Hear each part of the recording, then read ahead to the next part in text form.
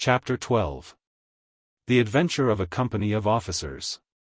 The lieutenant, whom we mentioned in the preceding chapter, and who commanded this party, was now near 60 years of age. He had entered very young into the army, and had served in the capacity of an ensign at the Battle of Teniers. Here he had received 2 wounds, and had so well distinguished himself, that he was by the Duke of Marlborough advanced to be a lieutenant, immediately after that battle. In this commission he had continued ever since, viz., near 40 years. During which time he had seen vast numbers preferred over his head, and had now the mortification to be commanded by boys, whose fathers were at nurse when he first entered into the service. Nor was this ill success in his profession solely owing to his having no friends among the men in power.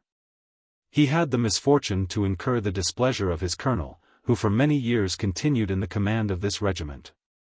Nor did he owe the implacable ill will which this man bore him to any neglect or deficiency as an officer, nor indeed to any fault in himself, but solely to the indiscretion of his wife, who was a very beautiful woman, and who, though she was remarkably fond of her husband, would not purchase his preferment at the expense of certain favors which the colonel required of her. The poor lieutenant was more peculiarly unhappy in this, that while he felt the effects of the enmity of his colonel, he neither knew, nor suspected, that he really bore him any. For he could not suspect an ill will for which he was not conscious of giving any cause.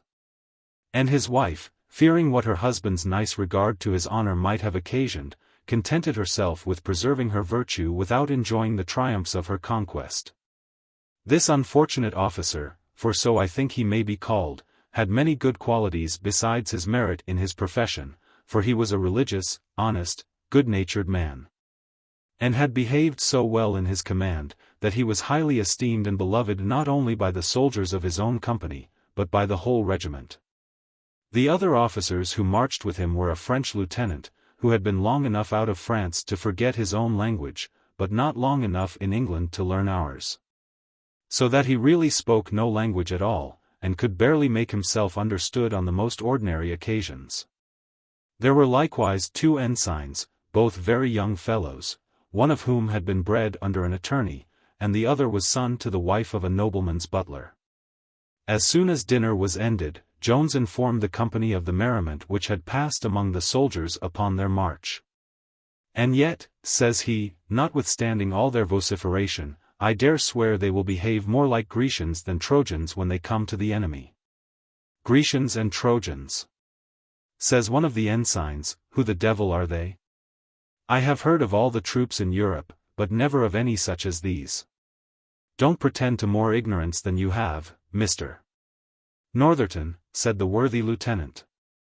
"I suppose you have heard of the Greeks and Trojans, though perhaps you never read Pope's Homer, who, I remember, now the gentleman mentions it, compares the march of the Trojans to the cackling of geese, and greatly commends the silence of the Grecians.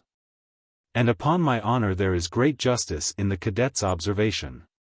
"Begar, me remember dem ver well," said the French lieutenant, "me ave read them at school in Don Madame Dossier, de Greek, de Trojan, de fight for von woman, ouue, me ave read all dat. D. N. homo with all my heart," says Northerton, "I have the marks of him on my yet. There's Thomas, of our regiment, always carries a homo in his pocket. D. N. me, if ever I come at it, if I don't burn it. And there's Corderius, another D. N. son of a whore, that hath got me many a flogging." "Then you have been at school, Mr. Northerton?" said the lieutenant. "I, D. N. me, have I," answered he, "the devil take my father for sending me thither. The old put wanted to make a parson of me, but D. N. me, thinks I to myself, I'll nick you there, old cull, the devil a smack of your nonsense shall you ever get into me. There's Jemmy Oliver, of our regiment, he narrowly escaped being a pimp too, and that would have been 1,000 pities, for D. N. me if he is not one of the prettiest fellows in the whole world. But he went farther than I with the old cull, for Jimmy can neither write nor read." "You give your friend a very good character," said the lieutenant, "and a very deserved one, I dare say. But prithee, Northerton, leave off that foolish as well as wicked custom of swearing, for you are deceived, I promise you, if you think there is wit or politeness in it. I wish, too, you would take my advice, and desist from abusing the clergy. Scandalous names, and reflections cast on any body of men, must be always unjustifiable. But especially so, when thrown on so sacred a function, for to abuse the body is to abuse the function itself. And I leave to you to judge how inconsistent such behavior is in men who are going to fight in defense of the Protestant religion. Mr. Adderley, which was the name of the other ensign, had sat hitherto kicking his heels and humming a tune, without seeming to listen to the discourse. He now answered, "Oh, monsieur, on ne parle pas de la religion dans la guerre." "Well said, Jack," cries Northerton, "if la religion was the only matter, the parsons should fight their own battles for me." "I don't know, gentlemen," said Jones, "what may be your opinion. But I think no man can engage in a nobler cause than that of his religion. And I have observed, in the little I have read of history, that no soldiers have fought so bravely as those who have been inspired with a religious zeal. For my own part, though I love my king and country, I hope, as well as any man in it, yet the Protestant interest is no small motive to my becoming a volunteer in the cause." Northerton now winked on Adderley, and whispered to him slyly, "Smoke the prig, Adderley, smoke him." Then turning to Jones, said to him, "I am very glad, sir, you have chosen our regiment to be a volunteer in, for if our parson should at any time take a cup too much, I find you can supply his place. I presume, sir, you have been at the university. May I crave the favor to know what college?" "Sir," answered Jones, "so far from having been at the university, I have even had the advantage of yourself, for I was never at school." "I presumed," cries the ensign, "only upon the information of your great learning." "Oh, sir," answered Jones, "it is as possible for a man to know something without having been at school, as it is to have been at school and to know nothing." "Well said, young volunteer," cries the lieutenant. "Upon my word, Northerton, you had better let him alone, for he will be too hard for you." Northerton did not very well relish the sarcasm of Jones. But he thought the provocation was scarce sufficient to justify a blow, or a rascal, or scoundrel, which were the only repartees that suggested themselves. He was, therefore, silent at present, but resolved to take the first opportunity of returning the jest by abuse. It now came to the turn of Mr. Jones to give a toast, as it is called. Who could not refrain from mentioning his dear Sophia? This he did the more readily, as he imagined it utterly impossible that anyone present should guess the person he meant. But the lieutenant, who was the toastmaster, was not contented with Sophia only. He said, he must have her surname. Upon which Jones hesitated a little, and presently after named Miss Sophia Western. Ensign Northerton declared he would not drink her health in the same round with his own toast, unless somebody would vouch for her. "I knew one Sophie Western," says he, "that was lain with by half the young fellows at Bath, and perhaps this is the same woman." Jones very solemnly assured him of the contrary, asserting that the young lady he named was one of great fashion and fortune. "Aye, says the ensign, and so she is, d—n me, it is the same woman. And I'll hold half a dozen of Burgundy. Tom French of our regiment brings her into company with us at any tavern in Bridges Street." He then proceeded to describe her person exactly, for he had seen her with her aunt, and concluded with saying, that her father had a great estate in Somersetshire. The tenderness of lovers can ill brook the least jesting with the names of their mistresses.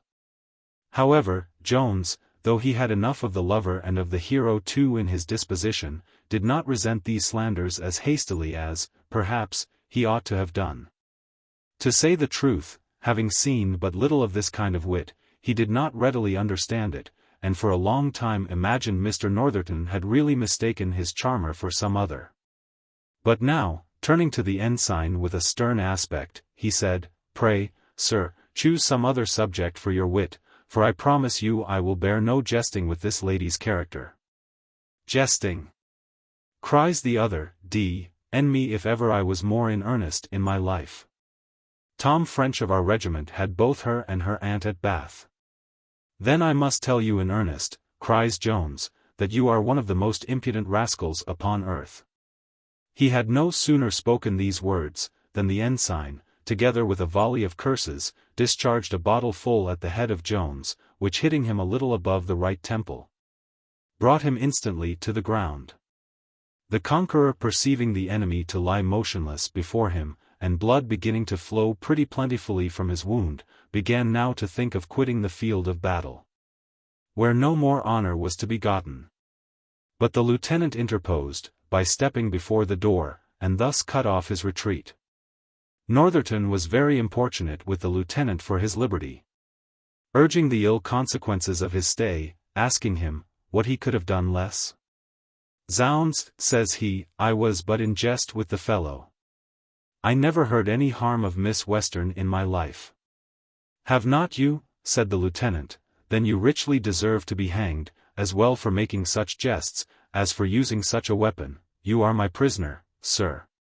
Nor shall you stir from hence till a proper guard comes to secure you. Such an ascendant had our lieutenant over this ensign, that all that fervency of courage which had levelled our poor hero with the floor, would scarce have animated the said ensign to have drawn his sword against the lieutenant, had he then had one dangling at his side, but all the swords being hung up in the room, were, at the very beginning of the fray, secured by the French officer. So that Mr. Northerton was obliged to attend the final issue of this affair. The French gentleman and Mr.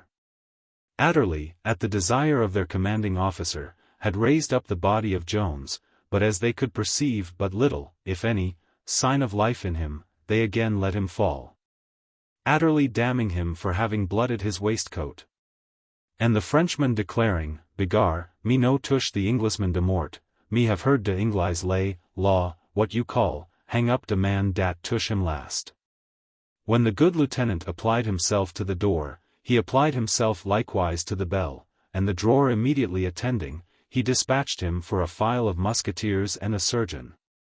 These commands, together with the drawer's report of what he had himself seen, not only produced the soldiers, but presently drew up the landlord of the house, his wife, and servants, and, indeed, everyone else who happened at that time to be in the inn.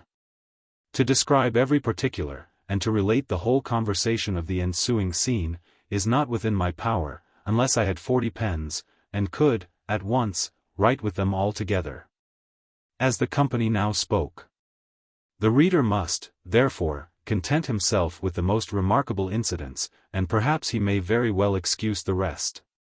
The first thing done was securing the body of Northerton, who being delivered into the custody of 6 men with a corporal at their head, was by them conducted from a place which he was very willing to leave, but it was unluckily to a place whither he was very unwilling to go. To say the truth, so whimsical are the desires of ambition, the very moment this youth had attained the above-mentioned honor, he would have been well contented to have retired to some corner of the world, where the fame of it should never have reached his ears.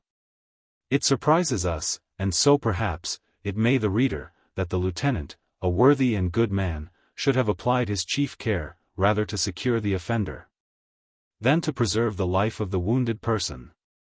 We mention this observation, not with any view of pretending to account for so odd a behavior, but lest some critic should hereafter plume himself on discovering it.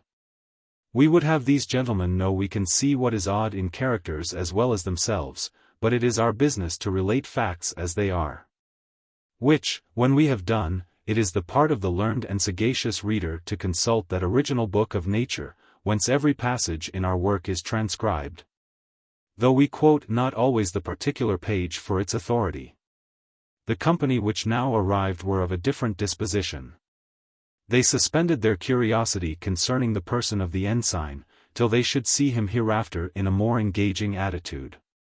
At present, their whole concern and attention were employed about the bloody object on the floor, which being placed upright in a chair, soon began to discover some symptoms of life and motion.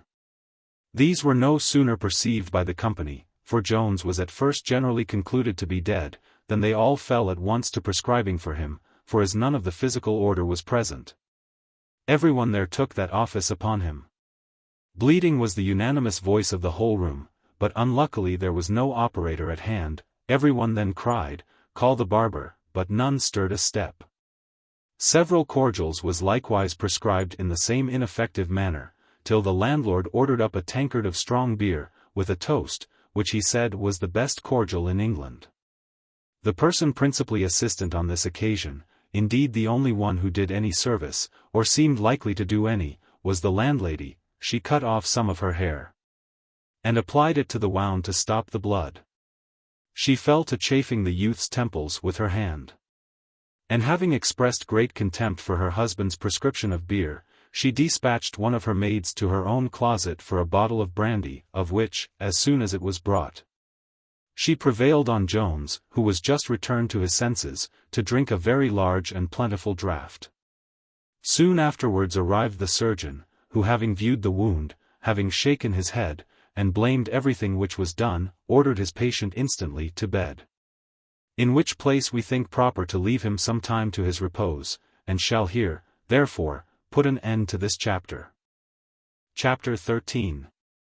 Containing the great address of the landlady, the great learning of a surgeon, and the solid skill in casuistry of the worthy lieutenant. When the wounded man was carried to his bed, and the house began again to clear up from the hurry which this accident had occasioned, the landlady thus addressed the commanding officer. "I am afraid, sir," said she, "this young man did not behave himself as well as he should do to your honors. And if he had been killed, I suppose he had but his desarts. To be sure, when gentlemen admit inferior parsons into their company, they oft to keep their distance. But, as my first husband used to say, few of them know how to do it. For my own part, I am sure I should not have suffered any fellows to include themselves into gentlemen's company. But I thought he had been an officer himself, till the sergeant told me he was but a recruit." "Landlady," answered the lieutenant, "you mistake the whole matter. The young man behaved himself extremely well, and is, I believe, a much better gentleman than the ensign who abused him. If the young fellow dies, the man who struck him will have most reason to be sorry for it, for the regiment will get rid of a very troublesome fellow, who is a scandal to the army. And if he escapes from the hands of justice, blame me, madam, that's all." "Aye. Good lack-a-day," said the landlady, "who could have thought it? I am satisfied your honor will see justice done, and to be sure it oft to be to everyone. Gentlemen oft not to kill poor folks without answering for it. A poor man hath a soul to be saved, as well as his betters." "Indeed, madam," said the lieutenant, "you do the volunteer wrong. I dare swear he is more of a gentleman than the officer." "Aye," cries the landlady, "why, look you there, now, well, my first husband was a wise man. He used to say, you can't always know the inside by the outside. Nay, that might have been well enough too. For I never saw him till he was all over blood. Who would have thought it? Mayhap, some young gentleman crossed in love. Good lack-a-day, if he should die, what a concern it will be to his parents. Why, sure the devil must possess the wicked wretch to do such an act. To be sure, he is a scandal to the army, as your honor says. For most of the gentlemen of the army that ever I saw, are quite different sort of people, and look as if they would scorn to spill any Christian blood as much as any men, I mean, that is, in a civil way, as my first husband used to say. To be sure, when they come into the wars, there must be bloodshed, but that they are not to be blamed for. The more of our enemies they kill there, the better, and I wish, with all my heart, they could kill every mother's son of them." "Oh fie, madam," said the lieutenant, smiling. "All is rather too bloody-minded a wish." "Not at all, sir," answered she, "I am not at all bloody-minded, only to our enemies, and there is no harm in that. To be sure it is natural for us to wish our enemies dead, that the wars may be at an end, and our taxes be lowered, for it is a dreadful thing to pay as we do. Why now, there is above 40 shillings for window lights, and yet we have stopped up all we could, we have almost blinded the house, I am sure. Says I to the exciseman, says I think you oft to favor us, I am sure we are very good friends to the government, and so we are for sartain, for we pay a mint of money to, And yet I often think to myself the government doth not imagine itself more obliged to us, than to those that don't pay, a farthing. Ay, it is the way of the world. She was proceeding in this manner when the surgeon entered the room. The lieutenant immediately asked how his patient did. But he resolved him only by saying, better, I believe, than he would have been by this time, if I had not been called. And even as it is, perhaps it would have been lucky if I could have been called sooner. I hope, sir, said the lieutenant, the skull is not fractured. Cries the surgeon, fractures are not always the most dangerous symptoms. Contusions and lacerations are often attended with worse phenomena, and with more fatal consequences, than fractures. People who know nothing of the matter conclude, if the skull is not fractured, all is well, whereas, I had rather see a man's skull broke all to pieces, than some contusions I have met with. I hope, says the lieutenant, there are no such symptoms here. Symptoms, answered the surgeon, are not always regular nor constant. I have known very unfavorable symptoms in the morning change to favorable ones at noon, and return to unfavorable again at night. Of wounds, indeed, it is rightly and truly said, nemo repent fuit turpissimus.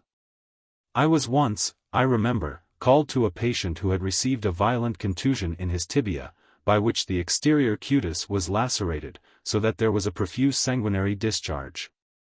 And the interior membranes were so develicated, that the os or bone very plainly appeared through the aperture of the vulnus or wound. Some febrile symptoms intervening at the same time, for the pulse was exuberant and indicated much phlebotomy, I apprehended an immediate mortification. To prevent which, I presently made a large orifice in the vein of the left arm, whence I drew 20 ounces of blood. Which I expected to have found extremely sizy and glutinous, or indeed coagulated, as it is in pleuritic complaints. But, to my surprise, it appeared rosy and florid, and its consistency differed little from the blood of those in perfect health. I then applied a fomentation to the part, which highly answered the intention. And after 3 or 4 times dressing, the wound began to discharge a thick pus or matter, by which means the cohesion, but perhaps I do not make myself perfectly well understood? No, really, answered the lieutenant, I cannot say I understand a syllable. Well, sir, said the surgeon, then I shall not tire your patience. In short, within 6 weeks my patient was able to walk upon his legs as perfectly as he could have done before he received the contusion. I wish, sir, said the lieutenant, you would be so kind only to inform me, whether the wound this young gentleman hath had the misfortune to receive, is likely to prove mortal. Sir, answered the surgeon, to say whether a wound will prove mortal or not at first dressing, would be very weak and foolish presumption, we are all mortal. And symptoms often occur in a cure which the greatest of our profession could never foresee. But do you think him in danger, says the other, in danger? Aye, surely, cries the doctor, who is there among us, who, in the most perfect health, can be said not to be in danger? Can a man, therefore, with so bad a wound as this be said to be out of danger? All I can say at present is, that it is well I was called as I was, and perhaps it would have been better if I had been called sooner. I will see him again early in the morning. And in the meantime let him be kept extremely quiet, and drink liberally of water gruel. Won't you allow him sackway, said the landlady. Aye, sackway, cries the doctor, if you will, provided it be very small. And a little chicken broth too, added she. Yes, chicken broth, said the doctor, is very good. Mayn't I make him some jellies too, said the landlady. Aye, answered the doctor, jellies are very good for wounds, for they promote cohesion. And indeed it was lucky she had not named soup or high sauces, for the doctor would have complied, rather than have lost the custom of the house. The doctor was no sooner gone, than the landlady began to trumpet forth his fame to the lieutenant, who had not, from their short acquaintance, conceived quite so favorable an opinion of his physical abilities as the good woman, and all the neighborhood, entertained, and perhaps very rightly. For though I am afraid the doctor was a little of a coxcomb, he might be nevertheless very much of a surgeon. The lieutenant having collected from the learned discourse of the surgeon that Mr. Jones was in great danger, gave orders for keeping Mr. Northerton under a very strict guard, designing in the morning to attend him to a justice of peace, and to commit the conducting the troops to Gloucester to the French lieutenant, who, though he could neither read, write, nor speak any language, was, however, a good officer. In the evening, our commander sent a message to Mr. Jones, that if a visit would not be troublesome, he would wait on him. This civility was very kindly and thankfully received by Jones, and the lieutenant accordingly went up to his room, where he found the wounded man much better than he expected. Nay, Jones assured his friend, that if he had not received express orders to the contrary from the surgeon, he should have got up long ago. For he appeared to himself to be as well as ever, and felt no other inconvenience from his wound but an extreme soreness on that side of his head. "I should be very glad," quoth the lieutenant, "if you was as well as you fancy yourself, for then you could be able to do yourself justice immediately. For when a matter can't be made up, as in case of a blow, the sooner you take him out the better. But I am afraid you think yourself better than you are, and he would have too much advantage over you." "I'll try, however," answered Jones, "if you please, and will be so kind to lend me a sword, for I have none here of my own." "My sword is heartily at your service, my dear boy," cries the lieutenant, kissing him. "You are a brave lad, and I love your spirit, but I fear your strength. For such a blow, and so much loss of blood, must have very much weakened you, and though you feel no want of strength in your bed, yet you most probably would after a thrust or two. I can't consent to your taking him out tonight, but I hope you will be able to come up with us before we get many days' march advance. And I give you my honor you shall have satisfaction, or the man who hath injured you shan't stay in our regiment." "I wish," said Jones, "it was possible to decide this matter tonight. Now you have mentioned it to me, I shall not be able to rest." "Oh, never think of it," returned the other, "a few days will make no difference. The wounds of honor are not like those in your body, they suffer nothing by the delay of cure. It will be altogether as well for you to receive satisfaction a week hence as now." "But suppose," says Jones, "I should grow worse, and die of the consequences of my present wound?" "Then your honor," answered the lieutenant, "will require no reparation at all. I myself will do justice to your character, and testify to the world your intention to have acted properly, if you had recovered." "Still," replied Jones, "I am concerned at the delay. I am almost afraid to mention it to you who are a soldier, but though I have been a very wild young fellow, still in my most serious moments, and at the bottom, I am really a Christian." "So am I too, I assure you," said the officer, "and so zealous a one, that I was pleased with you at dinner for taking up the cause of your religion. And I am a little offended with you now, young gentleman, that you should express a fear of declaring your faith before anyone. But how terrible must it be," cries Jones, "to anyone who is really a Christian, to cherish malice in his breast, in opposition to the command of him who hath expressly forbid it? How can I bear to do this on a sickbed? Or how shall I make up my account, with such an article as this in my bosom against me? Why, I believe there is such a command," cries the lieutenant.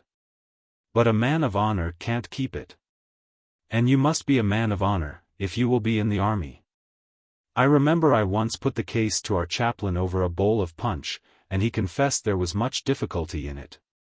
But he said, he hoped there might be a latitude granted to soldiers in this one instance, and to be sure it is our duty to hope so, for who would bear to live without his honor?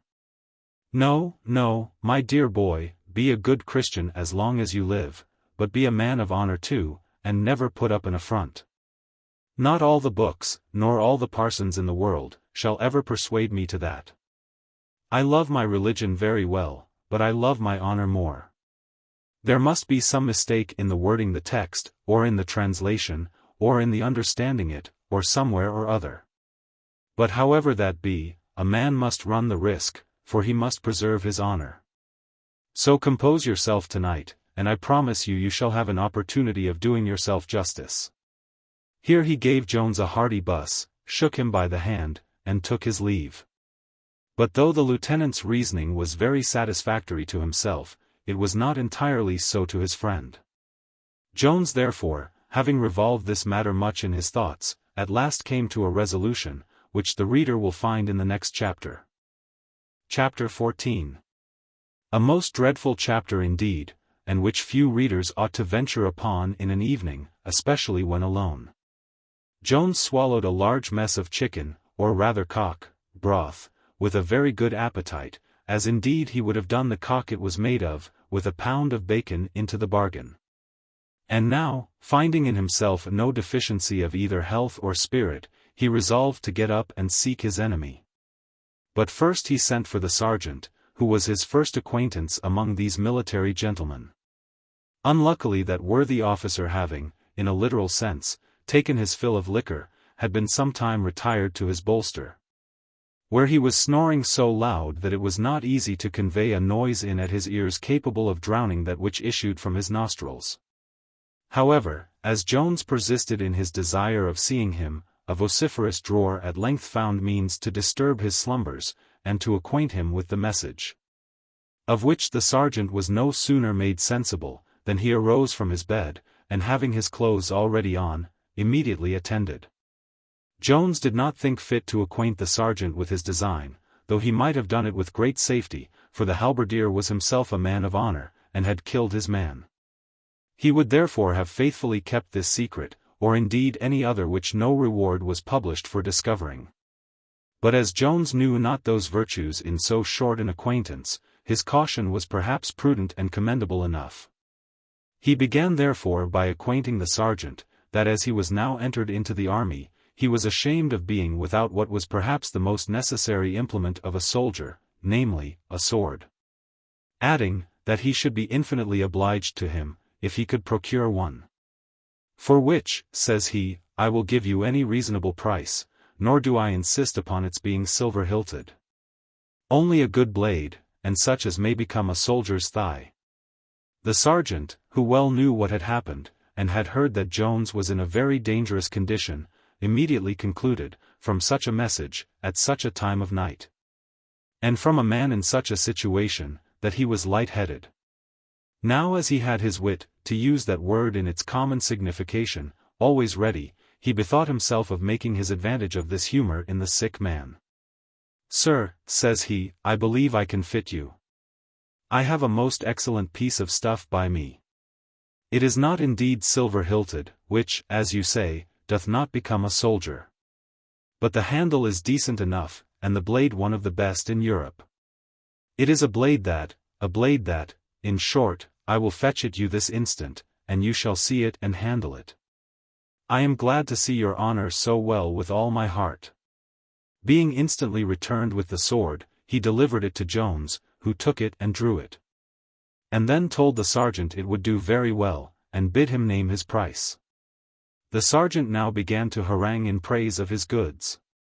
He said, nay he swore very heartily, that the blade was taken from a French officer, of very high rank, at the battle of Dettingen. I took it myself, says he, from his side, after I had knocked him o' the head. The hilt was a golden one. That I sold to one of our fine gentlemen. For there are some of them, and please your honor, who value the hilt of a sword more than the blade. Here the other stopped him, and begged him to name a price. The sergeant, who thought Jones absolutely out of his senses, and very near his end, was afraid lest he should injure his family by asking too little. However, after a moment's hesitation, he contented himself with naming 20 guineas, and swore he would not sell it for less to his own brother. 20 guineas! Says Jones, in the utmost surprise, sure you think I am mad, or that I never saw a sword in my life. 20 guineas, indeed. I did not imagine you would endeavor to impose upon me. Here, take the sword. No, now I think on't, I will keep it myself, and show it your officer in the morning, acquainting him, at the same time, what a price you asked me for it. The sergeant, as we have said, had always his wit, in sensu predicto, about him, and now plainly saw that Jones was not in the condition he had apprehended him to be. He now, therefore, counterfeited as great surprise as the other had shown, and said, I am certain, sir, I have not asked you so much out of the way. Besides, you are to consider, it is the only sword I have, and I must run the risk of my officer's displeasure, by going without one myself. And truly, putting all this together, I don't think 20 shillings was so much out of the way. 20 shillings, cries Jones, why, you just now asked me 20 guineas. How? Cries the sergeant, sure your honour must have mistaken me, or else I mistook myself, and indeed I am but half awake. 20 guineas, indeed. No wonder your honour flew into such a passion. I say 20 guineas too, no, I mean 20 shillings, I assure you. And when your honour comes to consider everything, I hope you will not think that so extravagant a price. It is indeed true, you may buy a weapon which looks as well for less money. But. Here Jones interrupted him, saying, I will be so far from making any words with you, that I will give you a shilling more than your demand. He then gave him a guinea, bid him return to his bed, and wished him a good march, adding, he hoped to overtake them before the division reached Worcester. The sergeant very civilly took his leave, fully satisfied with his merchandise. And not a little pleased with his dexterous recovery from that false step into which his opinion of the sick man's light-headedness had betrayed him. As soon as the sergeant was departed, Jones rose from his bed, and dressed himself entirely, putting on even his coat, which, as its color was white, showed very visibly the streams of blood which had flowed down it. And now, having grasped his new-purchased sword in his hand, he was going to issue forth, when the thought of what he was about to undertake laid suddenly hold of him. And he began to reflect that in a few minutes he might possibly deprive a human being of life, or might lose his own. Very well, said he, and in what cause do I venture my life? Why, in that of my honor. And who is this human being? A rascal who hath injured and insulted me without provocation. But is not revenge forbidden by heaven? Yes, but it is enjoined by the world. Well, but shall I obey the world in opposition to the express commands of heaven? Shall I incur the divine displeasure rather than be called, coward, scoundrel? I'll think no more, I am resolved, and must fight him. The clock had now struck 12, and everyone in the house were in their beds, except the sentinel who stood to guard Northerton, when Jones, softly opening his door, issued forth in pursuit of his enemy, of whose place of confinement he had received a perfect description from the drawer. It is not easy to conceive a much more tremendous figure than he now exhibited. He had on, as we have said, a light-colored coat, covered with streams of blood. His face, which missed that very blood, as well as 20 ounces more drawn from him by the surgeon, was pallid. Round his head was a quantity of bandage, not unlike a turban. In the right hand he carried a sword, and in the left a candle. So that the bloody Banquo was not worthy to be compared to him. In fact, I believe a more dreadful apparition was never raised in a churchyard, nor in the imagination of any good people met in a winter evening over a Christmas fire in Somersetshire. When the sentinel first saw our hero approach, his hair began gently to lift up his grenadier cap, and in the same instant his knees fell to blows with each other. Presently his whole body was seized with worse than an ague fit. He then fired his piece, and fell flat on his face. Whether fear or courage was the occasion of his firing, or whether he took aim at the object of his terror, I cannot say. If he did, however, he had the good fortune to miss his man. Jones, seeing the fellow fall, guessed the cause of his fright, at which he could not forbear smiling, not in the least reflecting on the danger from which he had just escaped. He then passed by the fellow, who still continued in the posture in which he fell, and entered the room where Northerton, as he had heard, was confined. Here, in a solitary situation, he found an empty quart-pot standing on the table, on which some beer being spilt, it looked as if the room had lately been inhabited. But at present it was entirely vacant. Jones then apprehended it might lead to some other apartment. But upon searching all round it, he could perceive no other door than that at which he entered, and where the sentinel had been posted. He then proceeded to call Northerton several times by his name. But no one answered. Nor did this serve to any other purpose than to confirm the sentinel in his terrors, who was now convinced that the volunteer was dead of his wounds, and that his ghost was come in search of the murderer. He now lay in all the agonies of horror. And I wish, with all my heart, some of those actors who are hereafter to represent a man frightened out of his wits had seen him, that they might be taught to copy nature, instead of performing several antic tricks and gestures, for the entertainment and applause of the galleries. Perceiving the bird was flown, at least despairing to find him, and rightly apprehending that the report of the firelock would alarm the whole house, our hero now blew out his candle, and gently stole back again to his chamber, and to his bed, whither he would not have been able to have gotten undiscovered, had any other person been on the same staircase, save only one gentleman who was confined to his bed by the gout. For before he could reach the door to his chamber, the hall where the sentinel had been posted was half full of people, some in their shirts, and others not half dressed, all very earnestly inquiring of each other what was the matter. The soldier was now found lying in the same place and posture in which we just now left him. Several immediately applied themselves to raise him, and some concluded him dead. But they presently saw their mistake, for he not only struggled with those who laid their hands on him, but fell a-roaring like a bull. In reality, he imagined so many spirits or devils were handling him. For his imagination, being possessed with the horror of an apparition, converted every object he saw or felt into nothing but ghosts and spectres. At length he was overpowered by numbers, and got upon his legs, when candles being brought, and seeing 2 or 3 of his comrades present, he came a little to himself.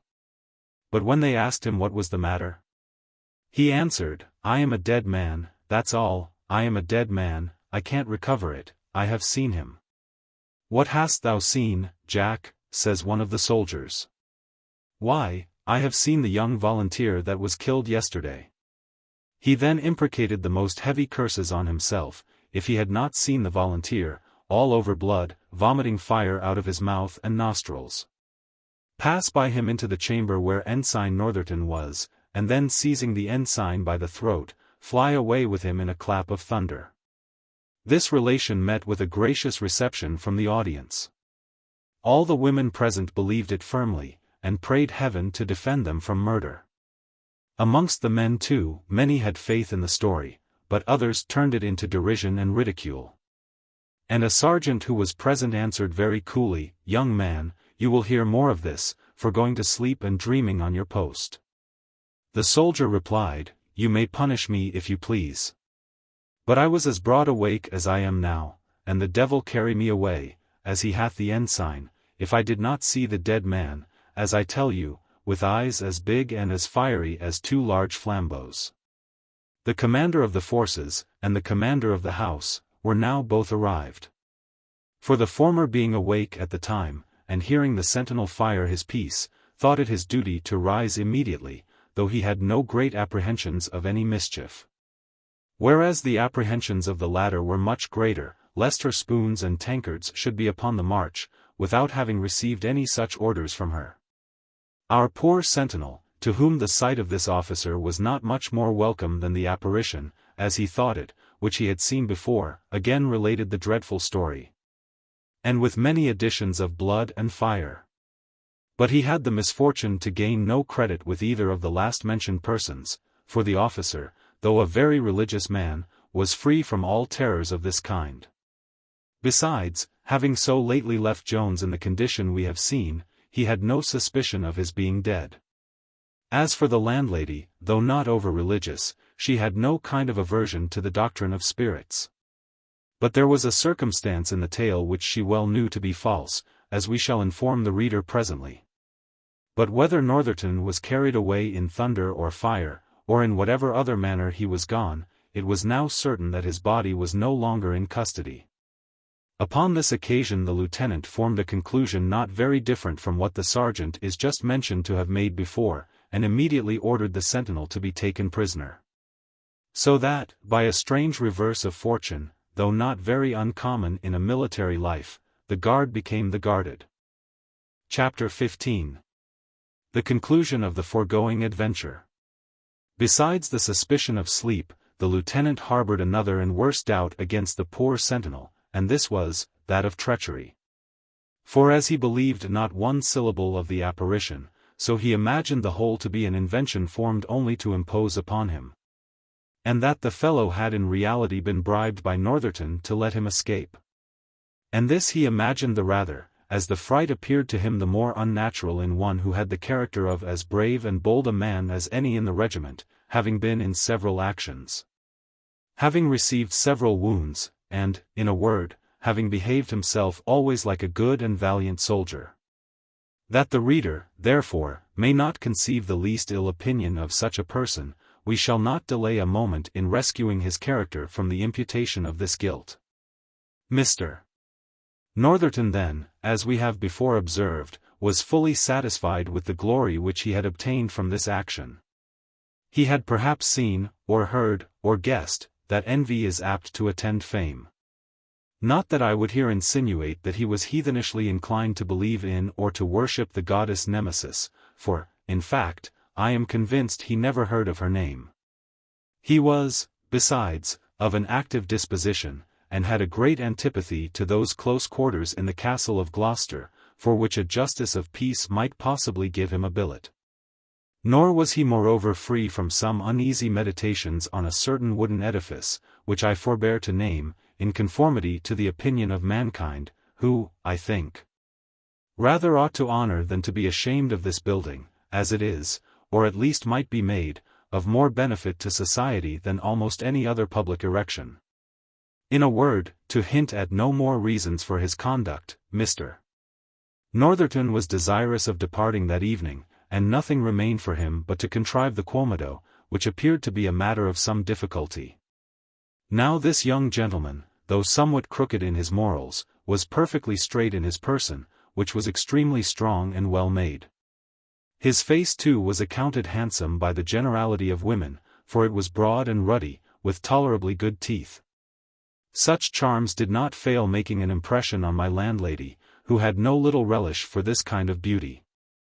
She had, indeed, a real compassion for the young man. And hearing from the surgeon that affairs were like to go ill with the volunteer, she suspected they might hereafter wear no benign aspect with the ensign. Having obtained, therefore, leave to make him a visit, and finding him in a very melancholy mood, which she considerably heightened by telling him there were scarce any hopes of the volunteer's life, she proceeded to throw forth some hints, which the other readily and eagerly taking up, they soon came to a right understanding. And it was at length agreed that the ensign should, at a certain signal, ascend the chimney, which communicating very soon with that of the kitchen, he might there again let himself down. For which she would give him an opportunity by keeping the coast clear. But lest our readers, of a different complexion, should take this occasion of too hastily condemning all compassion as a folly, and pernicious to society, we think proper to mention another particular which might possibly have some little share in this action. The ensign happened to be at this time possessed of the sum of £50, which did indeed belong to the whole company. For the captain, having quarrelled with his lieutenant, had entrusted the payment of his company to the ensign. This money, however, he thought proper to deposit in my landlady's hand, possibly by way of bail or security that he would hereafter appear and answer to the charge against him. But whatever were the conditions, certain it is, that she had the money and the ensign his liberty. The reader may perhaps expect, from the compassionate temper of this good woman, that when she saw the poor sentinel taken prisoner for a fact of which she knew him innocent, she should immediately have interposed in his behalf. But whether it was that she had already exhausted all her compassion in the above-mentioned instance, or that the features of this fellow, though not very different from those of the ensign, could not raise it, I will not determine. But, far from being an advocate for the present prisoner, she urged his guilt to his officer, declaring, with uplifted eyes and hands, that she would not have had any concern in the escape of a murderer for all the world. Everything was now once more quiet, and most of the company returned again to their beds. But the landlady, either from the natural activity of her disposition, or from her fear for her plate, having no propensity to sleep, prevailed with the officers. as they were to march within little more than an hour, to spend that time with her over a bowl of punch. Jones had lain awake all this while, and had heard great part of the hurry and bustle that had passed, of which he had now some curiosity to know the particulars. He therefore applied to his bell, which he rung at least 20 times without any effect, for my landlady was in such high mirth with her company, that no clapper could be heard there but her own. And the drawer and chambermaid, who were sitting together in the kitchen, for neither durst he sit up nor she lie in bed alone, the more they heard the bell ring the more they were frightened, and as it were nailed down in their places. At last, at a lucky interval of chat, the sound reached the ears of our good landlady, who presently sent forth her summons, which both her servants instantly obeyed. "Joe," says the mistress, "don't you hear the gentleman's bell ring? Why don't you go up?" "It is not my business," answered the drawer, "to wait upon the chambers, it is Betty chambermaids." "If you come to that," answered the maid, "it is not my business to wait upon gentlemen. I have done it indeed sometimes. But the devil fetch me if ever I do again, since you make your preambles about it." The bell still ringing violently, their mistress fell into a passion, and swore, if the drawer did not go up immediately, she would turn him away that very morning. "If you do, madam," says he, "I can't help it. I won't do another servant's business." She then applied herself to the maid, and endeavored to prevail by gentle means. But all in vain. Betty was as inflexible as Joe. Both insisted it was not their business, and they would not do it.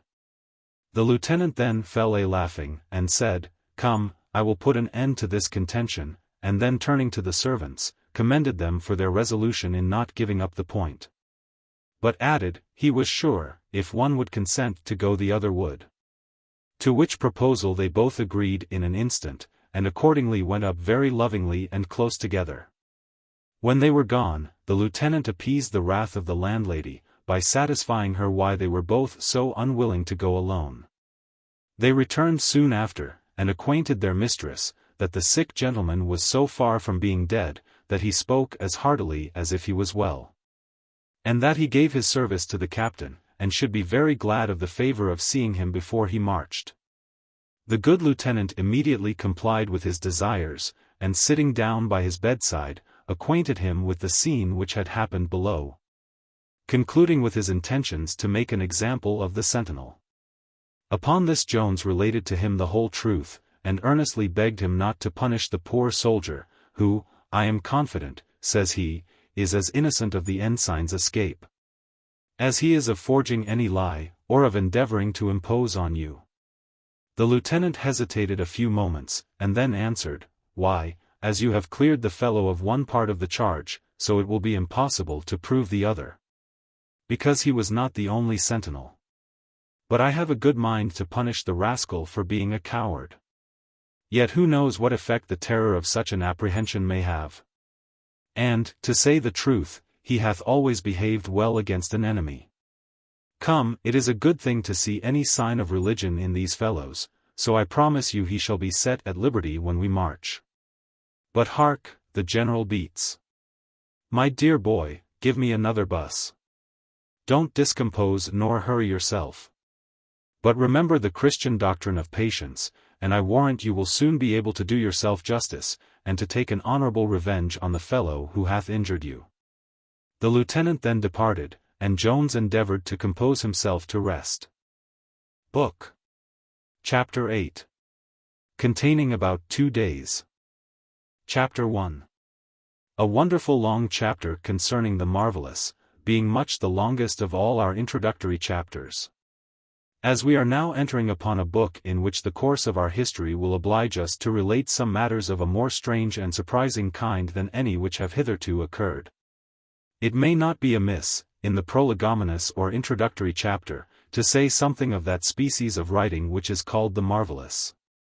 To this we shall, as well for the sake of ourselves as of others, endeavor to set some certain bounds, and indeed nothing can be more necessary, as critics 8 of different complexions are here apt to run into very different extremes.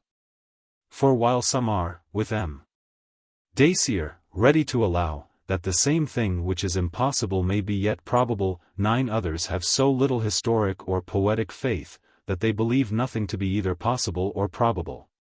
The like to which hath not occurred to their own observation. First, then, I think it may very reasonably be required of every writer, that he keeps within the bounds of possibility. And still remembers that what it is not possible for man to perform, it is scarce possible for man to believe he did perform. This conviction perhaps gave birth to many stories of the ancient heathen deities, for most of them are of poetical original. The poet, being desirous to indulge a wanton and extravagant imagination, took refuge in that power, of the extent of which his readers were no judges, or rather which they imagined to be infinite. And consequently they could not be shocked at any prodigies related of it. This hath been strongly urged in defense of Homer's miracles, and it is perhaps a defense, not, as Mr. Pope would have it, because Ulysses told a set of foolish lies to the Phaeacians, who were a very dull nation. But because the poet himself wrote to heathens, to whom poetical fables were articles of faith. For my own part, I must confess, so compassionate is my temper, I wish Polypheme had confined himself to his milk diet, and preserved his eye. Nor could Ulysses be much more concerned than myself, when his companions were turned into swine by Circe, who showed, I think, afterwards, too much regard for man's flesh to be supposed capable of converting it into bacon. I wish, likewise, with all my heart, that Homer could have known the rule prescribed by Horace, to introduce supernatural agents as seldom as possible. We should not then have seen his gods coming on trivial errands, and often behaving themselves so as not only to forfeit all title to respect, but to become the objects of scorn and derision. A conduct which must have shocked the credulity of a pious and sagacious heathen. And which could never have been defended, unless by agreeing with a supposition to which I have been sometimes almost inclined, that this most glorious poet, as he certainly was, had an intent to burlesque the superstitious faith of his own age and country. But I have rested too long on a doctrine which can be of no use to a Christian writer. For as he cannot introduce into his works any of that heavenly host which make a part of his creed, so it is horrid puerility to search the heathen theology for any of those deities who have been long since dethroned from their immortality. Lord Shaftesbury observes, that nothing is more cold than the invocation of a muse by a modern. He might have added, that nothing can be more absurd.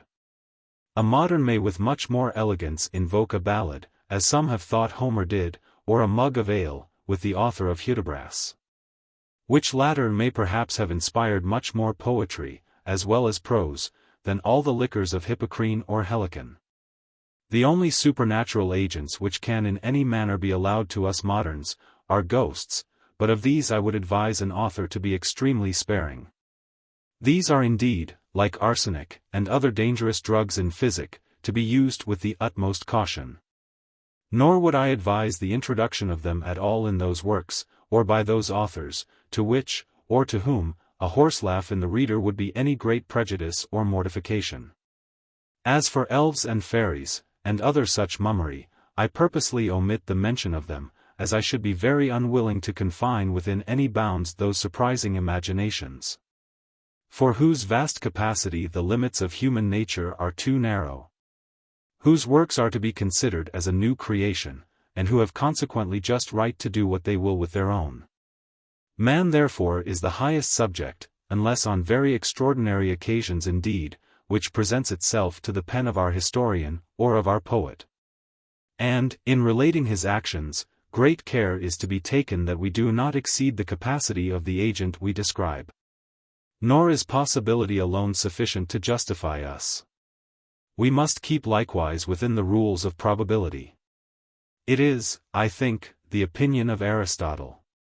Or if not, it is the opinion of some wise man, whose authority will be as weighty when it is as old, that it is no excuse for a poet who relates what is incredible, that the thing related is really matter of fact.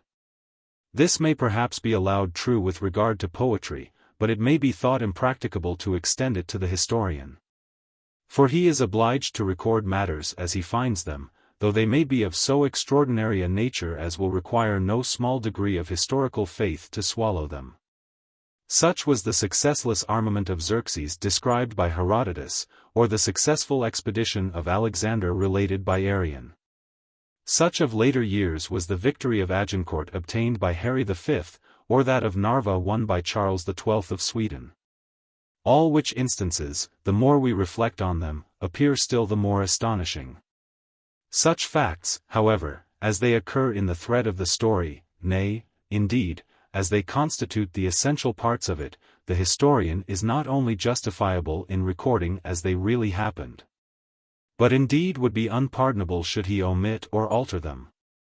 But there are other facts not of such consequence nor so necessary, which, though ever so well attested, may nevertheless be sacrificed to oblivion in complaisance to the skepticism of a reader. Such is that memorable story of the ghost of George Villiers, which might with more propriety have been made a present of to Dr. Drelincourt, to have kept the ghost of Mrs. Veal company, at the head of his discourse upon death, than have been introduced into so solemn a work as the History of the Rebellion. To say the truth, if the historian will confine himself to what really happened, and utterly reject any circumstance, which, though never so well attested, he must be well assured is false, he will sometimes fall into the marvelous, but never into the incredible. He will often raise the wonder and surprise of his reader, but never that incredulous hatred mentioned by Horace. It is by falling into fiction, therefore, that we generally offend against this rule, of deserting probability, which the historian seldom, if ever, quits, till he forsakes his character and commences a writer of romance. In this, however, those historians who relate public transactions, have the advantage of us who confine ourselves to scenes of private life. The credit of the former is by common notoriety supported for a long time, and public records, with the concurrent testimony of many authors, bear evidence to their truth in future ages. Thus a Trajan and an Antoninus, a Nero and a Caligula, have all met with the belief of posterity, and no one doubts but that men so very good, and so very bad, were once the masters of mankind. But we who deal in private character, who search into the most retired recesses, and draw forth examples of virtue and vice from holes and corners of the world, are in a more dangerous situation. As we have no public notoriety, no concurrent testimony, no records to support and corroborate what we deliver, it becomes us to keep within the limits not only of possibility, but of probability too. And this more especially in painting what is greatly good and amiable. Knavery and folly, though never so exorbitant, will more easily meet with assent. For ill nature adds great support and strength to faith. Thus we may, perhaps, with little danger, relate the history of Fisher, who having long owed his bread to the generosity of Mr. Derby, and having one morning received a considerable bounty from his hands, yet, in order to possess himself of what remained in his friend's scrutoire, concealed himself in a public office of the Temple, through which there was a passage into Mr. Derby's chambers. Here he overheard Mr. Derby for many hours solacing himself at an entertainment which he that evening gave his friends, and to which Fisher had been invited. During all this time, no tender, no grateful reflections arose to restrain his purpose. But when the poor gentleman had let his company out through the office, Fisher came suddenly from his lurking place, and walking softly behind his friend into his chamber, discharged a pistol ball into his head. This may be believed when the bones of Fisher are as rotten as his heart. Nay, perhaps, it will be credited, that the villain went 2 days afterwards with some young ladies to the play of Hamlet, and with an unaltered countenance heard one of the ladies, who little suspected how near she was to the person, cry out, "Good God! If the man that murdered Mr. Derby was now present," manifesting in this a more seared and callous conscience than even Nero himself, of whom we are told by Suetonius, that the consciousness of his guilt, after the death of his mother, became immediately intolerable, and so continued. Nor could all the congratulations of the soldiers, of the Senate, and the people, allay the horrors of his conscience. But now, on the other hand, should I tell my reader, that I had known a man whose penetrating genius had enabled him to raise a large fortune in a way where no beginning was chalked out to him, that he had done this with the most perfect preservation of his integrity, and not only without the least injustice or injury to any one individual person, but with the highest advantage to trade, and a vast increase of the public revenue. That he had expended one part of the income of this fortune in discovering a taste superior to most, by works where the highest dignity was united with the purest simplicity, and another part in displaying a degree of goodness superior to all men, by acts of charity to objects whose only recommendations were their merits, or their wants. That he was most industrious in searching after merit in distress, most eager to relieve it, and then as careful, perhaps too careful, to conceal what he had done. That his house, his furniture, his gardens, his table, his private hospitality, and his public beneficence, all denoted the mind from which they flowed, and were all intrinsically rich and noble, without tinsel, or external ostentation. That he filled every relation in life with the most adequate virtue, that he was most piously religious to his Creator, most zealously loyal to his Sovereign, a most tender husband to his wife, a kind relation, munificent patron, a warm and firm friend, a knowing and a cheerful companion, indulgent to his servants, hospitable to his neighbors, charitable to the poor, and benevolent to all mankind. Should I add to these the epithets of wise, brave, elegant, and indeed every other amiable epithet in our language, I might surely say, Quis credet? Nemo Hercule. Nemo. Vel duo, vel Nemo. And yet I know a man who is all I have here described. But a single instance, and I really know not such another, is not sufficient to justify us, while we are writing to thousands who never heard of the person, nor of anything like him. Such rari aves should be remitted to the epitaph writer, or to some poet who may condescend to hitch him in a distich, or to slide him into a rhyme with an air of carelessness and neglect, without giving any offense to the reader. In the last place, the actions should be such as may not only be within the compass of human agency, and which human agents may probably be supposed to do, but they should be likely for the very actors and characters themselves to have performed. For what may be only wonderful and surprising in one man, may become improbable, or indeed impossible, when related of another. This last requisite is what the dramatic critics call conversation of character, and it requires a very extraordinary degree of judgment, and a most exact knowledge of human nature. It is admirably remarked by a most excellent writer, that zeal can no more hurry a man to act in direct opposition to itself, than a rapid stream can carry a boat against its own current. I will venture to say, that for a man to act in direct contradiction to the dictates of his nature, is, if not impossible, as improbable and as miraculous as anything which can well be conceived. Should the best parts of the story of M. Antoninus be ascribed to Nero, or should the worst incidents of Nero's life be imputed to Antoninus, what would be more shocking to belief than either instance? Whereas both these being related of their proper agent, constitute the truly marvelous. Our modern authors of comedy have fallen almost universally into the error here hinted at. Their heroes generally are notorious rogues, and their heroines abandoned jades, during the first 4 acts. But in the 5th, the former become very worthy gentlemen, and the latter women of virtue and discretion, nor is the writer often so kind as to give himself the least trouble to reconcile or account for this monstrous change and incongruity. There is, indeed, no other reason to be assigned for it, than because the play is drawing to a conclusion. As if it was no less natural in a rogue to repent in the last act of a play, than in the last of his life. Which we perceive to be generally the case at Tyburn, a place which might indeed close the scene of some comedies with much propriety. As the heroes in these are most commonly eminent for those very talents which not only bring men to the gallows, but enable them to make an heroic figure when they are there.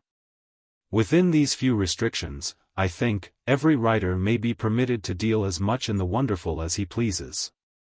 Nay, if he thus keeps within the rules of credibility, the more he can surprise the reader, the more he will engage his attention, and the more he will charm him.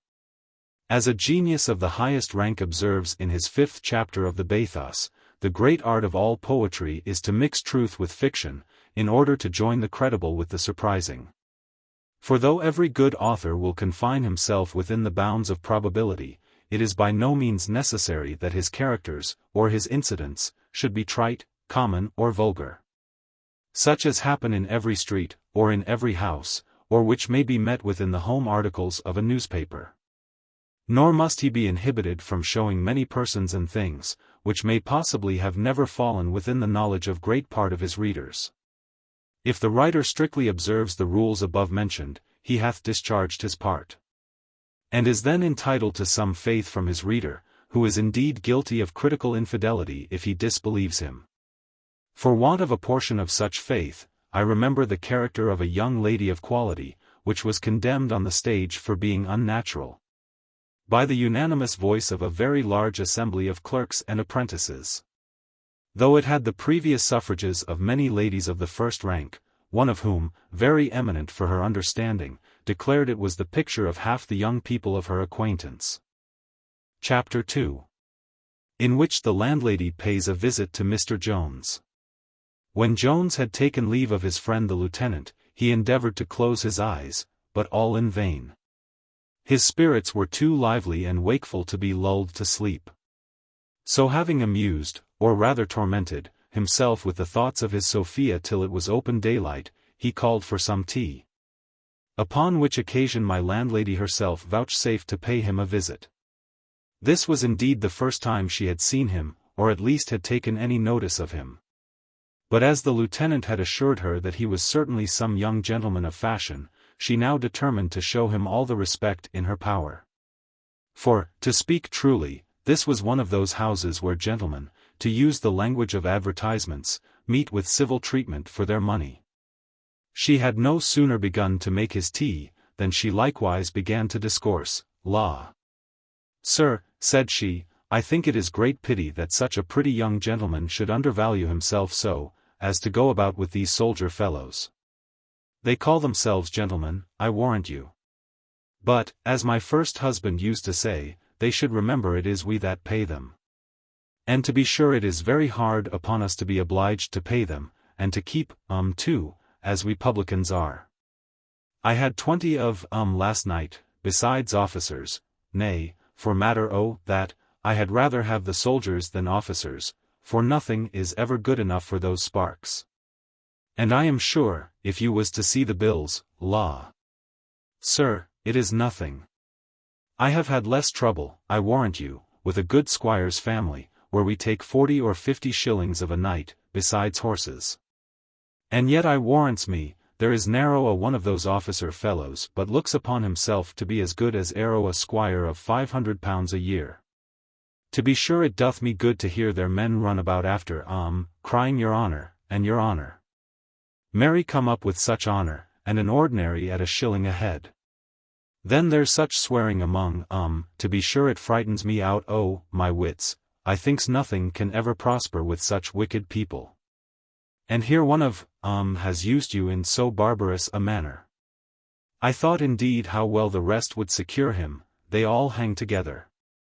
For if you had been in danger of death, which I am glad to see you are not, it would have been all as one to such wicked people. They would have let the murderer go. Laud have mercy upon, I would not have such a sin to answer for the whole world. But though you are likely, with the blessing, to recover, there is law for him yet. And if you will employ lawyer Small, I darest be sworn he'll make the fellow fly the country for him, though perhaps he'll have fled the country before. For it is here today and gone tomorrow with such chaps. I hope, however, you will learn more wit for the future, and return back to your friends. I warrant they are all miserable for your loss. And if they was but to know what had happened, la, my seeming, I would not for the world they should. Come, come, we know very well what all the matter is, but if one won't, another will. So pretty a gentleman need never want a lady. I am sure, if I was you, I would see the finest she that ever wore a head hanged, before I would go for a soldier for her. Nay, don't blush so, for indeed he did to a violent degree. Why, you thought, sir, I knew nothing of the matter, I warrant you, about Madam Sophia. How, says Jones, starting up, do you know my Sophia? Do I? I marry, cries the landlady, many's the time hath she lain in this house. With her aunt, I suppose, says Jones. Why, there it is now, cries the landlady. I know the old lady very well. And a sweet young creature is Madam Sophia, that's the truth on't. A sweet creature, cries Jones. Oh heavens! Angels are painted fair to look like her. There's in her all that we believe of heathen. Amazing brightness, purity, and truth. Eternal joy and everlasting love. And could I ever have imagined that you had known my Sophia? I wish, says the landlady, you knew half so much of her. What would you have given to have sat by her bedside? What a delicious neck she hath! Her lovely limbs have stretched themselves in that very bed you now lie in. Here, cries Jones, hath Sophia ever laid here? Aye, here. There, in that very bed, says the landlady, where I wish you had her this moment, and she may wish so too for anything I know to the contrary, for she hath mentioned your name to me. Ha! Cries he, did she ever mention her poor Jones? You flatter me now, I can never believe so much. Why, then, answered she, as I hope to be saved, and may the devil fetch me if I speak a syllable more than the truth, I have heard her mention Mr. Jones, but in a civil and modest way, I confess. Yet I could perceive she thought a great deal more than she said. Oh my dear woman, cries Jones, her thoughts of me I shall never be worthy of. Oh, she is all gentleness, kindness, goodness. Why was such a rascal as I born, ever to give her soft bosom a moment's uneasiness? Why am I cursed? I, who would undergo all the plagues and miseries which any demon ever invented for mankind, to procure her any good. Nay, torture itself could not be misery to me, did I but know that she was happy. Why, look you there now, says the landlady, I told her you was a constant laveer. But pray, madam, tell me when or where you knew anything of me, for I never was here before, nor do I remember ever to have seen you. Nor is it possible you should, answered she. For you was a little thing when I had you in my lap at the squire's. How, the squire's, says Jones, what, do you know that great and good Mr. Allworthy then? Yes, marry, do I, says she, who in the country doth not? The fame of his goodness indeed, answered Jones, must have extended farther than this. But heaven only can know him, can know that benevolence which it copied from itself, and sent upon earth as its own pattern. Mankind are as ignorant of such divine goodness, as they are unworthy of it, but none so unworthy of it as myself. I, who was raised by him to such a height. Taken in, as you must well know, a poor base-born child, adopted by him, and treated as his own son, to dare by my follies to disoblige him, to draw his vengeance upon me. Yes, I deserve it all. For I will never be so ungrateful as ever to think he hath done an act of injustice by me. No, I deserve to be turned out of doors, as I am. And now, madam, says he, I believe you will not blame me for turning soldier, especially with such a fortune as this in my pocket. At which words he shook a purse, which had but very little in it, and which still appeared to the landlady to have less. My good landlady was, according to vulgar phrase, struck all of a heap by this relation. She answered coldly, that to be sure people were the best judges what was most proper for their circumstances. But hark, says she, I think I hear somebody call. Coming. Coming.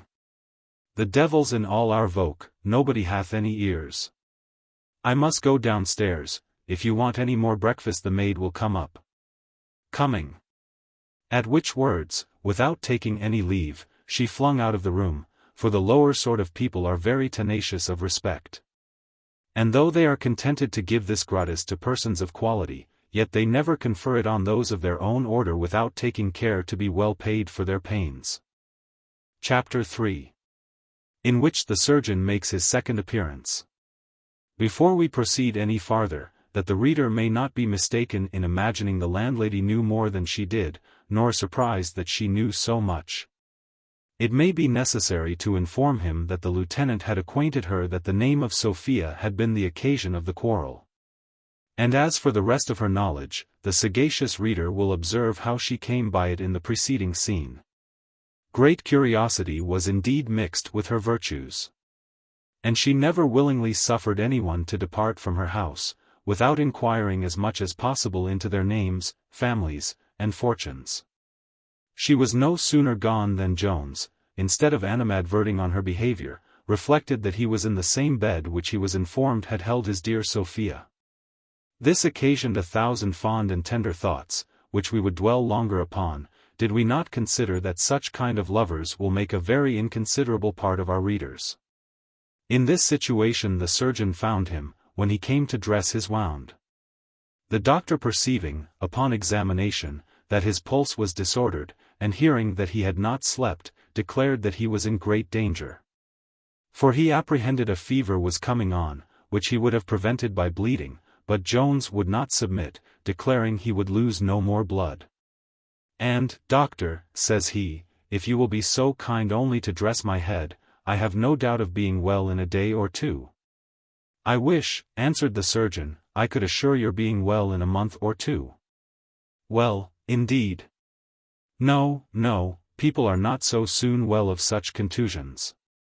But, sir, I am not at this time of day to be instructed in my operations by a patient, and I insist on making a revulsion before I dress you.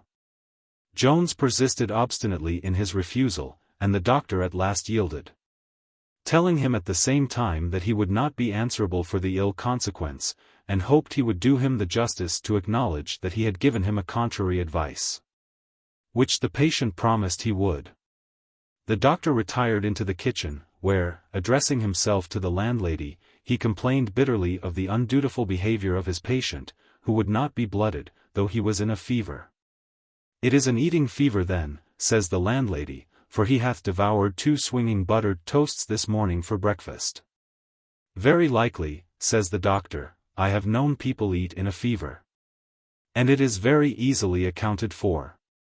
Because the acidity occasioned by the febrile matter may stimulate the nerves of the diaphragm, and thereby occasion a craving which will not be easily distinguishable from a natural appetite. But the aliment will not be concreted, nor assimilated into chyle, and so will corrode the vascular orifices, and thus will aggravate the febrific symptoms. Indeed, I think the gentleman in a very dangerous way, and, if he is not blooded, I am afraid will die. Every man must die some time or other, answered the good woman, it is no business of mine. I hope, doctor, you would not have me hold him while you bleed him. But, hark ye, a word in your ear, would advise you, before you proceed too far, to take care who is to be your paymaster. Paymaster, said the doctor, staring, why, I've a gentleman under my hands, have I not? I imagine so as well as you, said the landlady. But, as my first husband used to say, everything is not what it looks to be. He is an arrant scrub, I assure you. However, take no notice that I mentioned anything to you of the matter. But I think people in business oft always to let one another know such things. And have I suffered such a fellow as this, cries the doctor, in a passion, to instruct me? Shall I hear my practice insulted by one who will not pay me? I am glad I have made this discovery in time. I will see now whether he will be blooded or no.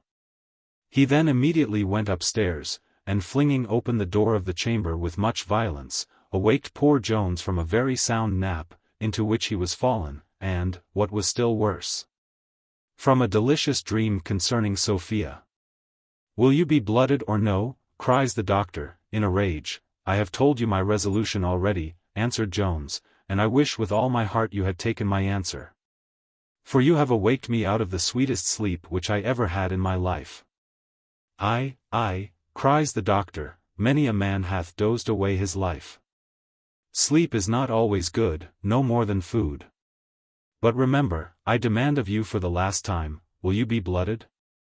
I answer you for the last time, said Jones, I will not. Then I wash my hands of you, cries the doctor. And I desire you to pay me for the trouble I have had already. 2 journeys at 5s. Each, 2 dressings at 5s. More, and half a crown for phlebotomy. I hope, said Jones, you don't intend to leave me in this condition. Indeed but I shall, said the other. Then, said Jones, you have used me rascally, and I will not pay you a farthing. Very well, cries the doctor, the first loss is the best. What a pox did my landlady mean by sending for me to such vagabonds? At which words he flung out of the room, and his patient turning himself about soon recovered his sleep, but his dream was unfortunately gone. Chapter 4. In which is introduced one of the pleasantest barbers that was ever recorded in history, the barber of Baghdad, or he in Don Quixote, not excepted. The clock had now struck 5 when Jones awaked from a nap of 7 hours, so much refreshed, and in such perfect health and spirits, that he resolved to get up and dress himself. For which purpose he unlocked his portmanteau, and took out clean linen, and a suit of clothes. But first he slipped on a frock, and went down into the kitchen to bespeak something that might pacify certain tumults he found rising within his stomach. Meeting the landlady, he accosted her with great civility, and asked, what he could have for dinner? For dinner, says she, it is an odd time a day to think about dinner. There is nothing dressed in the house, and the fire is almost out. Well, but, says he, I must have something to eat, and it is almost indifferent to me what. For, to tell you the truth, I was never more hungry in my life. Then, says she, I believe there is a piece of cold buttock and carrot, which will fit you. Nothing better, answered Jones. But I should be obliged to you, if you would let it be fried. To which the landlady consented, and said, smiling, she was glad to see him so well recovered. For the sweetness of our hero's temper was almost irresistible, besides, she was really no ill-humored woman at the bottom. But she loved money so much, that she hated everything which had the semblance of poverty. Jones now returned in order to dress himself, while his dinner was preparing, and was, according to his orders, attended by the barber. This barber, who went by the name of Little Benjamin, was a fellow of great oddity and humor, which had frequently led him into small inconveniencies, such as slaps in the face, kicks in the breech, broken bones, etc. For everyone doth not understand a jest, and those who do are often displeased with being themselves the subjects of it. This vice was, however, incurable in him. And though he had often smarted for it, yet if ever he conceived a joke, he was certain to be delivered of it, without the least respect of persons, time, or place. He had a great many other particularities in his character, which I shall not mention, as the reader will himself very easily perceive them. On his farther acquaintance with this extraordinary person, Jones being impatient to be dressed, for a reason which may be easily imagined, thought the shaver was very tedious in preparing his suds, and begged him to make haste. To which the other answered with much gravity, for he never discomposed his muscles on any account, festina lente, is a proverb which I learned long before I ever touched a razor. I find, friend, you are a scholar, replied Jones. A poor one, said the barber, non omnia possumus omnes. Again, said Jones, I fancy you are good at capping verses. Excuse me, sir, said the barber, non tanto mi dignior honore. And then proceeding to his operation, sir, said he, since I have dealt in suds, I could never discover more than 2 reasons for shaving. The one is to get a beard, and the other to get rid of one. I conjecture, sir, it may not be long since you shaved from the former of these motives. Upon my word, you have had good success. For one may say of your beard, that it is tundenti gravier. I conjecture, says Jones, that thou art a very comical fellow. You mistake me widely, sir, said the barber, I am too much addicted to the study of philosophy, hinc illi lacrimi, sir, that's my misfortune. Too much learning hath been my ruin. Indeed, says Jones, I confess, friend, you have more learning than generally belongs to your trade, but I can't see how it can have injured you. Alas! Sir, answered the shaver, my father disinherited me for it. He was a dancing master. And because I could read before I could dance, he took an aversion to me, and left every farthing among his other children. Will you please to have your temples, O law? I ask your pardon, I fancy there is hiatus in manuscriptus. I heard you was going to the wars, but I find it was a mistake. Why do you conclude so? Says Jones. Sure, sir, answered the barber, you are too wise a man to carry a broken head thither, for that would be carrying coals to Newcastle. Upon my word, cries Jones, thou art a very odd fellow, and I like thy humour extremely. I shall be very glad if thou wilt come to me after dinner, and drink a glass with me. I long to be better acquainted with thee. Oh dear sir, said the barber, I can do you 20 times as great a favour, if you will accept of it. What is that, my friend? Cries Jones. Why, I will drink a bottle with you if you please, for I dearly love good nature. And as you have found me out to be a comical fellow, so I have no skill in physiognomy, if you are not one of the best-natured gentlemen in the universe. Jones now walked downstairs neatly dressed, and perhaps the fair Adonis was not a lovelier figure, and yet he had no charms for my landlady. For as that good woman did not resemble Venus at all in her person, so neither did she in her taste. Happy had it been for Nanny the chambermaid, if she had seen with the eyes of her mistress, for that poor girl fell so violently in love with Jones in 5 minutes, that her passion afterwards cost her many a sigh. This Nanny was extremely pretty, and altogether as coy. For she had refused a drawer, and 1 or 2 young farmers in the neighbourhood, but the bright eyes of our hero thawed all her ice in a moment. When Jones returned to the kitchen, his cloth was not yet laid, nor indeed was there any occasion it should, his dinner remaining in statu quo, as did the fire which was to dress it. This disappointment might have put many a philosophical temper into a passion, but it had no such effect on Jones. He only gave the landlady a gentle rebuke, saying, since it was so difficult to get it heated he would eat the beef cold. But now the good woman, whether moved by compassion, or by shame, or by whatever other motive, I cannot tell, first gave her servants a round scold for disobeying the orders which she had never given, and then bidding the drawer lay a napkin in the sun, she set about the matter in good earnest. And soon accomplished it. This sun, into which Jones was now conducted, was truly named, as lucus a non lucendo, for it was an apartment into which the sun had scarce ever looked. It was indeed the worst room in the house. And happy was it for Jones that it was so. However, he was now too hungry to find any fault. But having once satisfied his appetite, he ordered the drawer to carry a bottle of wine into a better room, and expressed some resentment at having been shown into a dungeon. The drawer having obeyed his commands, he was, after some time, attended by the barber, who would not indeed have suffered him to wait so long for his company had he not been listening in the kitchen to the landlady, who was entertaining a circle that she had gathered round her with the history of poor Jones, part of which she had extracted from his own lips, and the other part was her own ingenious composition. For she said, he was a poor parish boy, taken into the house of Squire Allworthy, where he was bred up as an apprentice, and now turned out of doors for his misdeeds. Particularly for making love to his young mistress, and probably for robbing the house. For how else should he come by the little money he hath? And this, says she, is your gentleman, forsooth. A servant of Squire Allworthy, says the barber, what's his name? Why he told me his name was Jones, says she, perhaps he goes by a wrong name. Nay, and he told me, too, that the squire had maintained him as his own son, though he had quarrelled with him now.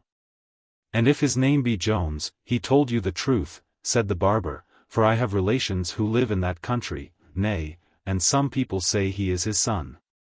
Why doth he not go by the name of his father? I can't tell that, said the barber, many people's sons don't go by the name of their father. Nay, said the landlady, if I thought he was a gentleman's son, though he was a byblow, I should behave to him in another guess manner. For many of these byblows come to be great men, and, as my poor first husband used to say, never affront any customer that's a gentleman. Chapter 5. A dialogue between Mr. Jones and the barber. This conversation passed partly while Jones was at dinner in his dungeon, and partly while he was expecting the barber in the parlor. And, as soon as it was ended, Mr. Benjamin, as we have said, attended him, and was very kindly desired to sit down. Jones then filling out a glass of wine, drank his health by the appellation of Doctissime Tonsorum. Ago tibi gratias, Domini, said the barber. And then looking very steadfastly at Jones, he said, with great gravity, and with a seeming surprise, as if he had recollected a face he had seen before, Sir, may I crave the favor to know if your name is not Jones? To which the other answered, that it was. Pro deum ad hominem fidem, says the barber, how strangely things come to pass. Mr. Jones, I am your most obedient servant. I find you do not know me, which indeed is no wonder, since you never saw me but once, and then you was very young. Pray, sir, how doth the good squire Allworthy? How doth al optimus omnium patronus? I find, said Jones, you do indeed know me, but I have not the like happiness of recollecting you. I do not wonder at that, cries Benjamin. But I am surprised I did not know you sooner, for you are not in the least altered. And pray, sir, may I, without offense, inquire whither you are traveling this way? Fill the glass, Mr. Barber, said Jones, and ask no more questions. Nay, sir, answered Benjamin, would not be troublesome. And I hope you don't think me a man of an impertinent curiosity, for that is a vice which nobody can lay to my charge, but I ask pardon. For when a gentleman of your figure travels without his servants, we may suppose him to be, as we say, in casu incognito, and perhaps I ought not to have mentioned your name. I own, says Jones, I did not expect to have been so well known in this country as I find I am.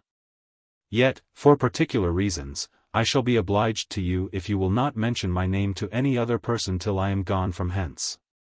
Pauca verba, answered the barber. And I wish no other here knew you but myself, for some people have tongues, but I promise you I can keep a secret.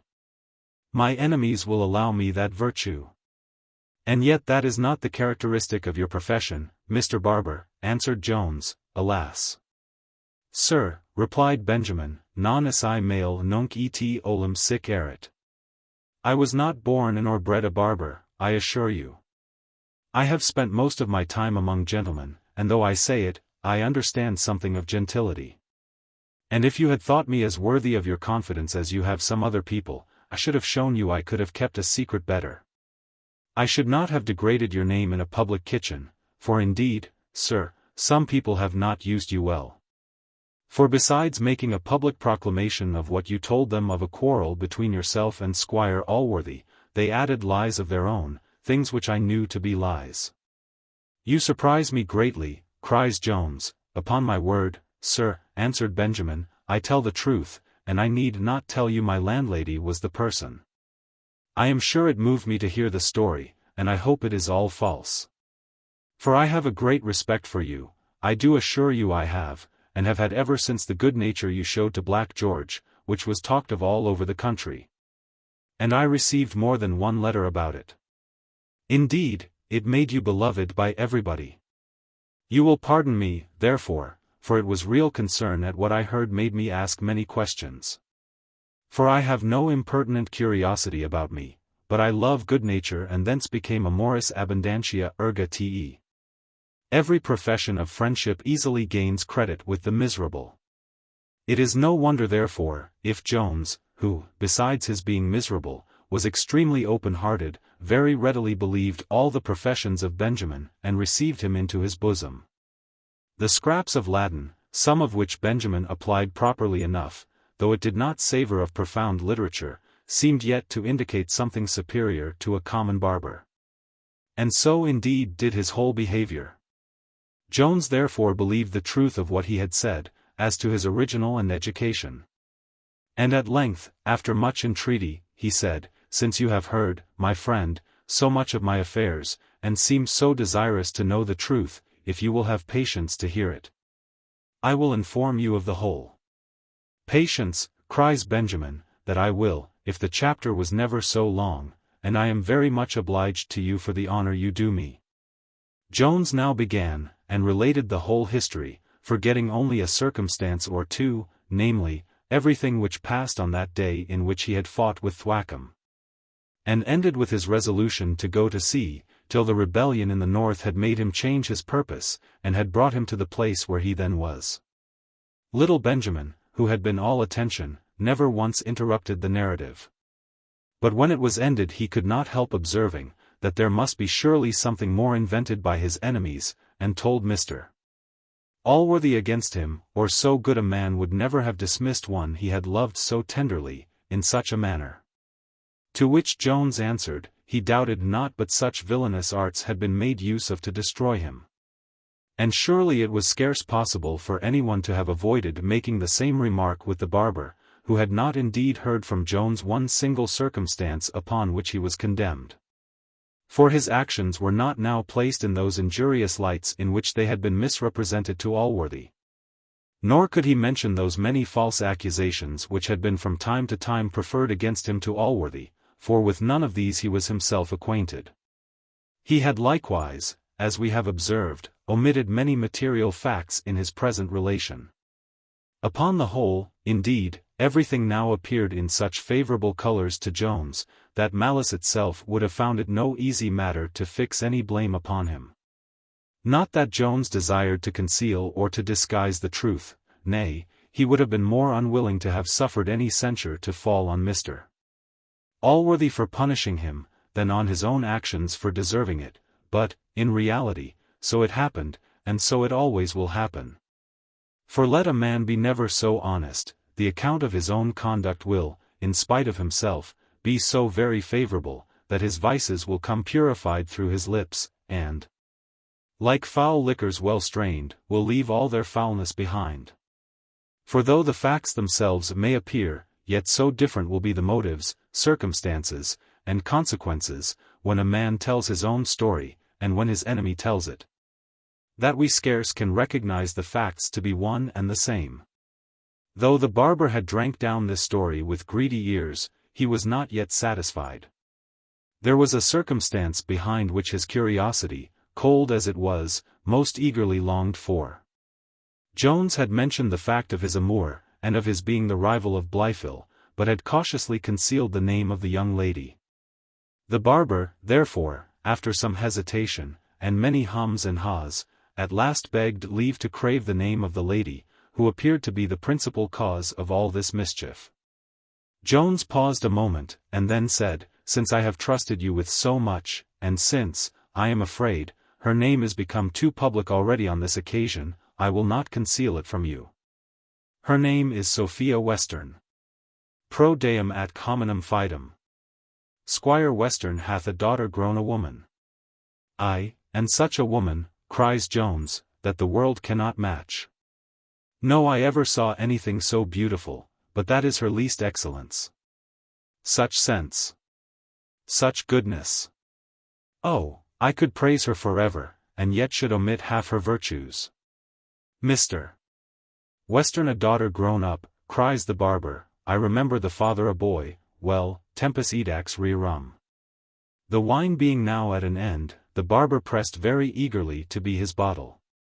But Jones absolutely refused, saying, he had already drank more than he ought, and that he now chose to retire to his room, where he wished he could procure himself a book. A book? Cries Benjamin, what book would you have? Latin or English? I have some curious books in both languages, such as Erasmi Colloquia, Ovid de Tristibus, Gradus ad Parnassum.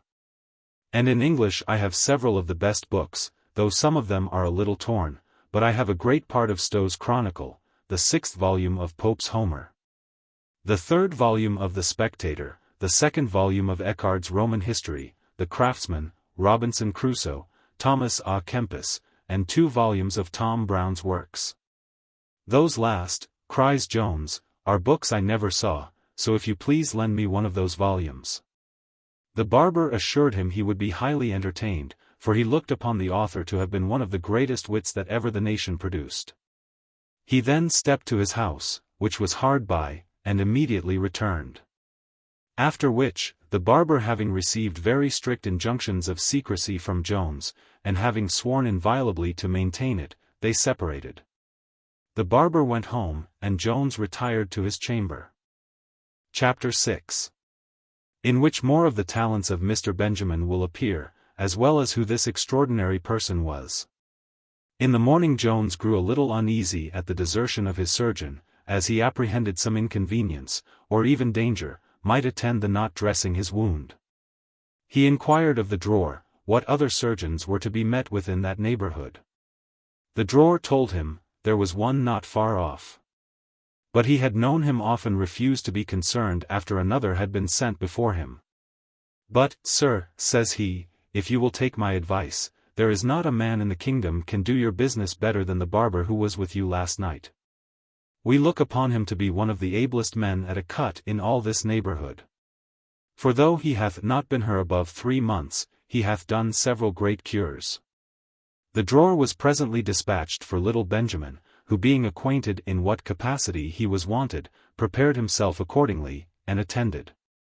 But with so different an air and aspect from that which he wore when his basin was under his arm, that he could scarce be known to be the same person. So, tonsor, says Jones, I find you have more trades than one, how came you not to inform me of this last night? A surgeon, answered Benjamin, with great gravity, is a profession, not a trade.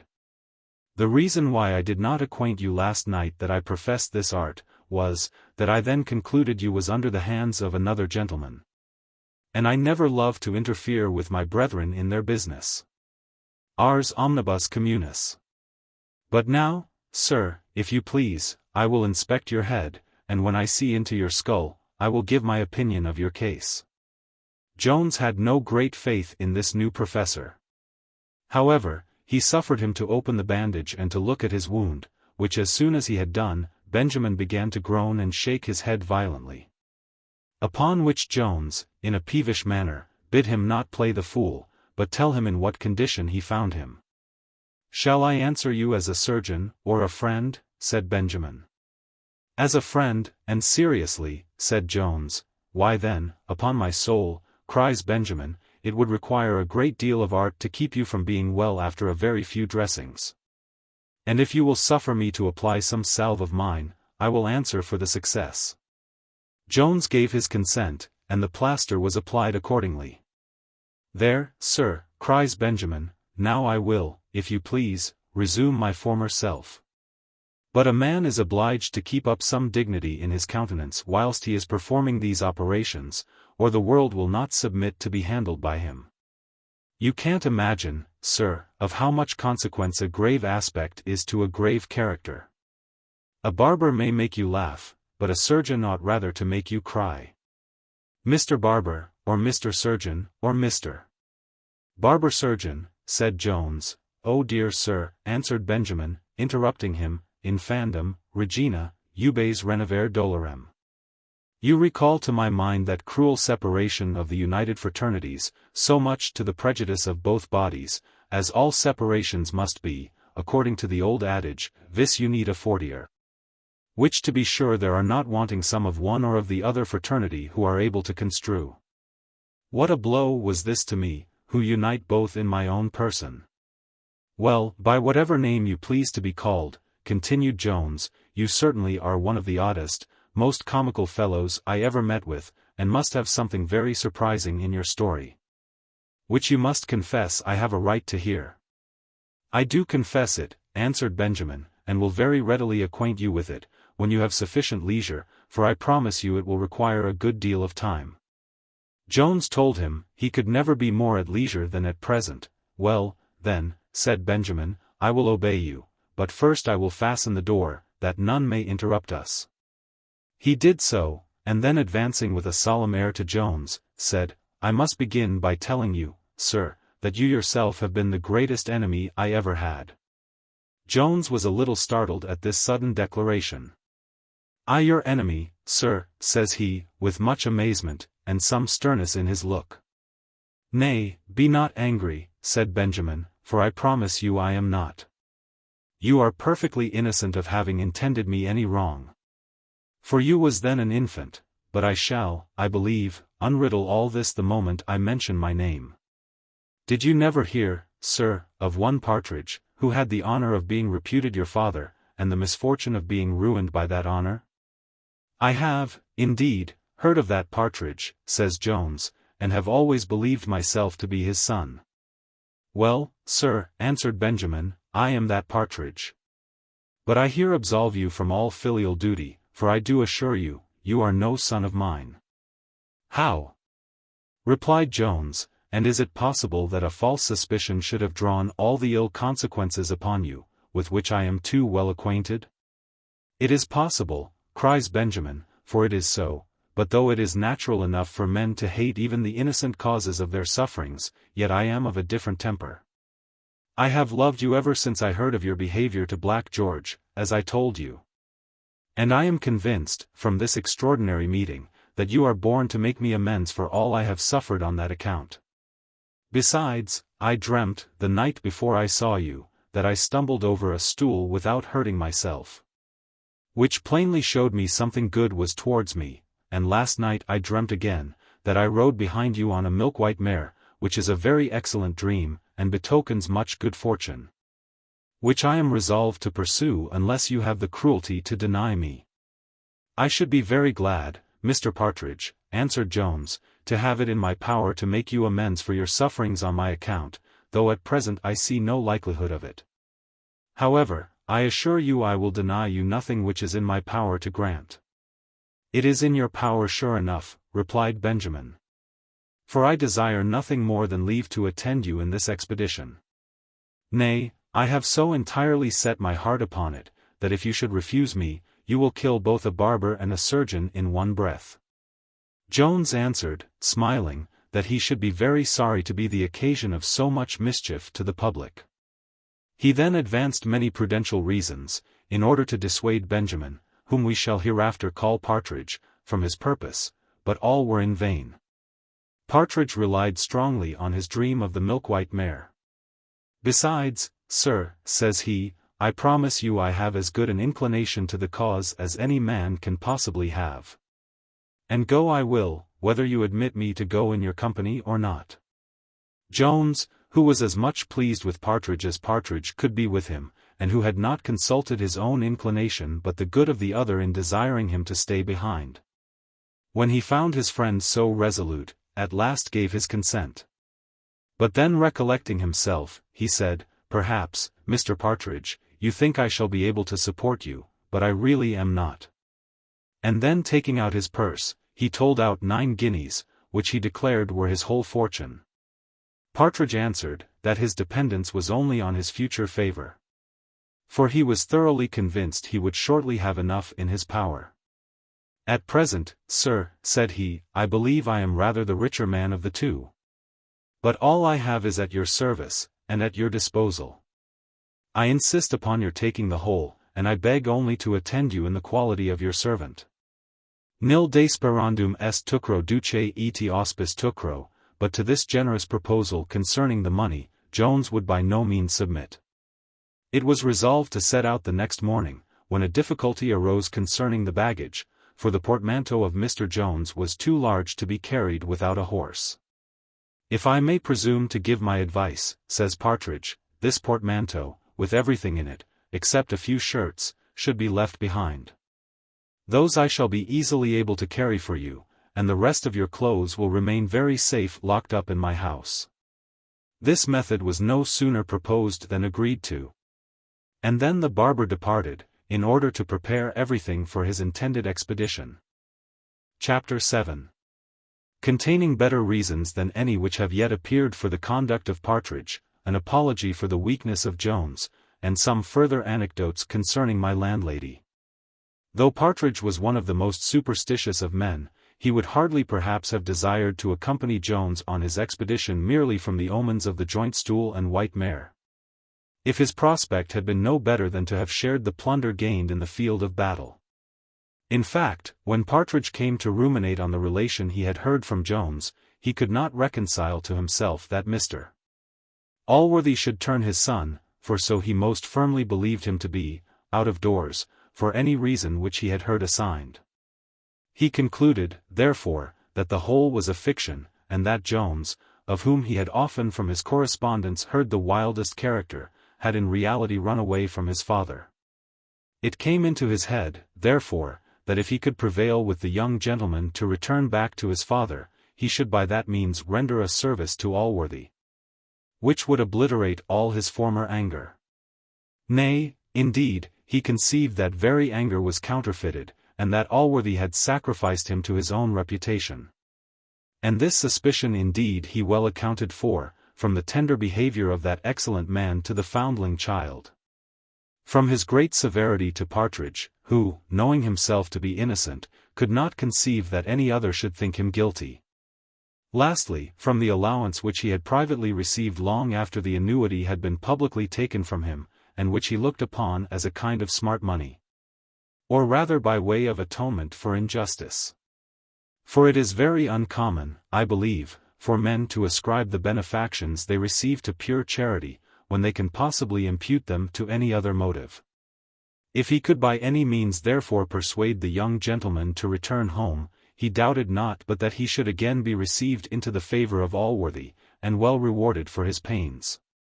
Nay, and should be again restored to his native country, a restoration which Ulysses himself never wished more heartily than poor Partridge.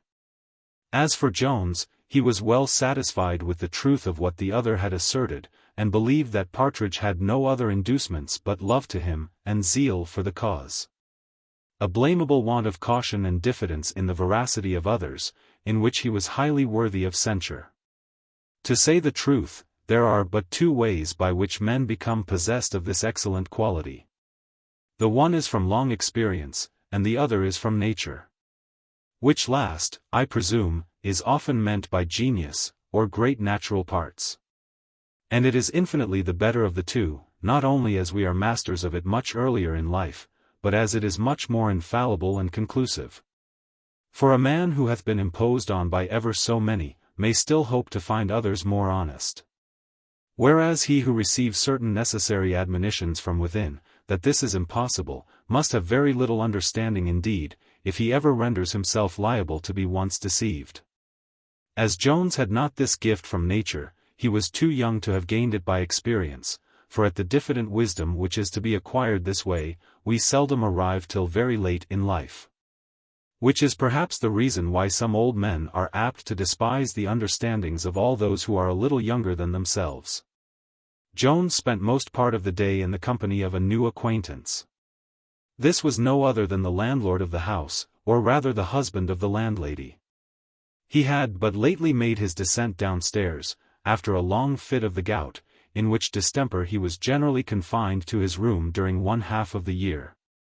And during the rest, he walked about the house, smoked his pipe, and drank his bottle with his friends, without concerning himself in the least with any kind of business. He had been bred, as they call it, a gentleman, that is, bred up to do nothing. And had spent a very small fortune, which he inherited from an industrious farmer his uncle, in hunting, horse racing, and cockfighting, and had been married by my landlady for certain purposes, which he had long since desisted from answering, for which she hated him heartily. But as he was a surly kind of fellow, so she contented herself with frequently upbraiding him by disadvantageous comparisons with her first husband, whose praise she had eternally in her mouth. And as she was for the most part mistress of the profit, so she was satisfied to take upon herself the care and government of the family, and, after a long successless struggle, to suffer her husband to be master of himself. In the evening, when Jones retired to his room, a small dispute arose between this fond couple concerning him. "What," says the wife, "you have been tippling with the gentleman, I see." "Yes," answered the husband, "we have cracked a bottle together, and a very gentlemanlike man he is, and hath a very pretty notion of horseflesh.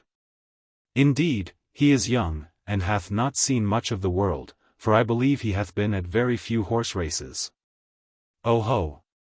He is one of your order, is he?" replies the landlady. "He must be a gentleman to be sure, if he is a horse racer. The devil fetch such gentry. I am sure I wish I had never seen any of them. I have reason to love horse racers truly." "That you have," says the husband, "for I was one, you know." "Yes," answered she, "you are a pure one indeed. As my first husband used to say, I may put all the good I have ever got by you in my eyes, and see never the worse. D.N. your first husband, cries he. Don't D.N. a better man than yourself, answered the wife, if he had been alive, you durst not have done it. Then you think, says he, I have not so much courage as yourself. For you have D.N'd him often in my hearing. If I did, says she, I have repented of it many's the good time and oft. And if he was so good to forgive me a word spoken in haste or so, it doth not become such a one as you to twitter me. He was a husband to me, he was. And if ever I did make use of an ill word or so in a passion, I never called him rascal. I should have told a lie, if I had called him rascal. Much more she said, but not in his hearing. For having lighted his pipe, he staggered off as fast as he could. We shall therefore transcribe no more of her speech, as it approached still nearer and nearer to a subject too indelicate to find any place in this history. Early in the morning Partridge appeared at the bedside of Jones, ready equipped for the journey, with his knapsack at his back. This was his own workmanship.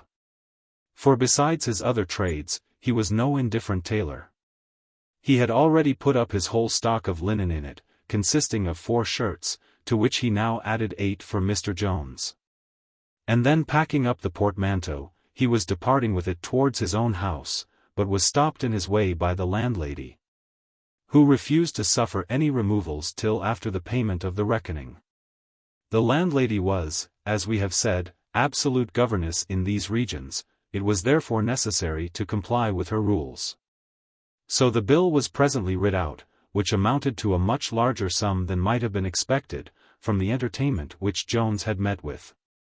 But here we are obliged to disclose some maxims, which publicans hold to be the grand mysteries of their trade.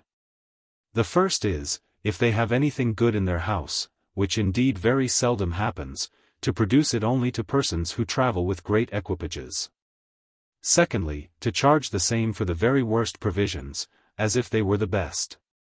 And lastly, if any of their guests call but for little, to make them pay a double price for everything they have, so that the amount by the head may be much the same.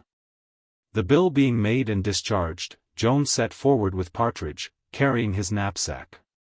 Nor did the landlady condescend to wish him a good journey, for this was, it seems, an inn frequented by people of fashion. And I know not whence it is, but all those who get their livelihood by people of fashion, contract as much insolence to the rest of mankind, as if they really belonged to that rank themselves. Chapter 8. Jones arrives at Gloucester, and goes to the Bell, the character of that house, and of a pettifogger which he there meets with. Mr. Jones and Partridge, or Little Benjamin, which epithet of little was perhaps given him ironically, he being in reality near 6 feet high. Having left their last quarters in the manner before described, travelled on to Gloucester without meeting any adventure worth relating. Being arrived here, they chose for their house of entertainment the Sign of the Bell, an excellent house indeed, and which I do most seriously recommend to every reader who shall visit this ancient city. The master of it is brother to the great preacher Whitefield, but is absolutely untainted with the pernicious principles of Methodism, or of any other heretical sect. He is indeed a very honest plain man, and, in my opinion, not likely to create any disturbance either in church or state. His wife hath, I believe, had much pretension to beauty, and is still a very fine woman. Her person and deportment might have made a shining figure in the politest assemblies. But though she must be conscious of this and many other perfections, she seems perfectly contented with, and resigned to, that state of life to which she is called. And this resignation is entirely owing to the prudence and wisdom of her temper, for she is at present as free from any methodistical notions as her husband. I say at present, for she freely confesses that her brother's documents made at first some impression upon her, and that she had put herself to the expense of a long hood, in order to attend the extraordinary emotions of the spirit. But having found, during an experiment of 3 weeks, no emotions, she says, worth a farthing, she very wisely laid by her hood, and abandoned the sect. To be concise, she is a very friendly good-natured woman, and so industrious to oblige, that the guests must be of a very morose disposition who are not extremely well satisfied in her house. Mrs. Whitefield happened to be in the yard when Jones and his attendant marched in. Her sagacity soon discovered in the air of our hero something which distinguished him from the vulgar. She ordered her servants, therefore, immediately to show him into a room, and presently afterwards invited him to dinner with herself, which invitation he very thankfully accepted. For indeed much less agreeable company than that of Mrs. Whitefield, and a much worse entertainment than she had provided, would have been welcome after so long fasting and so long a walk. Besides Mr. Jones and the good governess of the mansion, there sat down at table an attorney of Salisbury, indeed the very same who had brought the news of Mrs. Blifil's death to Mr. Allworthy, and whose name, which I think we did not before mention, was Dowling. There was likewise present another person, who styled himself a lawyer, and who lived somewhere near Linlinch, in Somersetshire. This fellow, I say, styled himself a lawyer, but was indeed a most vile pettifogger, without sense or knowledge of any kind, one of those who may be termed train-bearers to the law. A sort of supernumeraries in the profession, who are the hackneys of attorneys, and will ride more miles for half a crown than a post-boy. During the time of dinner, the Somersetshire lawyer recollected the face of Jones, which he had seen at Mr. Allworthy's, for he had often visited in that gentleman's kitchen. He therefore took occasion to inquire after the good family there with that familiarity which would have become an intimate friend or acquaintance of Mr. Allworthy. And indeed he did all in his power to insinuate himself to be such, though he had never had the honor of speaking to any person in that family higher than the butler.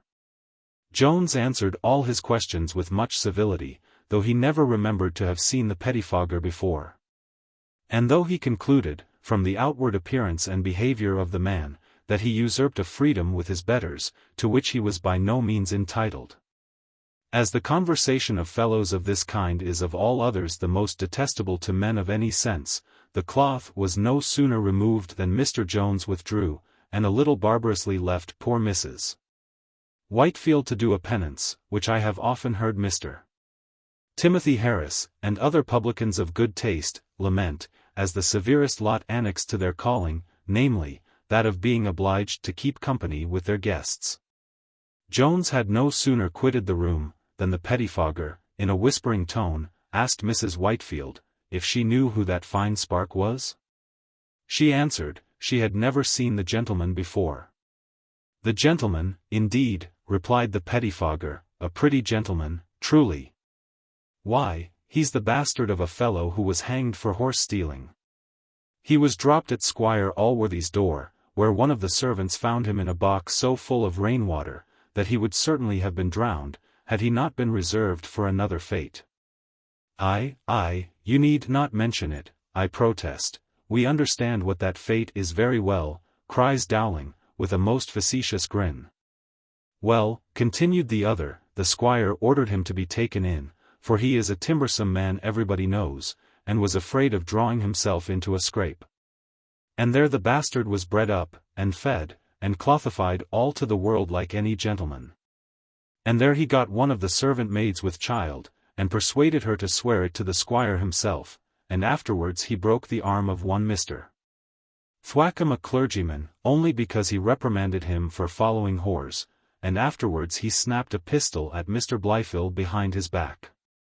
And once, when Squire Allworthy was sick, he got a drum, and beat it all over the house to prevent him from sleeping. And 20 other pranks he hath played, for all which, about 4 or 5 days ago, just before I left the country, the squire stripped him stark naked, and turned him out of doors. And very justly too, I protest, cries Dowling, would turn my own son out of doors, if he was guilty of half as much. And pray what is the name of this pretty gentleman? The name answered Pettifogger, why, he is called Thomas Jones. Jones, answered Dowling a little eagerly, what, Mr. Jones that lived at Mr. Allworthy's? Was that the gentleman that dined with us? The very same, said the other, I have heard of the gentleman, cries Dowling, often, but I never heard any ill character of him. And I am sure, says Mrs. Whitefield, if half what this gentleman hath said be true, Mr. Jones hath the most deceitful countenance I ever saw, for sure his looks promise something very different. And I must say, for the little I have seen of him, he is as civil a well-bred man as you would wish to converse with. Pettifogger calling to mind that he had not been sworn, as he usually was, before he gave his evidence. Now bound what he had declared with so many oaths and imprecations that the landlady's ears were shocked, and she put a stop to his swearing, by assuring him of her belief. Upon which he said, I hope, madam, you imagine I would scorn to tell such things of any man, unless I knew them to be true. What interest have I in taking away the reputation of a man who never injured me? I promise you every syllable of what I have said is fact, and the whole country knows it. As Mrs. Whitefield had no reason to suspect that the pettifogger had any motive or temptation to abuse Jones, the reader cannot blame her for believing what he so confidently affirmed with many oaths. She accordingly gave up her skill in physiognomy, and henceforwards conceived so ill an opinion of her guest, that she heartily wished him out of her house. This dislike was now farther increased by a report which Mr. Whitefield made from the kitchen, where Partridge had informed the company, that though he carried the knapsack, and contented himself with staying among servants, while Tom Jones, as he called him, was regaling in the parlour, he was not his servant, but only a friend and companion, and as good a gentleman as Mr. Jones himself. Dowling sat all this while silent, biting his fingers, making faces, grinning, and looking wonderfully arch. At last he opened his lips, and protested that the gentleman looked like another sort of man. He then called for his bill with the utmost haste, declared he must be at Hereford that evening, lamented his great hurry of business, and wished he could divide himself into 20 pieces, in order to be at once in 20 places. The pettifogger now likewise departed, and then Jones desired the favour of Mrs. Whitefield's company to drink tea with him. But she refused, and with a manner so different from that with which she had received him at dinner, that it a little surprised him. And now he soon perceived her behaviour totally changed. For instead of that natural affability which we have before celebrated, she wore a constrained severity on her countenance, which was so disagreeable to Mr. Jones, that he resolved, however late, to quit the house that evening. He did indeed account somewhat unfairly for this sudden change. For besides some hard and unjust surmises concerning female fickleness and mutability, he began to suspect that he owed this want of civility to his want of horses. A sort of animals which, as they dirty no sheets, are thought in inns to pay better for their beds than their riders, and are therefore considered as the more desirable company, but Mrs. Whitefield, to do her justice, had a much more liberal way of thinking. She was perfectly well-bred, and could be very civil to a gentleman, though he walked on foot. In reality, she looked on our hero as a sorry scoundrel, and therefore treated him as such, for which not even Jones himself, had he known as much as the reader, could have blamed her. Nay, on the contrary, he must have approved her conduct, and have esteemed her the more for the disrespect shown towards himself. This is indeed a most aggravating circumstance, which attends depriving men unjustly of their reputation. For a man who is conscious of having an ill character, cannot justly be angry with those who neglect and slight him, but ought rather to despise such as affect his conversation, unless where a perfect intimacy must have convinced them that their friend's character hath been falsely and injuriously aspersed. This was not, however, the case of Jones, for as he was a perfect stranger to the truth, so he was with good reason offended at the treatment he received. He therefore paid his reckoning and departed, highly against the will of Mr. Partridge, who having remonstrated much against it to no purpose, at last condescended to take up his knapsack and to attend his friend. Chapter 9. Containing several dialogues between Jones and Partridge, concerning love, cold, hunger, and other matters. With the lucky and narrow escape of Partridge, as he was on the very brink of making a fatal discovery to his friend. The shadows began now to descend larger from the high mountains. The feathered creation had betaken themselves to their rest. Now the highest order of mortals were sitting down to their dinners, and the lowest order to their suppers. In a word, the clock struck 5 just as Mr. Jones took his leave of Gloucester. An hour at which, as it was now midwinter, the dirty fingers of night would have drawn her sable curtain over the universe, had not the moon forbid her, who now, with a face as broad and as red as those of some jolly mortals, who, like her, turn night into day, began to rise from her bed, where she had slumbered away the day, in order to sit up all night. Jones had not travelled far before he paid his compliments to that beautiful planet, and, turning to his companion, asked him if he had ever beheld so delicious an evening? Partridge making no ready answer to his question, he proceeded to comment on the beauty of the moon, and repeated some passages from Milton, who hath certainly excelled all other poets in his description of the heavenly luminaries. He then told Partridge the story from the Spectator, of 2 lovers who had agreed to entertain themselves when they were at a great distance from each other, by repairing, at a certain fixed hour, to look at the moon, thus pleasing themselves with the thought that they were both employed in contemplating the same object at the same time. Those lovers, added he, must have had souls truly capable of feeling all the tenderness of the sublimest of all human passions. Very probably, cries Partridge, but I envy them more, if they had bodies incapable of feeling cold. For I am almost frozen to death, and am very much afraid I shall lose a piece of my nose before we get to another house of entertainment. Nay, truly, we may well expect some judgment should happen to us for our folly in running away so by night from one of the most excellent inns I ever set my foot into.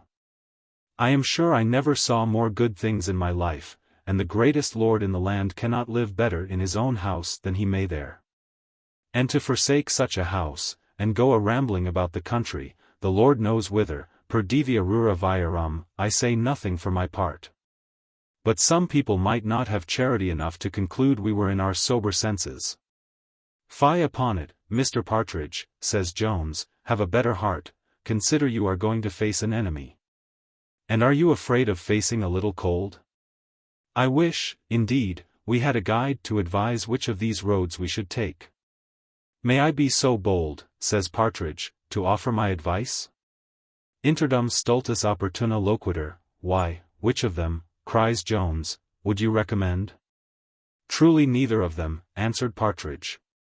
The only road we can be certain of finding, is the road we came. A good hearty pace will bring us back to Gloucester in an hour. But if we go forward, the Lord Harry knows when we shall arrive at any place, for I see at least 50 miles before me, and no house in all the way. You see, indeed, a very fair prospect, says Jones, which receives great additional beauty from the extreme lustre of the moon. However, I will keep the left-hand track, as that seems to lead directly to those hills, which we were informed lie not far from Worcester. And here, if you are inclined to quit me, you may, and return back again, but for my part, I am resolved to go forward. It is unkind in you, sir, says Partridge, to suspect me of any such intention. What I have advised hath been as much on your account as on my own, but since you are determined to go on, I am as much determined to follow. I pray sequar te. They now travelled some miles without speaking to each other, during which suspense of discourse Jones often sighed, and Benjamin groaned as bitterly, though from a very different reason. At length Jones made a full stop, and turning about, cries, "Who knows, Partridge? But the loveliest creature in the universe may have her eyes now fixed on that very moon which I behold at this instant?" "Very likely, sir," answered Partridge, "and if my eyes were fixed on a good sirloin of roast beef, the devil might take the moon and her horns into the bargain." "Did ever Tramontane make such an answer?" cries Jones. "Prithee, Partridge, wast thou ever susceptible of love in thy life, or hath time worn away all the traces of it from thy memory?" "Alack-a-day," cries Partridge, "well would it have been for me if I had never known what love was. Infandum regina ubes renovare dolorem. I am sure I have tasted all the tenderness, and sublimities, and bitternesses of the passion." "Was your mistress unkind, then?" says Jones. "Very unkind, indeed, sir," answered Partridge. "For she married me, and made one of the most confounded wives in the world. However, heaven be praised, she's gone. And if I believed she was in the moon, according to a book I once read, which teaches that to be the receptacle of departed spirits, I would never look at it for fear of seeing her. But I wish, sir, that the moon was a looking-glass for your sake, and that Miss Sophia Western was now placed before it. My dear Partridge, cries Jones, what a thought was there! A thought which I am certain could never have entered into any mind but that of a lover. Oh, Partridge! Could I hope once again to see that face, but, alas! All those golden dreams are vanished forever, and my only refuge from future misery is to forget the object of all my former happiness. And do you really despair of ever seeing Miss Western again? Answered Partridge. If you will follow my advice I will engage you shall not only see her but have her in your arms. Ha! Do not awaken a thought of that nature, cries Jones. I have struggled sufficiently to conquer all such wishes already. Nay, answered Partridge, if you do not wish to have your mistress in your arms you are a most extraordinary lover indeed. Well, well, says Jones, let us avoid this subject. But pray what is your advice? To give it you in the military phrase, then, says Partridge, as we are soldiers, to the right about.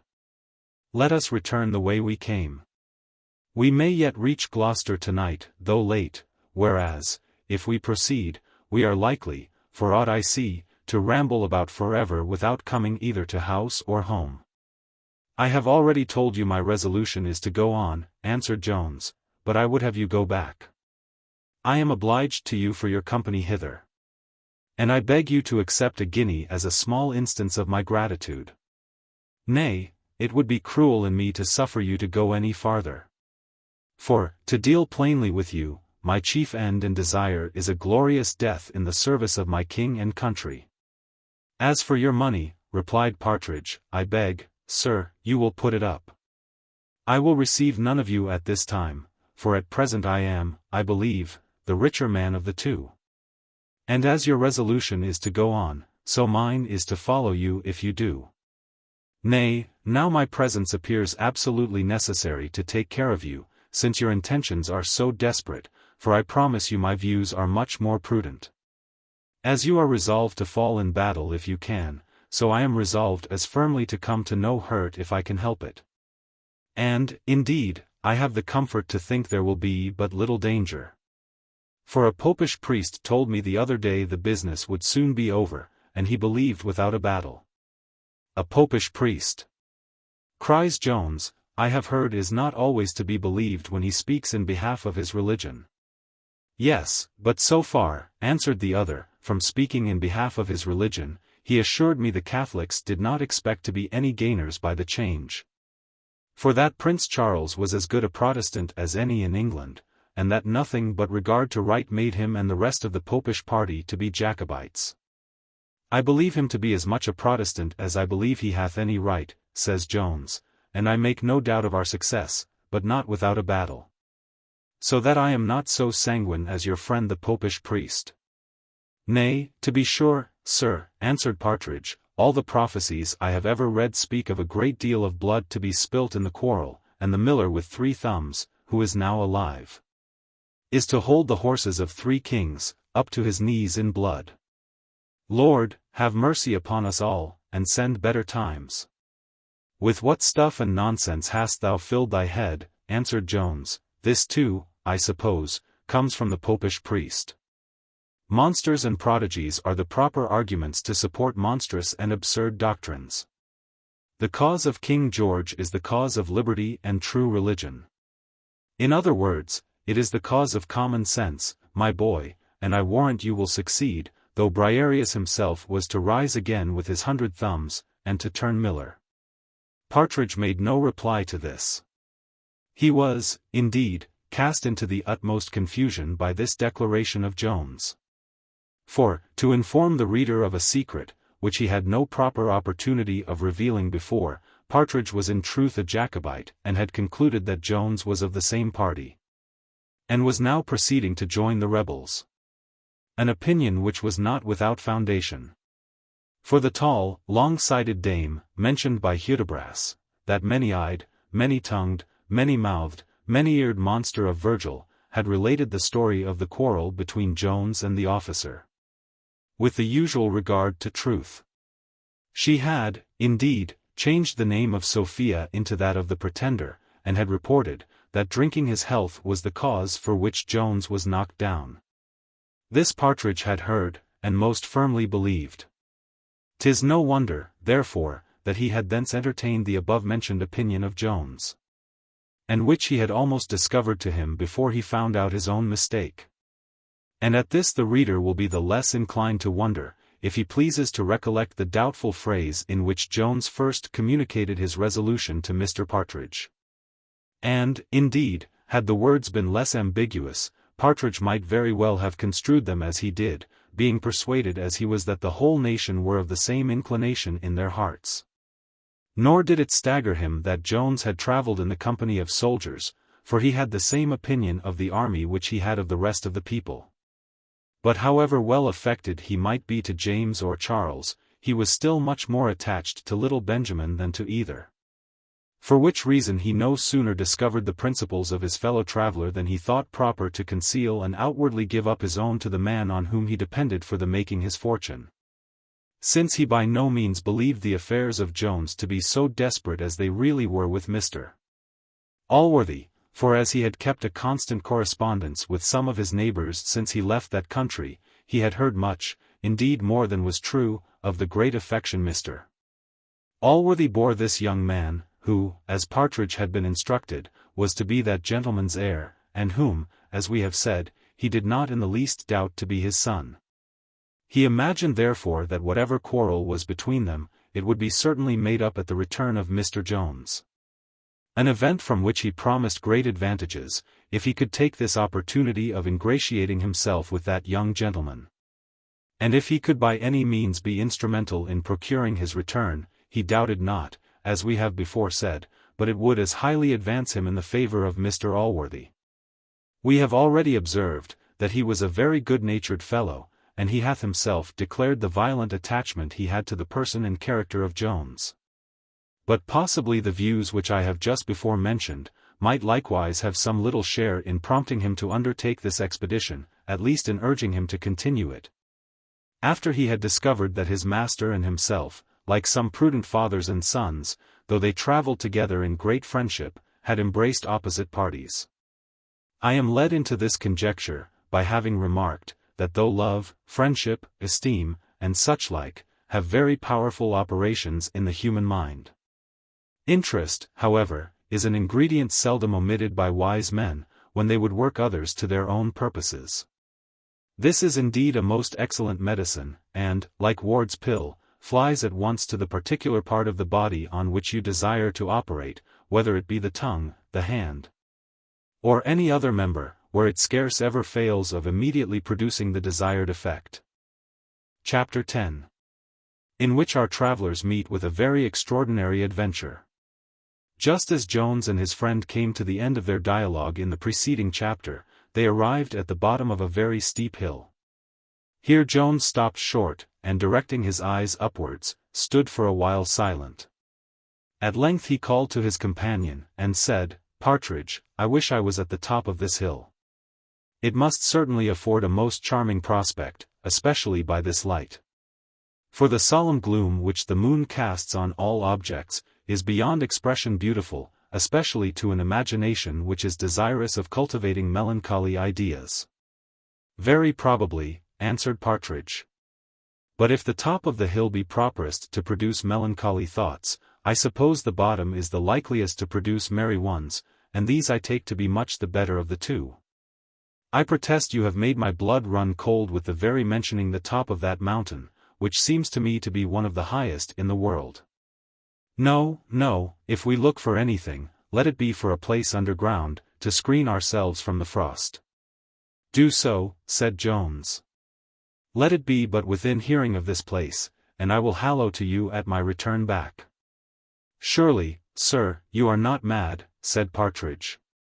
"Indeed, I am," answered Jones, "if ascending this hill be madness, but as you complain so much of the cold already, I would have you stay below. I will certainly return to you within an hour." "Pardon me, sir," cries Partridge, I have determined to follow you wherever you go." Indeed, he was now afraid to stay behind. For though he was coward enough in all respects, yet his chief fear was that of ghosts, with which the present time of night, and the wildness of the place, extremely well suited. At this instant Partridge espied a glimmering light through some trees, which seemed very near to them. He immediately cried out in a rapture, "Oh, sir!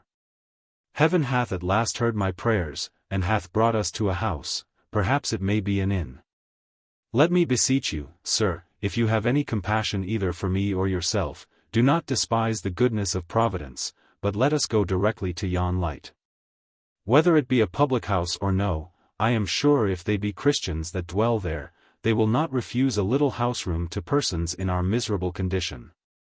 Jones at length yielded to the earnest supplications of Partridge, and both together made directly towards the place whence the light issued. They soon arrived at the door of this house, or cottage, for it might be called either, without much impropriety. Here Jones knocked several times without receiving any answer from within. At which Partridge, whose head was full of nothing but of ghosts, devils, witches, and such like, began to tremble, crying, "Lord, have mercy upon us! Surely the people must be all dead. I can see no light neither now, and yet I am certain I saw a candle burning but a moment before." "Well, I have heard of such things." "What hast thou heard of?" said Jones. "The people are either fast asleep, or probably, as this is a lonely place, are afraid to open their door." He then began to vociferate pretty loudly, and at last an old woman, opening an upper casement, asked, who they were, and what they wanted.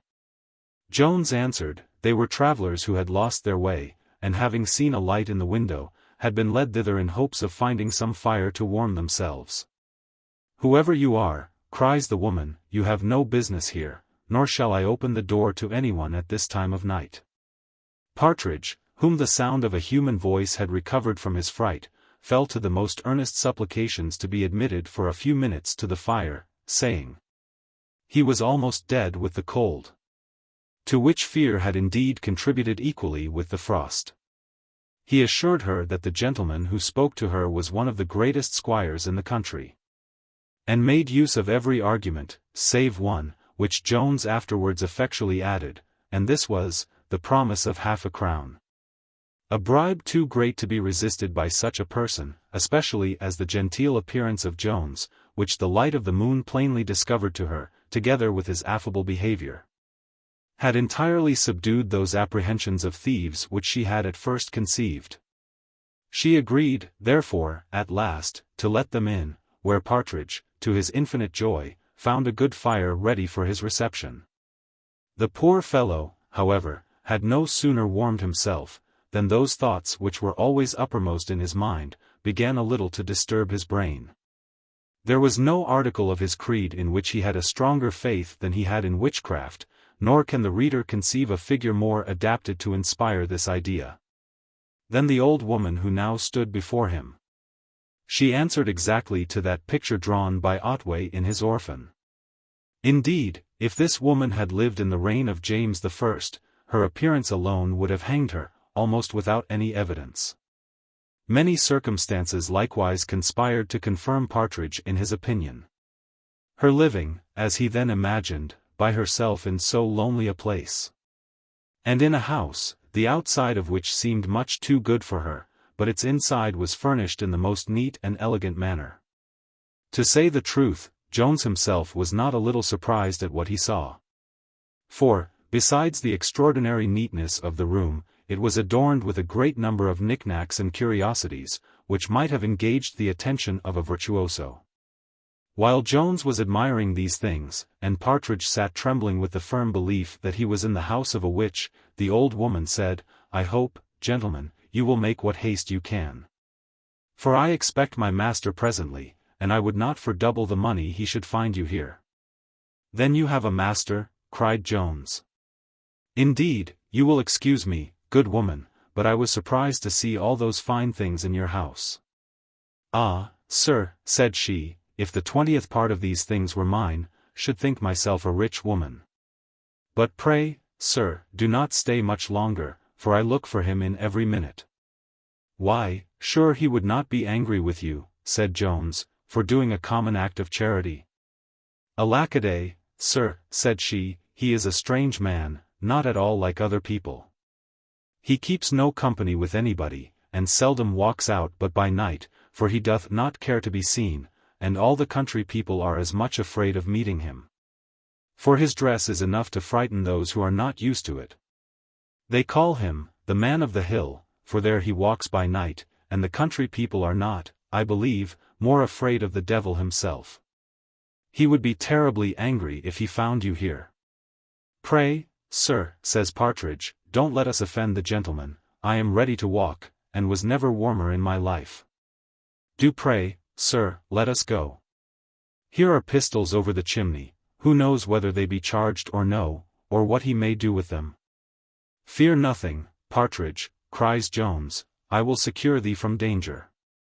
"Nay, for matter o' that, he never doth any mischief," said the woman, "but to be sure it is necessary he should keep some arms for his own safety, for his house hath been beset more than once.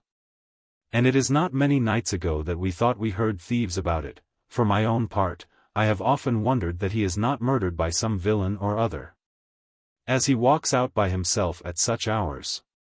But then, as I said, the people are afraid of him, and besides, they think, I suppose, he hath nothing about him worth taking.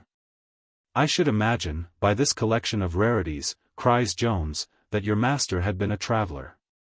"Yes, sir," answered she, "he hath been a very great one. There be few gentlemen that know more of all matters than he. I fancy he hath been crossed in love, or whatever it is I know not. But I have lived with him above these 30 years, and in all that time he hath hardly spoke to 6 living people." She then again solicited their departure, in which she was backed by Partridge. But Jones purposely protracted the time, for his curiosity was greatly raised to see this extraordinary person. Though the old woman, therefore, concluded every one of her answers with desiring him to be gone, and Partridge proceeded so far as to pull him by the sleeve, he still continued to invent new questions, till the old woman, with an affrighted countenance, declared she heard her master's signal. And at the same instant more than one voice was heard without the door, crying, "And your blood, show us your money this instant. Your money, you villain, or we will blow your brains about your ears." "Oh, good heaven," cries the old woman, "some villains, to be sure, have attacked my master. Oh la! What shall I do? What shall I do?" "How?" cries Jones, "how? Are these pistols loaded?" "Oh, good sir, there is nothing in them, indeed." "Oh, pray don't murder us, gentlemen." For in reality she now had the same opinion of those within as she had of those without. Jones made her no answer, but snatching an old broadsword which hung in the room, he instantly sallied out, where he found the old gentleman struggling with 2 ruffians, and begging for mercy. Jones asked no questions, but fell so briskly to work with his broadsword, that the fellows immediately quitted their hold, and without offering to attack our hero, betook themselves to their heels and made their escape, for he did not attempt to pursue them, being contented with having delivered the old gentleman. And indeed he concluded he had pretty well done their business, for both of them, as they ran off, cried out with bitter oaths that they were dead men. Jones presently ran to lift up the old gentleman, who had been thrown down in the scuffle, expressing at the same time great concern lest he should have received any harm from the villains. The old man stared a moment at Jones, and then cried, "No, sir, no, I have very little harm, I thank you. Lord have mercy upon me." "I see, sir," said Jones, "you are not free from apprehensions even of those who have had the happiness to be your deliverers, nor can I blame any suspicions which you may have. But indeed you have no real occasion for any, here are none but your friends present. Having missed our way this cold night, we took the liberty of warming ourselves at your fire, whence we were just departing when we heard you call for assistance, which, I must say, Providence alone seems to have sent you." "Providence, indeed," cries the old gentleman, "if it be so." "So it is, I assure you," cries Jones. Here is your own sword, sir. I have used it in your defense, and I now return it into your hand. The old man, having received the sword, which was stained with the blood of his enemies, looked steadfastly at Jones during some moments, and then with a sigh cried out, "You will pardon me, young gentleman. I was not always of a suspicious temper, nor am I a friend to ingratitude. Be thankful then," cries Jones, "to that providence to which you owe your deliverance. As to my part, I have only discharged the common duties of humanity, and what I would have done for any fellow creature in your situation." "Let me look at you a little longer," cries the old gentleman. "You are a human creature then? Well, perhaps you are. Come, pray walk into my little hut. You have been my deliverer indeed." The old woman was distracted between the fears which she had of her master, and for him, and Partridge was, if possible, in a greater fright. The former of these, however, when she heard her master speak kindly to Jones, and perceived what had happened, came again to herself. But Partridge no sooner saw the gentleman, than the strangeness of his dress infused greater terrors into that poor fellow than he had before felt. Either from the strange description which he had heard, or from the uproar which had happened at the door. To say the truth, it was an appearance which might have affected a more constant mind than that of Mr. Partridge. This person was of the tallest size, with a long beard as white as snow. His body was clothed with the skin of an ass, made something into the form of a coat. He wore likewise boots on his legs, and a cap on his head, both composed of the skin of some other animals. As soon as the old gentleman came into his house, the old woman began her congratulations on his happy escape from the ruffians. "Yes," cried he, "I have escaped, indeed, thanks to my preserver." "Oh, the blessing on him," answered she, "he is a good gentleman, I warrant him. I was afraid your worship would have been angry with me for letting him in. And to be certain I should not have done it, had not I seen by the moonlight that he was a gentleman, and almost frozen to death. And to be certain it must have been some good angel that sent him hither, and tempted me to do it. I am afraid, sir," said the old gentleman to Jones, "that I have nothing in this house which you can either eat or drink, unless you will accept a dram of brandy, of which I can give you some most excellent, and which I have had by me these 30 years. Jones declined this offer in a very civil and proper speech, and then the other asked him, whither he was travelling when he missed his way? Saying, "I must own myself surprised to see such a person as you appear to be, journeying on foot at this time of night. I suppose, sir, you are a gentleman of these parts? For you do not look like one who is used to travel far without horses." "Appearances," cried Jones, "are often deceitful, men sometimes look what they are not. I assure you I am not of this country. And whither I am travelling, in reality I scarce know myself." "Whoever you are, or whithersoever you are going," answered the old man, "I have obligations to you which I can never return." "I once more," replied Jones, "affirm that you have none, for there can be no merit in having hazarded that in your service on which I set no value. And nothing is so contemptible in my eyes as life." "I am sorry, young gentleman," answered the stranger, "that you have any reason to be so unhappy at your years." "Indeed I am, sir," answered Jones, "the most unhappy of mankind." "Perhaps you have had a friend, or a mistress," replied the other. "How could you," cries Jones, "mention 2 words sufficient to drive me to distraction?" "Either of them are enough to drive any man to distraction," answered the old man. "I inquire no farther, sir, perhaps my curiosity hath led me too far already." "Indeed, sir," cries Jones, "I cannot censure a passion which I feel at this instant in the highest degree. You will pardon me when I assure you, that everything which I have seen or heard since I first entered this house hath conspired to raise the greatest curiosity in me. Something very extraordinary must have determined you to this course of life, and I have reason to fear your own history is not without misfortunes." Here the old gentleman again sighed, and remained silent for some minutes. At last, looking earnestly on Jones, he said, "I have read that a good countenance is a letter of recommendation. If so, none ever can be more strongly recommended than yourself. If I did not feel some yearnings towards you from another consideration, I must be the most ungrateful monster upon earth. And I am really concerned it is no otherwise in my power than by words to convince you of my gratitude. Jones, after a moment's hesitation, answered, that it was in his power by words to gratify him extremely. I have confessed a curiosity, said he, sir. Need I say how much obliged I should be to you, if you would condescend to gratify it? Will you suffer me therefore to beg, unless any consideration restrains you, that you would be pleased to acquaint me what motives have induced you thus to withdraw from the society of mankind, and to betake yourself to a course of life to which it sufficiently appears you were not born? I scarce think myself at liberty to refuse you anything after what hath happened, replied the old man. If you desire therefore to hear the story of an unhappy man, I will relate it to you. Indeed you judge rightly, in thinking there is commonly something extraordinary in the fortunes of those who fly from society. For however it may seem a paradox, or even a contradiction, certain it is, that great philanthropy chiefly inclines us to avoid and detest mankind.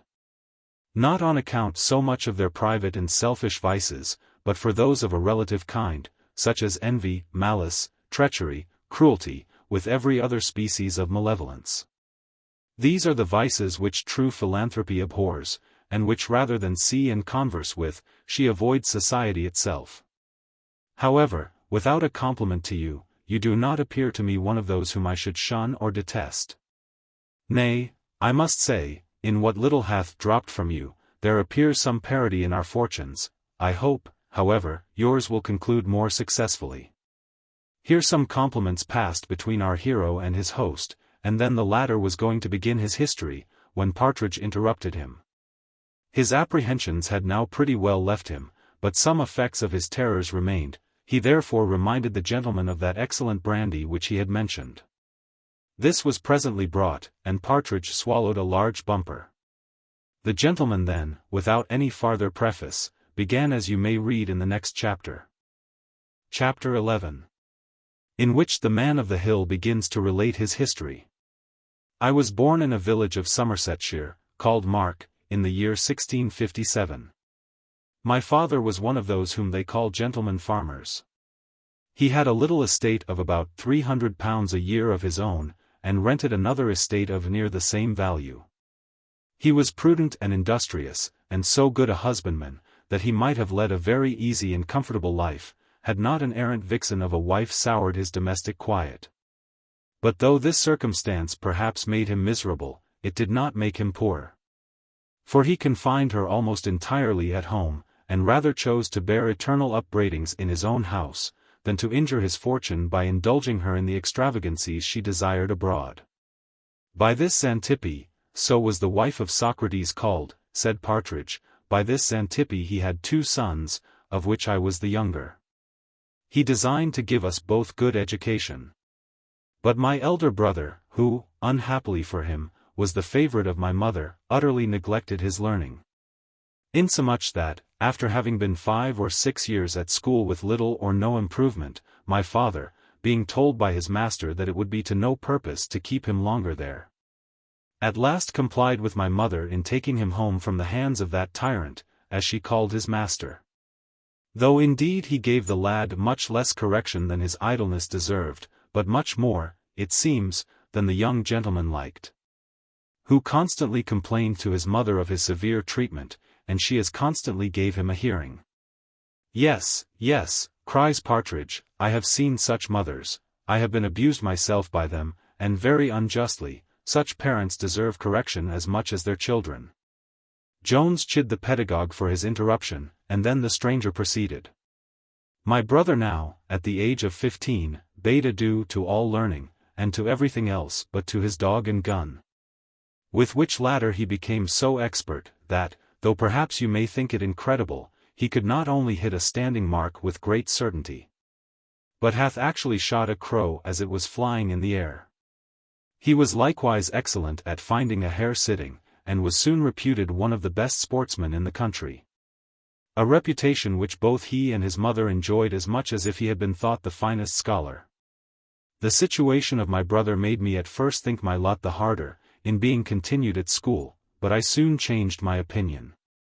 For as I advanced pretty fast in learning, my labors became easy, and my exercise so delightful, that holidays were my most unpleasant time.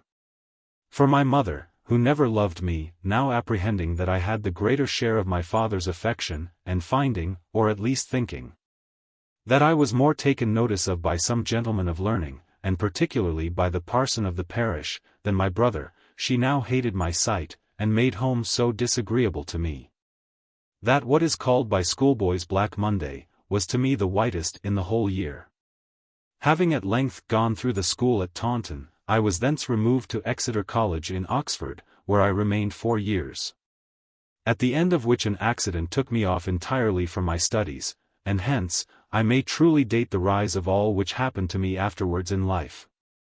There was at the same college with myself one Sir George Gresham, a young fellow who was entitled to a very considerable fortune, which he was not, by the will of his father, to come into full possession of till he arrived at the age of 25. However, the liberality of his guardians gave him little cause to regret the abundant caution of his father. For they allowed him £500 a year while he remained at the university, where he kept his horses and his whore, and lived as wicked and as profligate a life as he could have done had he been never so entirely master of his fortune.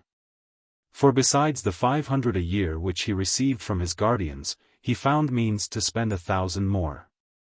He was above the age of 21, and had no difficulty in gaining what credit he pleased.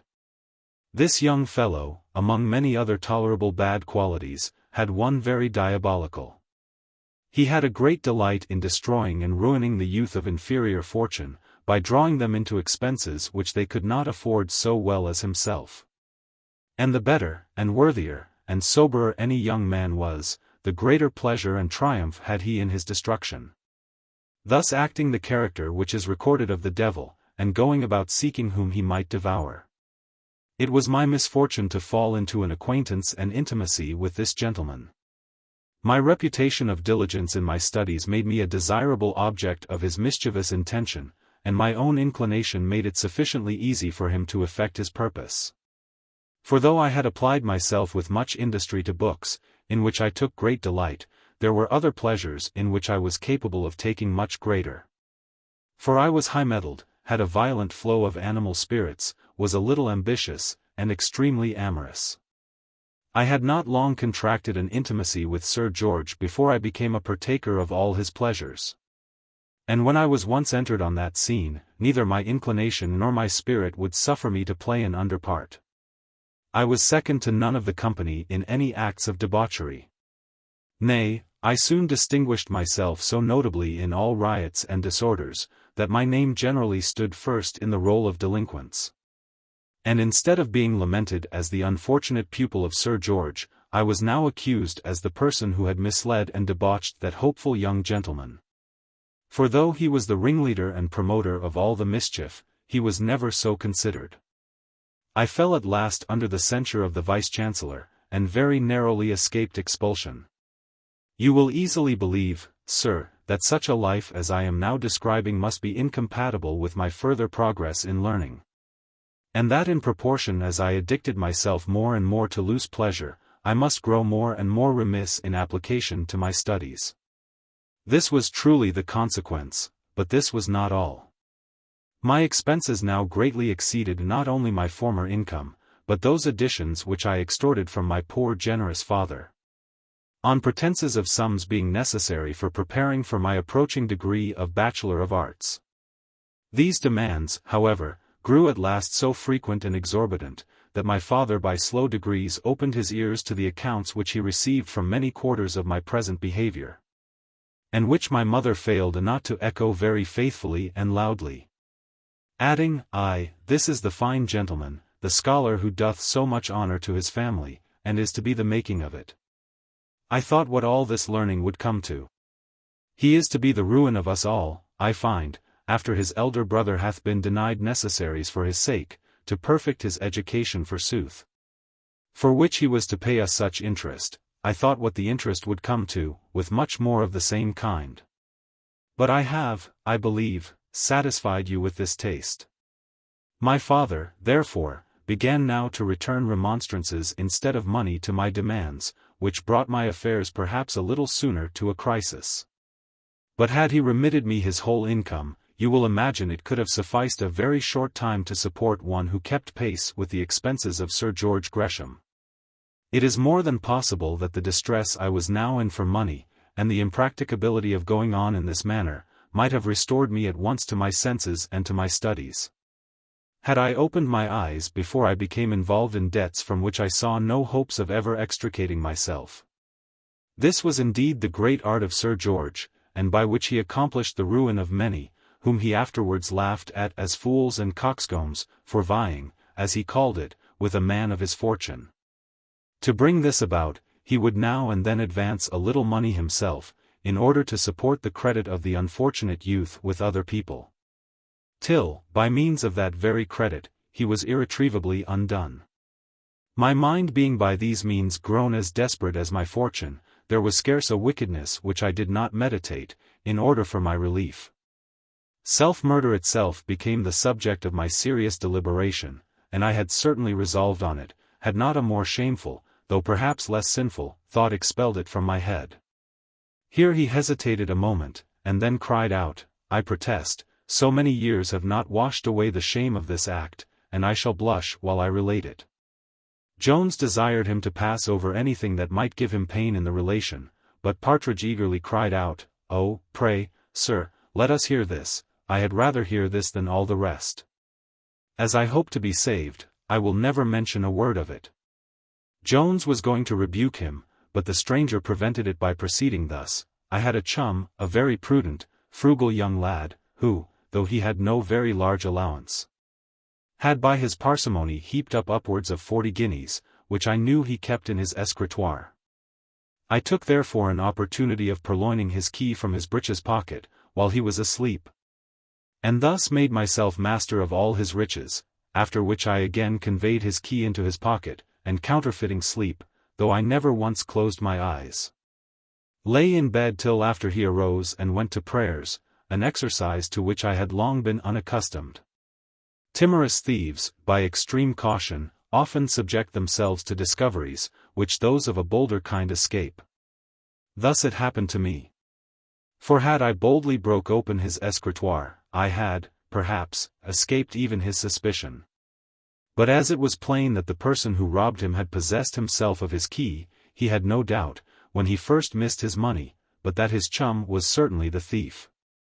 Now as he was of a fearful disposition, and much my inferior in strength, and I believe in courage, he did not dare to confront me with my guilt, for fear of worse bodily consequences which might happen to him.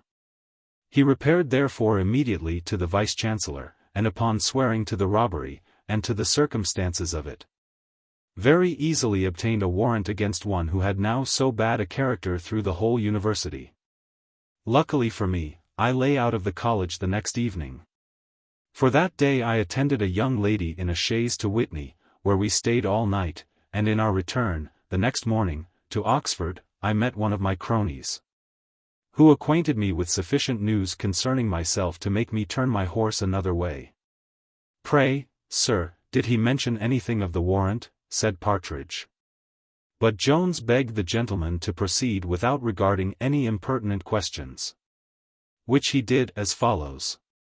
Having now abandoned all thoughts of returning to Oxford, the next thing which offered itself was a journey to London.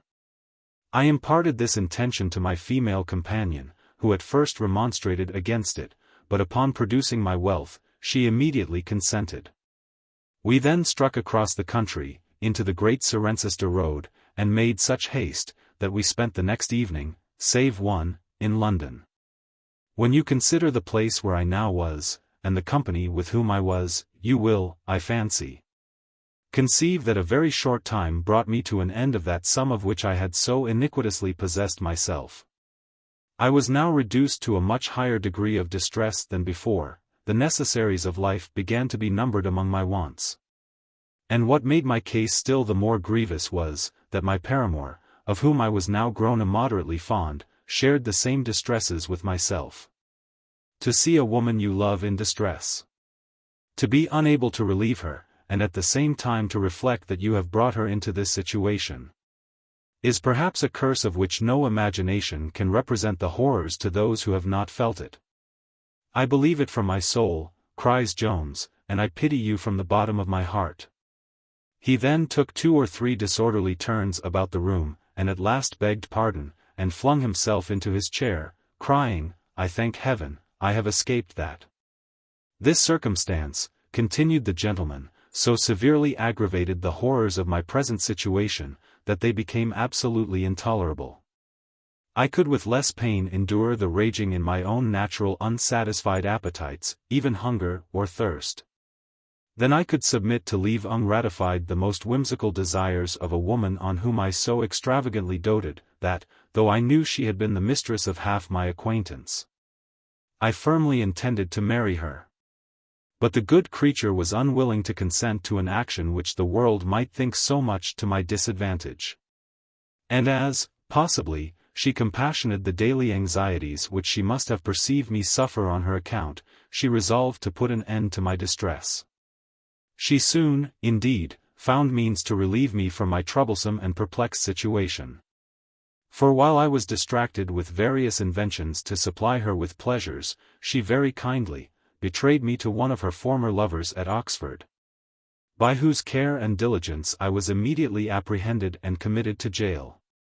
Here I first began seriously to reflect on the miscarriages of my former life, on the errors I had been guilty of, on the misfortunes which I had brought on myself, and on the grief which I must have occasioned to one of the best of fathers.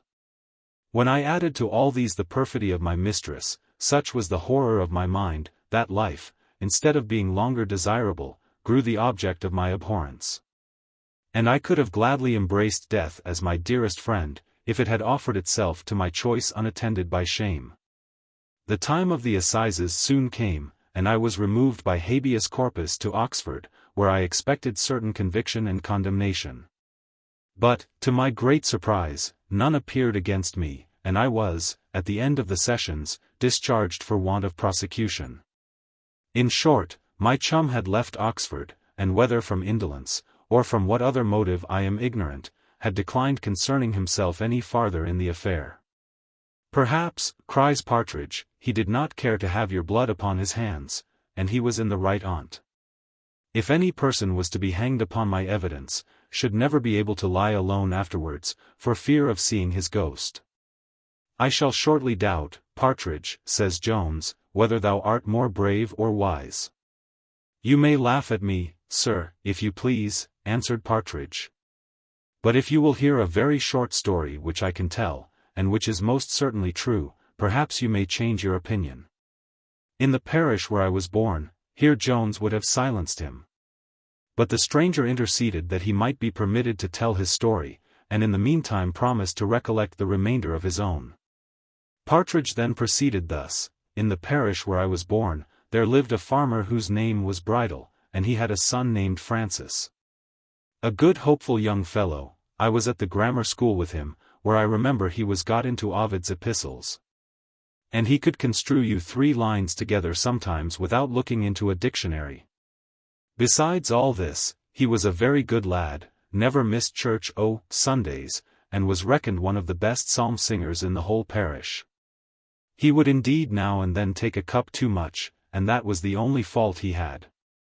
Well, but come to the ghost, cries Jones. Never fear, sir. I shall come to him soon enough, answered Partridge. You must know, then, that Farmer Bridle lost a mare, a sorrel one, to the best of my remembrance.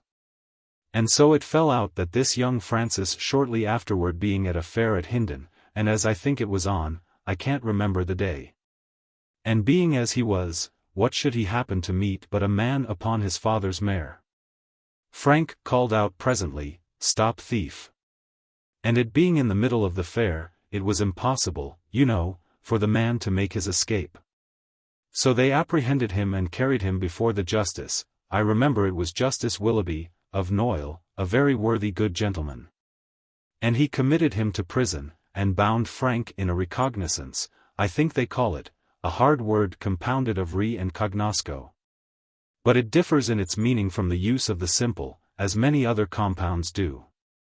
Well, at last down came my Lord Justice Page to hold the assizes.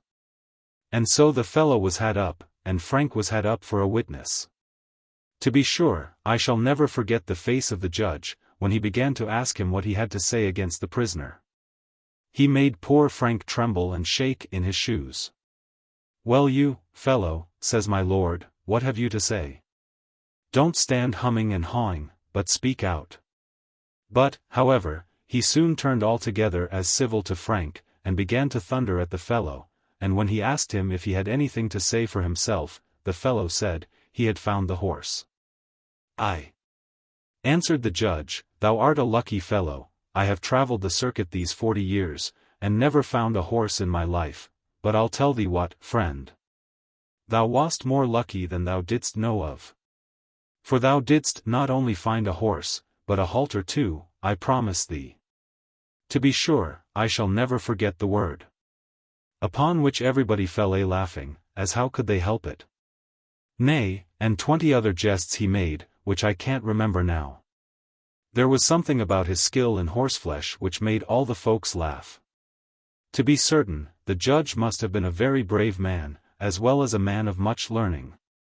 It is indeed charming sport to hear trials upon life and death.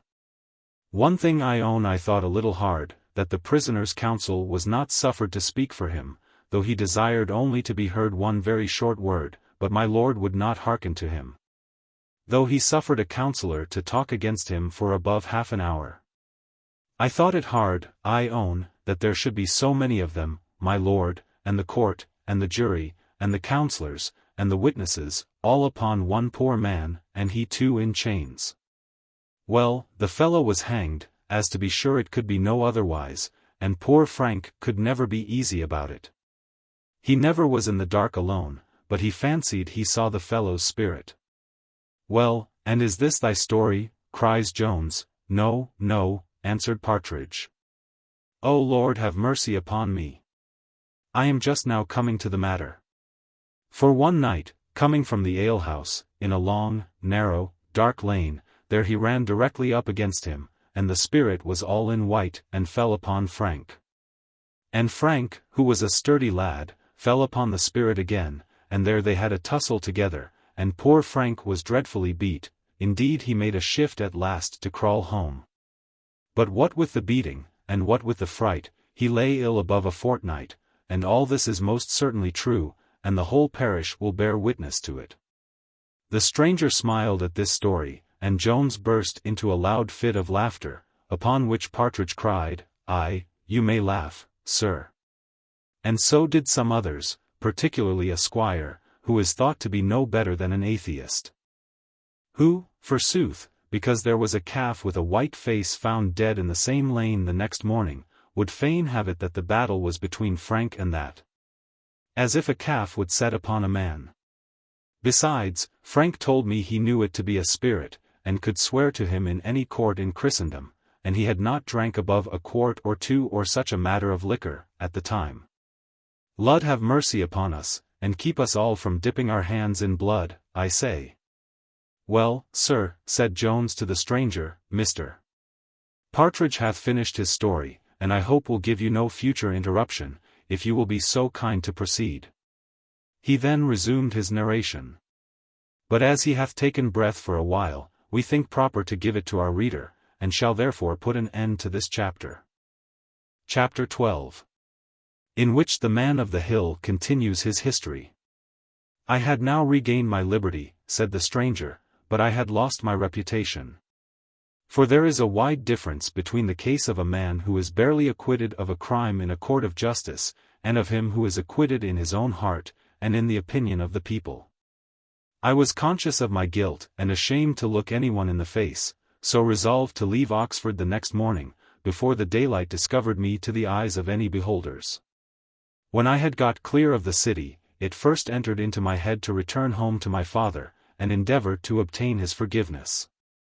But as I had no reason to doubt his knowledge of all which had passed, and as I was well assured of his great aversion to all acts of dishonesty, I could entertain no hopes of being received by him. Especially since I was too certain of all the good offices in the power of my mother. Nay, had my father's pardon been as sure, as I conceived his resentment to be, I yet question whether I could have had the assurance to behold him, or whether I could, upon any terms, have submitted to live and converse with those who, I was convinced, knew me to have been guilty of so base an action. I hastened therefore back to London, the best retirement of either grief or shame, unless for persons of a very public character. For here you have the advantage of solitude without its disadvantage, since you may be alone and in company at the same time. And while you walk or sit unobserved, noise, hurry, and a constant succession of objects, entertain the mind, and prevent the spirits from preying on themselves, or rather on grief or shame, which are the most unwholesome diet in the world, and on which, though there are many who never taste either but in public, there are some who can feed very plentifully and very fatally when alone. But as there is scarce any human good without its concomitant evil, so there are people who find an inconvenience in this unobserving temper of mankind, I mean persons who have no money. For as you are not put out of countenance, so neither are you clothed or fed by those who do not know you. And a man may be as easily starved in Leadenhall Market as in the deserts of Arabia. It was at present my fortune to be destitute of that great evil, as it is apprehended to be by several writers, who I suppose were overburthened with it, namely, money. With submission, sir, said Partridge, I do not remember any writers who have called it malorum, but irritamenta malorum. Effodiunter opes, irritamenta malorum, well, sir, continued the stranger, whether it be an evil, or only the cause of evil, I was entirely void of it, and at the same time of friends, and, as I thought, of acquaintance. When one evening, as I was passing through the inner temple, very hungry, and very miserable, I heard a voice on a sudden hailing me with great familiarity by my Christian name. And upon turning about, I presently recollected the person who so saluted me to have been my fellow collegiate. One who had left the university above a year, and long before any of my misfortunes had befallen me. This gentleman, whose name was Watson, shook me heartily by the hand, and expressing great joy at meeting me, proposed our immediately drinking a bottle together. I first declined the proposal, and pretended business, but as he was very earnest and pressing, hunger at last overcame my pride, and I fairly confessed to him I had no money in my pocket. Yet not without framing a lie for an excuse, and imputing it to my having changed my breeches that morning. Mr. Watson answered, I thought, Jack, you and I had been too old acquaintance for you to mention such a matter. He then took me by the arm, and was pulling me along. But I gave him very little trouble, for my own inclinations pulled me much stronger than he could do. We then went into the Friars, which you know is the scene of all mirth and jollity. Here, when we arrived at the tavern, Mr. Watson applied himself to the drawer only, without taking the least notice of the cook, for he had no suspicion but that I had dined long since. However, as the case was really otherwise, I forged another falsehood, and told my companion I had been at the further end of the city on business of consequence, and had snapped up a mutton chop in haste, so that I was again hungry, and wished he would add a beefsteak to his bottle.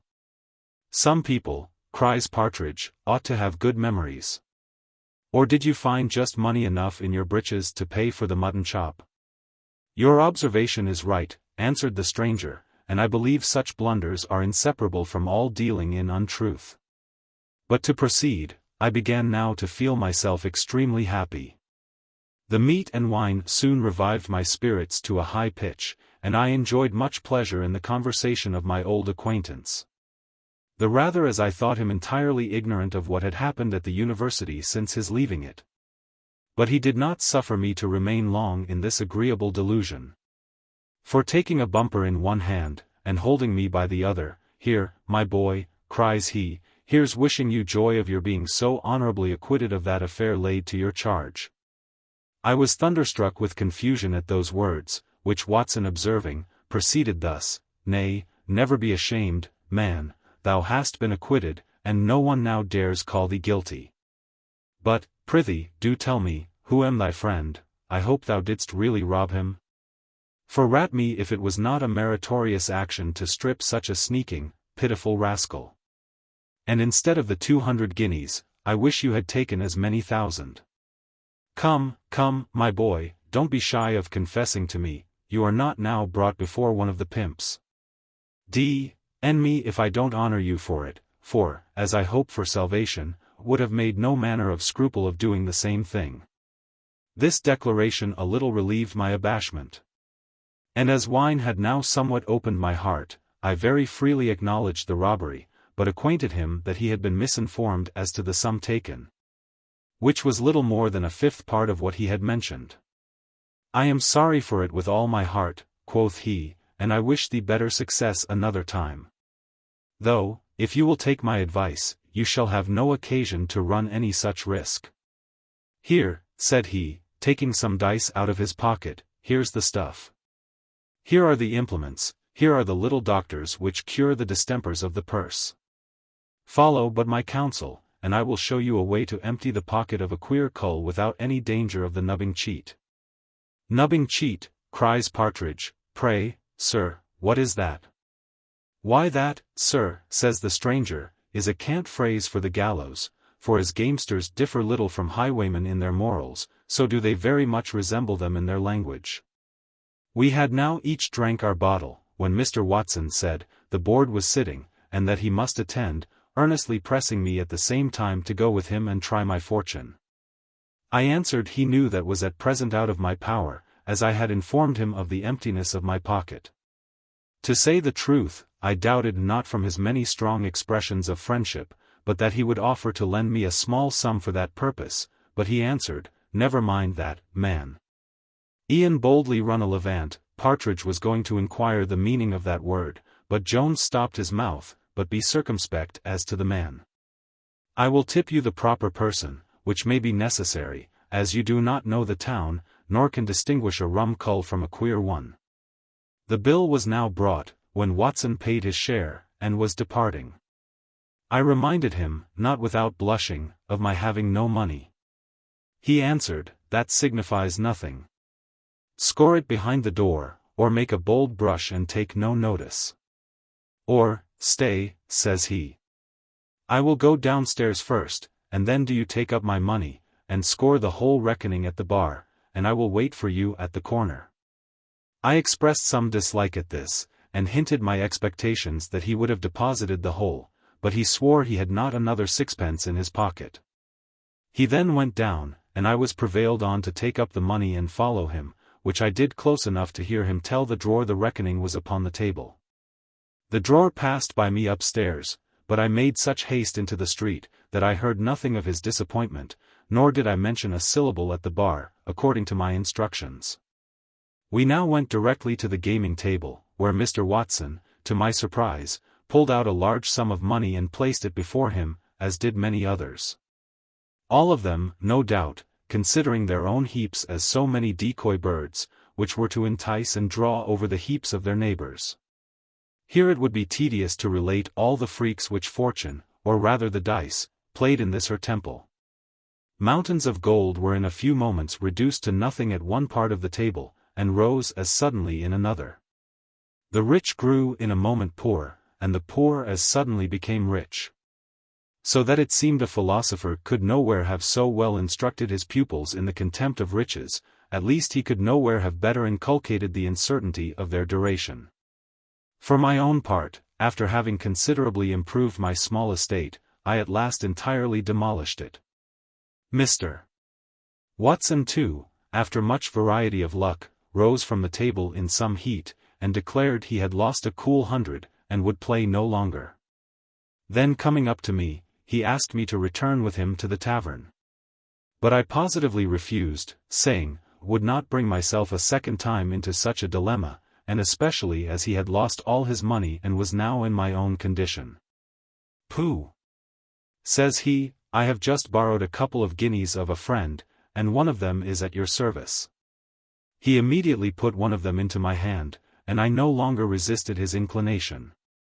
I was at first a little shocked at returning to the same house whence we had departed in so unhandsome a manner.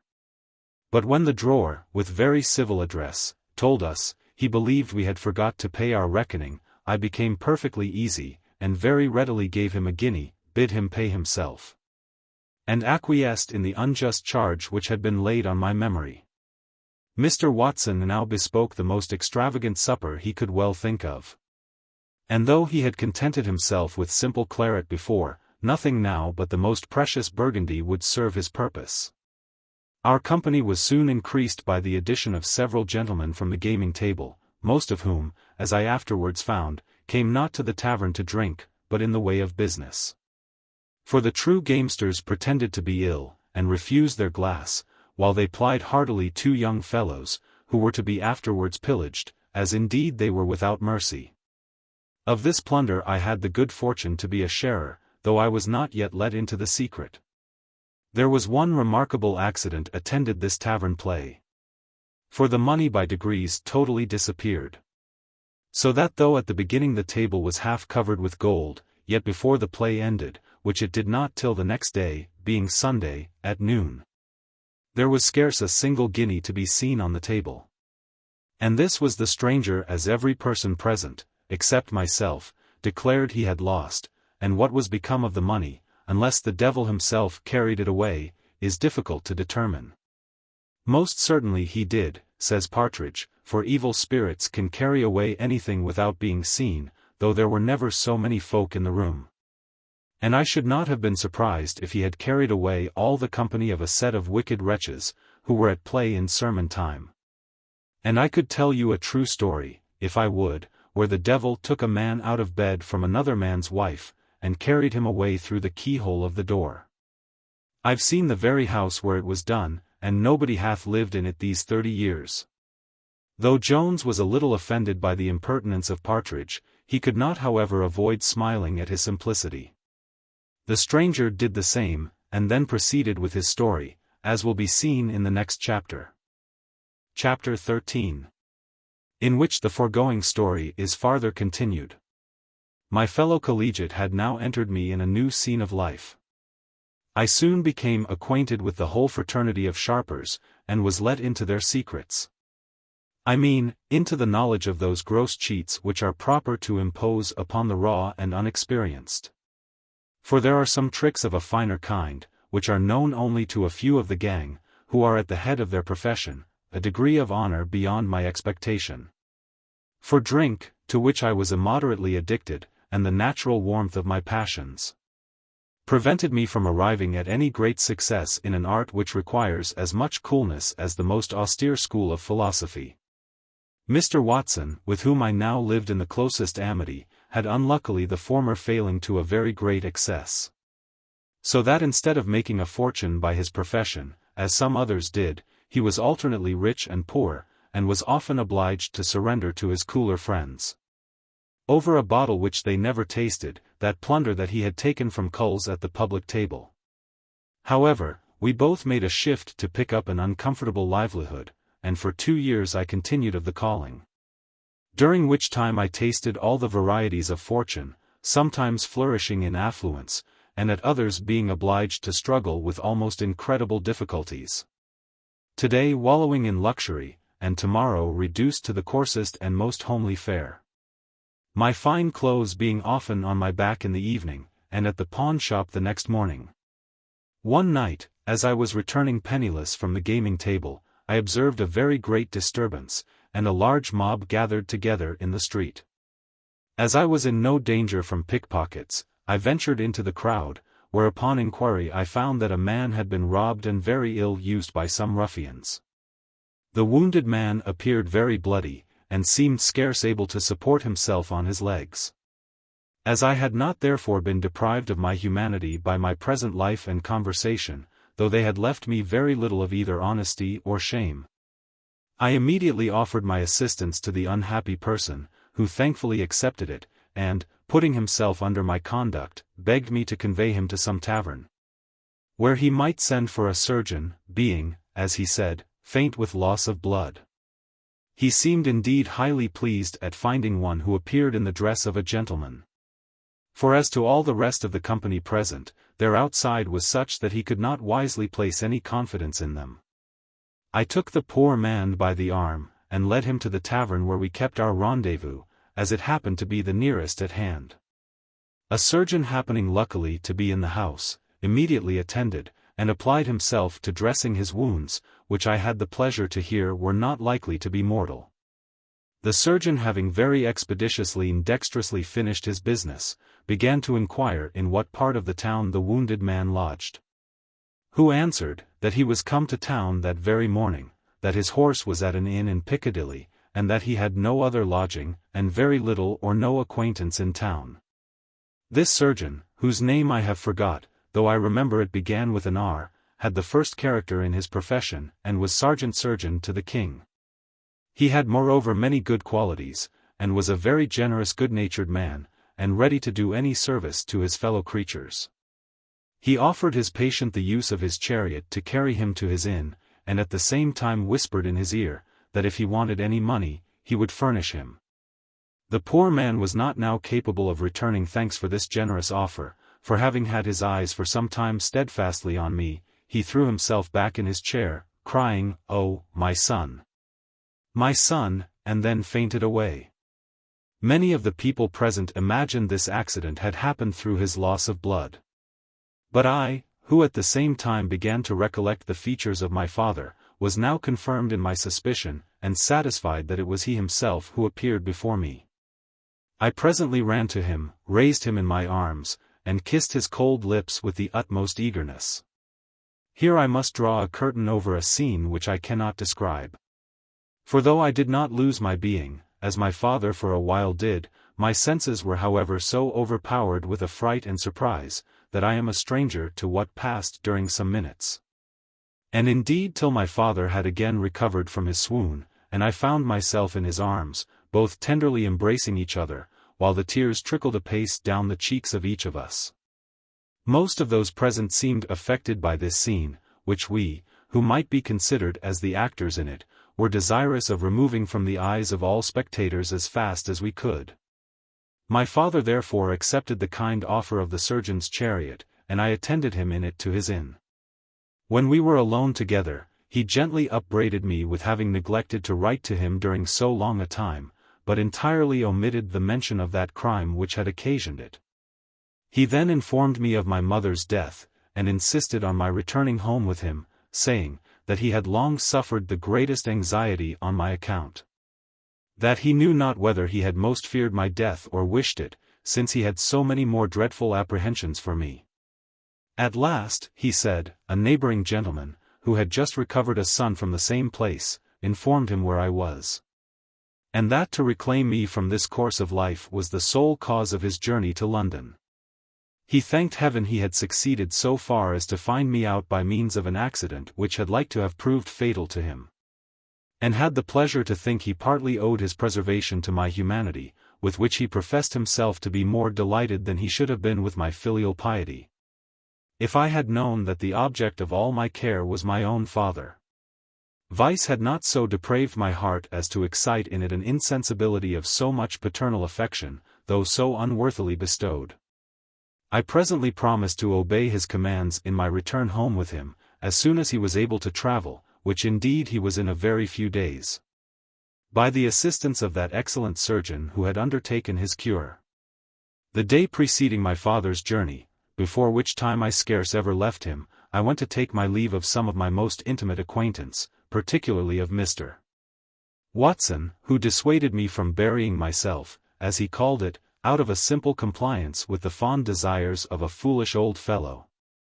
Such solicitations, however, had no effect, and I once more saw my own home.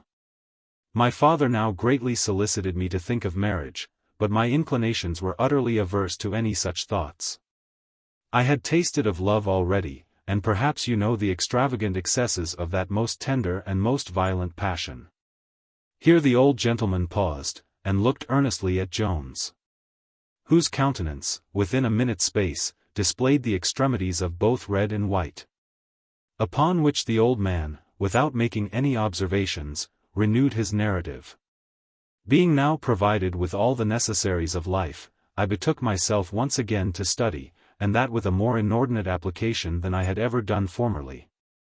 The books which now employed my time solely were those, as well ancient as modern, which treat of true philosophy, a word which is by many thought to be the subject only of farce and ridicule. I now read over the works of Aristotle and Plato, with the rest of those inestimable treasures which ancient Greece had bequeathed to the world. These authors, though they instructed me in no science by which men may promise to themselves to acquire the least riches or worldly power, taught me, however, the art of despising the highest acquisitions of both. They elevate the mind, and steel and harden it against the capricious invasions of fortune. They not only instruct in the knowledge of wisdom, but confirm men in her habits, and demonstrate plainly, that this must be our guide, if we propose ever to arrive at the greatest worldly happiness, or to defend ourselves, with any tolerable security, against the misery which everywhere surrounds and invests us. To this I added another study, compared to which, all the philosophy taught by the wisest heathens is little better than a dream, and is indeed as full of vanity as the silliest jester ever pleased to represent it. This is that divine wisdom which is alone to be found in the Holy Scriptures. For they impart to us the knowledge and assurance of things much more worthy our attention than all which this world can offer to our acceptance. Of things which heaven itself hath condescended to reveal to us, and to the smallest knowledge of which the highest human wit unassisted could never ascend. I began now to think all the time I had spent with the best heathen writers was little more than labor lost, for, however pleasant and delightful their lessons may be, or however adequate to the right regulation of our conduct with respect to this world only, yet, when compared with the glory revealed in Scripture, their highest documents will appear as trifling, and of as little consequence as the rules by which children regulate their childish little games and pastime. True it is, that philosophy makes us wiser, but Christianity makes us better men. Philosophy elevates and steels the mind, Christianity softens and sweetens it. The former makes us the objects of human admiration, the latter of divine love. That ensures us a temporal, but this an eternal happiness. But I am afraid I tire you with my rhapsody. Not at all, cries Partridge, Lud forbid we should be tired with good things. I had spent, continued the stranger, about 4 years in the most delightful manner to myself, totally given up to contemplation, and entirely unembarrassed with the affairs of the world. When I lost the best of fathers, and one whom I so entirely loved, that my grief at his loss exceeds all description, I now abandoned my books, and gave myself up for a whole month to the effects of melancholy and despair. Time, however, the best physician of the mind, at length brought me relief. Tempus edax rerum, said Partridge, I then, continued the stranger, betook myself again to my former studies, which I may say perfected my cure. For philosophy and religion may be called the exercises of the mind, and when this is disordered, they are as wholesome as exercise can be to a distempered body. They do indeed produce similar effects with exercise. For they strengthen and confirm the mind, till man becomes, in the noble strain of Horace, Fortis, etiam saipso totus teres at rotundus. Externiani quid valit per leve morari. In quem manca rut semper fortuna, 10. Here Jones smiled at some conceit which intruded itself into his imagination. But the stranger, I believe, perceived it not, and proceeded thus. My circumstances were now greatly altered by the death of that best of men.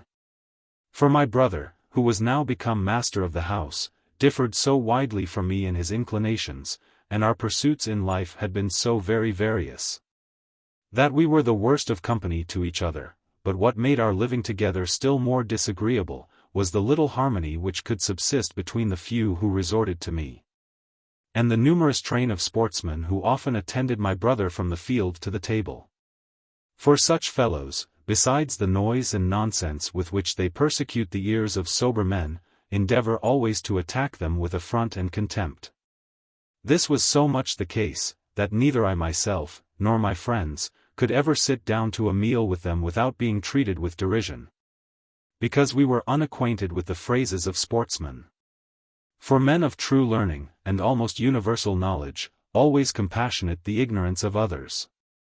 But fellows who excel in some little, low, contemptible art, are always certain to despise those who are unacquainted with that art. In short, We soon separated, and I went, by the advice of a physician, to drink the bath waters. For my violent affliction, added to a sedentary life, had thrown me into a kind of paralytic disorder, for which those waters are accounted an almost certain cure. The second day after my arrival, as I was walking by the river, the sun shone so intensely hot, though it was early in the year, that I retired to the shelter of some willows, and sat down by the river side. Here I had not been seated long before I heard a person on the other side of the willows sighing and bemoaning himself bitterly. On a sudden, having uttered a most impious oath, he cried, "I am resolved to bear it no longer," and directly threw himself into the water. I immediately started, and ran towards the place, calling at the same time as loudly as I could for assistance. An angler happened luckily to be fishing a little below me, though some very high sedge had hid him from my sight. He immediately came up, and both of us together, not without some hazard of our lives, drew the body to the shore. At first we perceived no sign of life remaining. But having held the body up by the heels, for we soon had assistance enough, it discharged a vast quantity of water at the mouth, and at length began to discover some symptoms of breathing, and a little afterwards to move both its hands and its legs.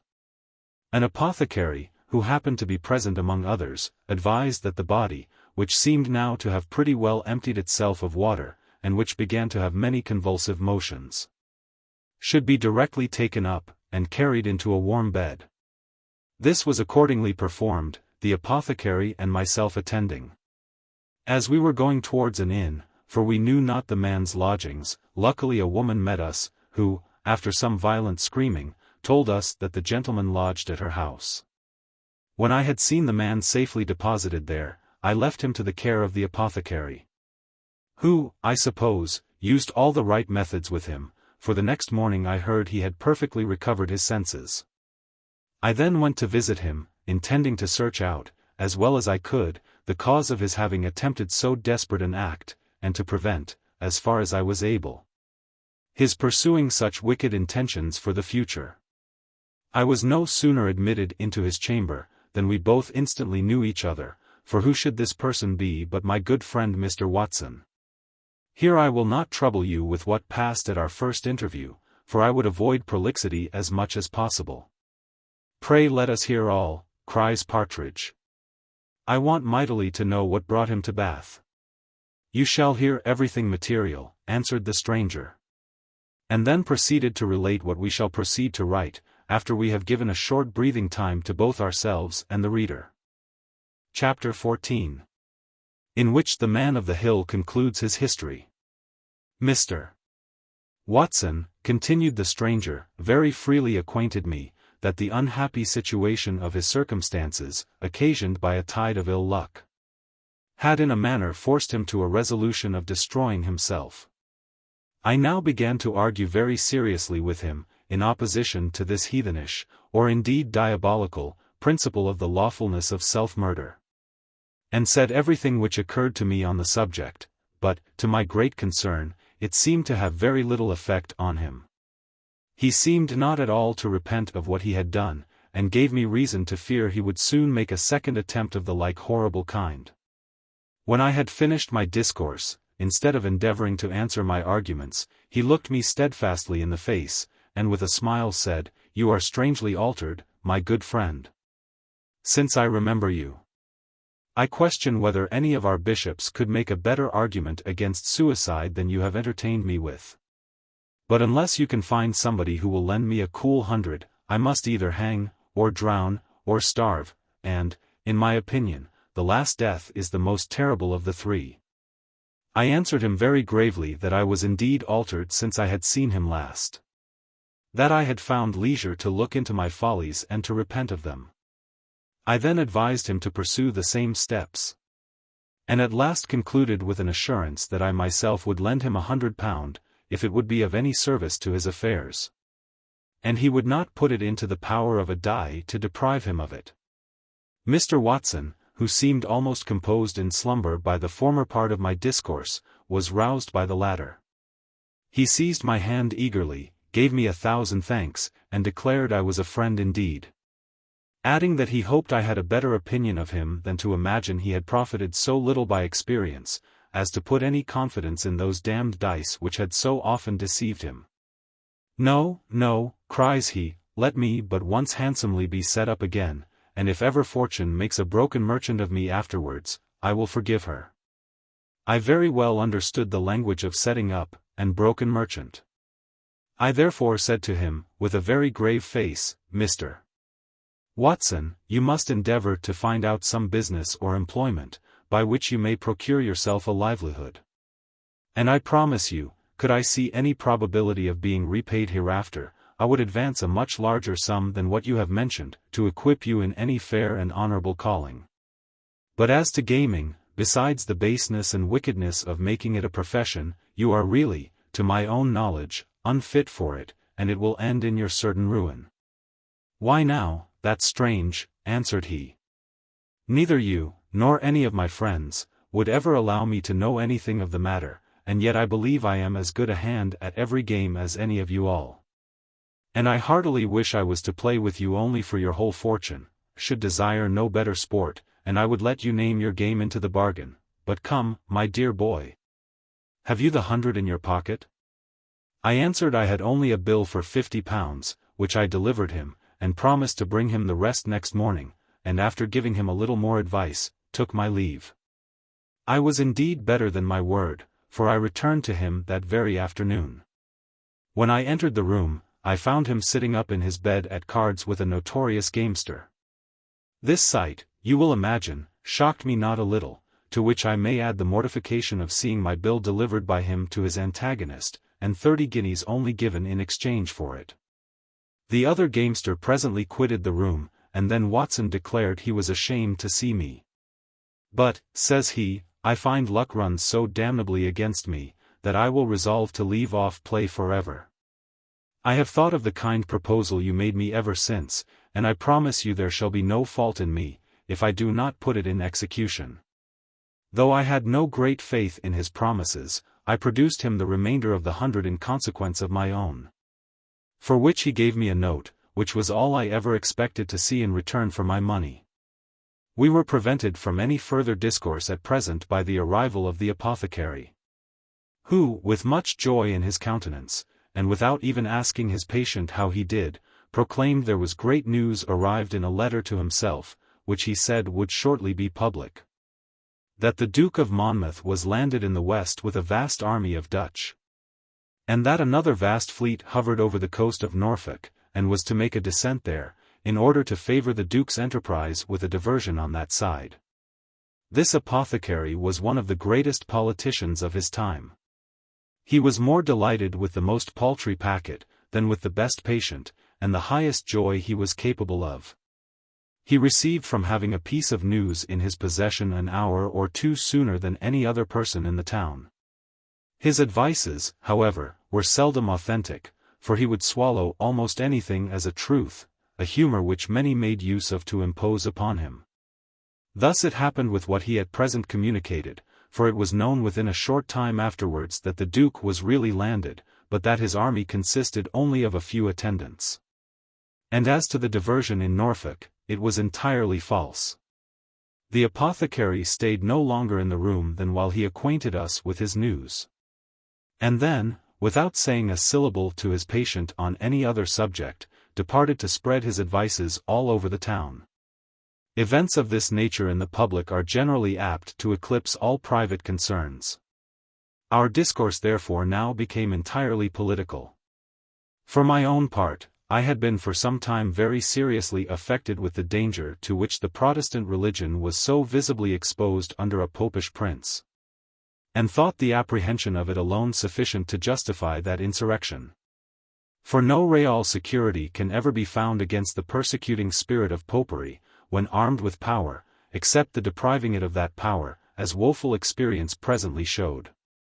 You know how King James behaved after getting the better of this attempt, how little he valued either his royal word, or coronation oath, or the liberties and rights of his people. But all had not the sense to foresee this at first, and therefore the Duke of Monmouth was weakly supported, yet all could feel when the evil came upon them. And therefore all united, at last, to drive out that king, against whose exclusion a great party among us had so warmly contended during the reign of his brother. And for whom they now fought with such zeal and affection. What you say, interrupted Jones, is very true. And it has often struck me, as the most wonderful thing I ever read of in history, that so soon after this convincing experience which brought our whole nation to join so unanimously in expelling King James, for the preservation of our religion and liberties, there should be a party among us mad enough to desire the placing his family again on the throne. You are not in earnest, answered the old man, there can be no such party. As bad an opinion as I have of mankind, I cannot believe them infatuated to such a degree. There may be some hot-headed papists led by their priests to engage in this desperate cause, and think it a holy war. But that Protestants, that are members of the Church of England, should be such apostates, such fellows to see, I cannot believe it. No, no, young man, unacquainted as I am with what has passed in the world for these last 30 years, I cannot be so imposed upon as to credit so foolish a tale. But I see you have a mind to sport with my ignorance. Can it be possible, replied Jones, that you have lived so much out of the world as not to know that during that time there have been 2 rebellions in favor of the son of King James, one of which is now actually raging in the very heart of the kingdom? At these words the old gentleman started up, and in a most solemn tone of voice, conjured Jones by his Maker to tell him if what he said was really true. Which the other as solemnly affirming, he walked several turns about the room in a profound silence, then cried, then laughed, and at last fell down on his knees, and blessed God, in a loud thanksgiving prayer, for having delivered him from all society with human nature, which could be capable of such monstrous extravagances. After which, being reminded by Jones that he had broke off his story, he resumed it again in this manner.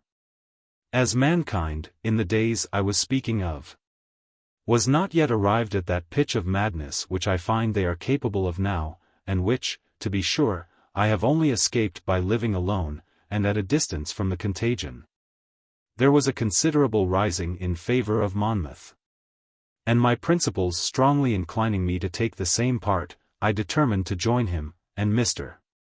Watson, from different motives concurring in the same resolution, for the spirit of a gamester will carry a man as far upon such an occasion as the spirit of patriotism.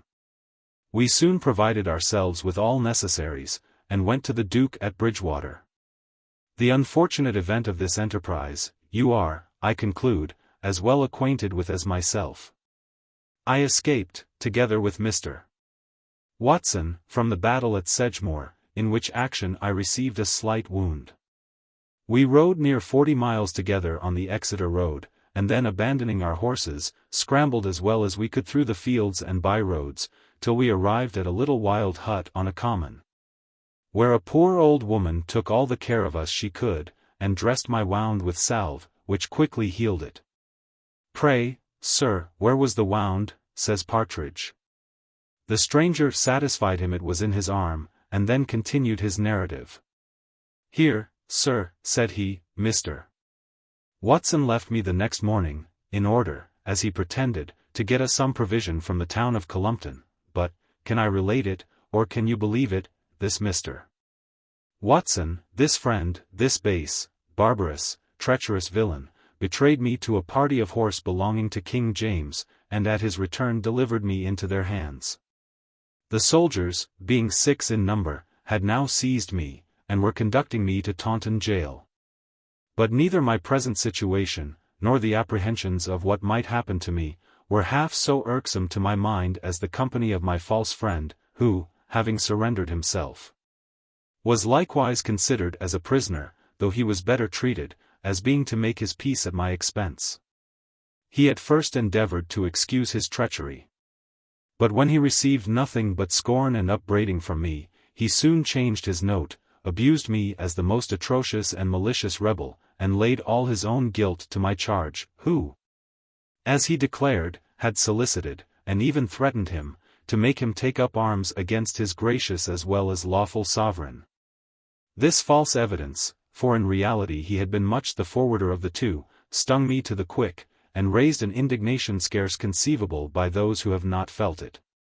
However, fortune at length took pity on me, for as we were got a little beyond Wellington, in a narrow lane, my guards received a false alarm, that near 50 of the enemy were at hand. Upon which they shifted for themselves, and left me and my betrayer to do the same. That villain immediately ran from me, and I am glad he did, or I should have certainly endeavored, though I had no arms, to have executed vengeance on his baseness. I was now once more at liberty. And immediately withdrawing from the highway into the fields, I travelled on, scarce knowing which way I went, and making it my chief care to avoid all public roads and all towns, nay, even the most homely houses. For I imagined every human creature whom I saw desirous of betraying me. At last, after rambling several days about the country, during which the fields afforded me the same bed and the same food which nature bestows on our savage brothers of the creation, I at length arrived at this place, where the solitude and wildness of the country invited me to fix my abode.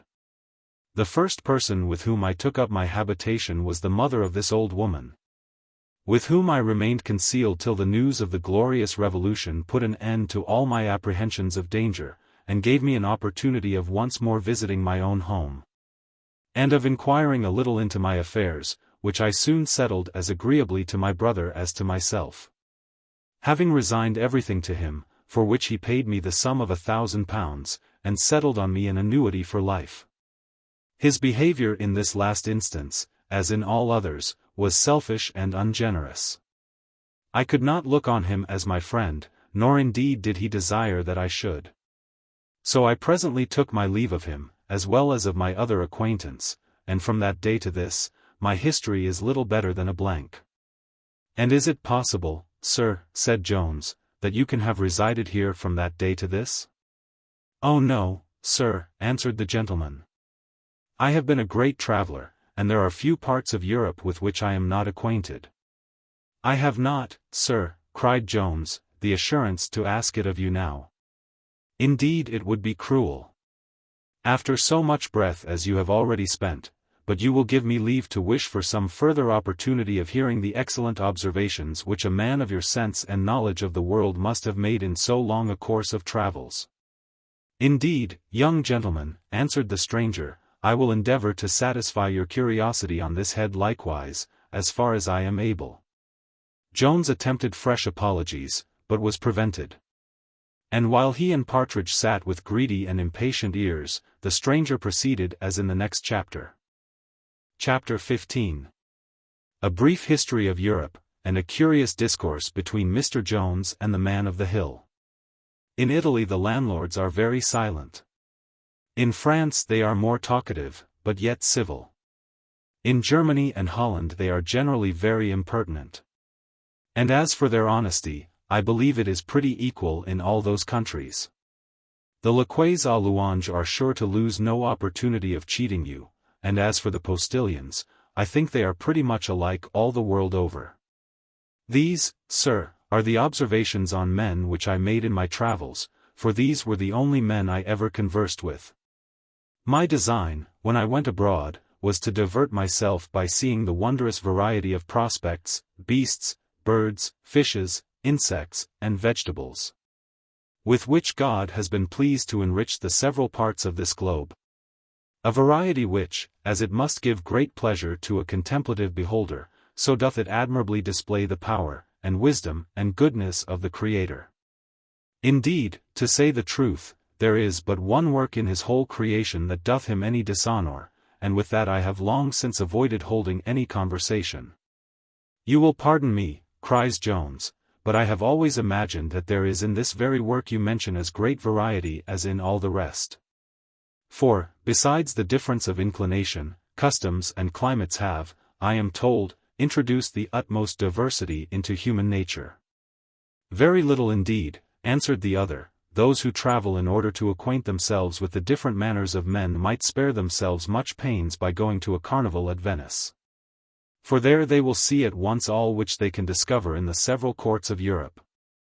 The same hypocrisy, the same fraud, in short, the same follies and vices dressed in different habits.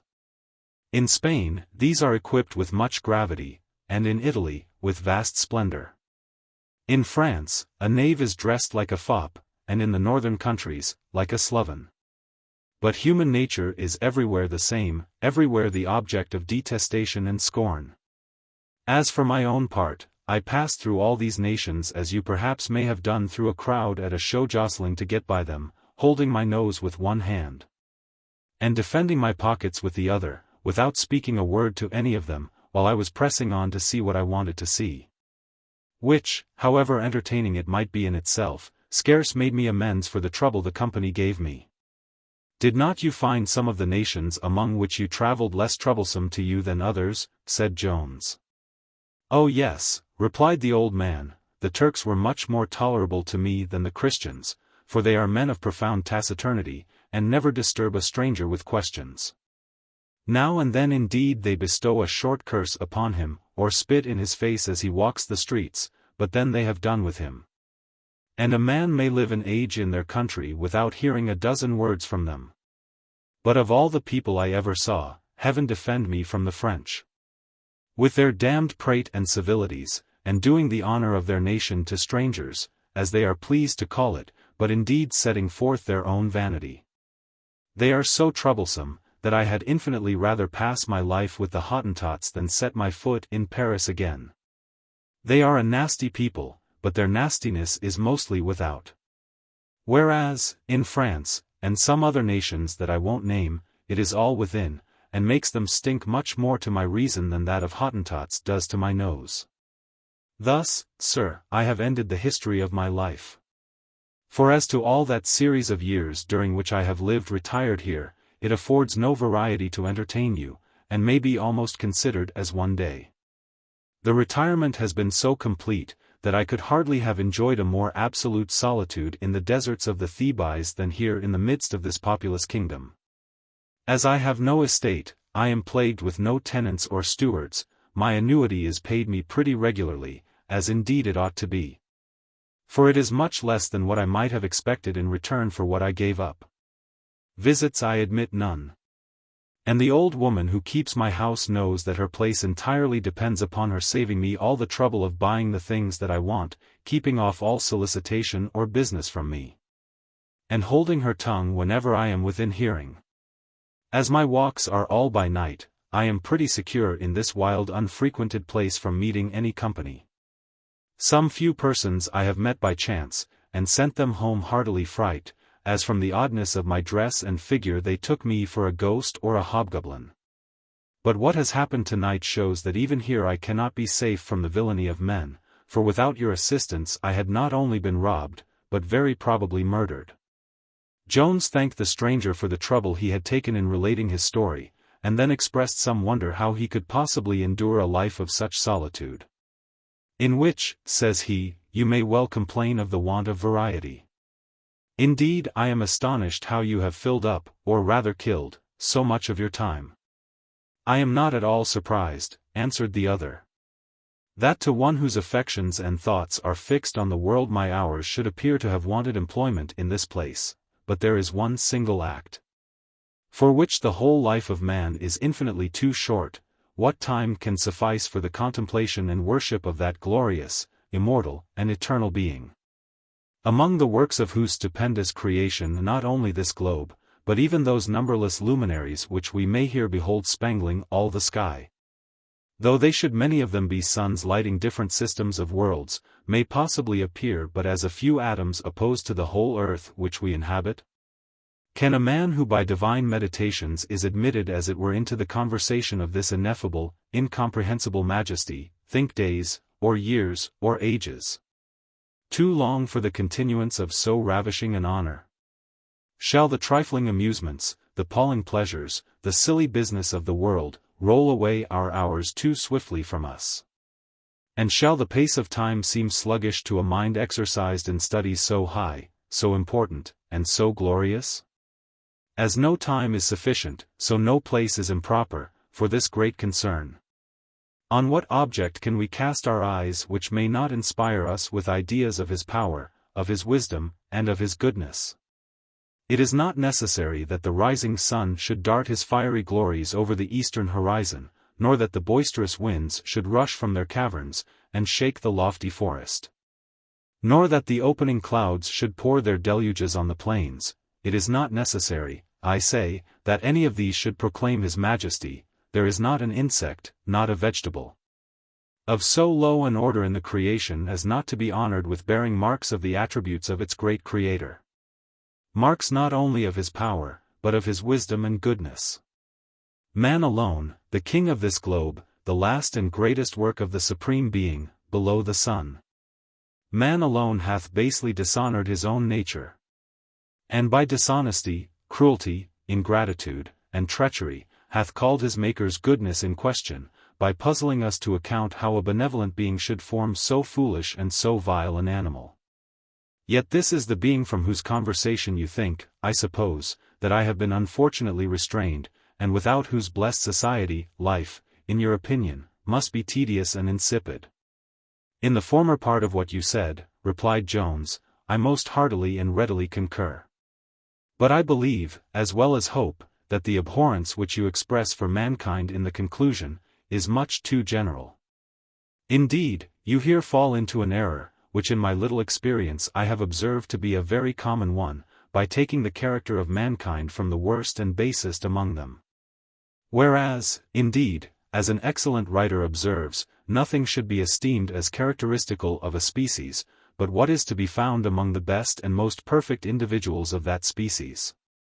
This error, I believe, is generally committed by those who from want of proper caution in the choice of their friends and acquaintance, have suffered injuries from bad and worthless men.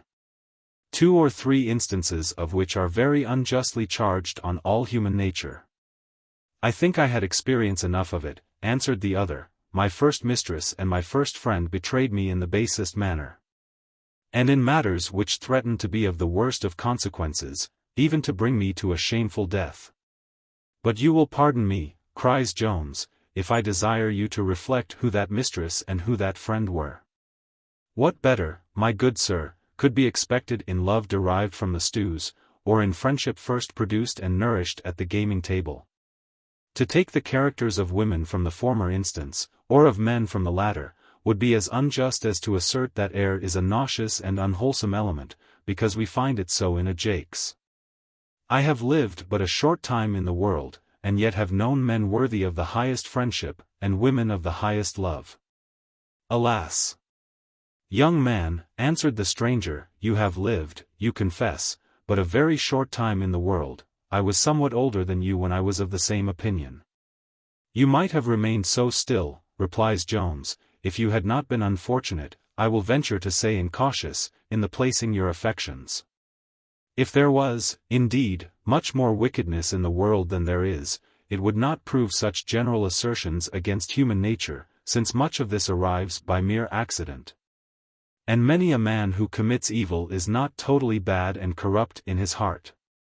In truth, none seem to have any title to assert human nature to be necessarily and universally evil, but those whose own minds afford them one instance of this natural depravity. Which is not, I am convinced, your case.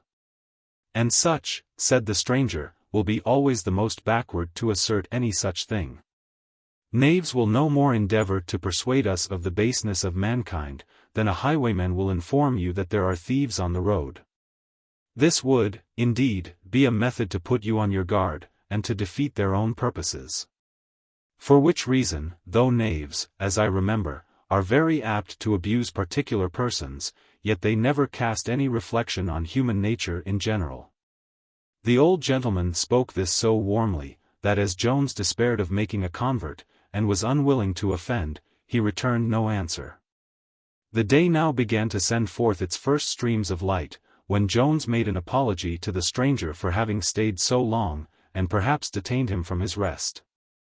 The stranger answered, he never wanted rest less than at present, for that day and night were in different seasons to him. And that he commonly made use of the former for the time of his repose and of the latter for his walks and lucubrations. However, said he, it is now a most lovely morning, and if you can bear any longer to be without your own rest or food, I will gladly entertain you with the sight of some very fine prospects which I believe you have not yet seen. Jones very readily embraced this offer, and they immediately set forward together from the cottage. As for Partridge, he had fallen into a profound repose just as the stranger had finished his story. For his curiosity was satisfied, and the subsequent discourse was not forcible enough in its operation to conjure down the charms of sleep. Jones therefore left him to enjoy his nap. And as the reader may perhaps be at this season glad of the same favor, we will here put an end to the 8th book of our history. Book. Chapter 9. Containing 12 hours. Chapter 1.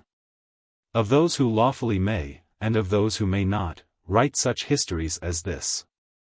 Among other good uses for which I have thought proper to institute these several introductory chapters, I have considered them as a kind of mark or stamp, which may hereafter enable a very indifferent reader to distinguish what is true and genuine in this historic kind of writing, from what is false and counterfeit. Indeed, it seems likely that some such mark may shortly become necessary, since the favorable reception which 2 or 3 authors have lately procured for their works of this nature from the public will probably serve as an encouragement to many others to undertake the like. Thus a swarm of foolish novels and monstrous romances will be produced, either to the great impoverishing of booksellers, or to the great loss of time and deprivation of morals in the reader. Nay, often to the spreading of scandal and calumny, and to the prejudice of the characters of many worthy and honest people. I question not but the ingenious author of the Spectator was principally induced to prefix Greek and Latin mottos to every paper, from the same consideration of guarding against the pursuit of those scribblers, who having no talents of a writer but what is taught by the writing master, are yet nowise afraid nor ashamed to assume the same titles with the greatest genius, than their good brother in the fable was of braying in the lion's skin. By the device therefore of his motto, it became impracticable for any man to presume to imitate the spectators, without understanding at least one sentence in the learned languages. In the same manner I have now secured myself from the imitation of those who are utterly incapable of any degree of reflection, and whose learning is not equal to an essay. I would not be here understood to insinuate that the greatest merit of such historical productions can ever lie in these introductory chapters. But, in fact, those parts which contain mere narrative only, afford much more encouragement to the pen of an imitator, than those which are composed of observation and reflection. Here I mean such imitators as Rowe was of Shakespeare, or as Horace hints some of the Romans were of Cato, by bare feet and sour faces. To invent good stories, and to tell them well, are possibly very rare talents. And yet I have observed few persons who have scrupled to aim at both, and if we examine the romances and novels with which the world abounds, I think we may fairly conclude that most of the authors would not have attempted to show their teeth, if the expression may be allowed me, in any other way of writing. Nor could indeed have strung together a dozen sentences on any other subject whatever. Scribimus indocti doctique passum 11 may be more truly said of the historian and biographer, than of any other species of writing. For all the arts and sciences, even criticism itself, require some little degree of learning and knowledge. Poetry, indeed, may perhaps be thought an exception. But then it demands numbers, or something like numbers, whereas, to the composition of novels and romances, nothing is necessary but paper, pens, and ink, with the manual capacity of using them. This, I conceive, their productions show to be the opinion of the authors themselves, and this must be the opinion of their readers, if indeed there be any such. Hence we are to derive that universal contempt which the world, who always denominate the whole from the majority, have cast on all historical writers who do not draw their materials from records.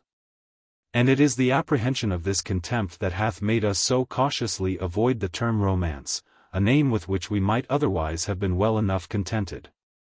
Though, as we have good authority for all our characters, no less indeed than the vast authentic doomsday book of nature, as is elsewhere hinted, our labors have sufficient title to the name of history. Certainly they deserve some distinction from those works, which one of the wittiest of men regarded only as proceeding from a pruritus, or indeed rather from a looseness of the brain.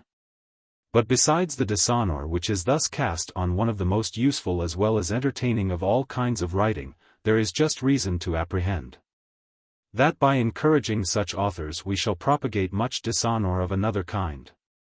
I mean to the characters of many good and valuable members of society, for the dullest writers, no more than the dullest companions, are always inoffensive. They have both enough of language to be indecent and abusive. And surely if the opinion just above cited be true, we cannot wonder that works so nastily derived should be nasty themselves, or have a tendency to make others so. To prevent therefore, for the future, such intemperate abuses of leisure, of letters, and of the liberty of the press, especially as the world seems at present to be more than usually threatened with them, I shall here venture to mention some qualifications, every one of which are in a pretty high degree necessary to this order of historians. The first is, genius, without a full vein of which no study, says Horace, can avail us. By genius I would understand that power, or rather those powers of the mind, which are capable of penetrating into all things within our reach and knowledge, and of distinguishing their essential differences. These are no other than invention and judgment, and they are both called by the collective name of genius, as they are of those gifts of nature which we bring with us into the world, concerning each of which many seem to have fallen into very great errors. For by invention, I believe, is generally understood a creative faculty, which would indeed prove most romance writers to have the highest pretensions to it. Whereas by invention is really meant no more, and so the word signifies, than discovery, or finding out. Or to explain it at large, a quick and sagacious penetration into the true essence of all the objects of our contemplation. This, I think, can rarely exist without the concomitancy of judgment. For how we can be said to have discovered the true essence of two things, without discerning their difference, seems to me hard to conceive. Now this last is the undisputed province of judgment. And yet some few men of wit have agreed with all the dull fellows in the world in representing these two to have been seldom or never the property of one and the same person. But though they should be so, they are not sufficient for our purpose, without a good share of learning. For which I could again cite the authority of Horace, and of many others, if any was necessary to prove that tools are of no service to a workman, when they are not sharpened by art, or when he wants rules to direct him in his work, or hath no matter to work upon. All these uses are supplied by learning, for nature can only furnish us with capacity, or, as I have chose to illustrate it, with the tools of our profession. Learning must fit them for use, must direct them in it, and, lastly, must contribute part at least of the materials. A competent knowledge of history and of the belles lettres is here absolutely necessary. And without this share of knowledge at least, to affect the character of an historian, is as vain as to endeavor at building a house without timber or mortar, or brick or stone. Homer and Milton, who, though they added the ornament of numbers to their works, were both historians of our order, were masters of all the learning of their times. Again, there is another sort of knowledge, beyond the power of learning to bestow, and this is to be had by conversation. So necessary is this to the understanding the characters of men, that none are more ignorant of them than those learned pedants whose lives have been entirely consumed in colleges, and among books. For however exquisitely human nature may have been described by writers, the true practical system can be learnt only in the world. Indeed the like happens in every other kind of knowledge. Neither physic nor law are to be practically known from books. Nay, the farmer, the planter, the gardener, must perfect by experience what he hath acquired the rudiments of by reading. How accurately soever the ingenious Mr. Millar may have described the plant, he himself would advise his disciple to see it in the garden. As we must perceive, that after the nicest strokes of a Shakespeare or a Johnson, of a Wycherley or an Otway, some touches of nature will escape the reader, which the judicious action of a Garrick, of a Cibber, or a Clive XII can convey to him. So, on the real stage, the character shows himself in a stronger and bolder light than he can be described. And if this be the case in those fine and nervous descriptions which great authors themselves have taken from life, how much more strongly will it hold when the writer himself takes his lines not from nature, but from books? Such characters are only the faint copy of a copy, and can have neither the justness nor spirit of an original. Now this conversation in our historian must be universal, that is, with all ranks and degrees of men, for the knowledge of what is called high life will not instruct him in low. Nor, e converso, will his being acquainted with the inferior part of mankind teach him the manners of the superior.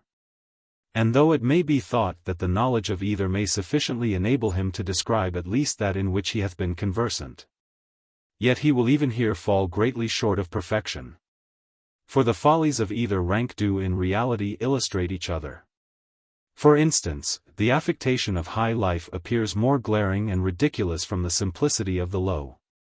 And again, the rudeness and barbarity of this latter strikes with much stronger ideas of absurdity, when contrasted with, and opposed to, the politeness which controls the former. Besides, to say the truth, the manners of our historian will be improved by both these conversations, for in the one he will easily find examples of plainness, honesty, and sincerity. In the other of refinement, elegance, and a liberality of spirit, which last quality I myself have scarce ever seen in men of low birth and education. Nor will all the qualities I have hitherto given my historian avail him, unless he have what is generally meant by a good heart, and be capable of feeling. The author who will make me weep, says Horace, must first weep himself. In reality, no man can paint a distress well which he doth not feel while he is painting it. Nor do I doubt, but that the most pathetic and affecting scenes have been writ with tears. In the same manner it is with the ridiculous. I am convinced I never make my reader laugh heartily but where I have laughed before him, unless it should happen at any time, that instead of laughing with me he should be inclined to laugh at me. Perhaps this may have been the case at some passages in this chapter, from which apprehension I will here put an end to it. Chapter 2. Containing a very surprising adventure indeed, which Mr. Jones met with in his walk with the man of the hill. Aurora now first opened her casement, unless the day began to break, when Jones walked forth in company with the stranger, and mounted Mazard Hill, of which they had no sooner gained the summit than one of the most noble prospects in the world presented itself to their view, and which we would likewise present to the reader. But for two reasons: first, we despair of making those who have seen this prospect admire our description. Secondly, we very much doubt whether those who have not seen it would understand it. Jones stood for some minutes fixed in one posture, and directing his eyes towards the south. Upon which the old gentleman asked, what he was looking at with so much attention. Alas! Sir, answered he with a sigh, I was endeavoring to trace out my own journey hither. Good heavens! What a distance is Gloucester from us! What a vast tract of land must be between me and my own home! Ay, young gentleman, cries the other, and by your sighing, from what you love better than your own home, or I am mistaken. I perceive now the object of your contemplation is not within your sight, and yet I fancy you have a pleasure in looking that way. Jones answered with a smile, I find, old friend, you have not yet forgot the sensations of your youth. I own my thoughts were employed as you have guessed. They now walked to that part of the hill which looks to the northwest, and which hangs over a vast and extensive wood. Here they were no sooner arrived than they heard at a distance the most violent screams of a woman, proceeding from the wood below them.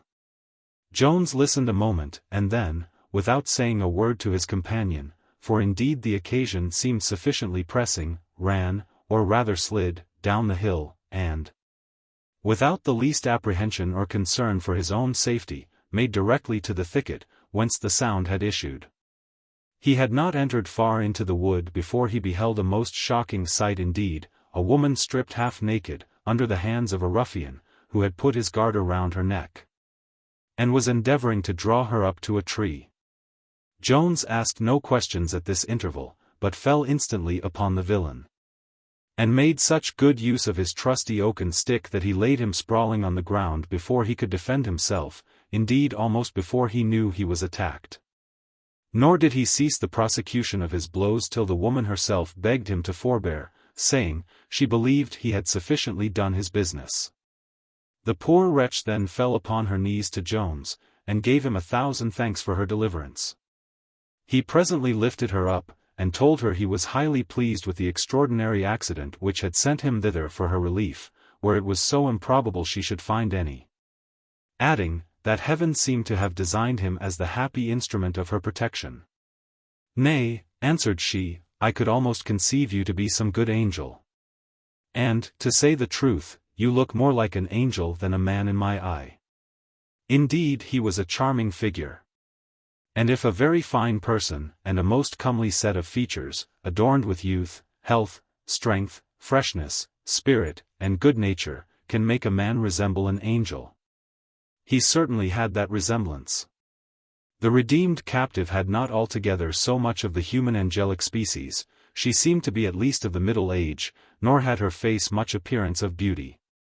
But her clothes being torn from all the upper part of her body, her breasts, which were well formed and extremely white, attracted the eyes of her deliverer, and for a few moments they stood silent, and gazing at each other. Till the ruffian on the ground beginning to move, Jones took the garter which had been intended for another purpose, and bound both his hands behind him. And now, on contemplating his face, he discovered, greatly to his surprise, and perhaps not a little to his satisfaction, this very person to be no other than Ensign Northerton. Nor had the ensign forgotten his former antagonist, whom he knew the moment he came to himself. His surprise was equal to that of Jones, but I conceive his pleasure was rather less on this occasion. Jones helped Northerton upon his legs, and then looking him steadfastly in the face, I fancy, sir, said he, you did not expect to meet me any more in this world. And I confess I had as little expectation to find you here. However, fortune, I see, hath brought us once more together, and hath given me satisfaction for the injury I have received, even without my own knowledge. It is very much like a man of honor, indeed, answered Northerton, to take satisfaction by knocking a man down behind his back. Neither am I capable of giving you satisfaction here, as I have no sword. But if you dare behave like a gentleman, let us go where I can furnish myself with one, and I will do by you as a man of honor ought. Doth it become such a villain as you are, cries Jones, to contaminate the name of honor by assuming it? But I shall waste no time in discourse with you.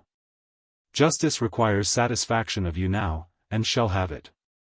Then turning to the woman, he asked her, if she was near her home. Or if not, whether she was acquainted with any house in the neighborhood, where she might procure herself some decent clothes, in order to proceed to a justice of the peace. She answered she was an entire stranger in that part of the world. Jones then recollecting himself, said, he had a friend near who would direct them. Indeed, he wondered at his not following. But, in fact, the good man of the hill, when our hero departed, sat himself down on the brow, where, though he had a gun in his hand, he with great patience and unconcern had attended the issue. Jones then stepping without the wood, perceived the old man sitting as we have just described him. He presently exerted his utmost agility, and with surprising expedition ascended the hill. The old man advised him to carry the woman to Upton, which, he said, was the nearest town, and there he would be sure of furnishing her with all manner of conveniencies. Jones having received his direction to the place, took his leave of the man of the hill, and, desiring him to direct Partridge the same way, returned hastily to the wood. Our hero, at his departure to make this inquiry of his friend, had considered, that as the ruffian's hands were tied behind him, he was incapable of executing any wicked purposes on the poor woman. Besides, he knew he should not be beyond the reach of her voice, and could return soon enough to prevent any mischief. He had moreover declared to the villain, that if he attempted the least insult, he would be himself immediately the executioner of vengeance on him. But Jones unluckily forgot, that though the hands of Northerton were tied, his legs were at liberty. Nor did he lay the least injunction on the prisoner that he should not make what use of these he pleased.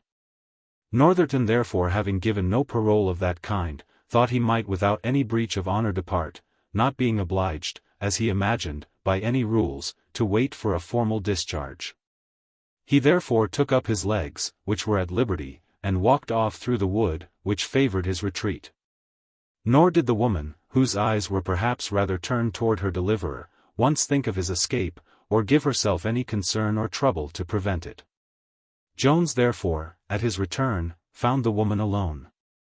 He would have spent some time in searching for Northerton, but she would not permit him. Earnestly entreating that he would accompany her to the town whither they had been directed. "As to the fellow's escape," said she, "it gives me no uneasiness. For philosophy and Christianity both preach up forgiveness of injuries. But for you, sir, I am concerned at the trouble I give you. Nay, indeed, my nakedness may well make me ashamed to look you in the face, and if it was not for the sake of your protection, should wish to go alone." Jones offered her his coat. But, I know not for what reason, she absolutely refused the most earnest solicitations to accept it. He then begged her to forget both the causes of her confusion. "With regard to the former," says he, "I have done no more than my duty in protecting you, and as for the latter, I will entirely remove it, by walking before you all the way.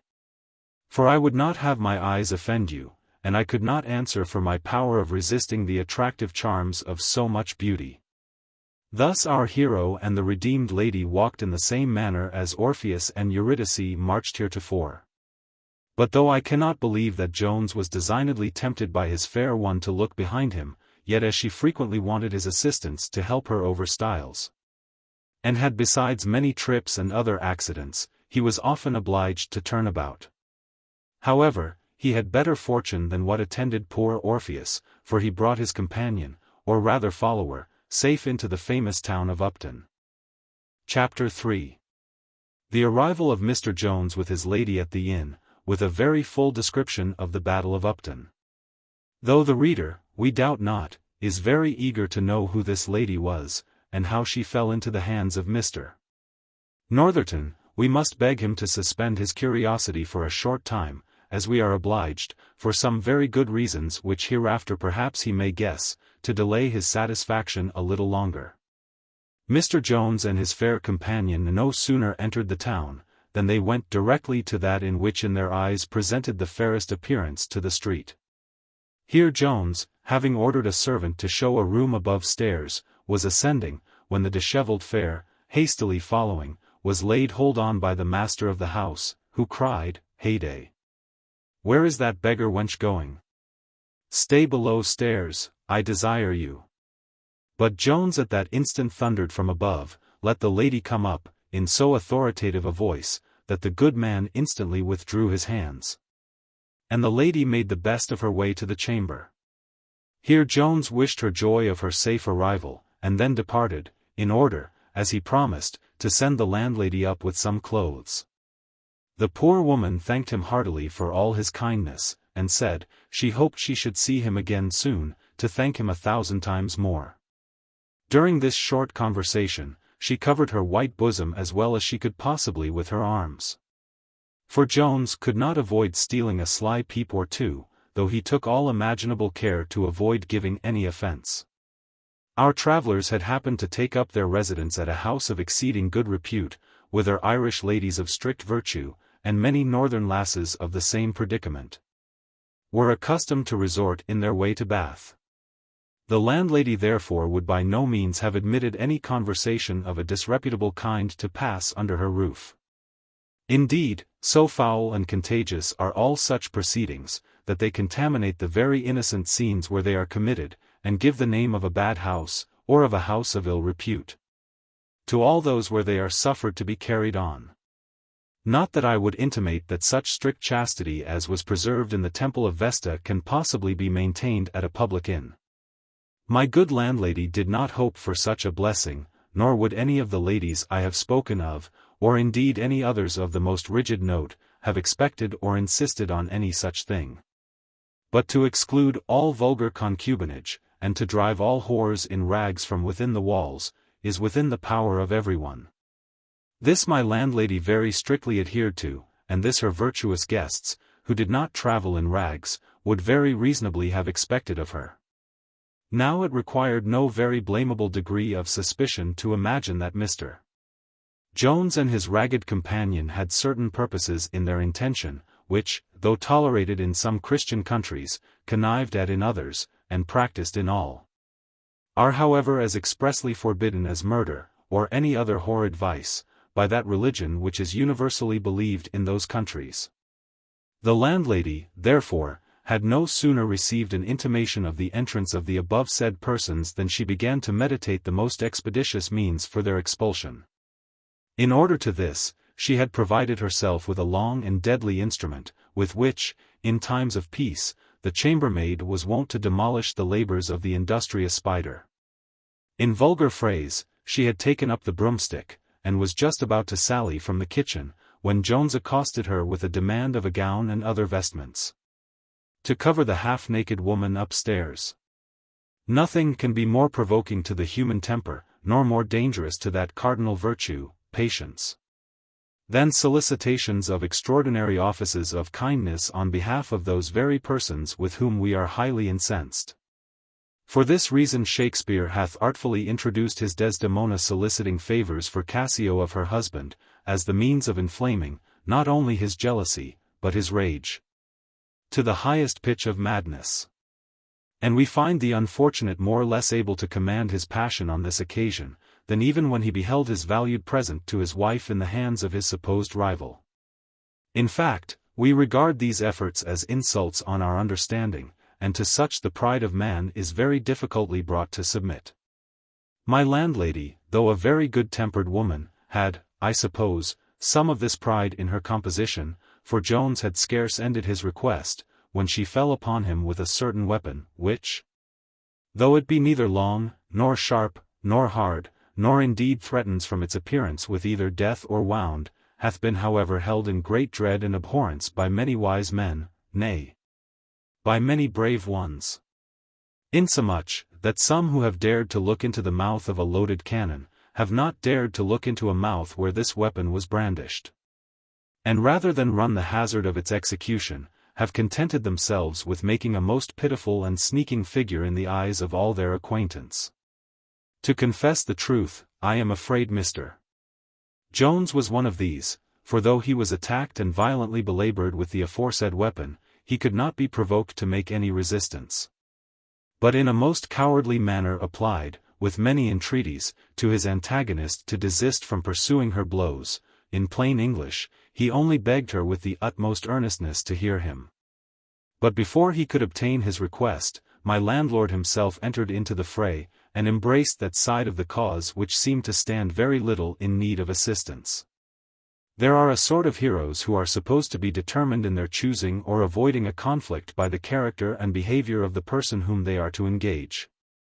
These are said to know their men, and Jones, I believe, knew his woman.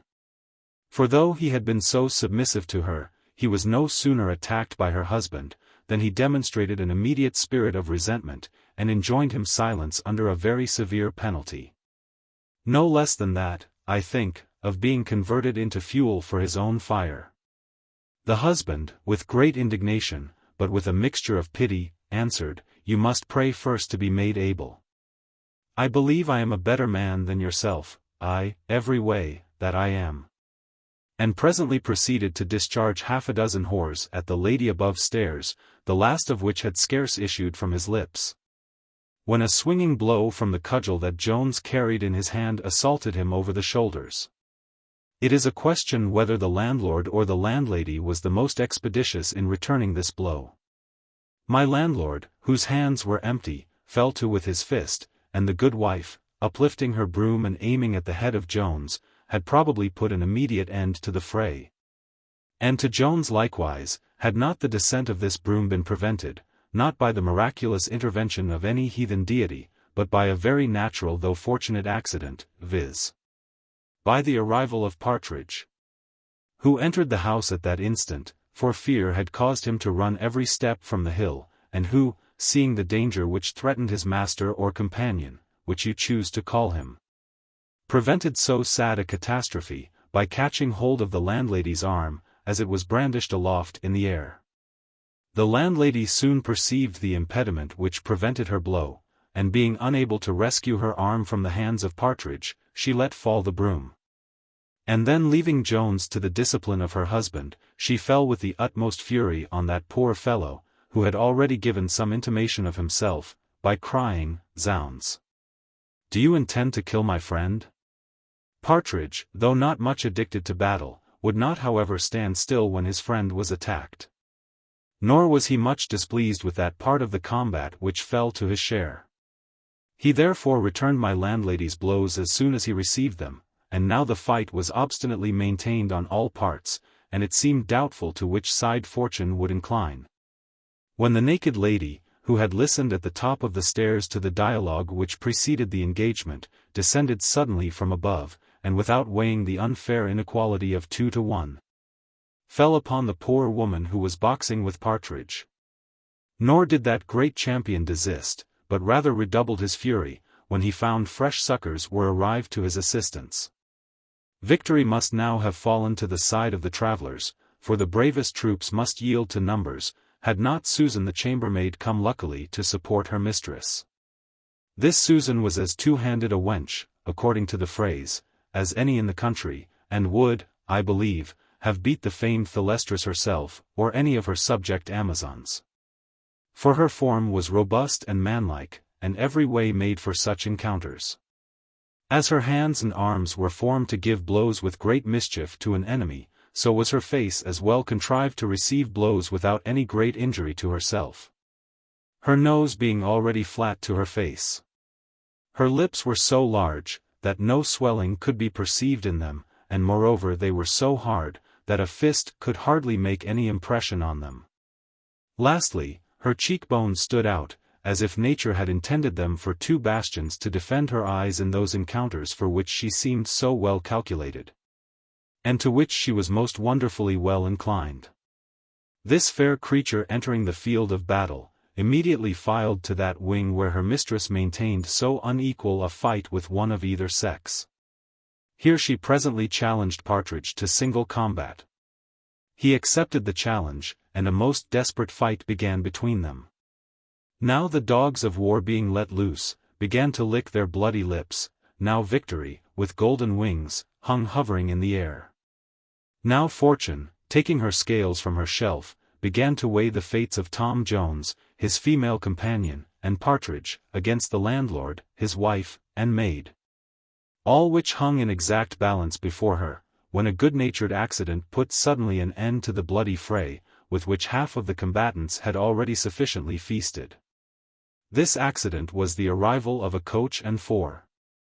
Upon which my landlord and landlady immediately desisted from fighting, and at their entreaty obtained the same favour of their antagonists, but Susan was not so kind to Partridge. For that Amazonian fair having overthrown and bestrid her enemy, was now cuffing him lustily with both her hands, without any regard to his request of a cessation of arms, or to those loud exclamations of murder which he roared forth. No sooner, however, had Jones quitted the landlord, than he flew to the rescue of his defeated companion, from whom he with much difficulty drew off the enraged chambermaid, but Partridge was not immediately sensible of his deliverance, for he still lay flat on the floor, guarding his face with his hands. Nor did he cease roaring till Jones had forced him to look up, and to perceive that the battle was at an end. The landlord, who had no visible hurt, and the landlady, hiding her well-scratched face with her handkerchief, ran both hastily to the door to attend the coach, from which a young lady and her maid now alighted. These the landlady presently ushered into that room where Mr. Jones had at first deposited his fair prize, as it was the best apartment in the house. Hither they were obliged to pass through the field of battle, which they did with the utmost haste, covering their faces with their handkerchiefs, as desirous to avoid the notice of anyone. Indeed their caution was quite unnecessary.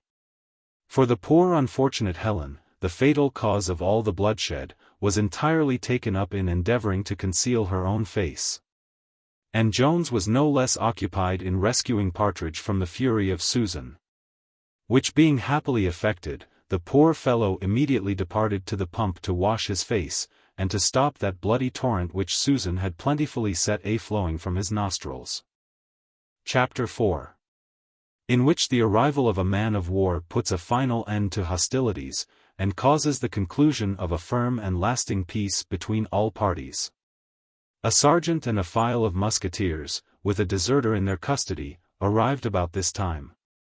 The sergeant presently inquired for the principal magistrate of the town, and was informed by my landlord that he himself was vested in that office. He then demanded his billets, together with a mug of beer, and complaining it was cold, spread himself before the kitchen fire. Mr. Jones was at this time comforting the poor distressed lady, who sat down at a table in the kitchen, and leaning her head upon her arm, was bemoaning her misfortunes. But lest my fair readers should be in pain concerning a particular circumstance, I think proper here to acquaint them, that before she had quitted the room above stairs, she had so well covered herself with a pillow bier which she there found, that her regard to decency was not in the least violated by the presence of so many men as were now in the room. One of the soldiers now went up to the sergeant, and whispered something in his ear. Upon which he steadfastly fixed his eyes on the lady, and having looked at her for near a minute, he came up to her, saying, "I ask pardon, madam, but I am certain I am not deceived. You can be no other person than Captain Waters's lady?"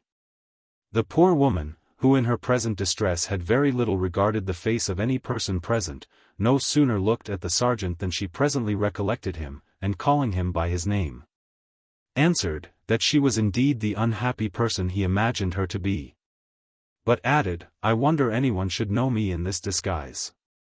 To which the sergeant replied, he was very much surprised to see her ladyship in such a dress, and was afraid some accident had happened to her. "An accident hath happened to me, indeed," says she, "and I am highly obliged to this gentleman," pointing to Jones, "that it was not a fatal one, or that I am now living to mention it." "Whatever the gentleman hath done," cries the sergeant, "I am sure the captain will make him amends for it. And if I can be of any service, your ladyship may command me, and I shall think myself very happy to have it in my power to serve your ladyship. And so indeed may anyone, for I know the captain will well reward them for it." The landlady, who heard from the stairs all that passed between the sergeant and Mrs. Waters, came hastily down, and running directly up to her, began to ask pardon for the offences she had committed, begging that all might be imputed to ignorance of her quality, for, Lud, "Madam," says she, "how should I have imagined that a lady of your fashion would appear in such a dress? I am sure, madam, if I had once suspected that your ladyship was your ladyship, I would sooner have burnt my tongue out, than have said what I have said. And I hope your ladyship will accept of a gown, till you can get your own clothes." "Prithee, woman," says Mrs. Waters, "cease your impertinence. How can you imagine I should concern myself about anything which comes from the lips of such low creatures as yourself? But I am surprised at your assurance in thinking, after what is past, that I will condescend to put on any of your dirty things. I would have you know, creature, I have a spirit above that." Here Jones interfered, and begged Mrs. Waters to forgive the landlady, and to accept her gown, "for I must confess," cries he, "our appearance was a little suspicious when first we came in. And I am well assured all this good woman did was, as she professed, out of regard to the reputation of her house. Yes, upon my truly was it," says she, "the gentleman speaks very much like a gentleman, and I see very plainly is so. And to be certain the house is well known to be a house of as good reputation as any on the road, and though I say it, is frequented by gentry of the best quality, both Irish and English. I defy anybody to say black is my eye, for that matter. And, as I was saying, if I had known your ladyship to be your ladyship, I would as soon have burnt my fingers as have affronted your ladyship. But truly where gentry come and spend their money, I am not willing that they should be scandalized by a set of poor shabby vermin, that, wherever they go, leave more lice than money behind them. Such folks never raise my compassion, for to be certain it is foolish to have any for them. And if our justices did as they ought, they would be all whipped out of the kingdom, for to be certain it is what is most fitting for them. But as for your ladyship, I am heartily sorry your ladyship hath had a misfortune, and if your ladyship will do me the honour to wear my clothes till you can get some of your ladyship's own, To be certain the best I have is at your ladyship's service. Whether cold, shame, or the persuasions of Mr. Jones prevailed most on Mrs. Waters, I will not determine, but she suffered herself to be pacified by this speech of my landlady, and retired with that good woman, in order to apparel herself in a decent manner. My landlord was likewise beginning his oration to Jones, but was presently interrupted by that generous youth, who shook him heartily by the hand, and assured him of entire forgiveness, saying, "If you are satisfied, my worthy friend, I promise you I am." And indeed, in one sense, the landlord had the better reason to be satisfied, for he had received a bellyful of drubbing, whereas Jones had scarce felt a single blow. Partridge, who had been all this time washing his bloody nose at the pump, returned into the kitchen at the instant when his master and the landlord were shaking hands with each other.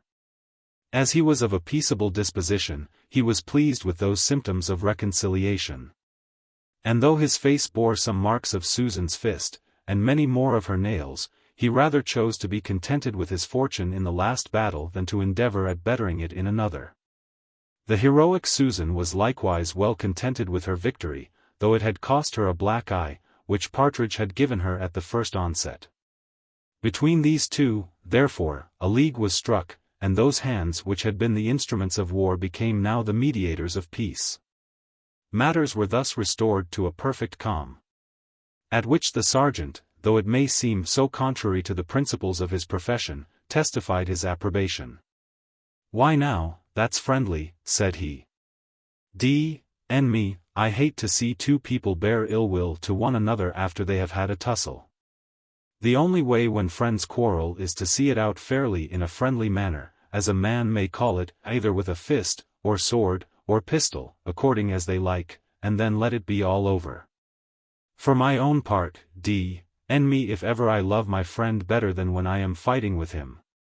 To bear malice is more like a Frenchman than an Englishman." He then proposed a libation as a necessary part of the ceremony at all treaties of this kind. Perhaps the reader may here conclude that he was well versed in ancient history. But this, though highly probable, as he cited no authority to support the custom, I will not affirm with any confidence. Most likely indeed it is, that he founded his opinion on very good authority, since he confirmed it with many violent oaths. Jones no sooner heard the proposal than, immediately agreeing with the learned sergeant, he ordered a bowl, or rather a large mug, filled with the liquor used on these occasions, to be brought in. And then began the ceremony himself. He placed his right hand in that of the landlord, and, seizing the bowl with his left, uttered the usual words, and then made his libation. After which, the same was observed by all present. Indeed, there is very little need of being particular in describing the whole form, as it differed so little from those libations of which so much is recorded in ancient authors and their modern transcribers. The principal difference lay in two instances, for, first, the present company poured the liquor only down their throats, and, secondly, the sergeant, who officiated as priest, drank the last. But he preserved, I believe, the ancient form, in swallowing much the largest draught of the whole company, and in being the only person present who contributed nothing towards the libation besides his good offices in assisting at the performance. The good people now ranged themselves round the kitchen fire, where good humor seemed to maintain an absolute dominion. And Partridge not only forgot his shameful defeat, but converted hunger into thirst, and soon became extremely facetious. We must however quit this agreeable assembly for a while, and attend Mr. Jones to Mrs. Waters's apartment, where the dinner which he had bespoke was now on the table. Indeed, it took no long time in preparing, having been all dressed 3 days before, and required nothing more from the cook than to warm it over again. Chapter 5. An apology for all heroes who have good stomachs, with a description of a battle of the amorous kind. Heroes, notwithstanding the high ideas which, by the means of flatterers, they may entertain of themselves, or the world may conceive of them, have certainly more of mortal than divine about them. However elevated their minds may be, their bodies at least, which is much the major part of most, are liable to the worst infirmities, and subject to the vilest offices of human nature. Among these latter, the act of eating, which hath by several wise men been considered as extremely mean and derogatory from the philosophic dignity, must be in some measure performed by the greatest prince, hero, or philosopher upon earth. Nay, sometimes nature hath been so frolicsome as to exact of these dignified characters a much more exorbitant share of this office than she hath obliged those of the lowest order to perform. To say the truth, as no known inhabitant of this globe is really more than man, so none need be ashamed of submitting to what the necessities of man demand. But when those great personages I have just mentioned condescend to aim at confining such low offices to themselves, as when, by hoarding or destroying, they seem desirous to prevent any others from eating, then they surely become very low and despicable. Now, after this short preface, we think it no disparagement to our hero to mention the immoderate ardor with which he laid about him at this season. Indeed, it may be doubted whether Ulysses, who by the way seems to have had the best stomach of all the heroes in that eating poem of the Odyssey, ever made a better meal. 3 pounds at least of that flesh which formerly had contributed to the composition of an ox was now honored with becoming part of the individual Mr. Jones.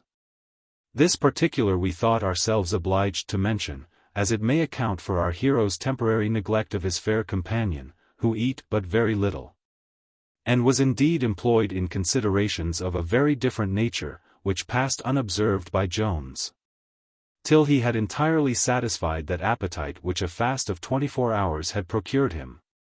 But his dinner was no sooner ended than his attention to other matters revived. With these matters therefore we shall now proceed to acquaint the reader. Mr. Jones, of whose personal accomplishments we have hitherto said very little, was, in reality, one of the handsomest young fellows in the world. His face, besides being the picture of health, had in it the most apparent marks of sweetness and good nature. These qualities were indeed so characteristical in his countenance, that, while the spirit and sensibility in his eyes, though they must have been perceived by an accurate observer, might have escaped the notice of the less discerning, so strongly was this good nature painted in his look, that it was remarked by almost everyone who saw him.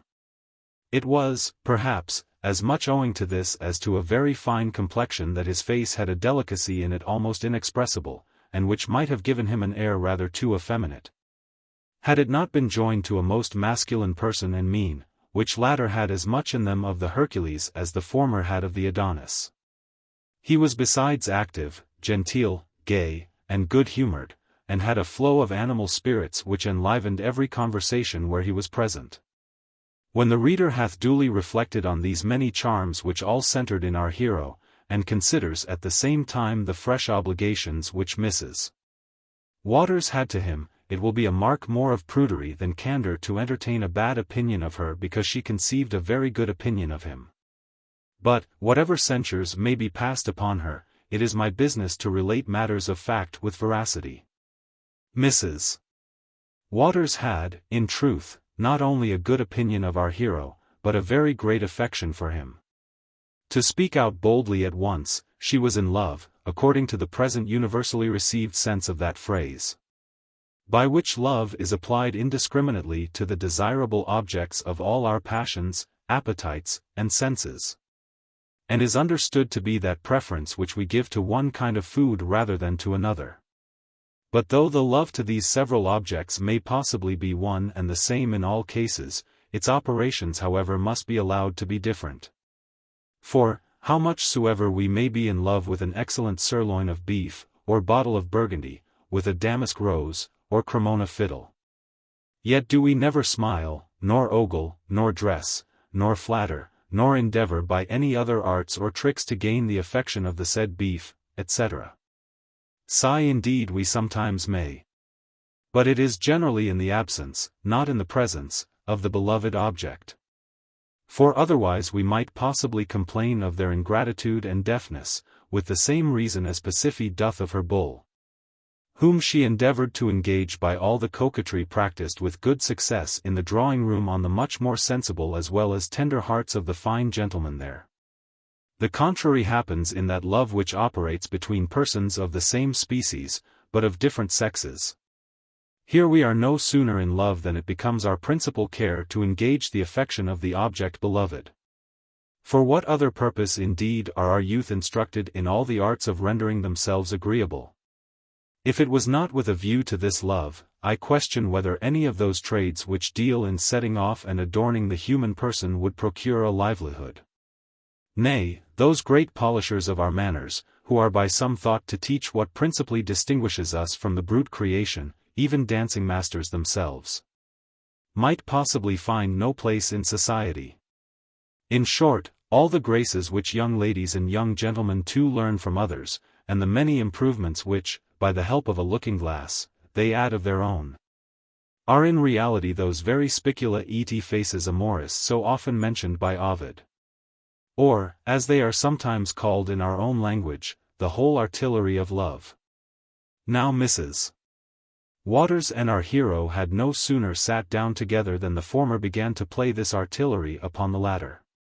But here, as we are about to attempt a description hitherto unassayed either in prose or verse, we think proper to invoke the assistance of certain aerial beings, who will, we doubt not, come kindly to our aid on this occasion.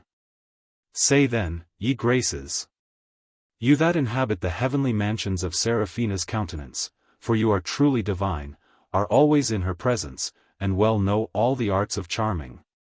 Say, what were the weapons now used to captivate the heart of Mr. Jones? First, from two lovely blue eyes, whose bright orbs flashed lightning at their discharge, flew forth two pointed ogles. But, happily for our hero, hit only a vast piece of beef which he was then conveying into his plate, and harmless spent their force. The fair warrior perceived their miscarriage, and immediately from her fair bosom drew forth a deadly sigh. A sigh which none could have heard unmoved, and which was sufficient at once to have swept off a dozen bows. So soft, so sweet, so tender, that the insinuating air must have found its subtle way to the heart of our hero, had it not luckily been driven from his ears by the coarse bubbling of some bottled ale, which at that time he was pouring forth. Many other weapons did she essay, but the god of eating, if there be any such deity, for I do not confidently assert it, preserved his votary. Or perhaps it may not be dignus vindice notice, and the present security of Jones may be accounted for by natural means. For as love frequently preserves from the attacks of hunger, so may hunger possibly, in some cases, defend us against love. The fair one, enraged at her frequent disappointments, determined on a short cessation of arms, which interval she employed in making ready every engine of amorous warfare for the renewing of the attack when dinner should be over. No sooner then was the cloth removed than she again began her operations.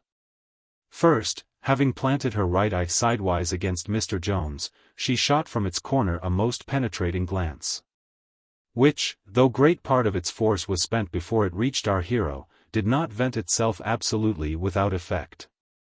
This the fair one perceiving, hastily withdrew her eyes, and levelled them downwards, as if she was concerned for what she had done. Though by this means she designed only to draw him from his guard, and indeed to open his eyes, through which she intended to surprise his heart. And now, gently lifting up those two bright orbs which had already begun to make an impression on poor Jones, she discharged a volley of small charms at once from her whole countenance in a smile. Not a smile of mirth, nor of joy, but a smile of affection, which most ladies have always ready at their command, and which serves them to show at once their good humor, their pretty dimples, and their white teeth. This smile our hero received full in his eyes, and was immediately staggered with its force. He then began to see the designs of the enemy, and indeed to feel their success. A parley now was set on foot between the parties, during which the artful fair so slyly and imperceptibly carried on her attack, that she had almost subdued the heart of our hero before she again repaired to acts of hostility. To confess the truth, I am afraid Mr. Jones maintained a kind of Dutch defense, and treacherously delivered up the garrison, without duly weighing his allegiance to the fair Sophia. In short, no sooner had the amorous parley ended and the lady had unmasked the royal battery, by carelessly letting her handkerchief drop from her neck, than the heart of Mr. Jones was entirely taken, and the fair conqueror enjoyed the usual fruits of her victory. Here the Graces think proper to end their description, and here we think proper to end the chapter. Chapter 6. A friendly conversation in the kitchen, which had a very common, though not very friendly, conclusion. While our lovers were entertaining themselves in the manner which is partly described in the foregoing chapter, they were likewise furnishing out an entertainment for their good friends in the kitchen.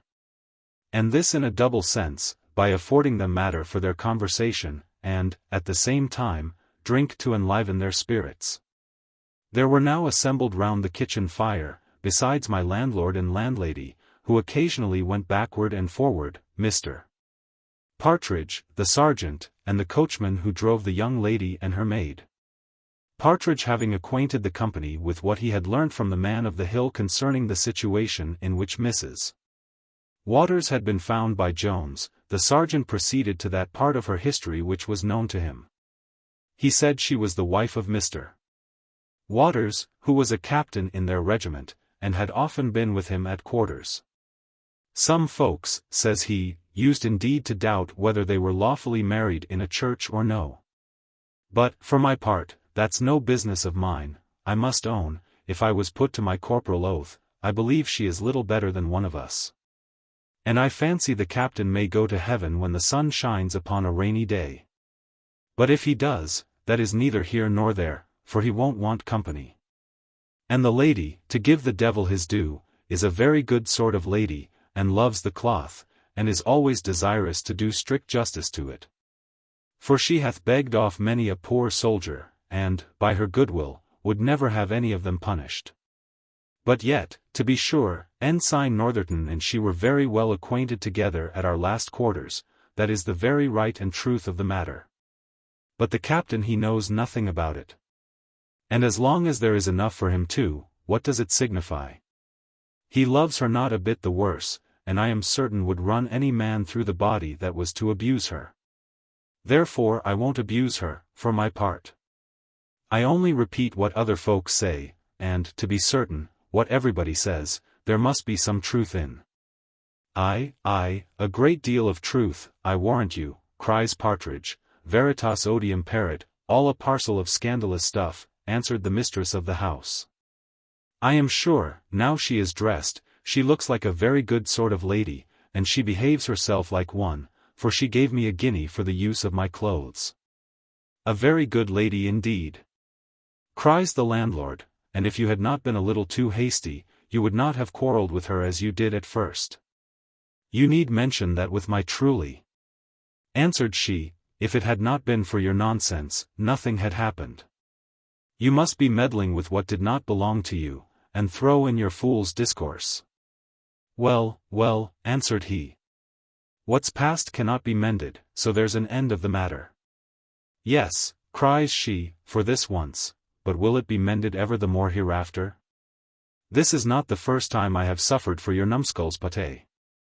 I wish you would always hold your tongue in the house, and meddle only in matters without doors, which concern you. Don't you remember what happened about 7 years ago? Nay, my dear, returned he, don't rip up old stories. Come, all's well, and I am sorry for what I have done. The landlady was going to reply, but was prevented by the peacemaking sergeant, sorely to the displeasure of Partridge, who was a great lover of what is called fun, and a great promoter of those harmless quarrels which tend rather to the production of comical than tragical incidents. The sergeant asked Partridge whither he and his master were travelling. None of your magisters, answered Partridge, I am no man's servant, I assure you. For, though I have had misfortunes in the world, I write gentleman after my name, and, as poor and simple as I may appear now, I have taught grammar school in my time, said Hey Mihi. Non sum quat fui. No offence, I hope, sir, said the sergeant. Where, then, if I may venture to be so bold, may you and your friend be travelling? You have now denominated us right, says Partridge. Amici summus. And I promise you my friend is one of the greatest gentlemen in the kingdom, at which words both landlord and landlady pricked up their ears. He is the heir of Squire Allworthy. What, the squire who doth so much good all over the country, cries my landlady. Even he, answered Partridge. Then I warrant, says she, he'll have a swinging great estate hereafter. Most certainly, answered Partridge. Well, replied the landlady, I thought the first moment I saw him he looked like a good sort of gentleman. But my husband here, to be sure, is wiser than anybody. I own, my dear, cries he, it was a mistake. A mistake, indeed, answered she, but when did you ever know me to make such mistakes? But how comes it, sir, cries the landlord, that such a great gentleman walks about the country afoot? I don't know, returned Partridge, great gentlemen have humour sometimes. He hath now a dozen horses and servants at Gloucester. And nothing would serve him, but last night, it being very hot weather, he must cool himself with a walk to yon high hill, whither I likewise walked with him to bear him company. But if ever you catch me there again, for I was never so frightened in all my life. We met with the strangest man there. I'll be hanged, cries the landlord, if it was not the man of the hill, as they call him, if indeed he be a man, but I know several people who believe it is the devil that lives there. Nay, like enough, says Partridge. And now you put me in the head of it, I verily and sincerely believe it was the devil, though I could not perceive his cloven foot, but perhaps he might have the power given him to hide that. Since evil spirits can appear in what shapes they please. And pray, sir, says the sergeant, no offence, I hope, but pray what sort of a gentleman is the devil? For I have heard some of our officers say there is no such person. And that it is only a trick of the parsons, to prevent their being broke, for, if it was publicly known that there was no devil, the parsons would be of no more use than we are in time of peace. Those officers, says Partridge, are very great scholars, I suppose. Not much of scholars neither, answered the sergeant, they have not half your learning, sir, I believe. And, to be sure, I thought there must be a devil, notwithstanding what they said, though one of them was a captain. For methought, thinks I to myself, if there be no devil, how can wicked people be sent to him? And I have read all that upon a book. Some of your officers, quoth the landlord, will find there is a devil, to their shame, I believe.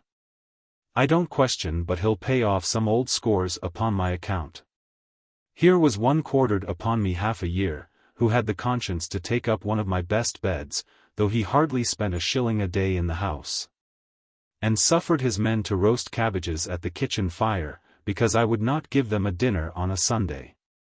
Every good Christian must desire there should be a devil for the punishment of such wretches.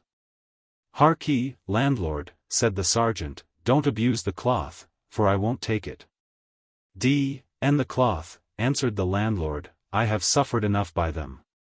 Bear witness, gentlemen, says the sergeant, he curses the king, and that's high treason. I curse the king. You villain, said the landlord. Yes, you did, cries the sergeant, you cursed the cloth, and that's cursing the king. It's all one and the same. For every man who curses the cloth would curse the king if he durst, so for matter o' that, it's all one and the same thing. Excuse me there, Mr. Sergeant, quoth Partridge, that's a non sequitur. None of your outlandish linguo, answered the sergeant, leaping from his seat, I will not sit still and hear the cloth abused. You mistake me, friend, cries Partridge. I did not mean to abuse the cloth, I only said your conclusion was a non sequitur. 13, you are another, cries the sergeant, and you come to that. No more a sequitur than yourself. You are a pack of rascals, and I'll prove it, for I will fight the best man of you all for £20. This challenge effectually silenced Partridge, whose stomach for drubbing did not so soon return after the hearty meal which he had lately been treated with. But the coachman, whose bones were less sore, and whose appetite for fighting was somewhat sharper, did not so easily brook the affront, of which he conceived some part at least fell to his share. He started therefore from his seat, and, advancing to the sergeant, swore he looked on himself to be as good a man as any in the army, and offered to box for a guinea. The military man accepted the combat, but refused the wager. Upon which both immediately stripped and engaged, till the driver of horses was so well mauled by the leader of men, that he was obliged to exhaust his small remainder of breath in begging for quarter. The young lady was now desirous to depart, and had given orders for her coach to be prepared, but all in vain, for the coachman was disabled from performing his office for that evening. An ancient heathen would perhaps have imputed this disability to the god of drink, no less than to the god of war. For, in reality, both the combatants had sacrificed as well to the former deity as to the latter. To speak plainly, they were both dead drunk, nor was Partridge in a much better situation. As for my landlord, drinking was his trade, and the liquor had no more effect on him than it had on any other vessel in his house. The mistress of the inn, being summoned to attend Mr. Jones and his companion at their tea, gave a full relation of the latter part of the foregoing scene, and at the same time expressed great concern for the young lady, who, she said, was under the utmost uneasiness at being prevented from pursuing her journey. "She is a sweet pretty creature," added she, "and I am certain I have seen her face before. I fancy she is in love, and running away from her friends. Who knows but some young gentleman or other may be expecting her, with a heart as heavy as her own." Jones fetched a heavy sigh at those words, of which, though Mrs. Waters observed it, she took no notice while the landlady continued in the room. But, after the departure of that good woman, she could not forbear giving our hero certain hints on her suspecting some very dangerous rival in his affections. The awkward behavior of Mr. Jones on this occasion convinced her of the truth, without his giving her a direct answer to any of her questions, but she was not nice enough in her amours to be greatly concerned at the discovery. The beauty of Jones highly charmed her eye, but as she could not see his heart, she gave herself no concern about it. She could feast heartily at the table of love, without reflecting that some other already had been, or hereafter might be, feasted with the same repast. A sentiment which, if it deals but little in refinement, deals, however, much in substance, and is less capricious, and perhaps less ill-natured and selfish, than the desires of those females who can be contented enough to abstain from the possession of their lovers, provided they are sufficiently satisfied that no one else possesses them. Chapter VII. Containing a fuller account of Mrs. Waters, and by what means she came into that distressful situation from which she was rescued by Jones. Though nature hath by no means mixed up an equal share either of curiosity or vanity in every human composition, there is perhaps no individual to whom she hath not allotted such a proportion of both as requires much arts, and pains too, to subdue and keep under. A conquest, however, absolutely necessary to everyone who would in any degree deserve the characters of wisdom or good breeding. As Jones, therefore, might very justly be called a well-bred man, he had stifled all that curiosity which the extraordinary manner in which he had found Mrs. Waters must be supposed to have occasioned.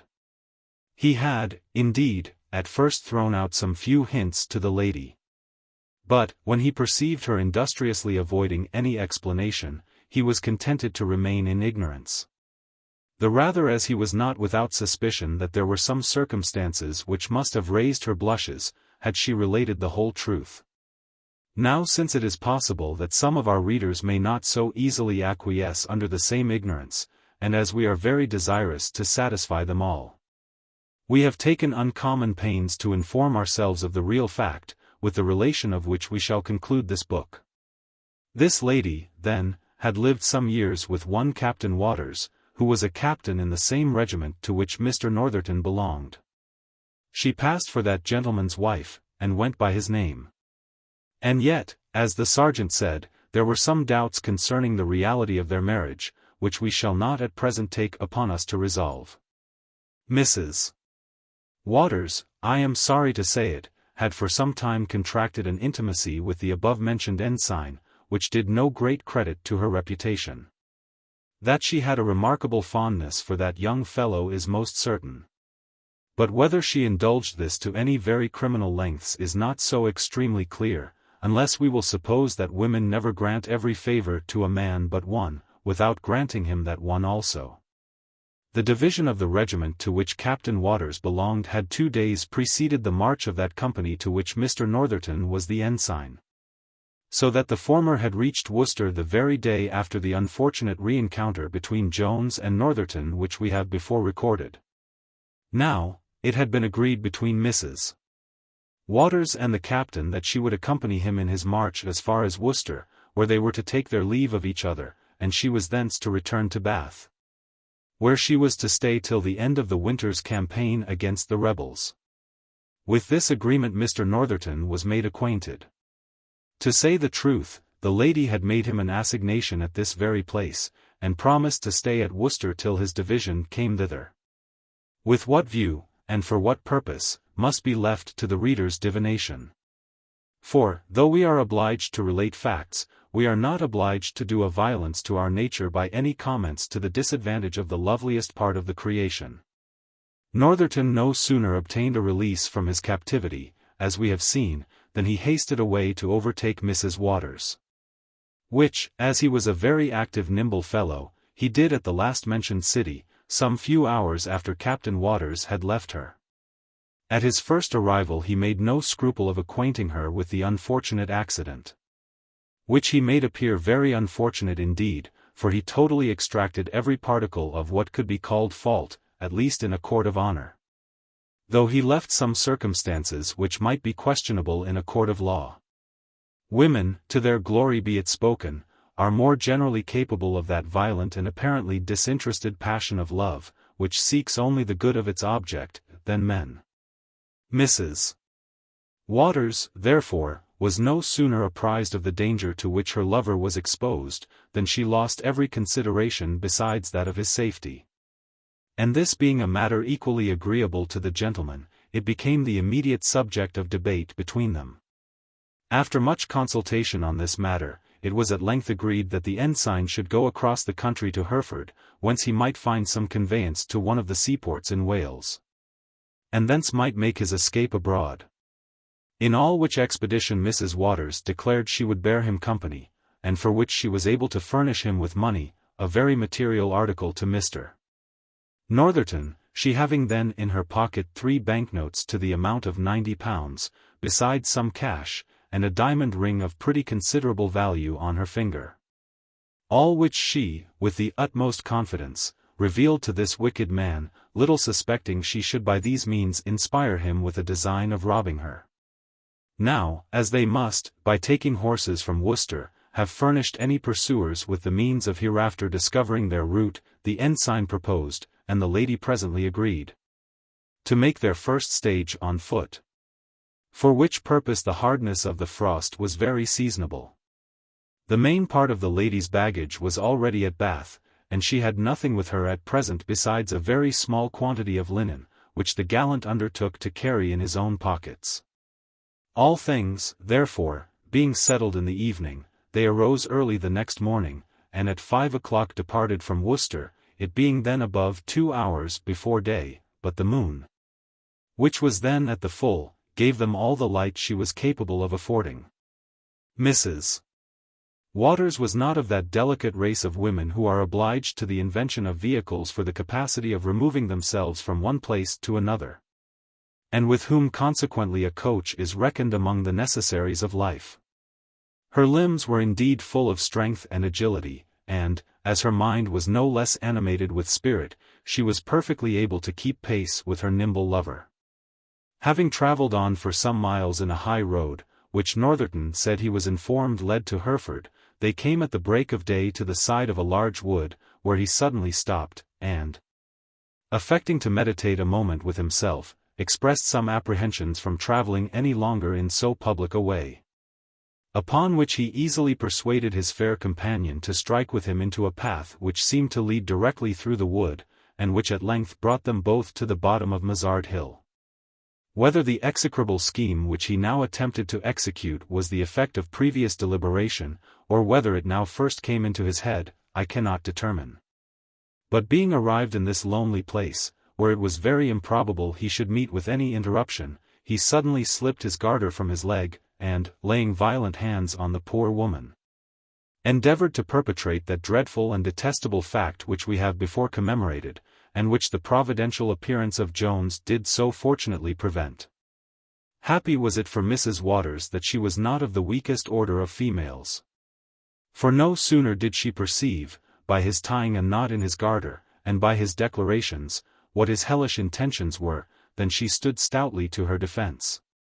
And so strongly struggled with her enemy, screaming all the while for assistance, that she delayed the execution of the villain's purpose several minutes, by which means Mr.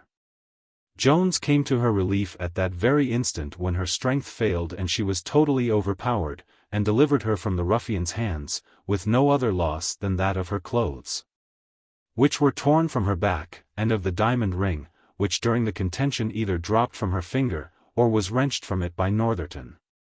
Thus, reader, we have given thee the fruits of a very painful inquiry which for thy satisfaction we have made into this matter. And here we have opened to thee a scene of folly as well as villainy, which we could scarce have believed a human creature capable of being guilty of, had we not remembered that this fellow was at that time firmly persuaded that he had already committed a murder, and had forfeited his life to the law. As he concluded therefore that his only safety lay in flight, he thought the possessing himself of this poor woman's money and ring would make him amends for the additional burden he was to lay on his conscience. And here, reader, we must strictly caution thee that thou dost not take any occasion, from the misbehavior of such a wretch as this, to reflect on so worthy and honorable a body of men as are the officers of our army in general. Thou wilt be pleased to consider that this fellow, as we have already informed thee, had neither the birth nor education of a gentleman, nor was a proper person to be enrolled among the number of such. If, therefore, his baseness can justly reflect on any besides himself, it must be only on those who gave him his commission. Book. Chapter 10. In which the history goes forward about 12 hours. Chapter 1. Containing instructions very necessary to be perused by modern critics. Reader, it is impossible we should know what sort of person thou wilt be. For, perhaps, thou mayst be as learned in human nature as Shakespeare himself was, and, perhaps, thou mayst be no wiser than some of his editors. Now, lest this latter should be the case, we think proper, before we go any farther together, to give thee a few wholesome admonitions, that thou mayst not as grossly misunderstand and misrepresent us, as some of the said editors have misunderstood and misrepresented their author. First, then, we warn thee not too hastily to condemn any of the incidents in this our history as impertinent and foreign to our main design, because thou dost not immediately conceive in what manner such incident may conduce to that design. This work may, indeed, be considered as a great creation of our own, and for a little reptile of a critic to presume to find fault with any of its parts, without knowing the manner in which the whole is connected, and before he comes to the final catastrophe, is a most presumptuous absurdity. The allusion and metaphor we have here made use of, we must acknowledge to be infinitely too great for our occasion. But there is, indeed, no other, which is at all adequate to express the difference between an author of the first rate and a critic of the lowest. Another caution we would give thee, my good reptile, is, that thou dost not find out too near a resemblance between certain characters here introduced. As, for instance, between the landlady who appears in the 7th book and her in the 9th. Thou art to know, friend, that there are certain characteristics in which most individuals of every profession and occupation agree. To be able to preserve these characteristics, and at the same time to diversify their operations, is one talent of a good writer. Again, to mark the nice distinction between two persons actuated by the same vice or folly is another. And, as this last talent is found in very few writers, so is the true discernment of it found in as few readers. Though, I believe, the observation of this forms a very principal pleasure in those who are capable of the discovery. Every person, for instance, can distinguish between Sir Epicure Mammon and Sir Fopling Flutter.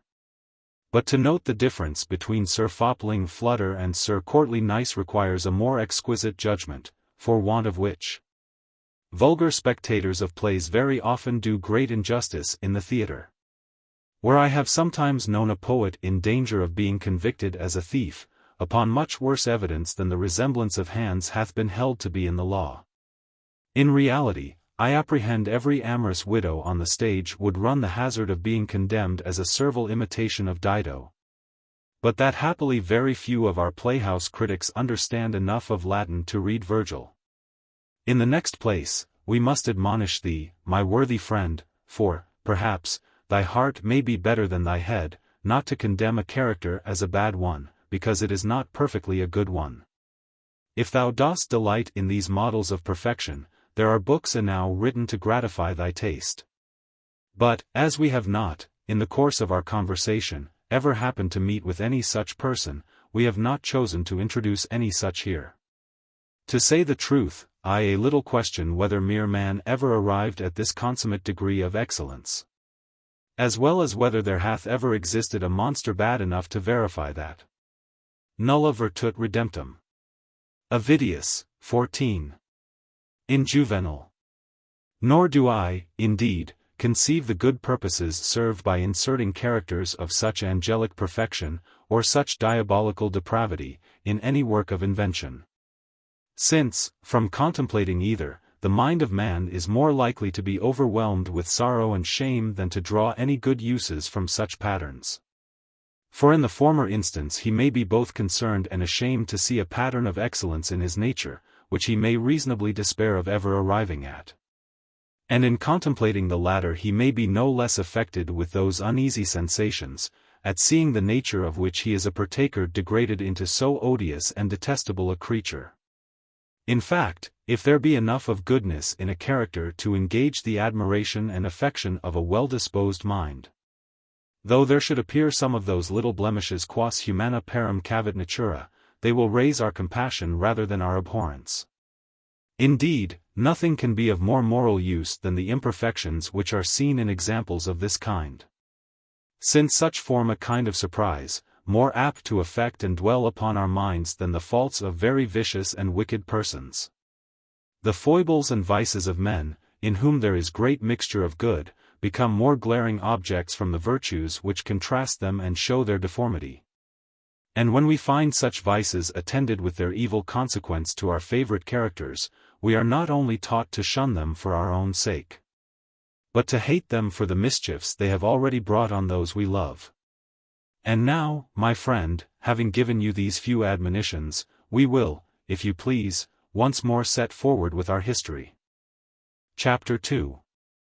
Containing the arrival of an Irish gentleman, with very extraordinary adventures which ensued at the inn.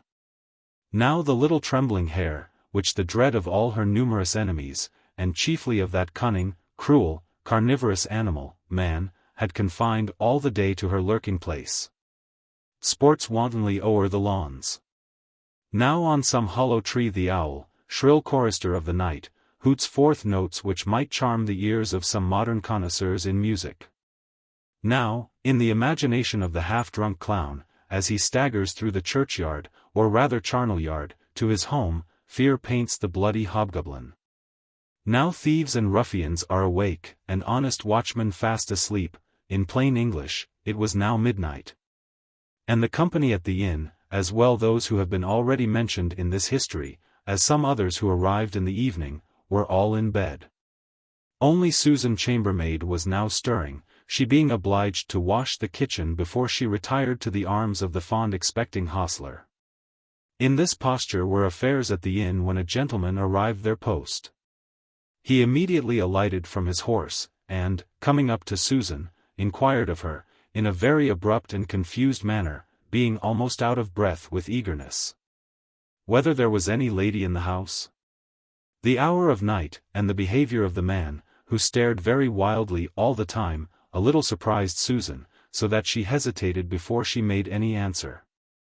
Upon which the gentleman, with redoubled eagerness, begged her to give him a true information, saying, he had lost his wife, and was come in pursuit of her.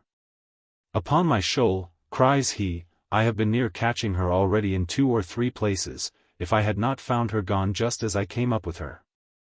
If she be in the house, do carry me up in the dark and show her to me. And if she be gone away before me, do tell me which way I shall go after her to meet her, and, upon my shoul, I will make you the richest poor woman in the nation." He then pulled out a handful of guineas, a sight which would have bribed persons of much greater consequence than this poor wench to much worse purposes. Susan, from the account she had received of Mrs. Waters, made not the least doubt but that she was the very identical stray whom the right owner pursued. As she concluded, therefore, with great appearance of reason, that she never could get money in an honester way than by restoring a wife to her husband.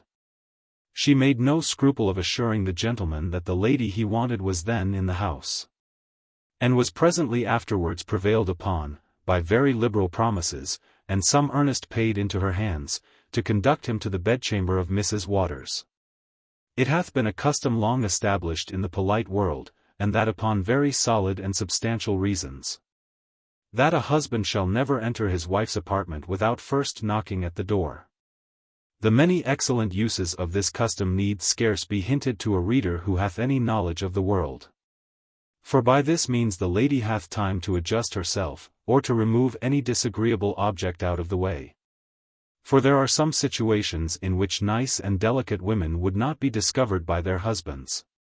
To say the truth, there are several ceremonies instituted among the polished part of mankind, which, though they may, to coarser judgments, appear as matters of mere form, are found to have much of substance in them, by the more discerning. And lucky would it have been had the custom above mentioned been observed by our gentleman in the present instance. Knock, indeed, he did at the door, but not with one of those gentle raps which is usual on such occasions. On the contrary, when he found the door locked, he flew at it with such violence, that the lock immediately gave way, the door burst open, and he fell headlong into the room. He had no sooner recovered his legs than forth from the bed, upon his legs likewise, appeared, with shame and sorrow are we obliged to proceed, our hero himself, who, with a menacing voice, demanded of the gentleman who he was, and what he meant by daring to burst open his chamber in that outrageous manner. The gentleman at first thought he had committed a mistake, and was going to ask pardon and retreat, when, on a sudden, as the moon shone very bright, he cast his eyes on stays, gowns, petticoats, caps, ribbons, stockings, garters, shoes, clogs, etc., all which lay in a disordered manner on the floor. All these, operating on the natural jealousy of his temper, so enraged him, that he lost all power of speech. And, without returning any answer to Jones, he endeavored to approach the bed. Jones immediately interposing, a fierce contention arose, which soon proceeded to blows on both sides. And now Mrs. Waters, for we must confess she was in the same bed, being, I suppose, awakened from her sleep, and seeing two men fighting in her bedchamber, began to scream in the most violent manner, crying out murder, robbery, and more frequently rape. Which last, some, perhaps, may wonder she should mention, who do not consider that these words of exclamation are used by ladies in a fright, as fa, la, ra, de, etc., are in music, only as the vehicles of sound, and without any fixed ideas. Next to the lady's chamber was deposited the body of an Irish gentleman who arrived too late at the inn to have been mentioned before. This gentleman was one of those whom the Irish call a calaballaro, or cavalier. He was a younger brother of a good family, and, having no fortune at home, was obliged to look abroad in order to get one. For which purpose he was proceeding to the Bath, to try his luck with cards and the women. This young fellow lay in bed reading one of Mrs. Ben's novels. For he had been instructed by a friend that he would find no more effectual method of recommending himself to the ladies than the improving his understanding, and filling his mind with good literature. He no sooner, therefore, heard the violent uproar in the next room, than he leapt from his bolster, and, taking his sword in one hand, and the candle which burnt by him in the other, he went directly to Mrs. Waters's chamber. If the sight of another man in his shirt at first added some shock to the decency of the lady, it made her presently amends by considerably abating her fears. For no sooner had the calaballaro entered the room than he cried out, "Mr. Fitzpatrick, what the devil is the meaning of this? Upon which the other immediately answered, "Oh, Mr. McLauchlan, I am rejoiced you are here. This villain hath debauched my wife, and is got into bed with her." "What wife?" cries McLauchlan, "do not I know Mrs. Fitzpatrick very well, and don't I see that the lady, whom the gentleman who stands here in his shirt is lying in bed with, is none of her?" Fitzpatrick, now perceiving, as well by the glimpse he had of the lady, as by her voice, which might have been distinguished at a greater distance than he now stood from her, that he had made a very unfortunate mistake, began to ask many pardons of the lady. And then, turning to Jones, he said, "Would have you take notice I do not ask your pardon, for you have bait me, for which I am resolved to have your blood in the morning." Jones treated this menace with much contempt, and Mr. McLauchlan answered, "Indeed, Mr. Fitzpatrick, you may be ashamed of your own self, to disturb people at this time of night. If all the people in the inn were not asleep, you would have awakened them as you have me. The gentleman has served you very rightly. Upon my conscience, though I have no wife, if you had treated her so, I would have cut your throat." Jones was so confounded with his fears for his lady's reputation, that he knew neither what to say or do, but the invention of women is, as hath been observed, much readier than that of men. She recollected that there was a communication between her chamber and that of Mr. Jones, relying, therefore, on his honor and her own assurance, she answered, "I know not what you mean, villains. I am wife to none of you. Help! Rape! Murder! Rape!" And now, the landlady coming into the room, Mrs. Waters fell upon her with the utmost virulence, saying, she thought herself in a sober inn, and not in a bawdy house.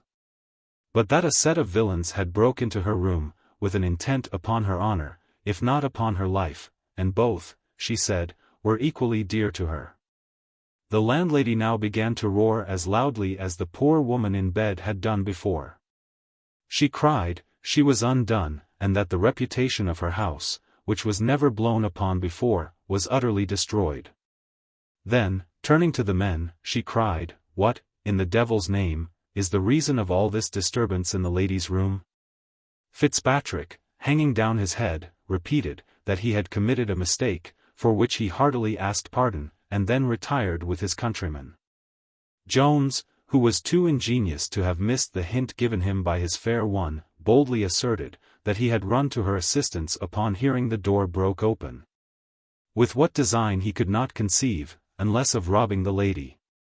Which, if they intended, he said, he had the good fortune to prevent. "I never had a robbery committed in my house since I have kept it," cries the landlady.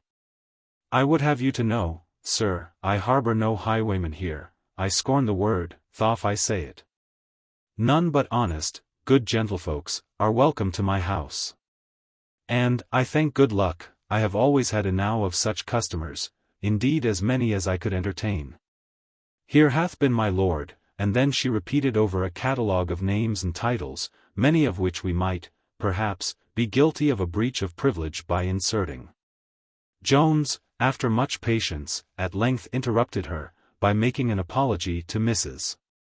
Waters, for having appeared before her in his shirt, assuring her that nothing but a concern for her safety could have prevailed on him to do it. The reader may inform himself of her answer, and, indeed, of her whole behavior to the end of the scene, by considering the situation which she affected, it being that of a modest lady, who was awakened out of her sleep by 3 strange men in her chamber. This was the part which she undertook to perform. And, indeed, she executed it so well, that none of our theatrical actresses could exceed her, in any of their performances, either on or off the stage. And hence, I think, we may very fairly draw an argument, to prove how extremely natural virtue is to the fair sex. For, though there is not, perhaps, 1 in 10,000 who is capable of making a good actress, and even among these we rarely see 2 who are equally able to personate the same character. Yet this of virtue they can all admirably well put on. And as well those individuals who have it not, as those who possess it, can all act it to the utmost degree of perfection. When the men were all departed, Mrs. Waters, recovering from her fear, recovered likewise from her anger, and spoke in much gentler accents to the landlady, who did not so readily quit her concern for the reputation of the house. In favor of which she began again to number the many great persons who had slept under her roof. But the lady stopped her short, and having absolutely acquitted her of having had any share in the past disturbance, begged to be left to her repose, which, she said, she hoped to enjoy unmolested during the remainder of the night. Upon which the landlady, after much civility and many courtesies, took her leave. Chapter 3. A dialogue between the landlady and Susan the chambermaid, proper to be read by all innkeepers and their servants, with the arrival and affable behavior of a beautiful young lady, which may teach persons of condition how they may acquire the love of the whole world. The landlady, remembering that Susan had been the only person out of bed when the door was burst open, resorted presently to her, to inquire into the first occasion of the disturbance, as well as who the strange gentleman was, and when and how he arrived. Susan related the whole story, which the reader knows already, varying the truth only in some circumstances, as she saw convenient, and totally concealing the money which she had received. But whereas her mistress had, in the preface to her inquiry, spoken much in compassion for the fright which the lady had been in concerning any intended depredations on her virtue, Susan could not help endeavoring to quiet the concern which her mistress seemed to be under on that account, by swearing heartily she saw Jones leap out from her bed. The landlady fell into a violent rage at these words. "A likely story, truly," cried she, "that a woman should cry out, and endeavor to expose herself, if that was the case. I desire to know what better proof any lady can give of her virtue than her crying out, which, I believe, 20 people can witness for her she did? I beg, madam, you would spread no such scandal of any of my guests, for it will not only reflect on them, but upon the house, and I am sure no vagabonds, nor wicked beggarly people, come here." "Well," says Susan, "then I must not believe my own eyes."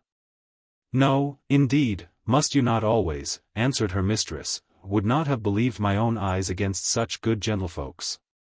I have not had a better supper ordered this half-year than they ordered last night.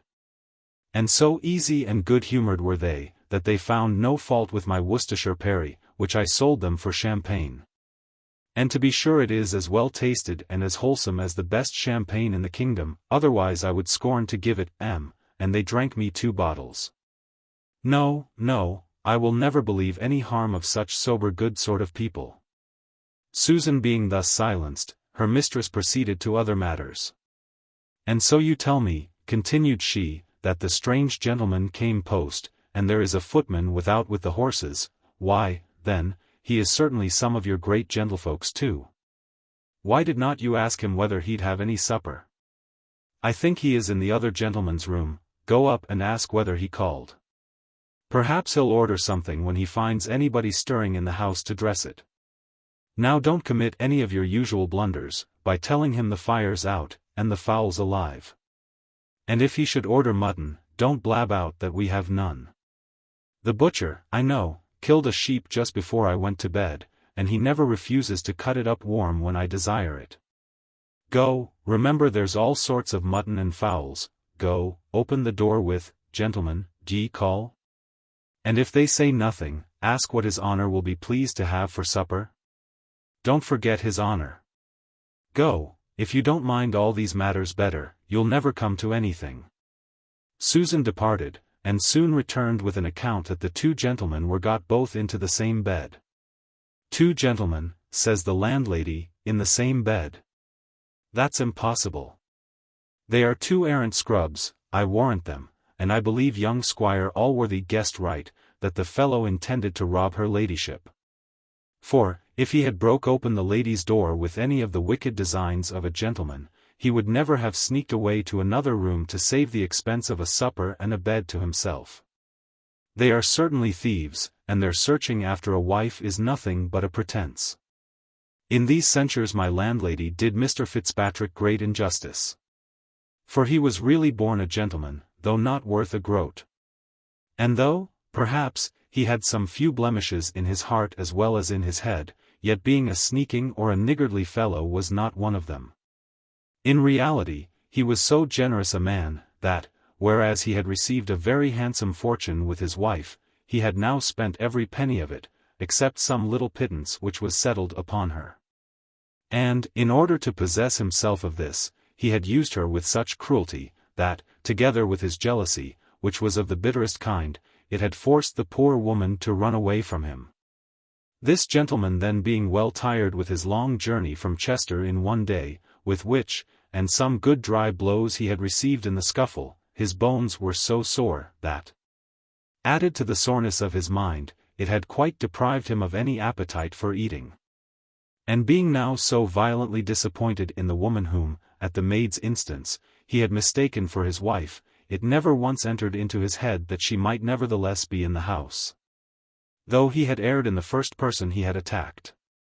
He therefore yielded to the dissuasions of his friend from searching any farther after her that night, and accepted the kind offer of part of his bed. The footman and postboy were in a different disposition. They were more ready to order than the landlady was to provide. However, after being pretty well satisfied by them of the real truth of the case, and that Mr.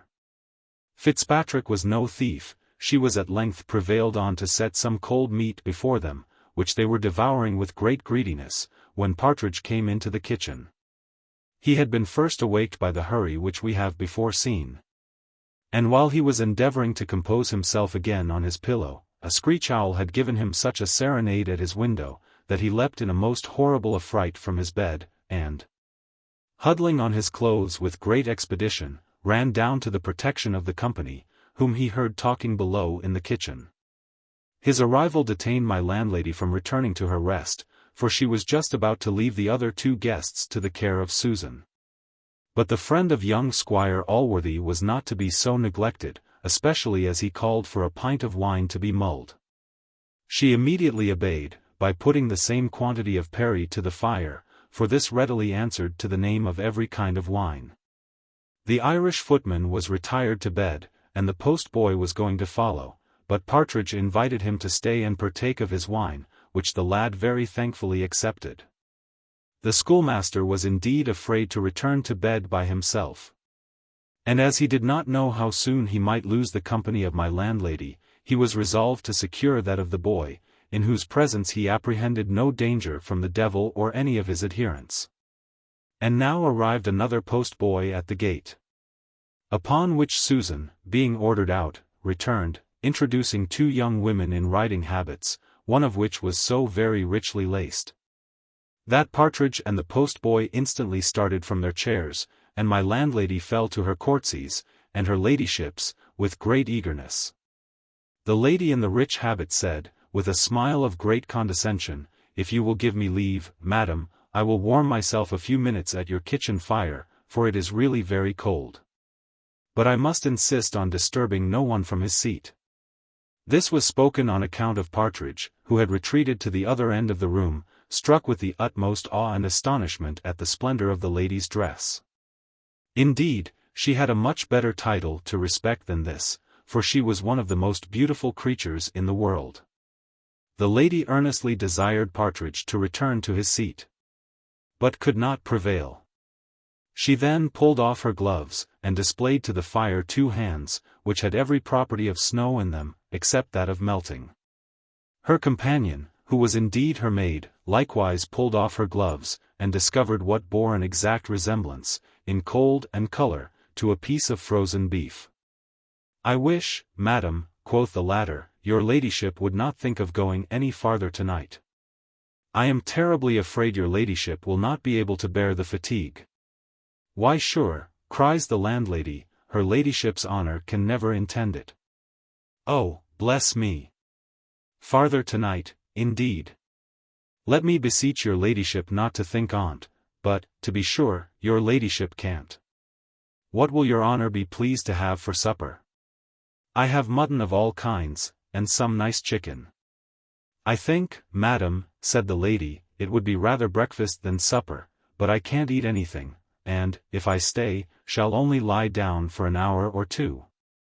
However, if you please, madam, you may get me a little sack whey, made very small and thin." "Yes, madam," cries the mistress of the house, I have some excellent white wine. You have no sack, then? Says the lady. Yes, and please your honour, I have. I may challenge the country for that, but let me beg your ladyship to eat something. Upon my word, I can't eat a morsel, answered the lady, and I shall be much obliged to you if you will please to get my apartment ready as soon as possible. For I am resolved to be on horseback again in 3 hours. Why, Susan, cries the landlady, is there a fire lit yet in the Wild Goose? I am sorry, madam, all my best rooms are full. Several people of the first quality are now in bed. Here's a great young squire, and many other great gentlefolks of quality. Susan answered, that the Irish gentlemen were got into the Wild Goose. Was ever anything like it? Says the mistress. Why the devil would you not keep some of the best rooms for the quality, when you know scarce a day passes without some calling here? If they be gentlemen, I am certain, when they know it is for her ladyship, they will get up again. Not upon my account, says the lady, I will have no person disturbed for me.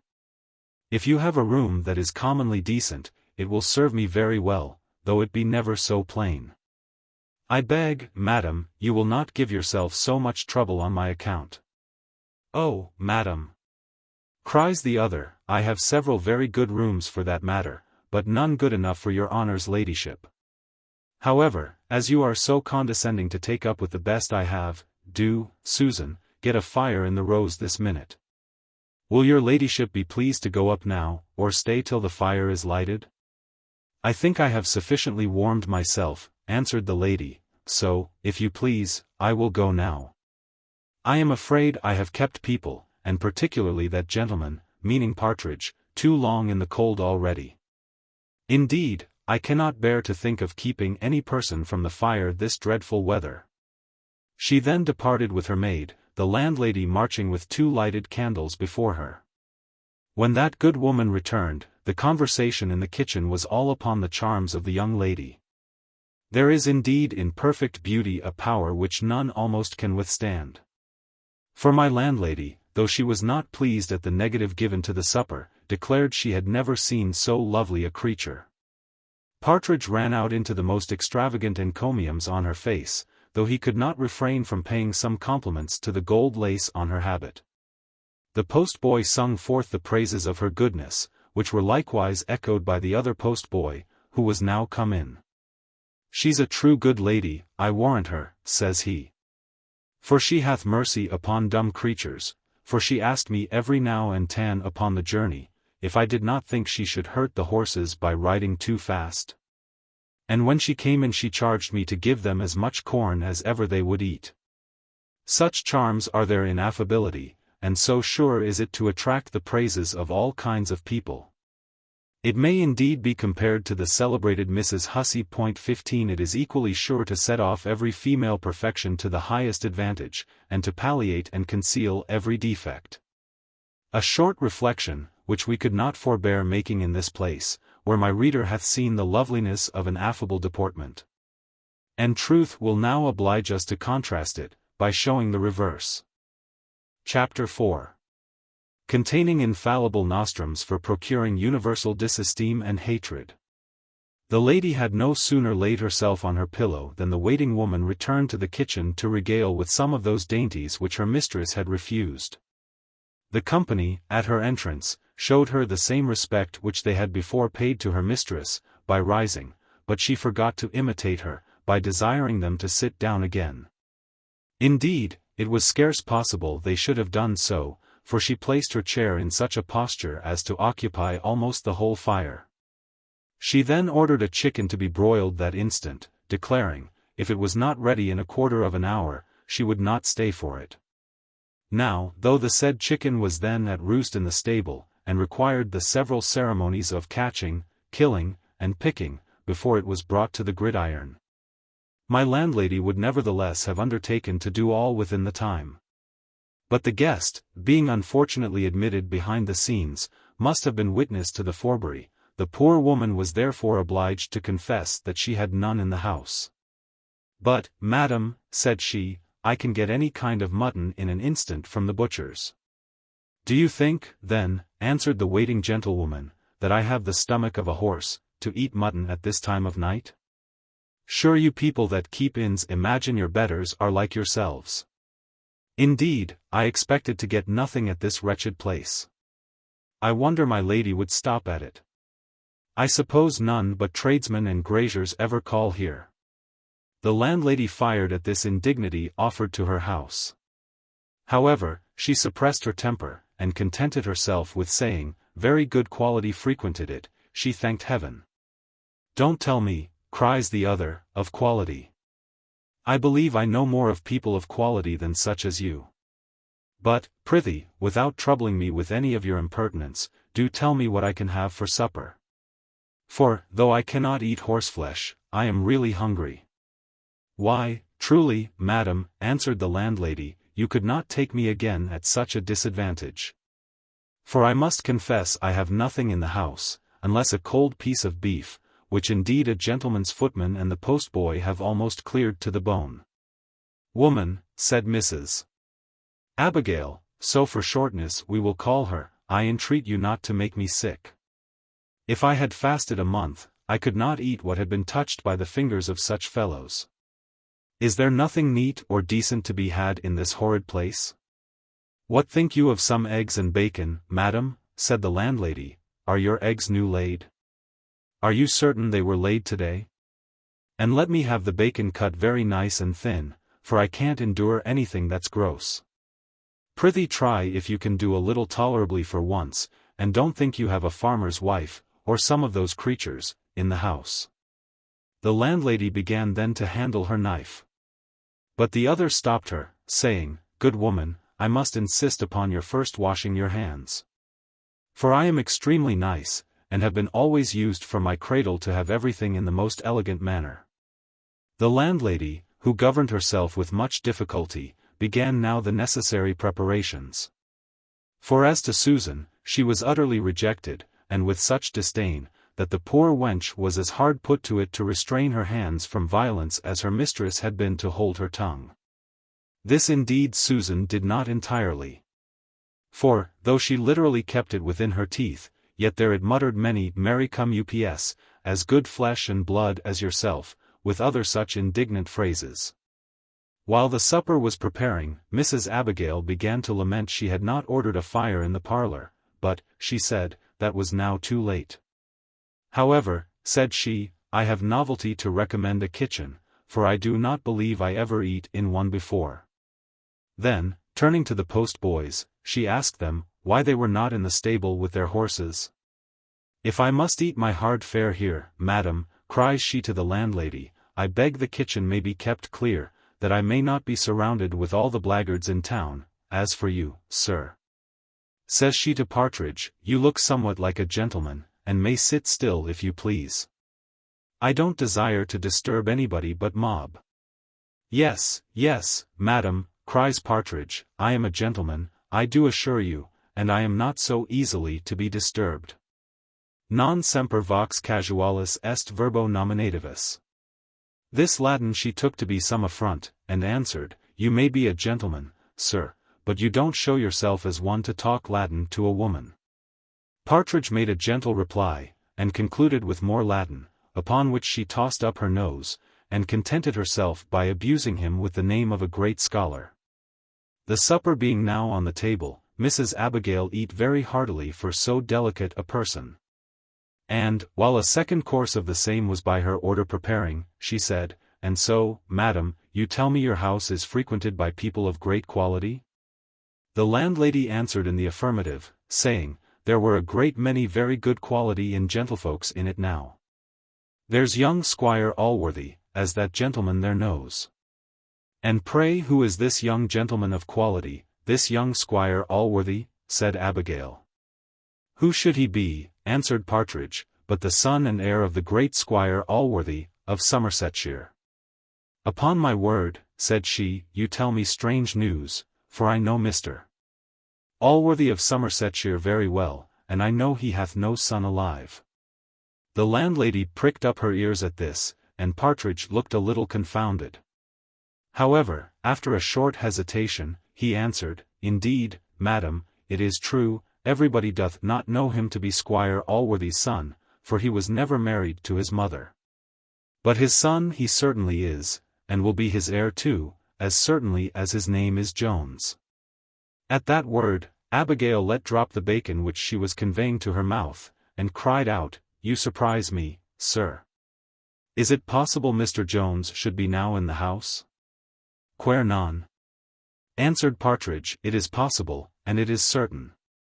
Abigail now made haste to finish the remainder of her meal, and then repaired back to her mistress, when the conversation passed which may be read in the next chapter. Chapter 5. Showing who the amiable lady, and her unamiable maid, were. As in the month of June, the damask rose, which chance hath planted among the lilies, with their candid hue mixes his vermilion. Or as some playesome heifer in the pleasant month of May diffuses her odoriferous breath over the flowery meadows. Or as, in the blooming month of April, the gentle, constant dove, perched on some fair bough, sits meditating on her mate. So, looking 100 charms and breathing as many sweets, her thoughts being fixed on her Tommy, with a heart as good and innocent as her face was beautiful. Sophia, for it was she herself, lay reclining her lovely head on her hand, when her maid entered the room, and, running directly to the bed, cried, "Madam, madam, who doth your ladyship think is in the house?" Sophia, starting up, cried, "I hope my father hath not overtaken us." "No, madam, it is one worth 100 fathers, Mr. Jones himself is here at this very instant." "Mr. Jones?" says Sophia, "it is impossible. I cannot be so fortunate." Her maid averred the fact, and was presently detached by her mistress to order him to be called. For she said she was resolved to see him immediately. Mrs. Honor had no sooner left the kitchen in the manner we have before seen than the landlady fell severely upon her. The poor woman had indeed been loading her heart with foul language for some time, and now it scoured out of her mouth, as filth doth from a mud cart, when the board which confines it is removed. Partridge likewise shovelled in his share of calumny, and, what may surprise the reader, not only bespattered the maid, but attempted to sully the lily-white character of Sophia herself. "Never a barrel the better herring," cries he, "nociter a socio," is a true saying. It must be confessed, indeed, that the lady in the fine garments is the civiller of the two. But I warrant neither of them are a bit better than they should be. A couple of Bath trulls, I'll answer for them, your quality don't ride about at this time o' night without servants. "Spodlikins, and that's true," cries the landlady, "you have certainly hit upon the very matter, for quality don't come into a house without bespeaking a supper, whether they eat or no." While they were thus discoursing, Mrs. Honor returned and discharged her commission, by bidding the landlady immediately wake Mr. Jones, and tell him a lady wanted to speak with him. The landlady referred her to Partridge, saying, he was the squire's friend, but, for her part, she never called men folks, especially gentlemen, and then walked sullenly out of the kitchen. Honor applied herself to Partridge, but he refused, for my friend, cries he, went to bed very late, and he would be very angry to be disturbed so soon. Mrs. Honor insisted still to have him called, saying, she was sure, instead of being angry, that he would be to the highest degree delighted when he knew the occasion. Another time, perhaps, he might, cries Partridge, but non omnia possumus omnes. One woman is enough at once for a reasonable man. What do you mean by one woman, fellow, cries Honor. None of your fellow, answered Partridge. He then proceeded to inform her plainly that Jones was in bed with a wench, and made use of an expression too indelicate to be here inserted, which so enraged Mrs. Honor, that she called him jackanapes, and returned in a violent hurry to her mistress, whom she acquainted with the success of her errand, and with the account she had received, which, if possible, she exaggerated, being as angry with Jones as if he had pronounced all the words that came from the mouth of Partridge. She discharged a torrent of abuse on the master, and advised her mistress to quit all thoughts of a man who had never shown himself deserving of her. She then ripped up the story of Molly Seagrim, and gave the most malicious turn to his formerly quitting Sophia herself, which, I must confess, the present incident not a little countenanced. The spirits of Sophia were too much dissipated by concern to enable her to stop the torrent of her maid. At last, however, she interrupted her, saying, I never can believe this. Some villain hath belied him. You say you had it from his friend, but surely it is not the office of a friend to betray such secrets. I suppose, cries Honor, the fellow is his pimp. For I never saw so ill-looked a villain. Besides, such profligate rakes as Mr. Jones are never ashamed of these matters. To say the truth, this behavior of Partridge was a little inexcusable. But he had not slept off the effect of the dose which he swallowed the evening before, which had, in the morning, received the addition of above a pint of wine, or indeed rather of malt spirits. For the Perry was by no means pure. Now, that part of his head which nature designed for the reservoir of drink being very shallow, a small quantity of liquor overflowed it, and opened the sluices of his heart. So that all the secrets there deposited run out. These sluices were indeed, naturally, very ill secured. To give the best-natured turn we can to his disposition, he was a very honest man.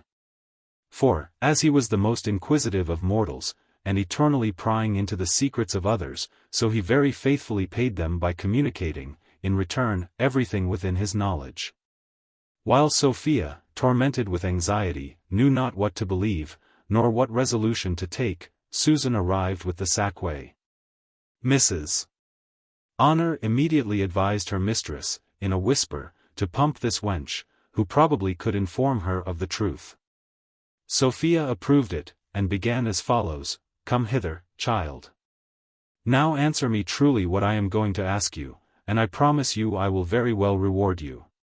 Is there a young gentleman in this house, a handsome young gentleman, that— Here Sophia blushed and was confounded. A young gentleman, cries Honor, that came hither in company with that saucy rascal who is now in the kitchen? Susan answered, there was. Do you know anything of any lady, continues Sophia, any lady? I don't ask you whether she is handsome or no, perhaps she is not, that's nothing to the purpose, but do you know of any lady? La, madam, cries Honor, you will make a very bad examiner. Hark ye, child, says she, is not that very young gentleman now in bed with some nasty troll or other?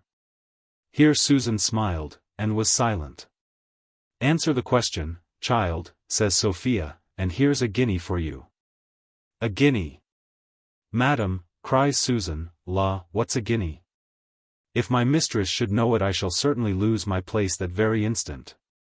Here's another for you, says Sophia, and I promise you faithfully your mistress shall never know it. Susan, after a very short hesitation, took the money, and told the whole story, concluding with saying, if you have any great curiosity, madam, I can steal softly into his room, and see whether he be in his own bed or no. She accordingly did this by Sophia's desire, and returned with an answer in the negative. Sophia now trembled and turned pale. Mrs. Honor begged her to be comforted, and not to think any more of so worthless a fellow. Why there, says Susan, I hope, madam, your ladyship won't be offended. But pray, madam, is not your ladyship's name Madam Sophia Western? How is it possible you should know me, answered Sophia. Why that man, that the gentlewoman spoke of, who is in the kitchen, told about you last night. But I hope your ladyship is not angry with me. Indeed, child, said she, I am not. Pray tell me all, and I promise you I'll reward you. Why, madam, continued Susan, that man told us all in the kitchen that Madam Sophia Western, indeed I don't know how to bring it out. Here she stopped, till, having received encouragement from Sophia, and being vehemently pressed by Mrs. Honor, she proceeded thus, he told us, madam, though to be sure it is all a lie, that your ladyship was dying for love of the young squire, and that he was going to the wars to get rid of you. I thought to myself then he was a false-hearted wretch, but, now, to see such a fine, rich, beautiful lady as you be, forsaken for such an ordinary woman. For to be sure so she is, and another man's wife into the bargain. It is such a strange unnatural thing, in a manner. Sophia gave her a 3rd guinea, and, telling her she would certainly be her friend if she mentioned nothing of what had passed, nor informed anyone who she was, dismissed the girl, with orders to the post-boy to get the horses ready immediately. Being now left alone with her maid, she told her trusty waiting woman, that she never was more easy than at present. "I am now convinced," said she, "he is not only a villain, but a low despicable wretch. I can forgive all rather than his exposing my name in so barbarous a manner. That renders him the object of my contempt.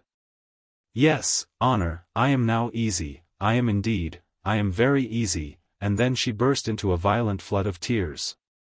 After a short interval spent by Sophia, chiefly in crying, and assuring her maid that she was perfectly easy, Susan arrived with an account that the horses were ready. When a very extraordinary thought suggested itself to our young heroine, by which Mr. Jones would be acquainted with her having been at the inn, in a way which, if any sparks of affection for her remained in him, would be at least some punishment for his faults. The reader will be pleased to remember a little muff, which hath had the honor of being more than once remembered already in this history. This muff, ever since the departure of Mr. Jones, had been the constant companion of Sophia by day, and her bedfellow by night, and this muff she had at this very instant upon her arm. Whence she took it off with great indignation, and, having writ her name with her pencil upon a piece of paper which she pinned to it, she bribed the maid to convey it into the empty bed of Mr. Jones, in which, if he did not find it, she charged her to take some method of conveying it before his eyes in the morning. Then, having paid for what Mrs. Honor had eaten, in which bill was included an account for what she herself might have eaten, she mounted her horse, and, once more assuring her companion that she was perfectly easy, continued her journey. Chapter 6. Containing, among other things, the ingenuity of Partridge, the madness of Jones, and the folly of Fitzpatrick. It was now past 5 in the morning, and other company began to rise and come to the kitchen, among whom were the sergeant and the coachman, who, being thoroughly reconciled, made a libation, or, in the English phrase, drank a hearty cup together. In this drinking nothing more remarkable happened than the behavior of Partridge, who, when the sergeant drank a health to King George, repeated only the word king. Nor could he be brought to utter more, for though he was going to fight against his own cause, yet he could not be prevailed upon to drink against it. Mr.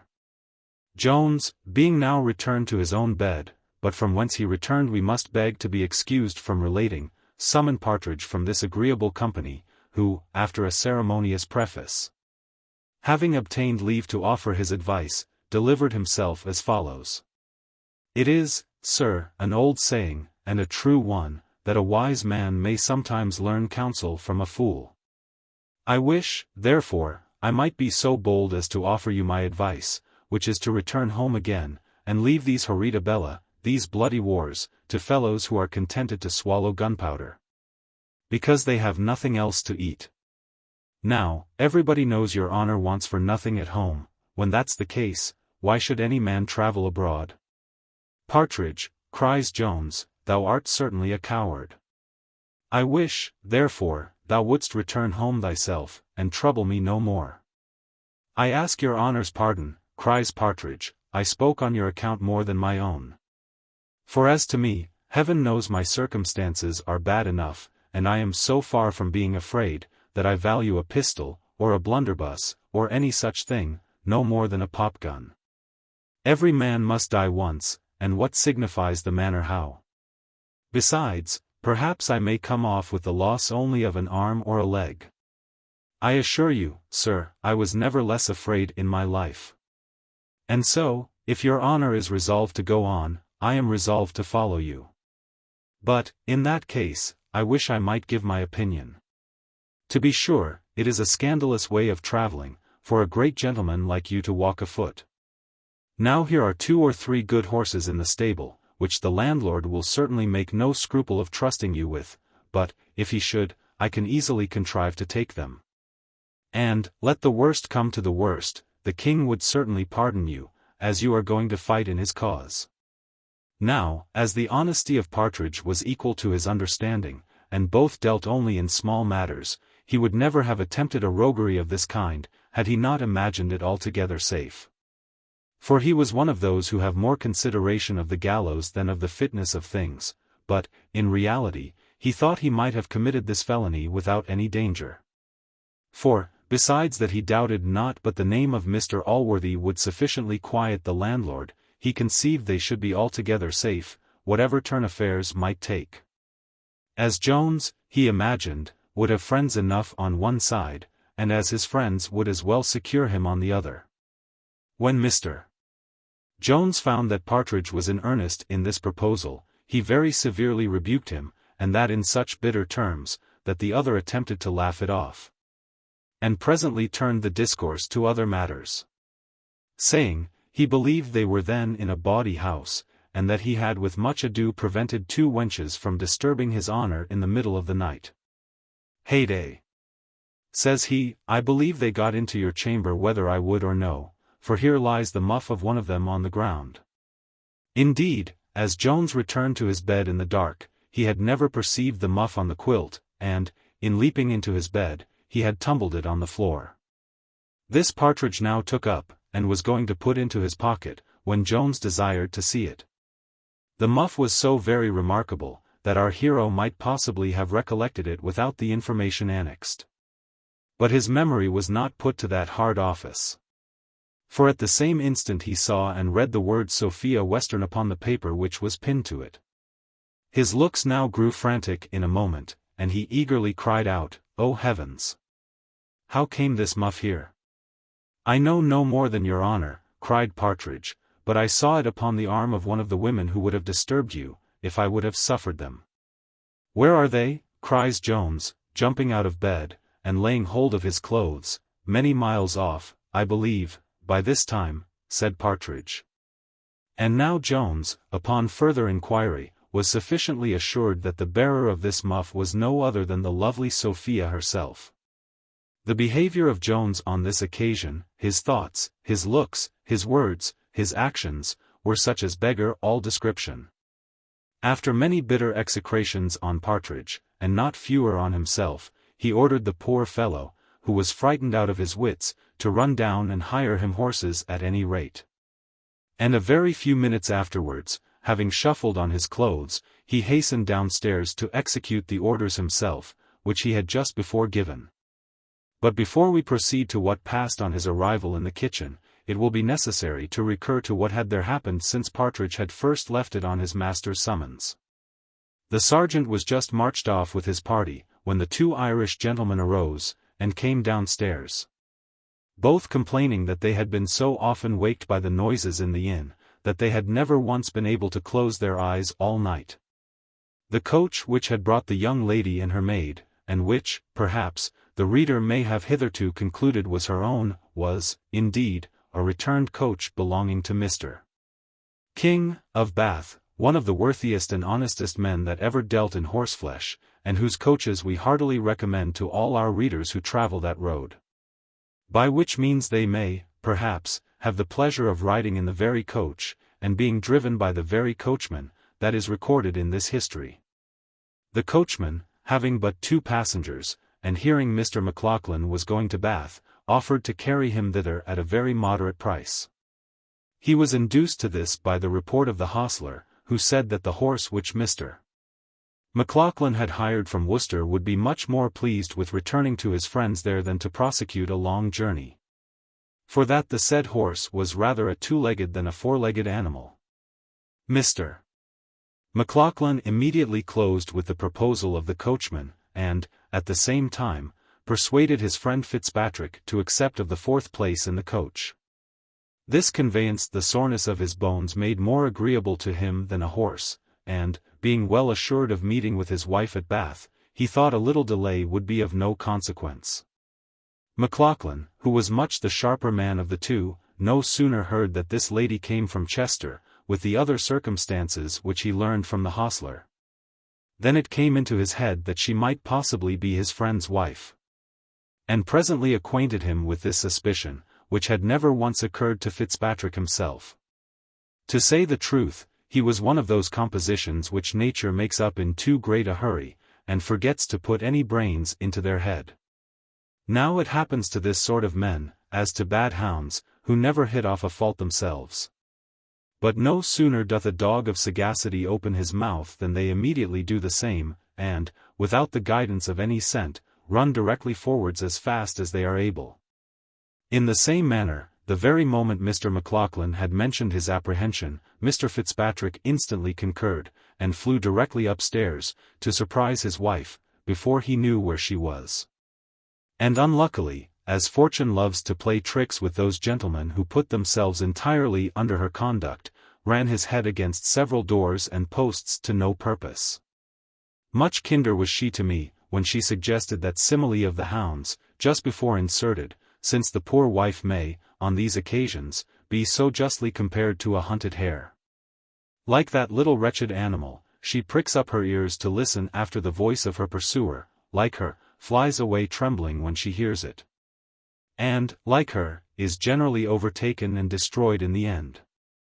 This was not however the case at present, for after a long fruitless search, Mr. Fitzpatrick returned to the kitchen, where, as if this had been a real chase, entered a gentleman hallooing as hunters do when the hounds are at a fault. He was just alighted from his horse, and had many attendants at his heels. Here, reader, it may be necessary to acquaint thee with some matters, which, if thou dost know already, thou art wiser than I take thee to be. And this information thou shalt receive in the next chapter. Chapter VII. In which are concluded the adventures that happened at the inn at Upton. In the first place, then, this gentleman just arrived was no other person than Squire Western himself, who was come hither in pursuit of his daughter. And, had he fortunately been 2 hours earlier, he had not only found her, but his niece into the bargain, for such was the wife of Mr. Fitzpatrick, who had run away with her 5 years before, out of the custody of that sage lady, Madam Western. Now this lady had departed from the inn much about the same time with Sophia. For, having been waked by the voice of her husband, she had sent up for the landlady, and being by her apprised of the matter, had bribed the good woman, at an extravagant price, to furnish her with horses for her escape. Such prevalence had money in this family. And though the mistress would have turned away her maid for a corrupt hussy, if she had known as much as the reader, yet she was no more proof against corruption herself than poor Susan had been. Mr. Western and his nephew were not known to one another, nor indeed would the former have taken any notice of the latter if he had known him. For, this being a stolen match, and consequently an unnatural one in the opinion of the good squire, he had, from the time of her committing it, abandoned the poor young creature, who was then no more than 18, as a monster, and had never since suffered her to be named in his presence. The kitchen was now a scene of universal confusion, Western inquiring after his daughter, and Fitzpatrick as eagerly after his wife, when Jones entered the room, unfortunately having Sophia's muff in his hand. As soon as Western saw Jones, he set up the same holloa as is used by sportsmen when their game is in view. He then immediately run up and laid hold of Jones, crying, "We have got the dog fox, I warrant the bitch is not far off." The jargon which followed for some minutes, where many spoke different things at the same time, as it would be very difficult to describe, so would it be no less unpleasant to read. Jones having, at length, shaken Mr. Western off, and some of the company having interfered between them, our hero protested his innocence as to knowing anything of the lady. When Parson Supple stepped up, and said, "It is folly to deny it, for why, the marks of guilt are in thy hands. I will myself asseverate and bind it by an oath, that the muff thou bearest in thy hand belongeth unto Madam Sophia, for I have frequently observed her, of later days, to bear it about her." "My daughter's muff," cries the squire in a rage. "Hath he got my daughter's muff? Bear witness the goods are found upon him. I'll have him before a justice of peace this instant. Where is my daughter, villain?" "Sir," said Jones, "I beg you would be pacified. The muff, I acknowledge, is the young lady's, but, upon my honor, I have never seen her."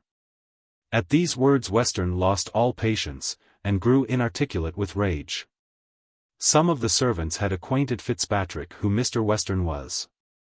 The good Irishman, therefore, thinking he had now an opportunity to do an act of service to his uncle, and by that means might possibly obtain his favour, stepped up to Jones, and cried out, "Upon my conscience, sir, you may be ashamed of denying your having seen the gentleman's daughter before my face, when you know I found you there upon the bed together."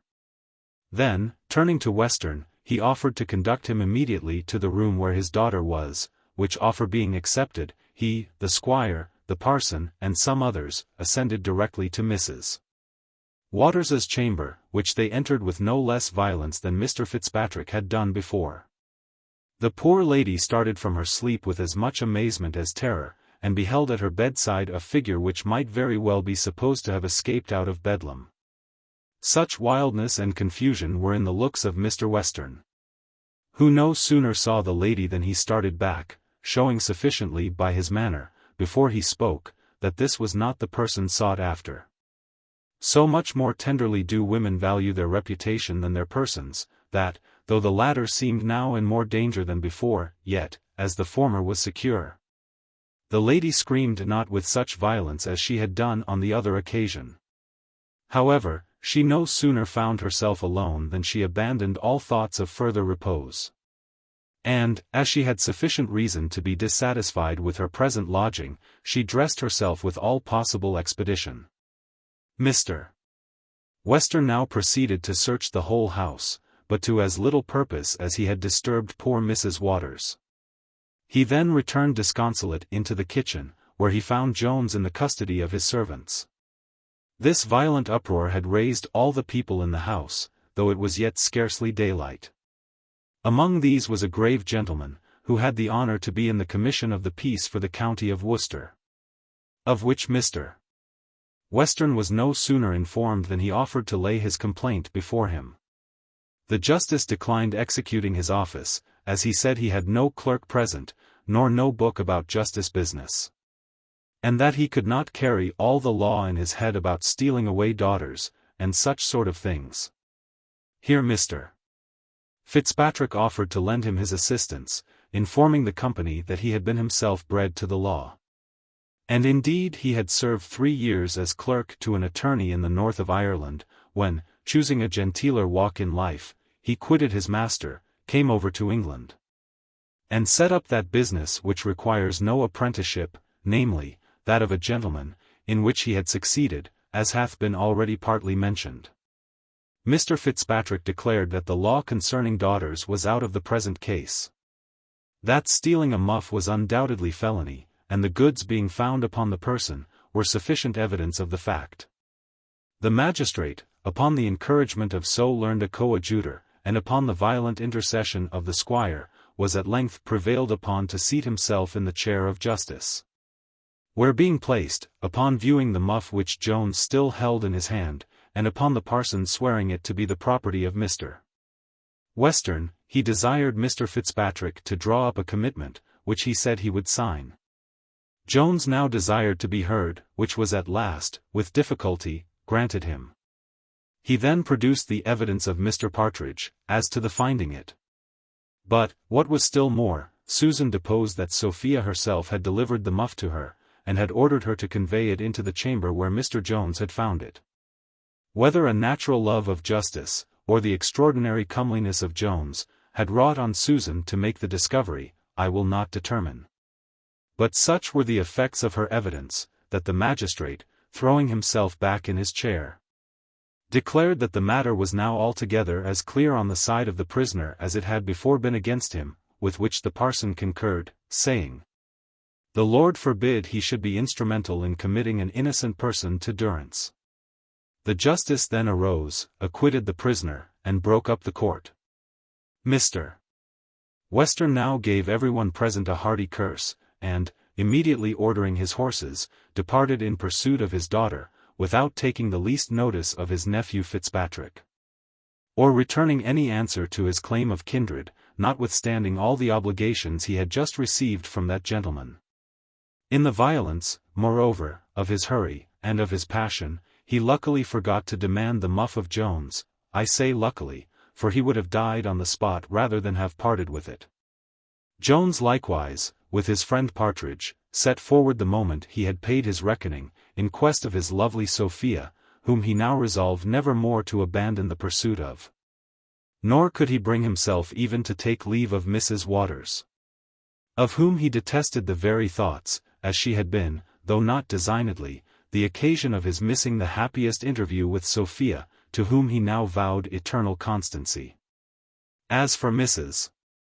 Waters, she took the opportunity of the coach which was going to Bath, for which place she set out in company with the 2 Irish gentlemen, the landlady kindly lending her her clothes, in return for which she was contented only to receive about double their value, as a recompense for the loan.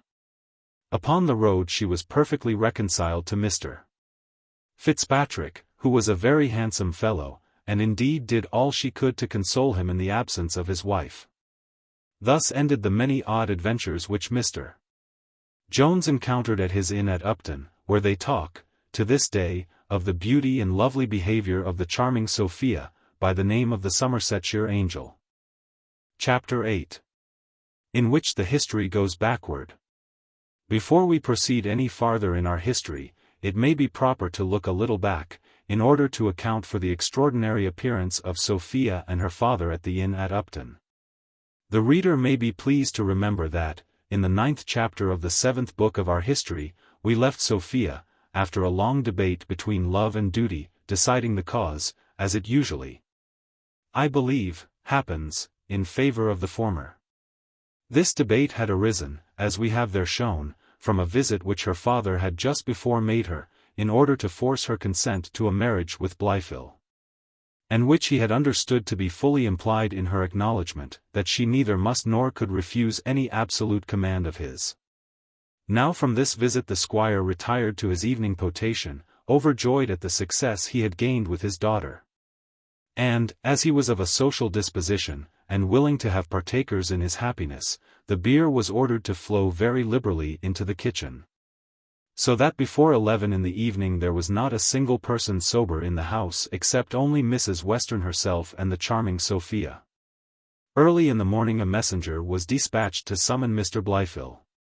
For, though the squire imagined that young gentleman had been much less acquainted than he really was with the former aversion of his daughter, as he had not, however, yet received her consent, he longed impatiently to communicate it to him, not doubting but that the intended bride herself would confirm it with her lips. As to the wedding, it had the evening before been fixed, by the male parties, to be celebrated on the next morning save one. Breakfast was now set forth in the parlour, where Mr.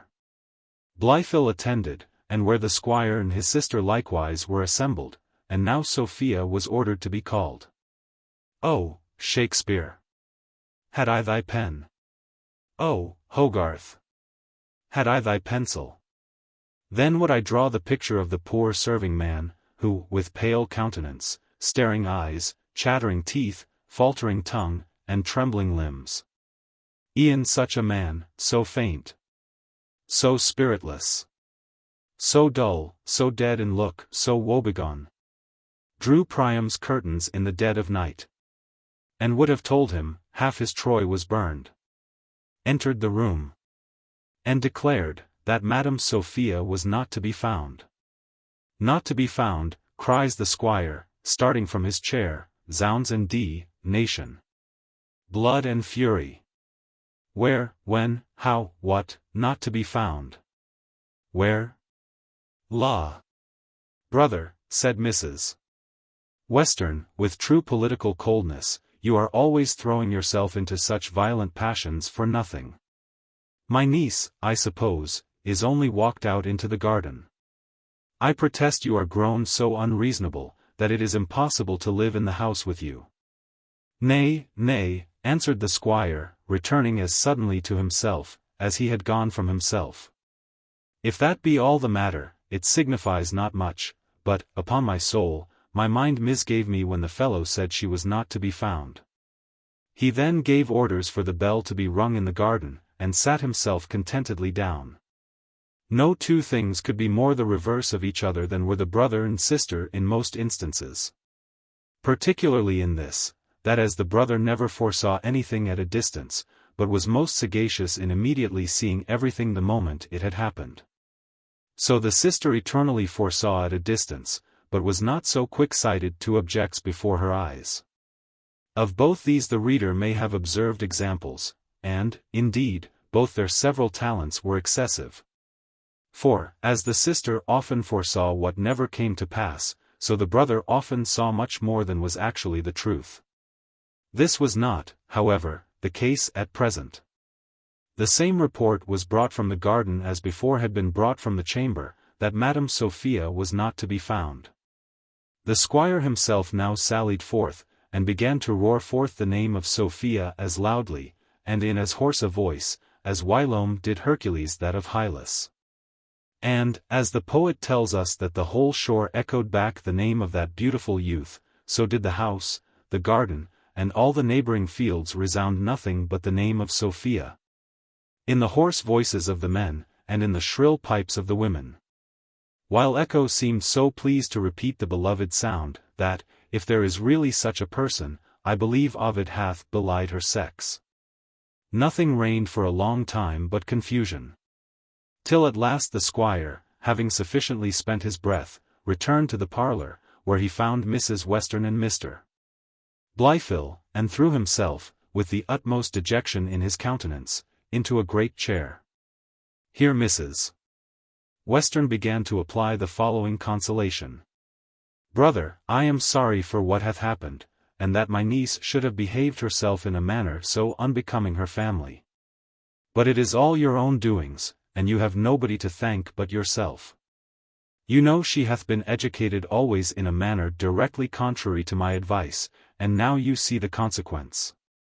Have I not 1,000 times argued with you about giving my niece her own will? But you know I never could prevail upon you. And when I had taken so much pains to eradicate her headstrong opinions, and to rectify your errors in policy, you know she was taken out of my hands, so that I have nothing to answer for.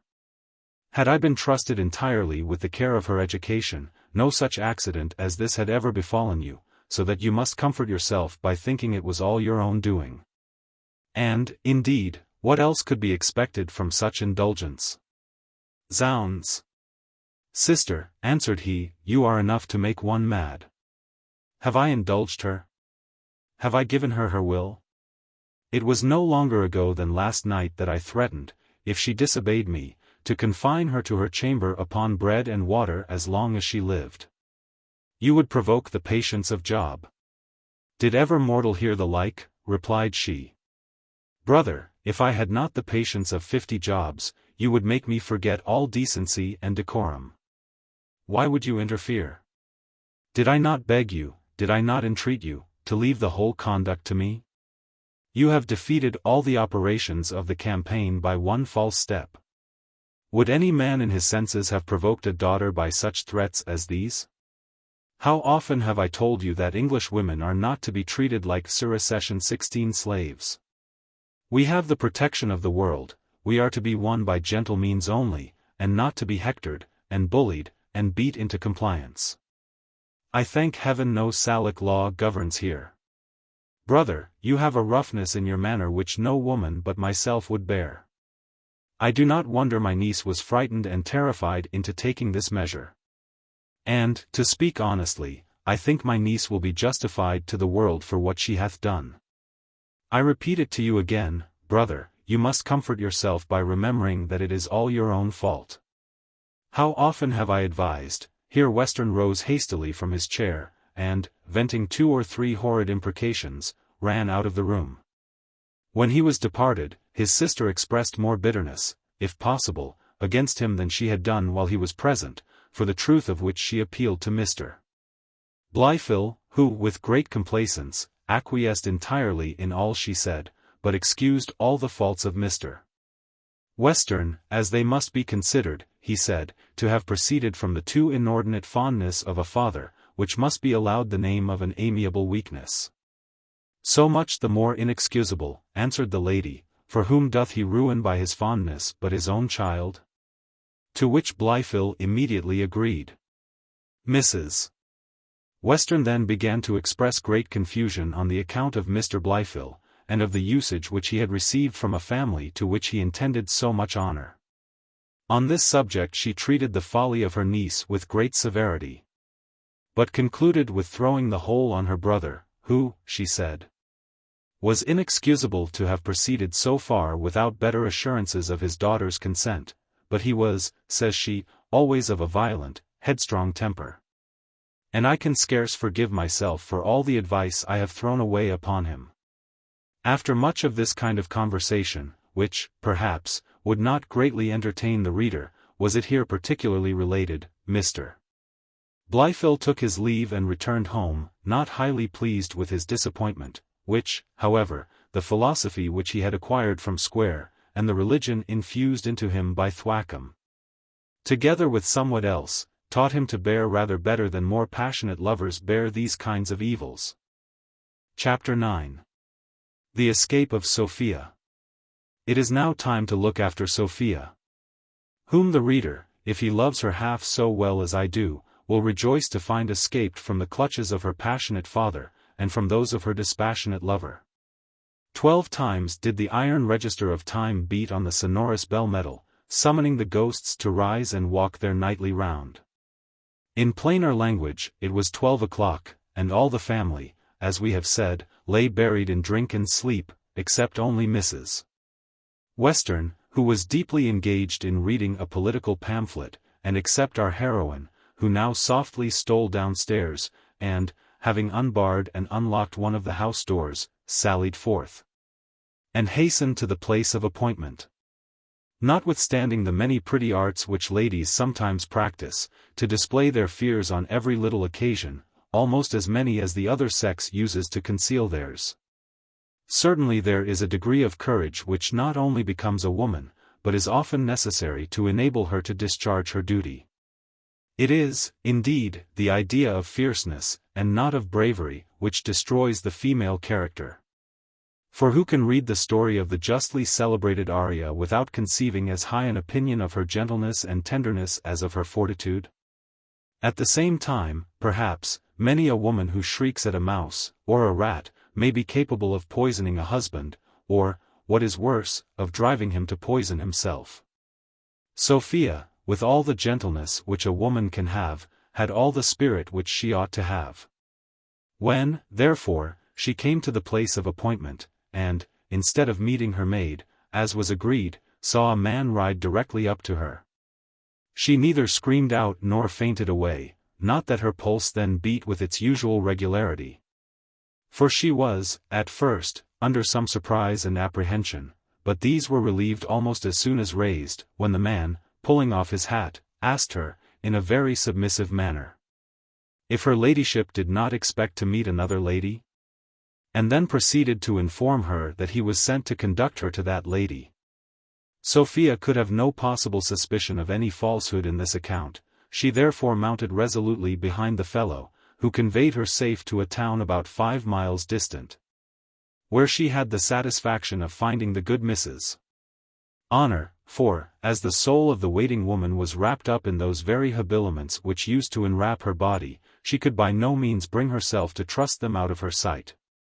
Upon these, therefore, she kept guard in person, while she detached the aforesaid fellow after her mistress, having given him all proper instructions. They now debated what course to take, in order to avoid the pursuit of Mr. Western, who they knew would send after them in a few hours.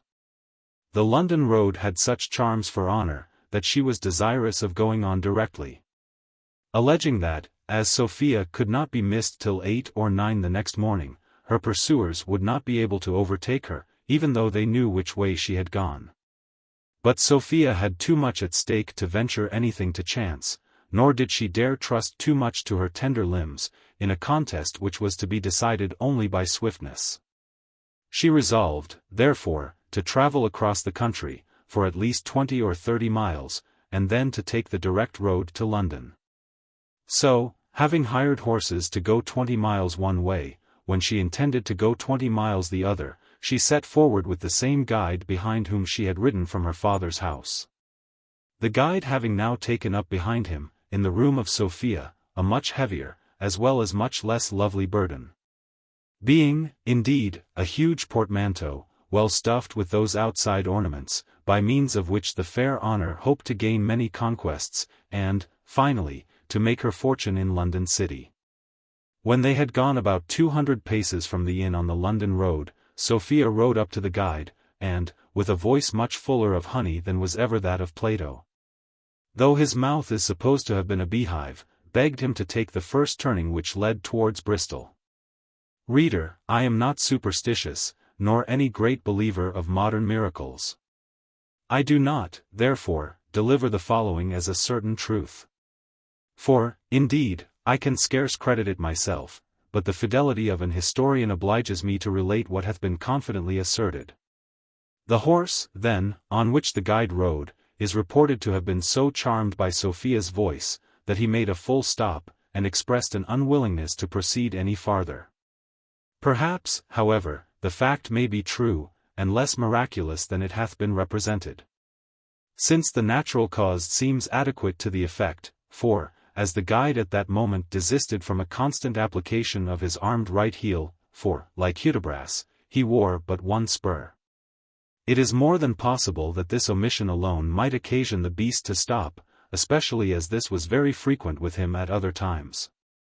But if the voice of Sophia had really an effect on the horse, it had very little on the rider. He answered somewhat surlily, that Meester had ordered him to go a different way, and that he should lose his place if he went any other than that he was ordered. Sophia, finding all her persuasions had no effect, began now to add irresistible charms to her voice, charms which, according to the proverb, makes the old mare trot, instead of standing still. Charms to which modern ages have attributed all that irresistible force which the ancients imputed to perfect oratory. In a word, she promised she would reward him to his utmost expectation. The lad was not totally deaf to these promises, but he disliked their being indefinite, for, though perhaps he had never heard that word, yet that, in fact, was his objection. He said, gentlefolks did not consider the case of poor Volks. That he had liked to have been turned away the other day, for riding about the country with a gentleman from Squire Allworthy's, who did not reward him as he should have done. With whom? Says Sophia eagerly. With a gentleman from Squire Allworthy's, repeated the lad, the squire's son, I think they call on. Whither? Which way did he go? Says Sophia.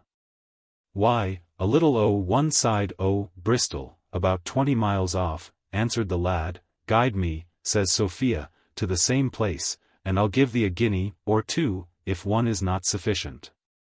To be certain, said the boy, it is honestly worth two, when your ladyship considers what a risk I run. But, however, if your ladyship will promise me the 2 guineas, I'll e'en venture. To be certain it is a sinful thing to ride about my meester's horses. But one comfort is, I can only be turned away, and 2 guineas will partly make me amends. The bargain being thus struck, the lad turned aside into the Bristol road, and Sophia set forward in pursuit of Jones, highly contrary to the remonstrances of Mrs. Honor, who had much more desire to see London than to see Mr. Jones, for indeed she was not his friend with her mistress, as he had been guilty of some neglect in certain pecuniary civilities, which are by custom due to the waiting gentlewoman in all love affairs, and more especially in those of a clandestine kind. This we impute rather to the carelessness of his temper than to any want of generosity, but perhaps she derived it from the latter motive. Certain it is that she hated him very bitterly on that account, and resolved to take every opportunity of injuring him with her mistress.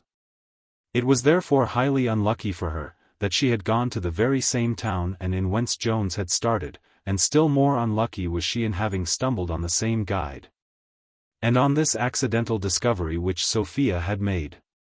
Our travellers arrived at Hambrook 17 at the break of day, where Honor was against her will charged to inquire the route which Mr. Jones had taken. Of this, indeed, the guide himself could have informed them, but Sophia, I know not for what reason, never asked him the question. When Mrs. Honor had made her report from the landlord, Sophia, with much difficulty, procured some indifferent horses, which brought her to the inn where Jones had been confined rather by the misfortune of meeting with a surgeon than by having met with a broken head. Here Honor, being again charged with a commission of inquiry, had no sooner applied herself to the landlady, and had described the person of Mr. Jones, than that sagacious woman began, in the vulgar phrase, to smell a rat.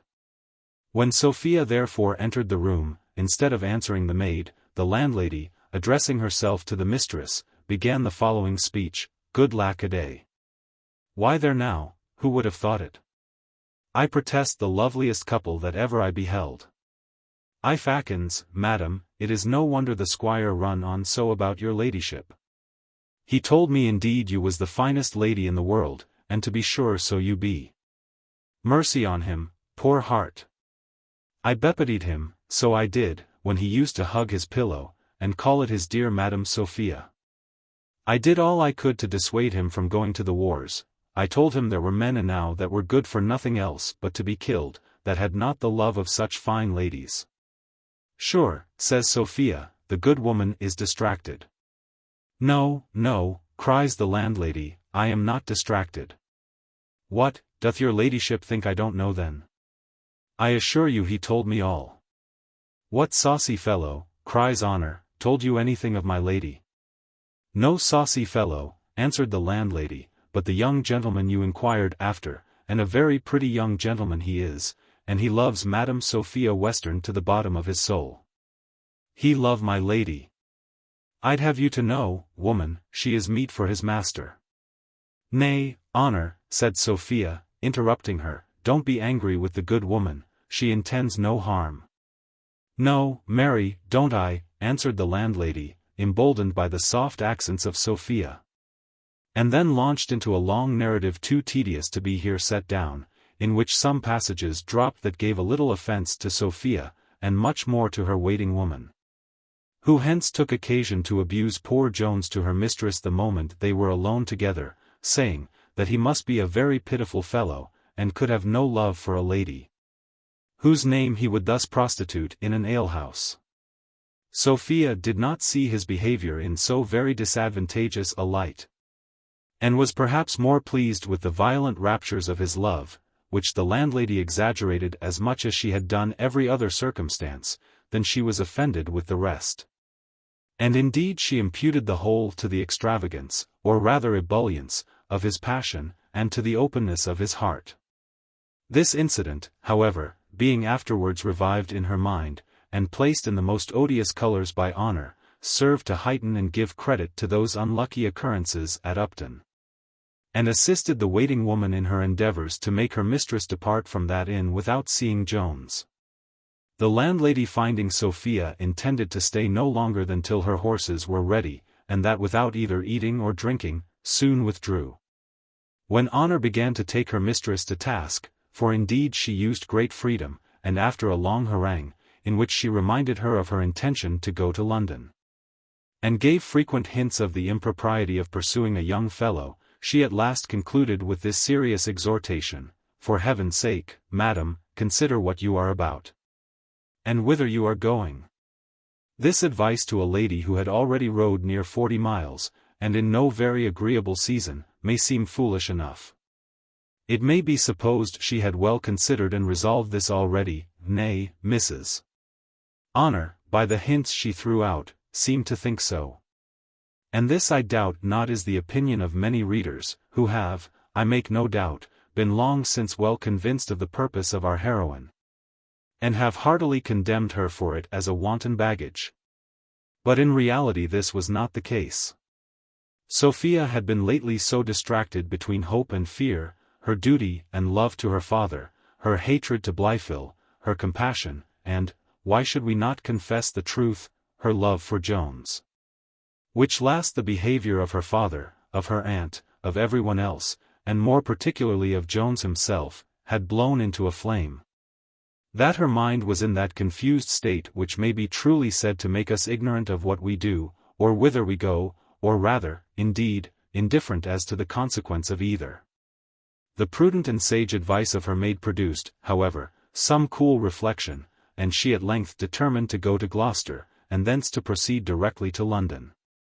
But, unluckily, a few miles before she entered that town, she met the hack attorney, who, as is before mentioned, had dined there with Mr. Jones. This fellow, being well known to Mrs. Honor, stopped and spoke to her, of which Sophia at that time took little notice, more than to inquire who he was. But, having had a more particular account from Honor of this man afterwards at Gloucester, and hearing of the great expedition he usually made in travelling, for which, as hath been before observed, he was particularly famous. Recollecting, likewise, that she had overheard Mrs.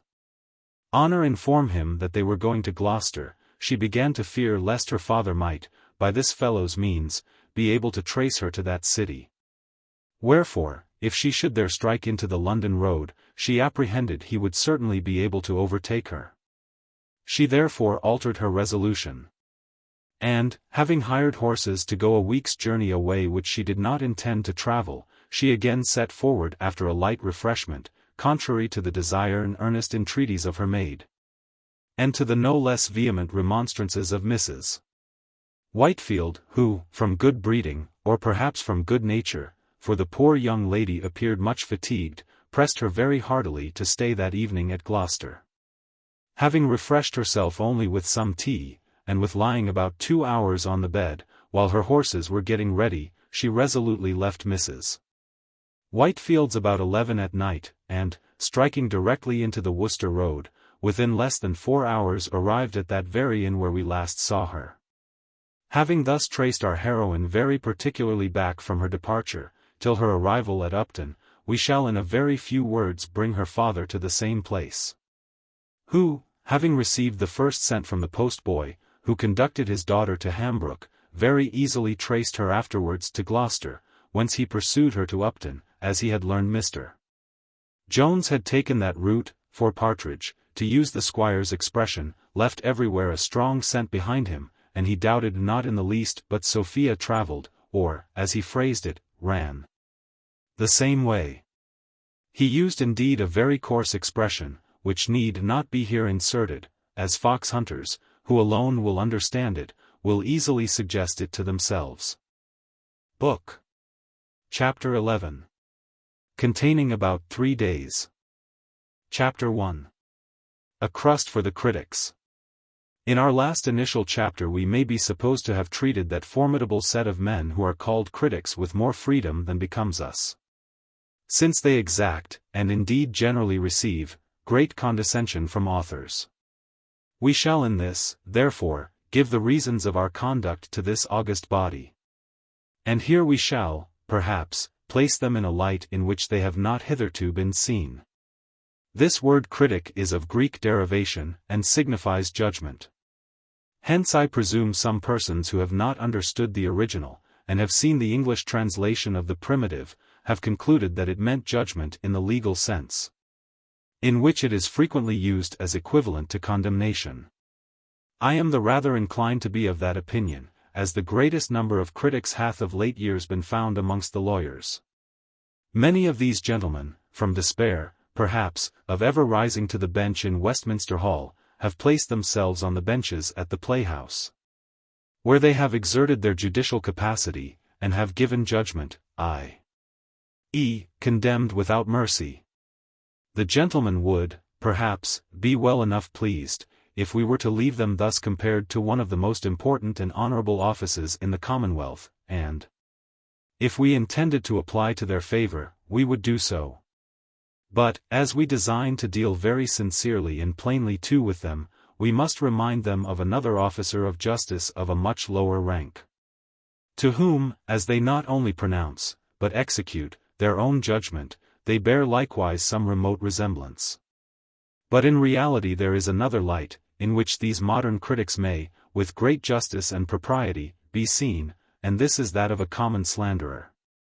If a person who prys into the characters of others, with no other design but to discover their faults, and to publish them to the world, deserves the title of a slanderer of the reputations of men, why should not a critic, who reads with the same malevolent view, be as properly styled the slanderer of the reputation of books?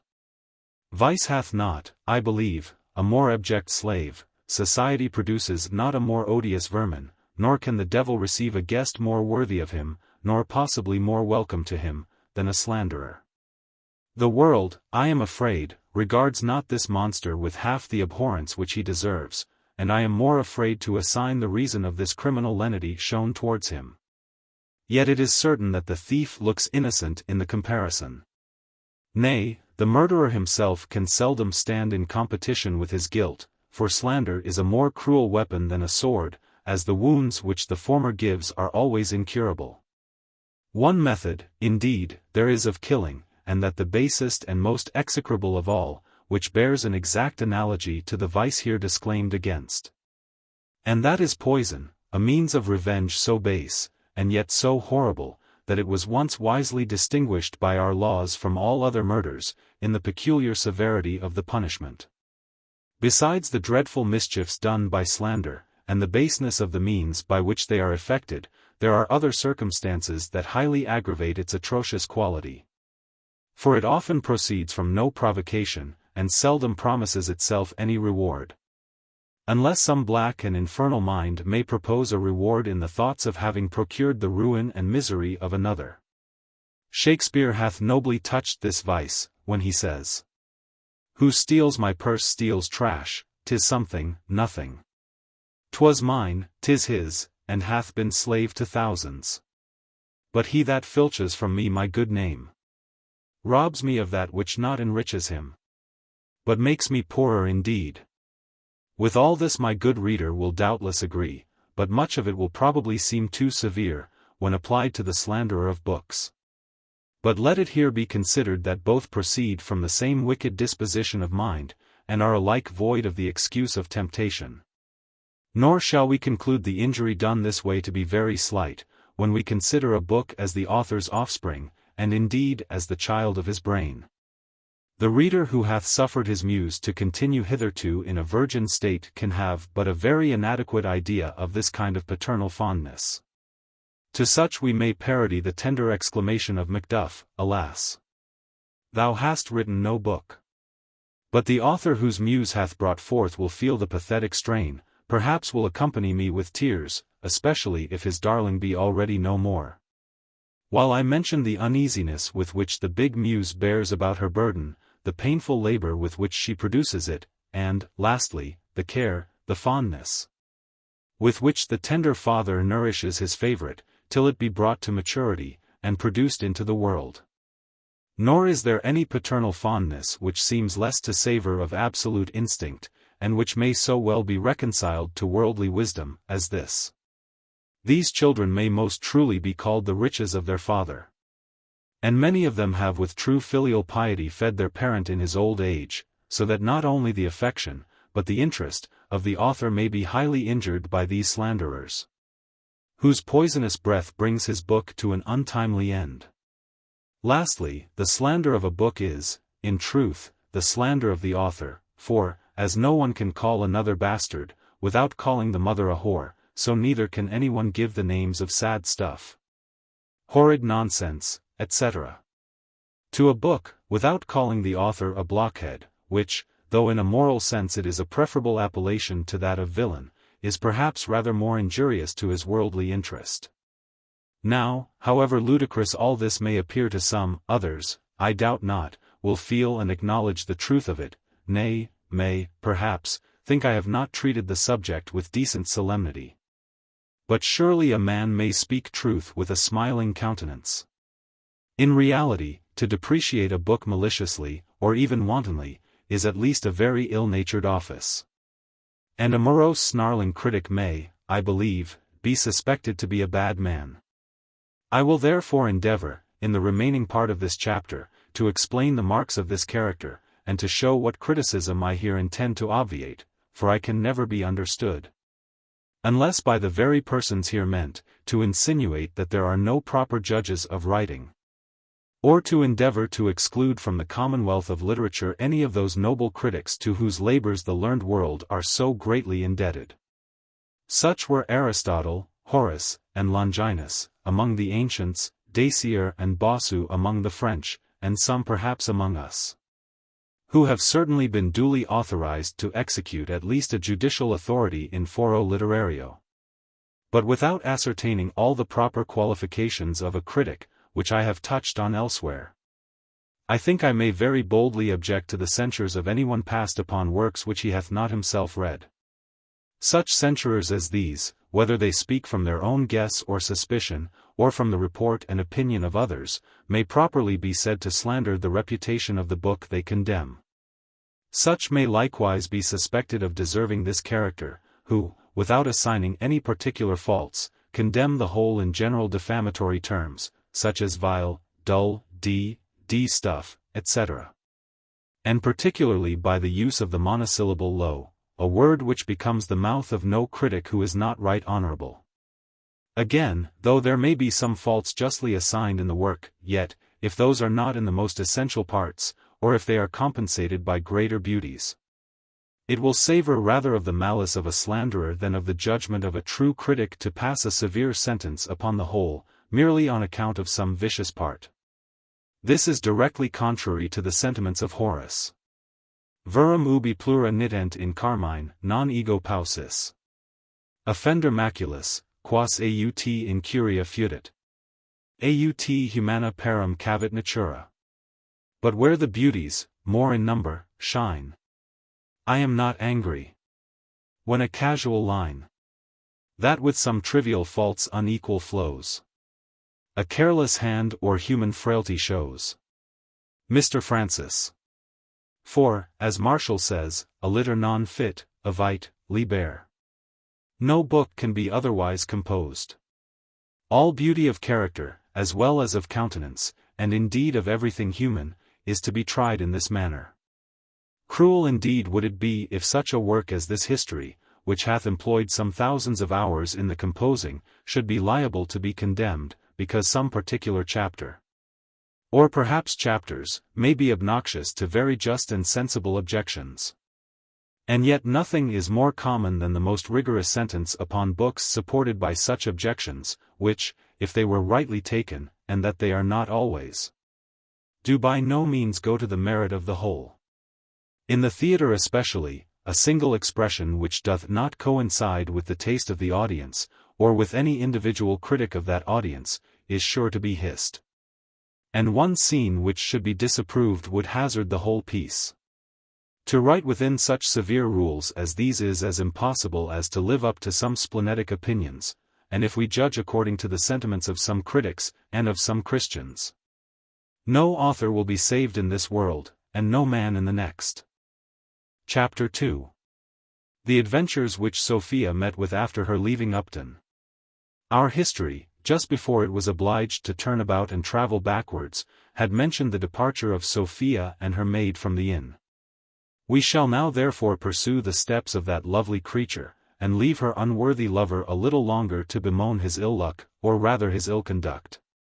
Sophia having directed her guide to travel through by-roads, across the country, they now passed the Severn, and had scarce got a mile from the inn, when the young lady, looking behind her, saw several horses coming after on full speed. This greatly alarmed her fears, and she called to the guide to put on as fast as possible. He immediately obeyed her, and away they rode a full gallop. But the faster they went, the faster were they followed, and as the horses behind were somewhat swifter than those before, so the former were at length overtaken. A happy circumstance for poor Sophia, whose fears, joined to her fatigue, had almost overpowered her spirits. But she was now instantly relieved by a female voice, that greeted her in the softest manner, and with the utmost civility. This greeting Sophia, as soon as she could recover her breath, with like civility, and with the highest satisfaction to herself, returned.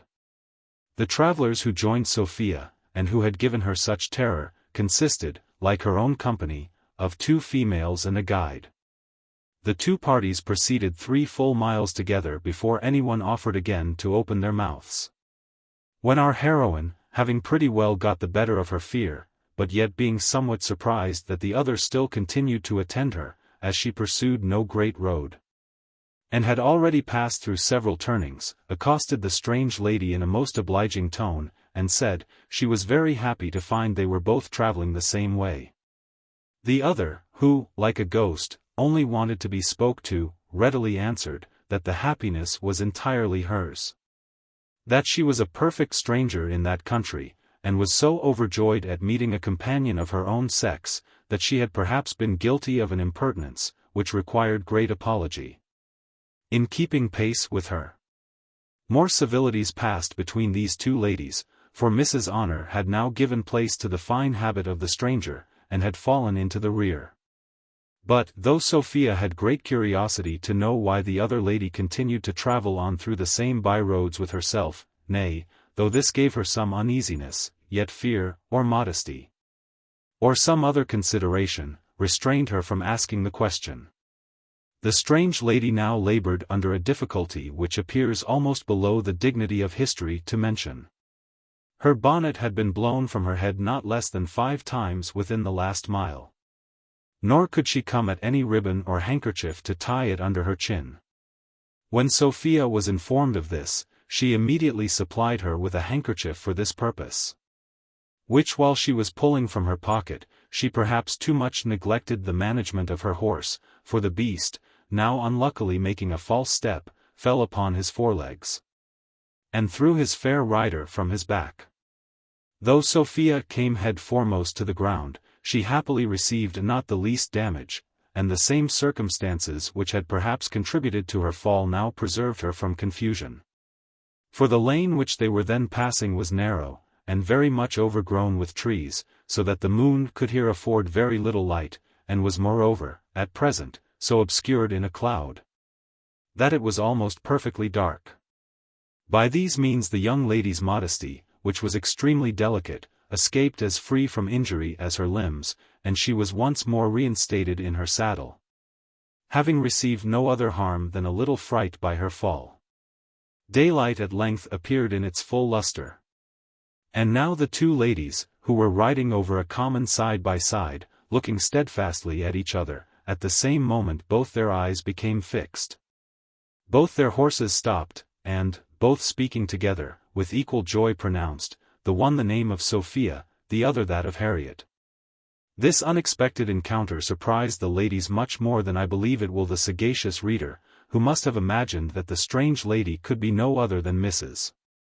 Fitzpatrick, the cousin of Miss Western, whom we before mentioned to have sallied from the inn a few minutes after her. So great was the surprise and joy which these two cousins conceived at this meeting, for they had formerly been most intimate acquaintance and friends, and had long lived together with their Aunt Western, that it is impossible to recount half the congratulations which passed between them, before either asked a very natural question of the other, namely, whither she was going? This at last, however, came first from Mrs. Fitzpatrick, but, easy and natural as the question may seem, Sophia found it difficult to give it a very ready and certain answer. She begged her cousin therefore to suspend all curiosity till they arrived at some inn, which I suppose, says she, can hardly be far distant. And, believe me, Harriet, I suspend as much curiosity on my side, for, indeed, I believe our astonishment is pretty equal. The conversation which passed between these ladies on the road was, I apprehend, little worth relating, and less certainly was that between the two waiting women. For they likewise began to pay their compliments to each other. As for the guides, they were debarred from the pleasure of discourse, the one being placed in the van, and the other obliged to bring up the rear. In this posture they travelled many hours, till they came into a wide and well-beaten road, which, as they turned to the right, soon brought them to a very fair promising inn, where they all alighted, but so fatigued was Sophia, that as she had sat her horse during the last 5 or 6 miles with great difficulty, so was she now incapable of dismounting from him without assistance. This the landlord, who had hold of her horse, presently perceiving, offered to lift her in his arms from her saddle, and she too readily accepted the tender of his service. Indeed, fortune seems to have resolved to put Sophia to the blush that day, and the second malicious attempt succeeded better than the first. For my landlord had no sooner received the young lady in his arms, than his feet, which the gout had lately very severely handled, gave way, and down he tumbled. But, at the same time, with no less dexterity than gallantry, contrived to throw himself under his charming burden, so that he alone received any bruise from the fall. For the great injury which happened to Sophia was a violent shock given to her modesty by an immoderate grin, which, at her rising from the ground, she observed in the countenances of most of the bystanders. This made her suspect what had really happened, and what we shall not here relate for the indulgence of those readers who are capable of laughing at the offense given to a young lady's delicacy. Accidents of this kind we have never regarded in a comical light. Nor will we scruple to say that he must have a very inadequate idea of the modesty of a beautiful young woman, who would wish to sacrifice it to so paltry a satisfaction as can arise from laughter. This fright and shock, joined to the violent fatigue which both her mind and body had undergone, almost overcame the excellent constitution of Sophia. And she had scarce strength sufficient to totter into the inn, leaning on the arm of her maid. Here she was no sooner seated than she called for a glass of water, but Mrs. Honor, very judiciously, in my opinion, changed it into a glass of wine. Mrs. Fitzpatrick, hearing from Mrs. Honor that Sophia had not been in bed during the 2 last nights, and observing her to look very pale and wan with her fatigue, earnestly entreated her to refresh herself with some sleep. She was yet a stranger to her history, or her apprehensions, but, had she known both, she would have given the same advice, for rest was visibly necessary for her. And their long journey through byroads so entirely removed all danger of pursuit, that she was herself perfectly easy on that account. Sophia was easily prevailed on to follow the counsel of her friend, which was heartily seconded by her maid. Mrs. Fitzpatrick likewise offered to bear her cousin company, which Sophia, with much complaisance, accepted. The mistress was no sooner in bed than the maid prepared to follow her example. She began to make many apologies to her sister Abigail for leaving her alone in so horrid a place as an inn. But the other stopped her short, being as well inclined to a nap as herself, and desired the honor of being her bedfellow. Sophia's maid agreed to give her a share of her bed, but put in her claim to all the honor. So, after many courtesies and compliments, to bed together went the waiting women, as their mistresses had done before them. It was usual with my landlord, as indeed it is with the whole fraternity, to inquire particularly of all coachmen, footmen, postboys, and others, into the names of all his guests, what their estate was, and where it lay. It cannot therefore be wondered at that the many particular circumstances which attended our travellers, and especially their retiring all to sleep at so extraordinary and unusual an hour as 10 in the morning, should excite his curiosity. As soon, therefore, as the guides entered the kitchen, he began to examine who the ladies were, and whence they came. But the guides, though they faithfully related all they knew, gave him very little satisfaction. On the contrary, they rather inflamed his curiosity than extinguished it. This landlord had the character, among all his neighbors, of being a very sagacious fellow. He was thought to see farther and deeper into things than any man in the parish, the parson himself not excepted. Perhaps his look had contributed not a little to procure him this reputation. For there was in this something wonderfully wise and significant, especially when he had a pipe in his mouth, which, indeed, he seldom was without. His behavior, likewise, greatly assisted in promoting the opinion of his wisdom. In his deportment he was solemn, if not sullen. And when he spoke, which was seldom, he always delivered himself in a slow voice. And, though his sentences were short, they were still interrupted with many hums and ha's, ay's, and other expletives, so that, though he accompanied his words with certain explanatory gestures, such as shaking or nodding the head, or pointing with his forefinger, he generally left his hearers to understand more than he expressed. Nay, he commonly gave them a hint that he knew much more than he thought proper to disclose. This last circumstance alone may, indeed, very well account for his character of wisdom, since men are strangely inclined to worship what they do not understand. A grand secret, upon which several imposers on mankind have totally relied for the success of their frauds. This polite person, now taking his wife aside, asked her what she thought of the ladies lately arrived. "Think of them," said the wife. "Why, what should I think of them?" "I know," answered he, what I think. The guides tell strange stories. One pretends to be come from Gloucester, and the other from Upton. And neither of them, for what I can find, can tell whither they are going. But what people ever travel across the country from Upton hither, especially to London? And one of the maidservants, before she alighted from her horse, asked if this was not the London road? Now I have put all these circumstances together, and whom do you think I have found them out to be? Nay, answered she, you know I never pretend to guess at your discoveries. It is a good girl, replied he, chucking her under the chin. I must own you have always submitted to my knowledge of these matters. Why, then, depend upon it. Mind what I say, depend upon it, they are certainly some of the rebel ladies, who, they say, travel with the young chevalier, and have taken a roundabout way to escape the Duke's army.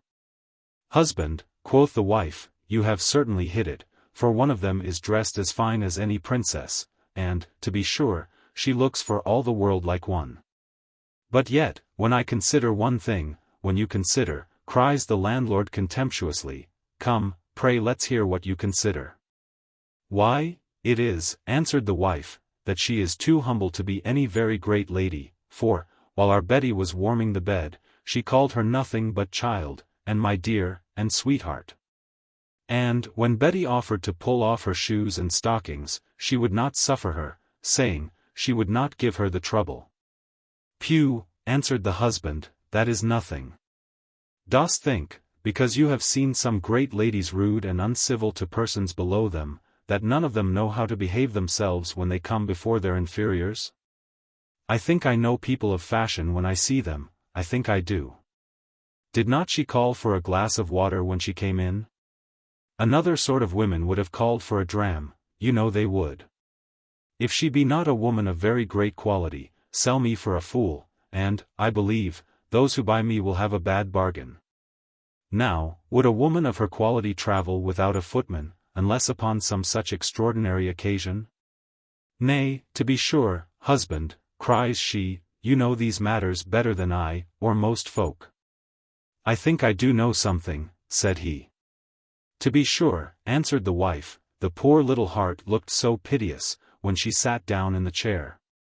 I protest I could not help having a compassion for her almost as much as if she had been a poor body. But what's to be done, husband? If and she be a rebel, I suppose you intend to betray her up to the court.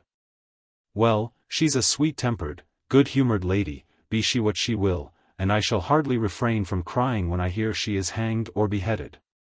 Pooh, answered the husband. But, as to what's to be done, it is not so easy a matter to determine. I hope, before she goes away, we shall have the news of a battle. For, if the chevalier should get the better, she may gain us interest at court, and make our fortunes without betraying her. Why, that's true, replied the wife. And I heartily hope she will have it in her power. Certainly she's a sweet good lady, it would go horribly against me to have her come to any harm. Pooh! Cries the landlord, women are always so tender-hearted. Why, you would not harbor rebels, would you? No, certainly, answered the wife. And as for betraying her, come what will on't, nobody can blame us. It is what anybody would do in our case. While our politic landlord, who had not, we see, undeservedly the reputation of great wisdom among his neighbors, was engaged in debating this matter with himself, for he paid little attention to the opinion of his wife, news arrived that the rebels had given the Duke the slip, and had got a day's march towards London. And soon after arrived a famous Jacobite squire, who, with great joy in his countenance, shook the landlord by the hand, saying, all's our own, boy. 10,000 honest Frenchmen are landed in Suffolk. Old England forever. 10,000 French, my brave lad. I am going to tap away directly. This news determined the opinion of the wise man, and he resolved to make his court to the young lady when she arose. For he had now, he said, discovered that she was no other than Madame Jenny Cameron herself. Chapter 3. A very short chapter, in which, however, is a sun, a moon, a star, and an angel. The sun, for he keeps very good hours at this time of the year, had been some time retired to rest when Sophia arose greatly refreshed by her sleep. Which, short as it was, nothing but her extreme fatigue could have occasioned. For, though she had told her maid, and perhaps herself too, that she was perfectly easy when she left Upton, yet it is certain her mind was a little affected with that malady which is attended with all the restless symptoms of a fever, and is perhaps the very distemper which physicians mean, if they mean anything, by the fever on the spirits. Mrs. Fitzpatrick likewise left her bed at the same time, and, having summoned her maid, immediately dressed herself. She was really a very pretty woman, and, had she been in any other company but that of Sophia, might have been thought beautiful, but when Mrs. Honor of her own accord attended, for her mistress would not suffer her to be waked, and had equipped our heroine, the charms of Mrs. Fitzpatrick, who had performed the office of the morning star, and had preceded greater glories, shared the fate of that star, and were totally eclipsed the moment those glories shone forth. Perhaps Sophia never looked more beautiful than she did at this instant. We ought not, therefore, to condemn the maid of the inn for her hyperbole, who, when she descended, after having lighted the fire, declared, and ratified it with an oath, that if ever there was an angel upon earth, she was now above stairs. Sophia had acquainted her cousin with her design to go to London, and Mrs. Fitzpatrick had agreed to accompany her. For the arrival of her husband at Upton had put an end to her design of going to Bath, or to her Aunt Western. They had therefore no sooner finished their tea than Sophia proposed to set out, the moon then shining extremely bright, and as for the frost she defied it. Nor had she any of those apprehensions which many young ladies would have felt at travelling by night, for she had, as we have before observed, some little degree of natural courage. And this, her present sensations, which bordered somewhat on despair, greatly increased. Besides, as she had already travelled twice with safety by the light of the moon, she was the better emboldened to trust to it a third time. The disposition of Mrs. Fitzpatrick was more timorous. For, though the greater terrors had conquered the less, and the presence of her husband had driven her away at so unseasonable an hour from Upton, yet, being now arrived at a place where she thought herself safe from his pursuit, these lesser terrors of I know not what operated so strongly, that she earnestly entreated her cousin to stay till the next morning, and not expose herself to the dangers of travelling by night. Sophia, who was yielding to an excess, when she could neither laugh nor reason her cousin out of these apprehensions, at last gave way to them. Perhaps, indeed, had she known of her father's arrival at Upton, it might have been more difficult to have persuaded her. For as to Jones, she had, I am afraid, no great horror at the thoughts of being overtaken by him, nay, to confess the truth, I believe she rather wished than feared it. Though I might honestly enough have concealed this wish from the reader, as it was one of those secret spontaneous emotions of the soul to which the reason is often a stranger. When our young ladies had determined to remain all that evening in their inn, they were attended by the landlady, who desired to know what their ladyships would be pleased to eat. Such charms were there in the voice, in the manner, and in the affable deportment of Sophia, that she ravished the landlady to the highest degree. And that good woman, concluding that she had attended Jenny Cameron, became in a moment a stanch Jacobite, and wished heartily well to the young pretender's cause. From the great sweetness and affability with which she had been treated by his supposed mistress, the two cousins began now to impart to each other their reciprocal curiosity to know what extraordinary accidents on both sides occasioned this so strange and unexpected meeting. At last Mrs. Fitzpatrick, having obtained of Sophia a promise of communicating likewise in her turn, began to relate what the reader, if he is desirous to know her history, may read in the ensuing chapter. Chapter 4. The History of Mrs. Fitzpatrick. Mrs. Fitzpatrick, after a silence of a few moments, fetching a deep sigh, thus began. It is natural to the unhappy to feel a secret concern in recollecting those periods of their lives which have been most delightful to them. The remembrance of past pleasures affects us with a kind of tender grief, like what we suffer for departed friends, and the ideas of both may be said to haunt our imaginations.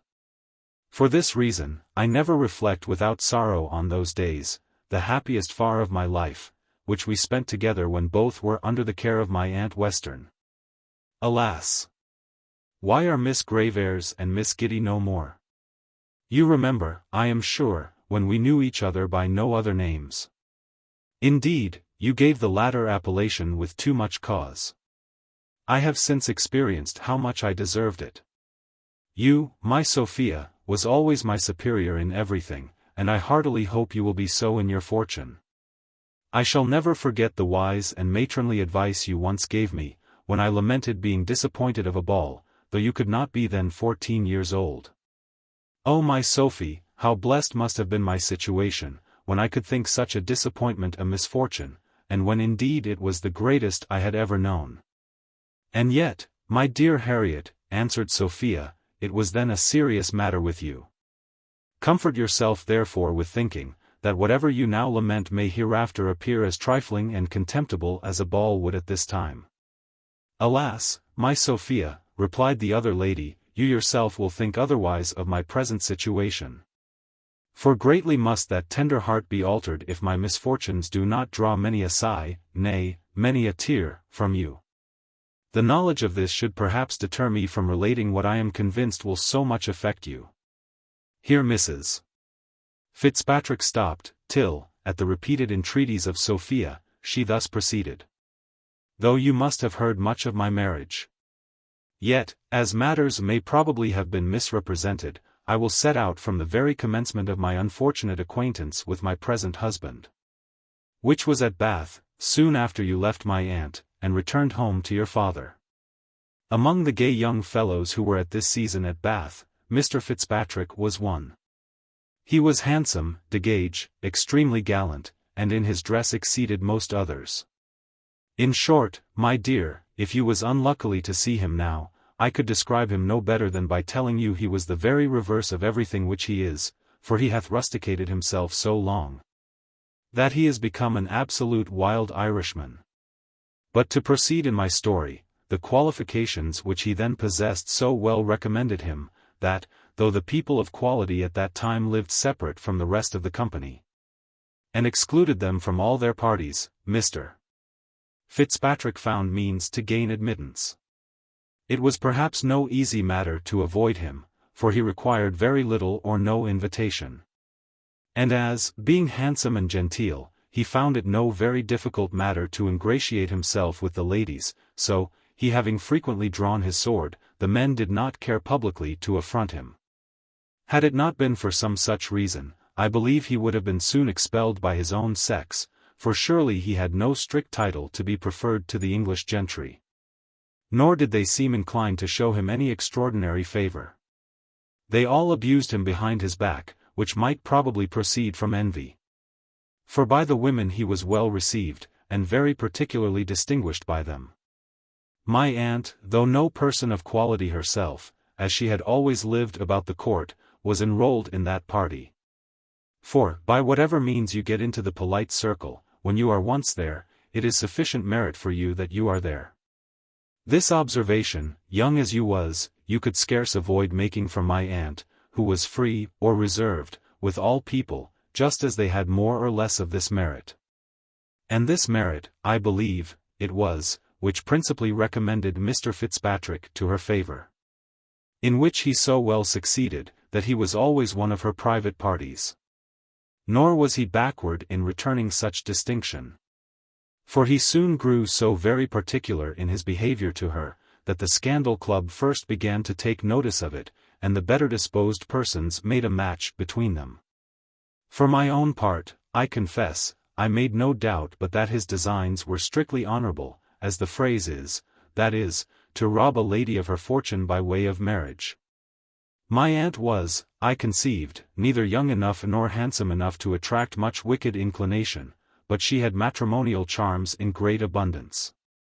I was the more confirmed in this opinion from the extraordinary respect which he showed to myself from the first moment of our acquaintance.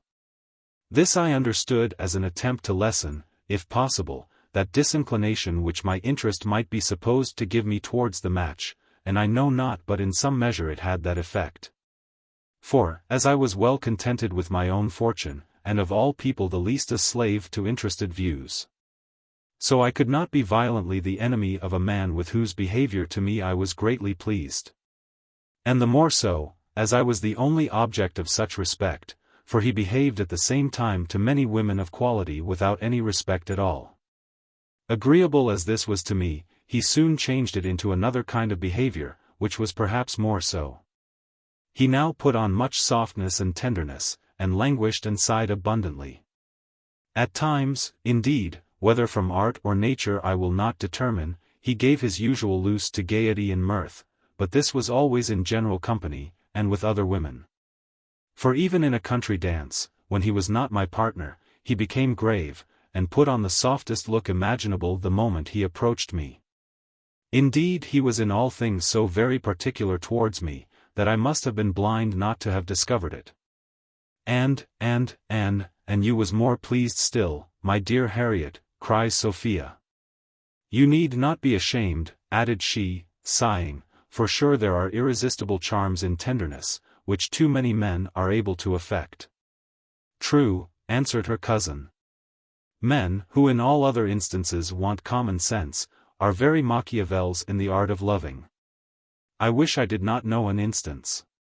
Well, scandal now began to be as busy with me as it had before been with my aunt, and some good ladies did not scruple to affirm that Mr. Fitzpatrick had an intrigue with us both. But, what may seem astonishing, my aunt never saw, nor in the least seemed to suspect, that which was visible enough, I believe, from both our behaviors.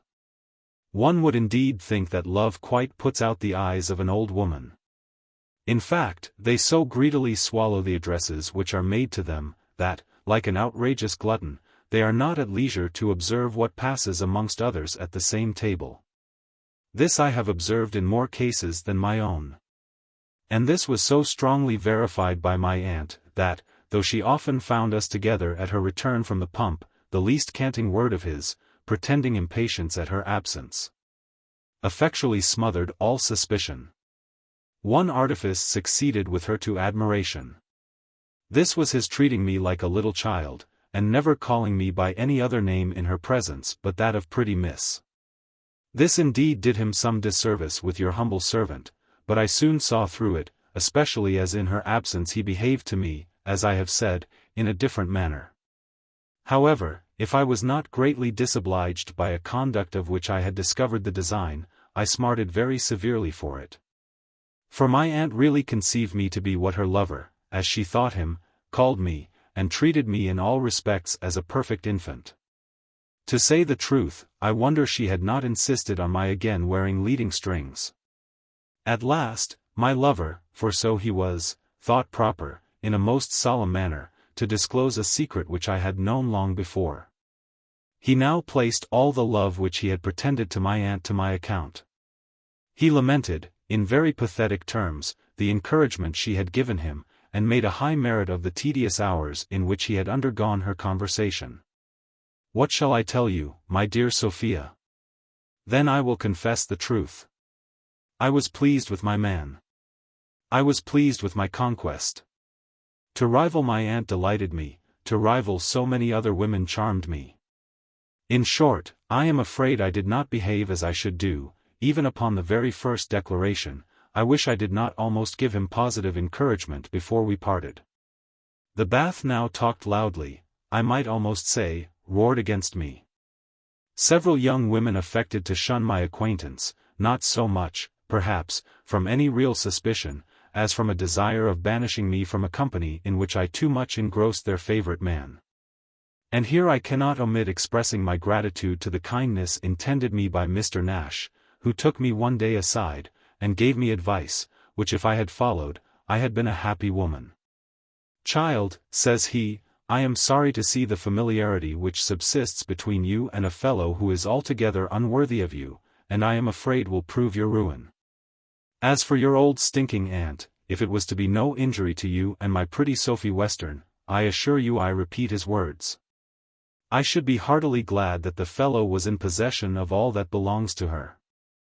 I never advise old women, for, if they take it into their heads to go to the devil, it is no more possible than worthwhile to keep them from him. Innocence and youth and beauty are worthy a better fate, and I would save them from his clutches. Let me advise you therefore, dear child, never suffer this fellow to be particular with you again. Many more things he said to me, which I have now forgotten, and indeed I attended very little to them at the time, for inclination contradicted all he said. And, besides, I could not be persuaded that women of quality would condescend to familiarity with such a person as he described. But I am afraid, my dear, I shall tire you with a detail of so many minute circumstances. To be concise, therefore, imagine me married, imagine me with my husband, at the feet of my aunt. And then imagine the maddest woman in Bedlam, in a raving fit, and your imagination will suggest to you no more than what really happened. The very next day my aunt left the place, partly to avoid seeing Mr. Fitzpatrick or myself, and as much perhaps to avoid seeing anyone else. For, though I am told she hath since denied everything stoutly, I believe she was then a little confounded at her disappointment. Since that time, I have written to her many letters, but never could obtain an answer, which I must own sits somewhat the heavier, as she herself was, though undesignedly, the occasion of all my sufferings, for, had it not been under the colour of paying his addresses to her, Mr. Fitzpatrick would never have found sufficient opportunities to have engaged my heart, which, in other circumstances, I still flatter myself would not have been an easy conquest to such a person. Indeed, I believe I should not have erred so grossly in my choice if I had relied on my own judgment. But I trusted totally to the opinion of others, and very foolishly took the merit of a man for granted whom I saw so universally well received by the women. What is the reason, my dear, that we, who have understandings equal to the wisest and greatest of the other sex, so often make choice of the silliest fellows for companions and favourites? It raises my indignation to the highest pitch to reflect on the numbers of women of sense who have been undone by fools. Here she paused a moment. But, Sophia making no answer, she proceeded as in the next chapter. Chapter 5. In which the history of Mrs. Fitzpatrick is continued. We remained at Bath no longer than a fortnight after our wedding, for as to any reconciliation with my aunt, there were no hopes. And of my fortune not one farthing could be touched till I was of age, of which I now wanted more than 2 years. My husband therefore was resolved to set out for Ireland. Against which I remonstrated very earnestly, and insisted on a promise which he had made me before our marriage that I should never take this journey against my consent. And indeed I never intended to consent to it, nor will anybody, I believe, blame me for that resolution. But this, however, I never mentioned to my husband, and petitioned only for the reprieve of a month, but he had fixed the day, and to that day he obstinately adhered. The evening before our departure, as we were disputing this point with great eagerness on both sides, he started suddenly from his chair, and left me abruptly, saying he was going to the rooms. He was hardly out of the house when I saw a paper lying on the floor, which, I suppose, he had carelessly pulled from his pocket, together with his handkerchief. This paper I took up, and, finding it to be a letter, I made no scruple to open and read it, and indeed I read it so often that I can repeat it to you almost word for word. This then was the letter. To Mr. Brian Fitzpatrick. Sir, yours received, and am surprised you should use me in this manner, as have never seen any of your cash, unless for one linsey-woolsey coat, and your bill now is upwards of £150. Consider, sir, how often you have fobbed me off with your being shortly to be married to this lady and t'other lady. But I can neither live on hopes or promises, nor will my woolen-draper take any such in payment. You tell me you are secure of having either the aunt or the niece, and that you might have married the aunt before this, whose jointure you say is immense. But that you prefer the niece on account of her ready money. Pray, sir, take a fool's advice for once, and marry the first you can get. You will pardon my offering my advice, as you know I sincerely wish you well. Shall draw on you per next post, in favour of Messrs. John Drugget and Company, at 14 days, which doubt not your honouring, and am, sir, your humble servant. Sam. Cosgrave. This was the letter, word for word. Guess, my dear girl, guess how this letter affected me. You prefer the niece on account of her ready money. If every one of these words had been a dagger, I could with pleasure have stabbed them into his heart, but I will not recount my frantic behavior on the occasion. I had pretty well spent my tears before his return home, but sufficient remains of them appeared in my swollen eyes. He threw himself sullenly into his chair, and for a long time we were both silent. At length, in a haughty tone, he said, "I hope, madam, your servants have packed up all your things, for the coach will be ready by 6 in the morning." My patience was totally subdued by this provocation, and I answered, "No, sir, there is a letter still remains unpacked." And then throwing it on the table I fell to upbraiding him with the most bitter language I could invent.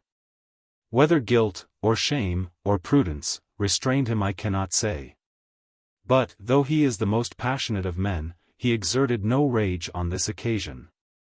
He endeavored, on the contrary, to pacify me by the most gentle means. He swore the phrase in the letter to which I principally objected was not his, nor had he ever written any such.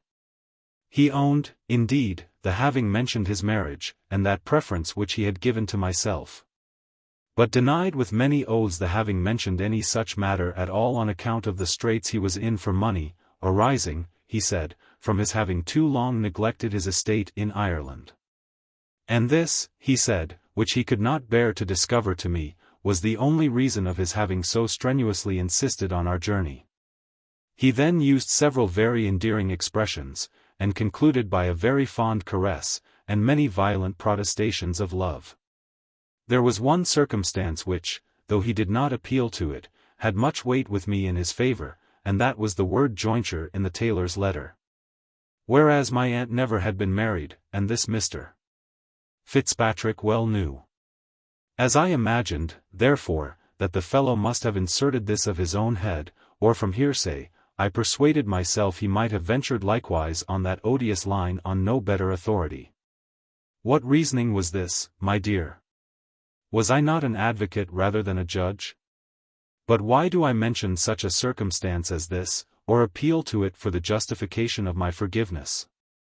In short, had he been guilty of 20 times as much, half the tenderness and fondness which he used would have prevailed on me to have forgiven him. I now made no farther objections to our setting out, which we did the next morning, and in a little more than a week arrived at the seat of Mr. Fitzpatrick. Your curiosity will excuse me from relating any occurrences which passed during our journey. For it would indeed be highly disagreeable to travel it over again, and no less so to you to travel it over with me. This seat, then, is an ancient mansion house. If I was in one of those merry humors in which you have so often seen me, I could describe it to you ridiculously enough. It looked as if it had been formerly inhabited by a gentleman.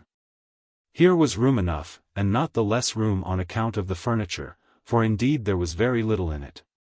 An old woman, who seemed coeval with the building, and greatly resembled her whom Chaumont mentions in The Orphan, received us at the gate, and in a howl scarce human, and to me unintelligible, welcomed her master home.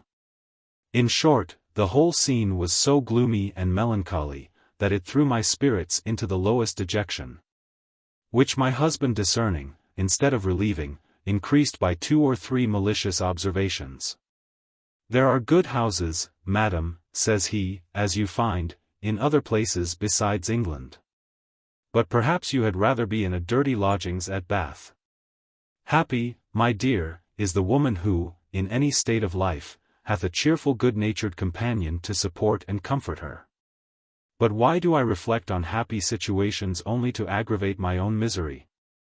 My companion, far from clearing up the gloom of solitude, soon convinced me that I must have been wretched with him in any place, and in any condition. In a word, he was a surly fellow, a character perhaps you have never seen, for, indeed, no woman ever sees it exemplified but in a father, a brother, or a husband. And, though you have a father, he is not of that character.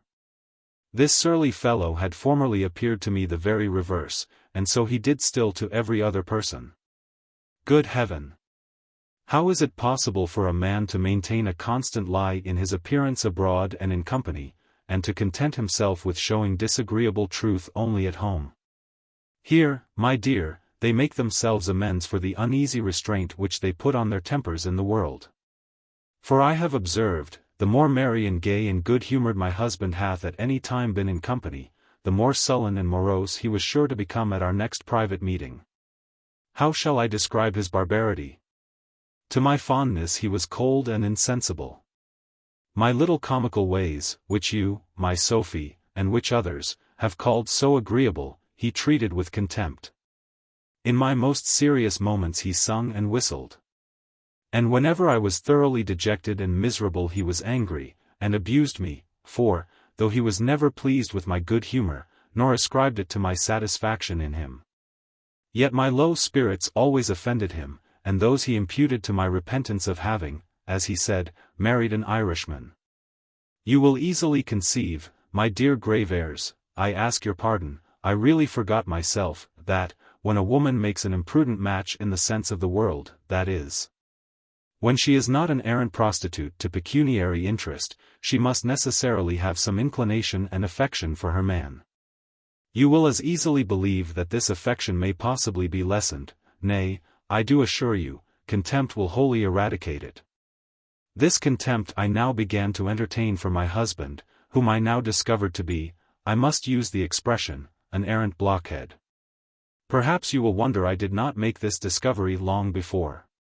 But women will suggest 1,000 excuses to themselves for the folly of those they like. Besides, give me leave to tell you, it requires a most penetrating eye to discern a fool through the disguises of gaiety and good breeding. It will be easily imagined that, when I once despised my husband, as I confess to you I soon did, I must consequently dislike his company. And indeed I had the happiness of being very little troubled with it, for our house was now most elegantly furnished, our cellars well stocked, and dogs and horses provided in great abundance. As my gentleman therefore entertained his neighbours with great hospitality, so his neighbours resorted to him with great alacrity.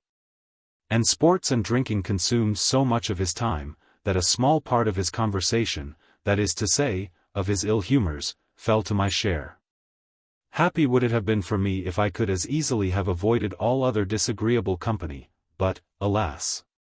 I was confined to some which constantly tormented me. And the more, as I saw no prospect of being relieved from them. These companions were my own racking thoughts, which plagued and in a manner haunted me night and day.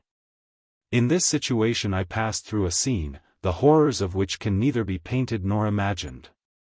Think, my dear, figure, if you can, to yourself, what I must have undergone. I became a mother by the man I scorned, hated, and detested. I went through all the agonies and miseries of a lying-in, 10 times more painful in such a circumstance than the worst labor can be when one endures it for a man one loves, in a desert, or rather. Indeed, a scene of riot and revel, without a friend, without a companion, or without any of those agreeable circumstances which often alleviate, and perhaps sometimes more than compensate, the sufferings of our sex at that season.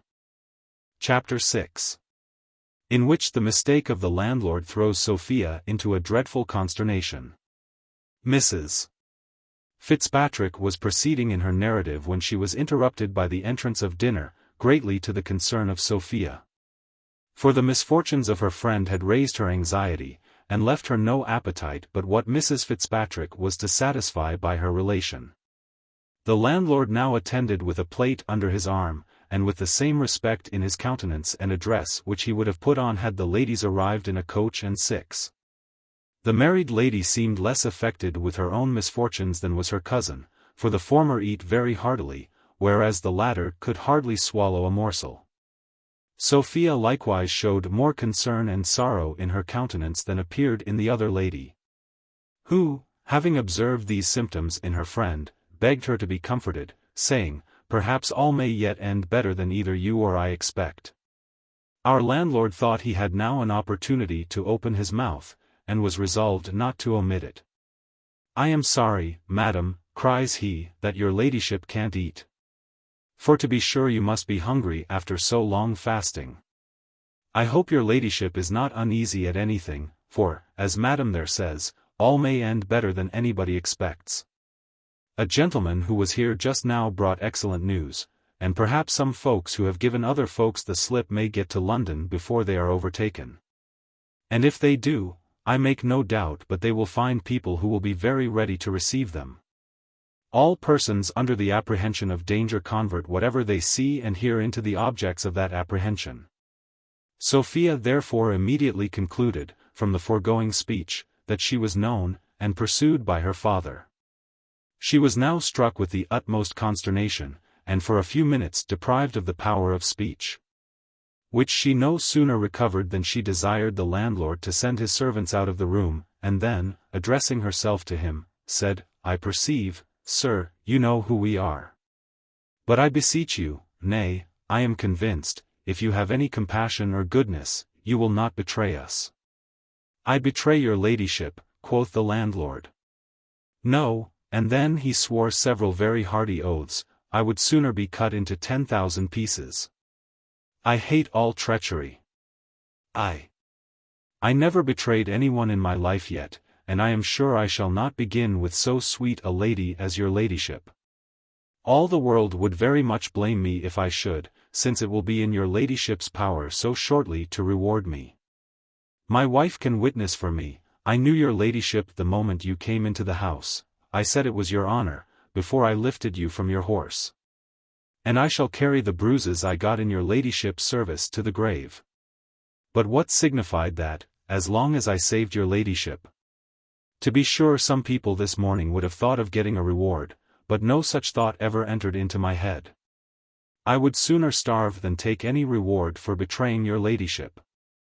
I promise you, sir, says Sophia, if it be ever in my power to reward you, you shall not lose by your generosity. Alack-a-day, madam, answered the landlord, in your ladyship's power. Heaven put it as much into your will. I am only afraid your honor will forget such a poor man as an innkeeper. But, if your ladyship should not, I hope you will remember what reward I refused. That is, I would have refused, and to be sure it may be called refusing, for I might have had it certainly. And to be sure you might have been in some houses. But, for my part, would not methinks for the world have your ladyship wrong me so much as to imagine I ever thought of betraying you, even before I heard the good news. What news, pray? Says Sophia, something eagerly. Hath not your ladyship heard it, then, cries the landlord, nay, like enough, for I heard it only a few minutes ago. And if I had never heard it, may the devil fly away with me this instant if I would have betrayed your honor. No, if I would, may I, here he subjoined several dreadful imprecations, which Sophia at last interrupted, and begged to know what he meant by the news. He was going to answer, when Mrs. Honor came running into the room, all pale and breathless, and cried out, Madam, we are all undone, all ruined, they are come, they are come. These words almost froze up the blood of Sophia. But Mrs. Fitzpatrick asked Honor who were come. Who, answered she, why, the French, several 100,000 of them are landed, and we shall be all murdered and ravished. As a miser, who hath, in some well-built city, a cottage, value 20 shillings, when at a distance he is alarmed with the news of a fire, turns pale and trembles at his loss. But when he finds the beautiful palaces only are burnt, and his own cottage remains safe, he comes instantly to himself. And smiles at his good fortunes, or as, for we dislike something in the former simile, the tender mother, when terrified with the apprehension that her darling boy is drowned, is struck senseless and almost dead with consternation. But when she is told that little master is safe, and the Victory only, with 1,200 brave men, gone to the bottom, life and sense again return. Maternal fondness enjoys the sudden relief from all its fears, and the general benevolence which at another time would have deeply felt the dreadful catastrophe, lies fast asleep in her mind. So Sophia, than whom none was more capable of tenderly feeling the general calamity of her country, found such immediate satisfaction from the relief of those terrors she had of being overtaken by her father, that the arrival of the French scarce made any impression on her. She gently chid her maid for the fright into which she had thrown her, and said, she was glad it was no worse, for that she had feared somebody else was come.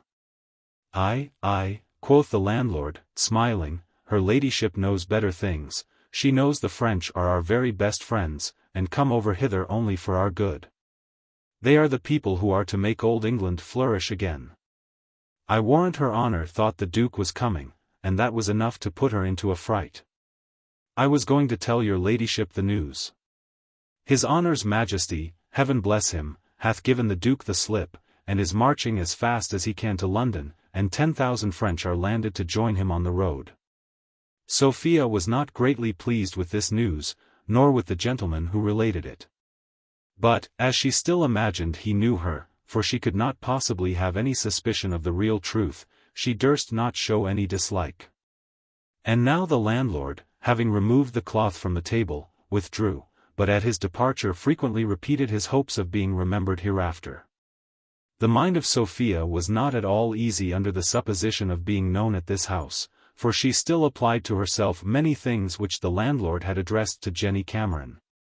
She therefore ordered her maid to pump out of him by what means he had become acquainted with her person, and who had offered him the reward for betraying her. She likewise ordered the horses to be in readiness by 4 in the morning, at which hour Mrs. Fitzpatrick promised to bear her company. And then, composing herself as well as she could, she desired that lady to continue her story. Chapter 7. In which Mrs. Fitzpatrick concludes her history. While Mrs.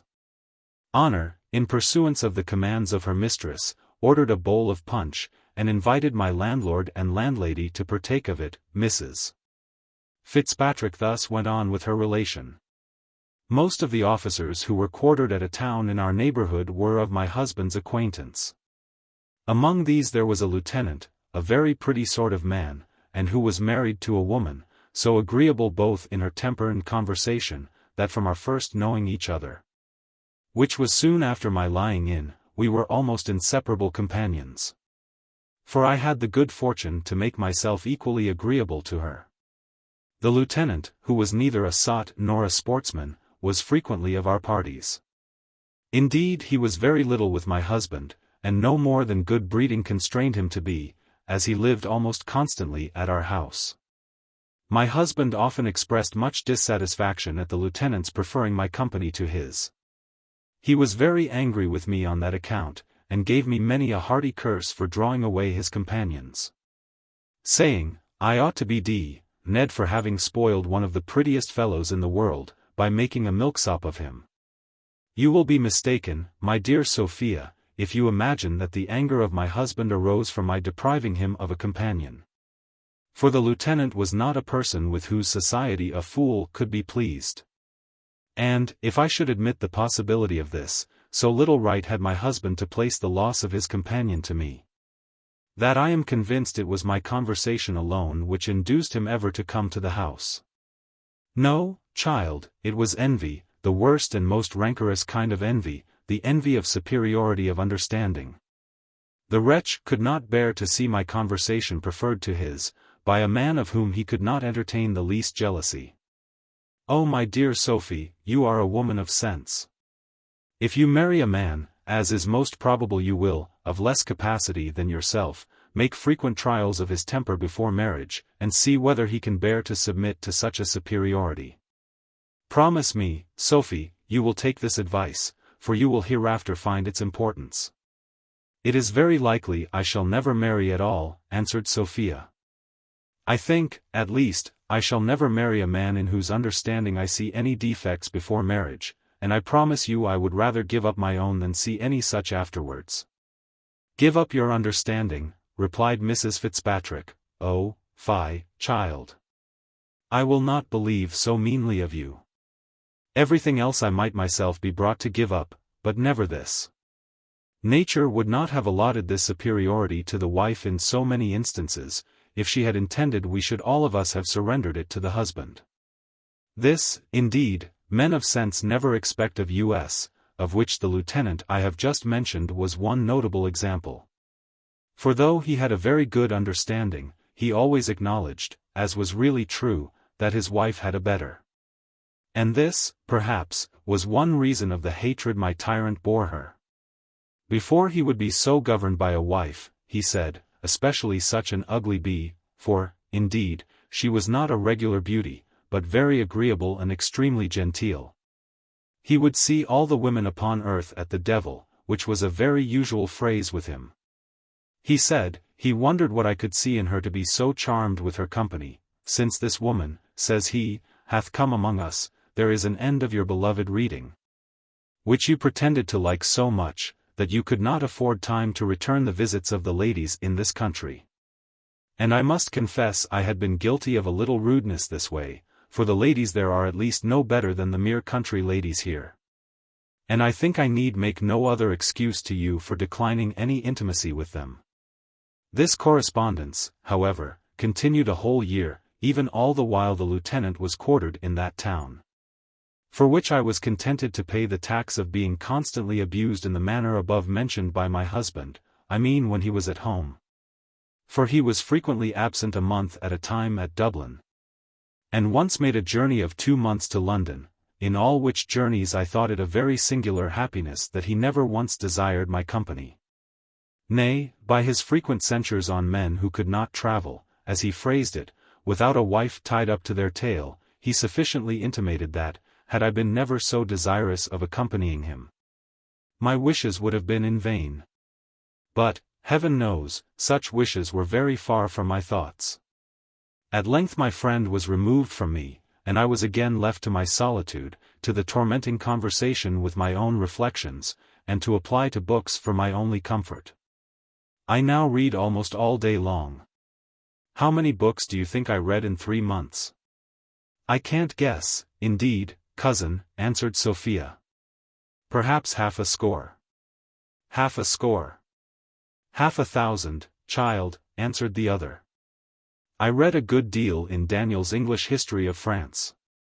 A great deal in Plutarch's Lives, the Atalantis, Pope's Homer, Dryden's Plays, Chillingworth, the Countess d'Aulnoy's, and Locke's Human Understanding. During this interval I wrote 3 very supplicating, and, I thought, moving letters to my aunt. But, as I received no answer to any of them, my disdain would not suffer me to continue my application.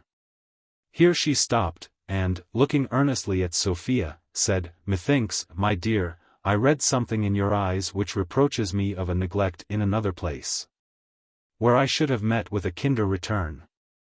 Indeed, dear Harriet, answered Sophia, your story is an apology for any neglect, but, indeed, I feel that I have been guilty of a remissness, without so good an excuse. Yet pray proceed. For I long, though I tremble, to hear the end. Thus, then, Mrs. Fitzpatrick resumed her narrative. My husband now took a second journey to England, where he continued upwards of 3 months. During the greater part of this time I led a life which nothing but having led a worse could make me think tolerable. For perfect solitude can never be reconciled to a social mind, like mine, but when it relieves you from the company of those you hate. What added to my wretchedness was the loss of my little infant, not that I pretend to have had for it that extravagant tenderness of which I believe I might have been capable under other circumstances. But I resolved, in every instance, to discharge the duty of the tenderest mother. And this care prevented me from feeling the weight of that heaviest of all things, when it can be at all said to lie heavy on our hands. I had spent full 10 weeks almost entirely by myself, having seen nobody all that time, except my servants and a very few visitors, when a young lady, a relation to my husband, came from a distant part of Ireland to visit me. She had stayed once before a week at my house, and then I gave her a pressing invitation to return, for she was a very agreeable woman, and had improved good natural parts by a proper education. Indeed, she was to me a welcome guest. A few days after her arrival, perceiving me in very low spirits, without inquiring the cause, which, indeed, she very well knew, the young lady fell to compassionating my case. She said, though politeness had prevented me from complaining to my husband's relations of his behavior, yet they all were very sensible of it, and felt great concern upon that account. But none more than herself. And after some more general discourse on this head, which I own I could not forbear countenancing, at last, after much previous precaution and enjoined concealment, she communicated to me, as a profound secret, that my husband kept a mistress.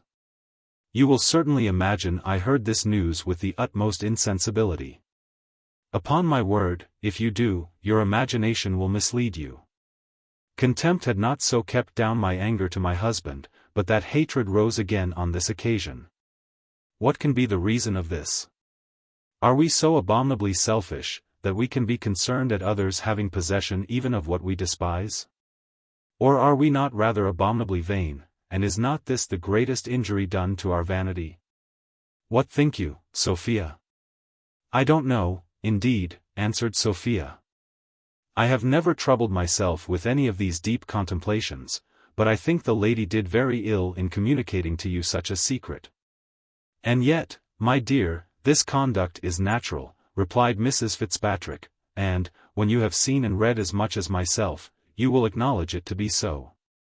I am sorry to hear it is natural, returned Sophia. For I want neither reading nor experience to convince me that it is very dishonorable and very ill-natured, nay. It is surely as ill-bred to tell a husband or wife of the faults of each other as to tell them of their own. Well, continued Mrs. Fitzpatrick, my husband at last returned, and, if I am thoroughly acquainted with my own thoughts, I hated him now more than ever. But I despised him rather less, for certainly nothing so much weakens our contempt, as an injury done to our pride or our vanity.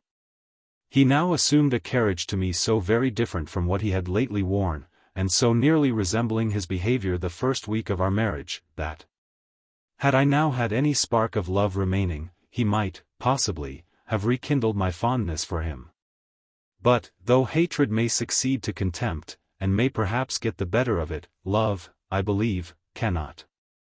The truth is, the passion of love is too restless to remain contented without the gratification which it receives from its object.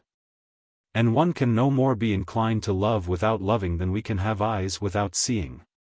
When a husband, therefore, ceases to be the object of this passion, it is most probable some other man, I say, my dear. If your husband grows indifferent to you, if you once come to despise him, I say, that is, if you have the passion of love in you, Lud. I have bewildered myself so, but one is apt, in these abstracted considerations, to lose the concatenation of ideas, as Mr. Locke says. In short, the truth is, in short, I scarce know what it is. But, as I was saying, my husband returned, and his behavior, at first, greatly surprised me, but he soon acquainted me with the motive, and taught me to account for it. In a word, then, he had spent and lost all the ready money of my fortune. And, as he could mortgage his own estate no deeper, he was now desirous to supply himself with cash for his extravagance, by selling a little estate of mine, which he could not do without my assistance. And to obtain this favor was the whole and sole motive of all the fondness which he now put on. With this I peremptorily refused to comply. I told him, and I told him truly, that, had I been possessed of the Indies at our first marriage, he might have commanded it all. For it had been a constant maxim with me, that where a woman disposes of her heart, she should always deposit her fortune. But, as he had been so kind, long ago, to restore the former into my possession, I was resolved likewise to retain what little remained of the latter. I will not describe to you the passion into which these words, and the resolute air in which they were spoken, threw him, nor will I trouble you with the whole scene which succeeded between us. Out came, you may be well assured, the story of the mistress, and out it did come, with all the embellishments which anger and disdain could bestow upon it. Mr. Fitzpatrick seemed a little thunderstruck with this, and more confused than I had seen him, though his ideas are always confused enough, heaven knows. He did not, however, endeavor to exculpate himself, but took a method which almost equally confounded me. What was this but recrimination? He affected to be jealous. He may, for aught I know, be inclined enough to jealousy in his natural temper, nay, he must have had it from nature, or the devil must have put it into his head. For I defy all the world to cast a just aspersion on my character, nay, the most scandalous tongues have never dared censure my reputation. My fame, I thank heaven, hath been always as spotless as my life, and let falsehood itself accuse that if it dare. No, my dear grave heirs, however provoked, however ill-treated, however injured in my love, I have firmly resolved never to give the least room for censure on this account. And yet, my dear, there are some people so malicious, some tongues so venomous, that no innocence can escape them. The most undesigned word, the most accidental look, the least familiarity, the most innocent freedom, will be misconstrued, and magnified into I know not what, by some people. But I despise, my dear grave heirs, I despise all such slander. No such malice, I assure you, ever gave me an uneasy moment. No, no, I promise you I am above all that. But where was I? Oh, let me see, I told you my husband was jealous. And of whom, I pray? Why, of whom but the lieutenant I mentioned to you before. He was obliged to resort above a year and more back to find any object for this unaccountable passion, if, indeed, he really felt any such, and was not an arrant counterfeit in order to abuse me. But I have tired you already with too many particulars. I will now bring my story to a very speedy conclusion. In short, then, after many scenes very unworthy to be repeated, in which my cousin engaged so heartily on my side, that Mr. Fitzpatrick at last turned her out of doors. When he found I was neither to be soothed nor bullied into compliance, he took a very violent method indeed. Perhaps you will conclude he beat me. But this, though he hath approached very near to it, he never actually did. He confined me to my room, without suffering me to have either pen, ink, paper, or book, and a servant every day made my bed, and brought me my food. When I had remained a week under this imprisonment, he made me a visit, and, with the voice of a schoolmaster, or, what is often much the same, of a tyrant, asked me, if I would yet comply. I answered, very stoutly, that I would die first. Then so you shall, and be Ned, cries he, for you shall never go alive out of this room. Here I remained a fortnight longer. And, to say the truth, my constancy was almost subdued, and I began to think of submission. When, one day, in the absence of my husband, who was gone abroad for some short time, by the greatest good fortune in the world, an accident happened. At a time when I began to give way to the utmost despair, everything would be excusable at such a time, at that very time I received, but it would take up an hour to tell you all particulars. In one word, then, for I will not tire you with circumstances, gold, the common key to all padlocks, opened my door, and set me at liberty.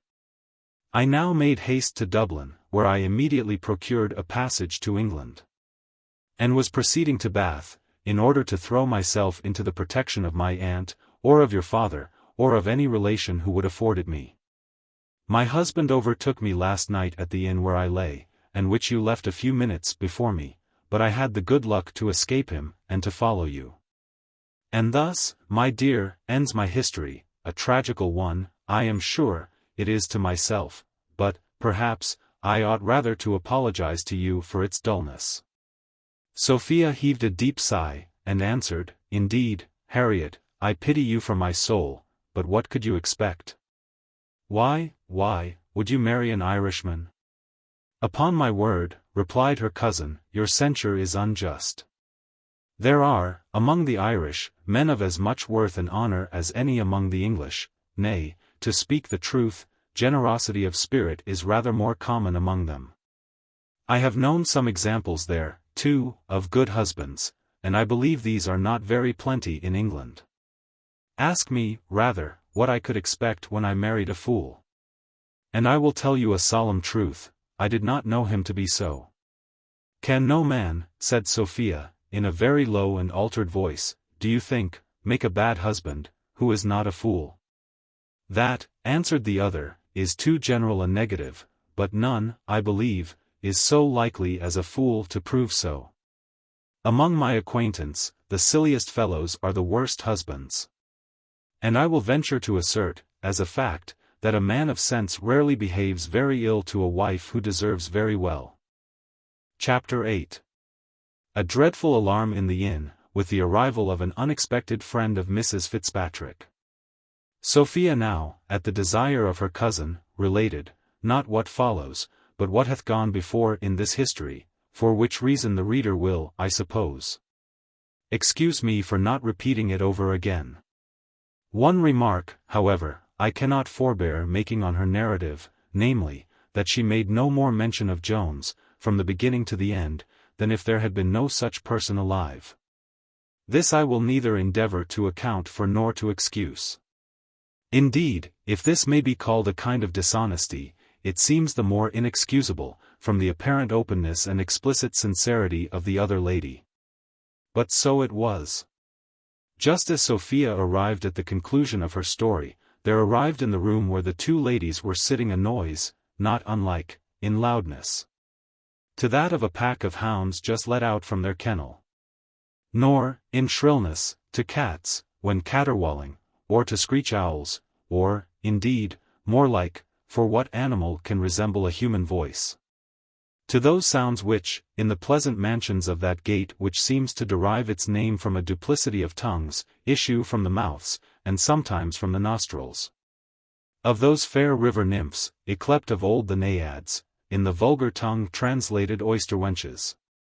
For when, instead of the ancient libations of milk and honey and oil, the rich distillation from the juniper berry, or, perhaps, from malt, hath, by the early devotion of their votaries, been poured forth in great abundance, should any daring tongue with unhallowed license profane, i.e.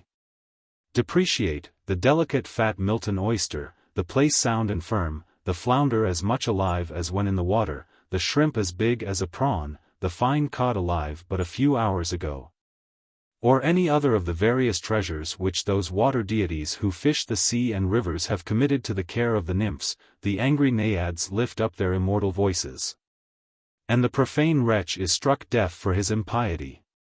Such was the noise which now burst from one of the rooms below. And soon the thunder, which long had rattled at a distance, began to approach nearer and nearer, till, having ascended by degrees upstairs, it at last entered the apartment where the ladies were. In short, to drop all metaphor and figure, Mrs. Honor, having scolded violently below stairs, and continued the same all the way up, came in to her mistress in a most outrageous passion, crying out, "What doth your ladyship think? Would you imagine that this impudent villain, the master of this house, hath had the impudence to tell me, nay, to stand it out to my face, that your ladyship is that nasty, stinking whre, Jenny Cameron they call her, that runs about the country with the Pretender? Nay, the lying, saucy villain had the assurance to tell me that your ladyship had owned yourself to be so, but I have clawed the rascal, I have left the marks of my nails in his impudent face. My lady, says I, you saucy scoundrel, my lady is meet for no pretenders. She is a young lady of as good fashion, and family, and fortune, as any in Somersetshire. Did you never hear of the great Squire Western, sirrah? She is his only daughter, she is, an heiress to all his great estate. My lady to be called a nasty Scotch whre by such a varlet. To be sure I wish I had knocked his brains out with the punch bowl. The principal uneasiness with which Sophia was affected on this occasion Honor had herself caused, by having in her passion discovered who she was.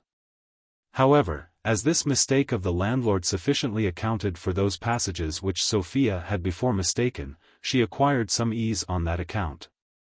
Nor could she, upon the whole, forbear smiling. This enraged Honor, and she cried, "Indeed, madam, I did not think your ladyship would have made a laughing matter of it. To be called whore by such an impudent low rascal. Your ladyship may be angry with me, for aught I know, for taking your part, since proffered service, they say, stinks. But to be sure I could never bear to hear a lady of mine called whore, nor will I bear it. I am sure your ladyship is as virtuous a lady as ever sat foot on English ground, and I will claw any villain's eyes out who dares for to offer to presume for to say the least word to the contrary.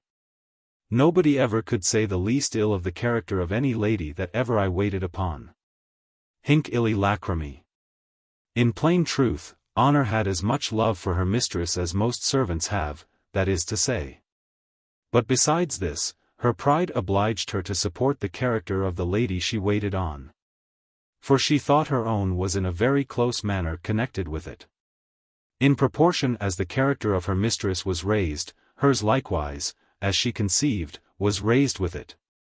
And, on the contrary, she thought the one could not be lowered without the other. On this subject, reader, I must stop a moment, to tell thee a story.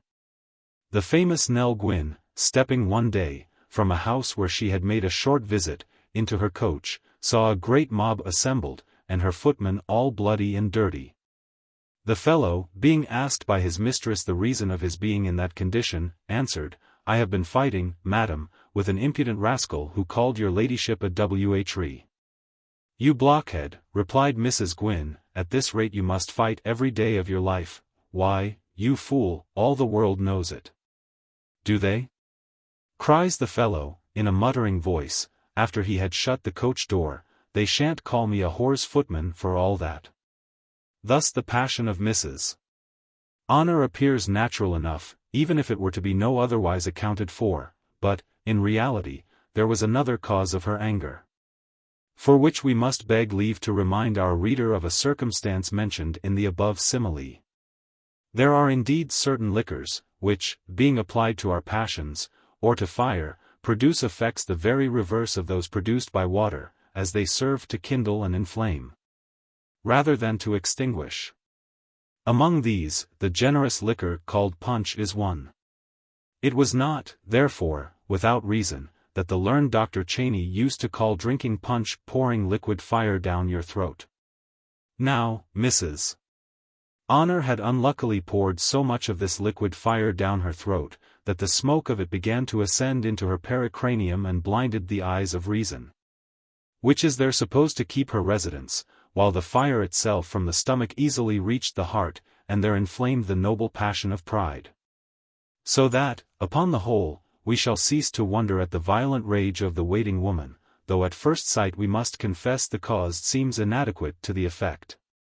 Sophia and her cousin both did all in their power to extinguish these flames which had roared so loudly all over the house. They at length prevailed. Or, to carry the metaphor one step farther, the fire, having consumed all the fuel which the language affords, to wit, every reproachful term in it, at last went out of its own accord. But, though tranquillity was restored above stairs, it was not so below, where my landlady, highly resenting the injury done to the beauty of her husband by the flesh spades of Mrs. Honor, called aloud for revenge and justice. As to the poor man, who had principally suffered in the engagement, he was perfectly quiet. Perhaps the blood which he lost might have cooled his anger, for the enemy had not only applied her nails to his cheeks, but likewise her fist to his nostrils, which lamented the blow with tears of blood in great abundance. To this we may add reflections on his mistake, but indeed nothing so effectually silenced his resentment as the manner in which he now discovered his error, for as to the behavior of Mrs. Honor, it had the more confirmed him in his opinion. But he was now assured by a person of great figure, and who was attended by a great equipage, that one of the ladies was a woman of fashion and his intimate acquaintance. By the orders of this person, the landlord now ascended, and acquainted our fair travellers that a great gentleman below desired to do them the honour of waiting on them. Sophia turned pale and trembled at this message, though the reader will conclude it was too civil, notwithstanding the landlord's blunder, to have come from her father.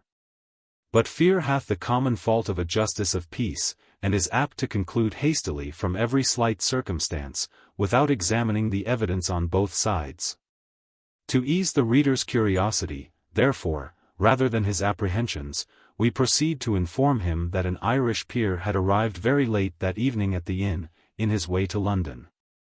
This nobleman, having sallied from his supper at the Hurricane before commemorated, had seen the attendant of Mrs. Fitzpatrick, and upon a short inquiry, was informed that her lady, with whom he was very particularly acquainted, was above. This information he had no sooner received than he addressed himself to the landlord, pacified him, and sent him upstairs with compliments rather civiller than those which were delivered. It may perhaps be wondered at that the waiting woman herself was not the messenger employed on this occasion. But we are sorry to say she was not at present qualified for that, or indeed for any other office. The rum, for so the landlord chose to call the distillation from malt, had basely taken the advantage of the fatigue which the poor woman had undergone, and had made terrible depredations on her noble faculties, at a time when they were very unable to resist the attack. We shall not describe this tragical scene too fully.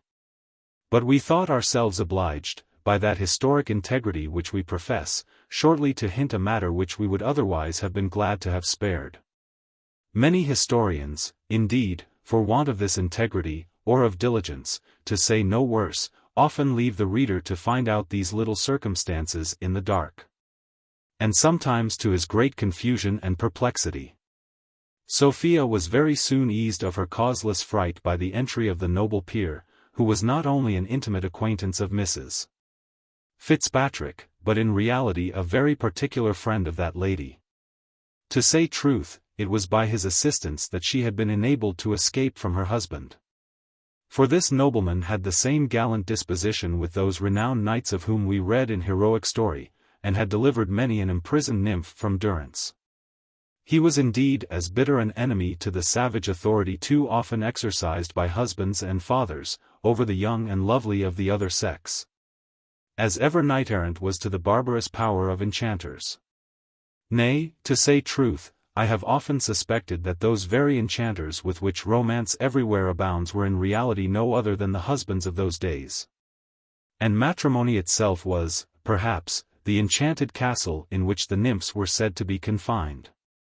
This nobleman had an estate in the neighborhood of Fitzpatrick, and had been for some time acquainted with the lady.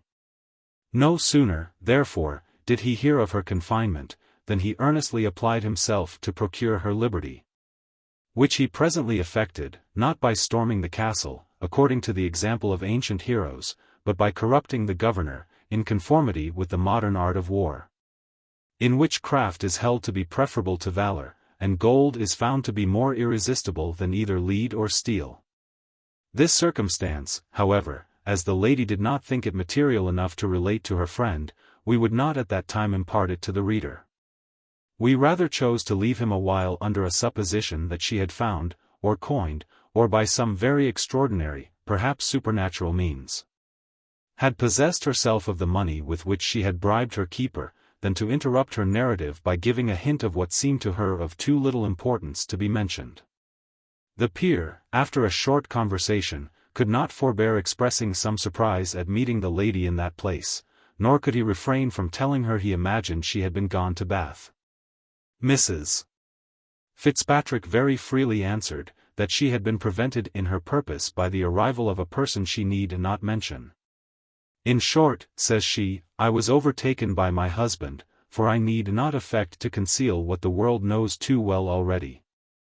I had the good fortune to escape in a most surprising manner, and am now going to London with this young lady, who is a near relation of mine, and who hath escaped from as great a tyrant as my own. His lordship, concluding that this tyrant was likewise a husband, made a speech full of compliments to both the ladies, and as full of invectives against his own sex. Nor indeed did he avoid some oblique glances at the matrimonial institution itself, and at the unjust powers given by it to man over the more sensible and more meritorious part of the species. He ended his oration with an offer of his protection, and of his coach and six, which was instantly accepted by Mrs. Fitzpatrick, and at last, upon her persuasions, by Sophia. Matters being thus adjusted, his lordship took his leave, and the ladies retired to rest, where Mrs. Fitzpatrick entertained her cousin with many high encomiums on the character of the noble peer, and enlarged very particularly on his great fondness for his wife, saying, she believed he was almost the only person of high rank who was entirely constant to the marriage bed. Indeed, added she, my dear Sophie, that is a very rare virtue amongst men of condition. Never expect it when you marry, for, believe me, if you do, you will certainly be deceived. A gentle sigh stole from Sophia at these words, which perhaps contributed to form a dream of no very pleasant kind.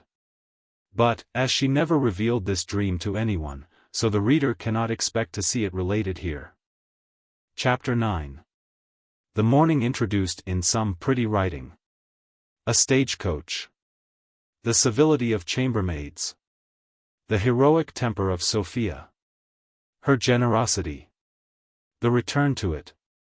The departure of the company, and their arrival at London, with some remarks for the use of travellers.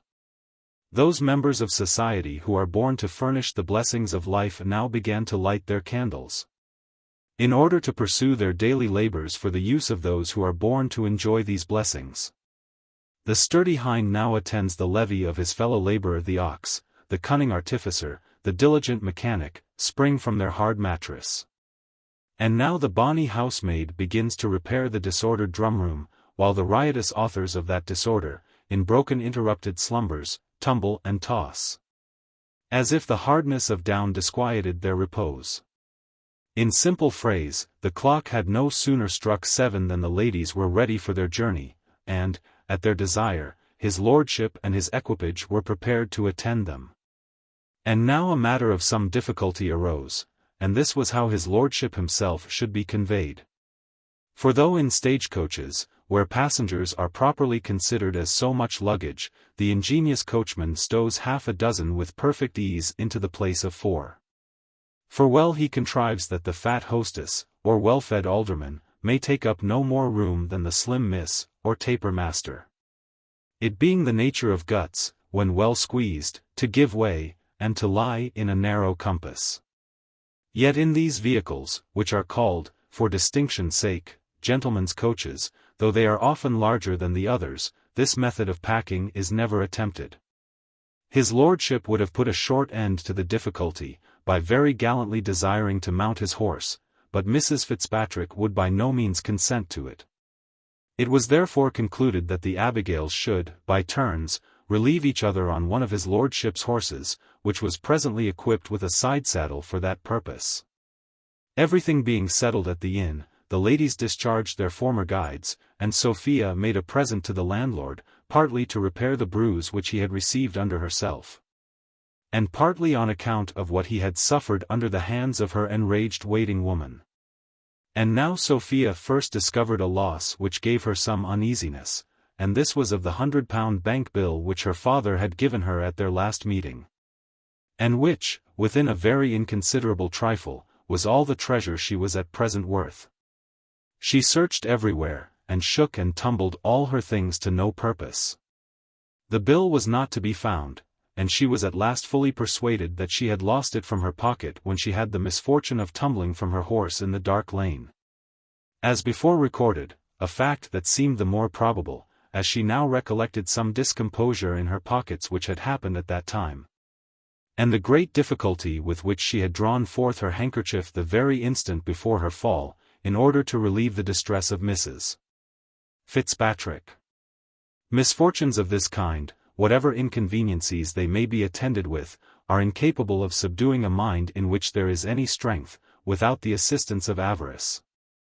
Sophia, therefore, though nothing could be worse timed than this accident at such a season, immediately got the better of her concern, and, with her wonted serenity and cheerfulness of countenance, returned to her company. His lordship conducted the ladies into the vehicle, as he did likewise Mrs. Honor, who, after many civilities, and more dear madams, at last yielded to the well-bred importunities of her sister Abigail, and submitted to be complimented with the first ride in the coach, in which indeed she would afterwards have been contented to have pursued her whole journey, had not her mistress, after several fruitless intimations, at length forced her to take her turn on horseback. The coach, now having received its company, began to move forwards, attended by many servants, and led by 2 captains, who had before rode with his lordship, and who would have been dismissed from the vehicle upon a much less worthy occasion than was this of accommodating 2 ladies. In this they acted only as gentlemen.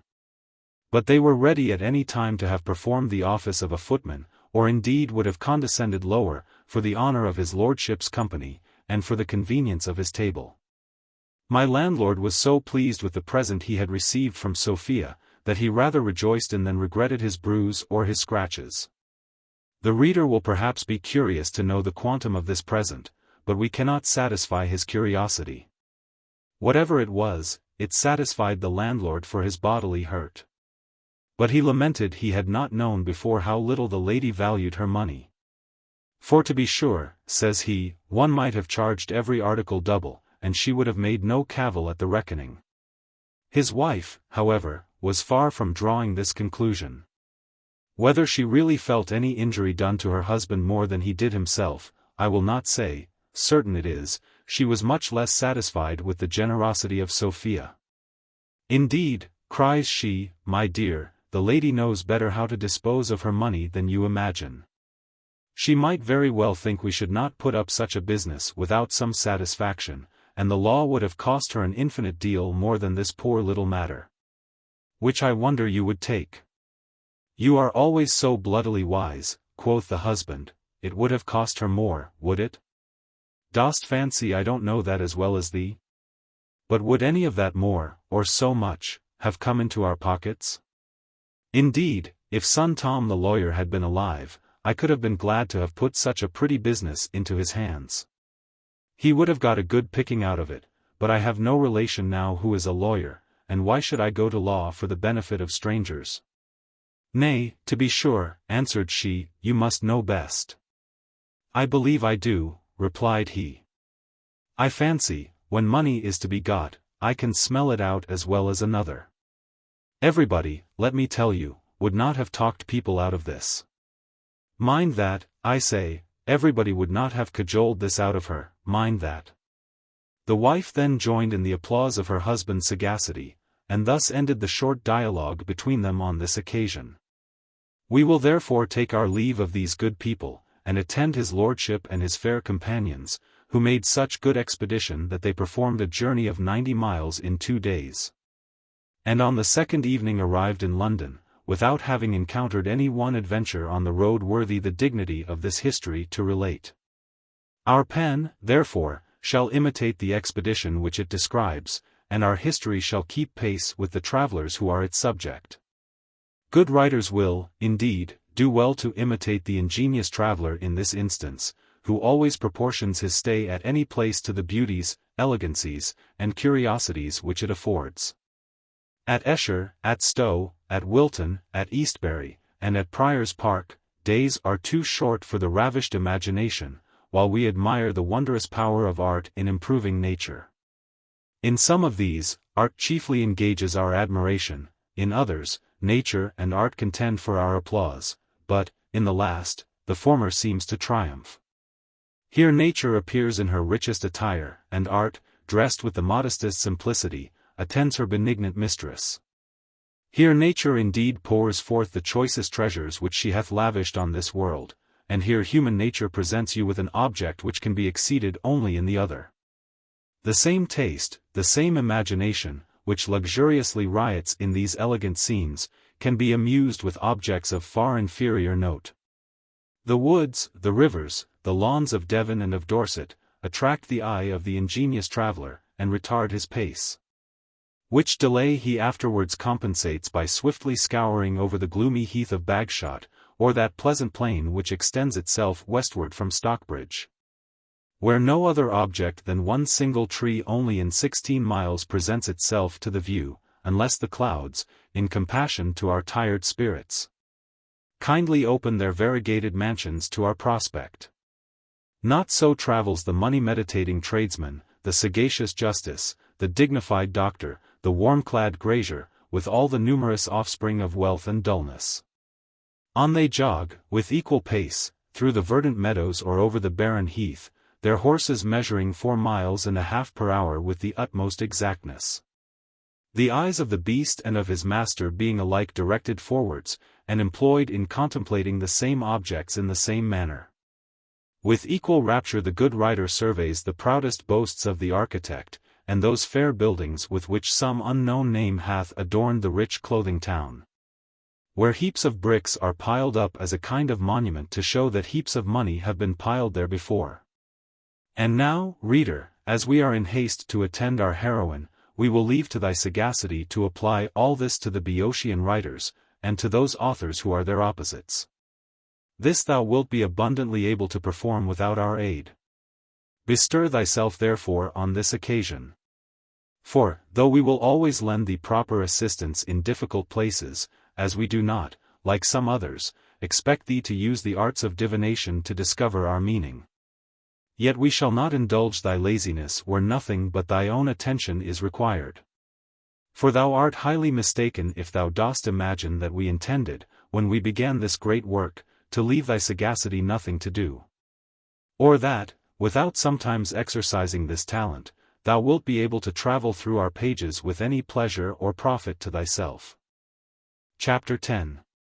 Containing a hint or two concerning virtue, and a few more concerning suspicion.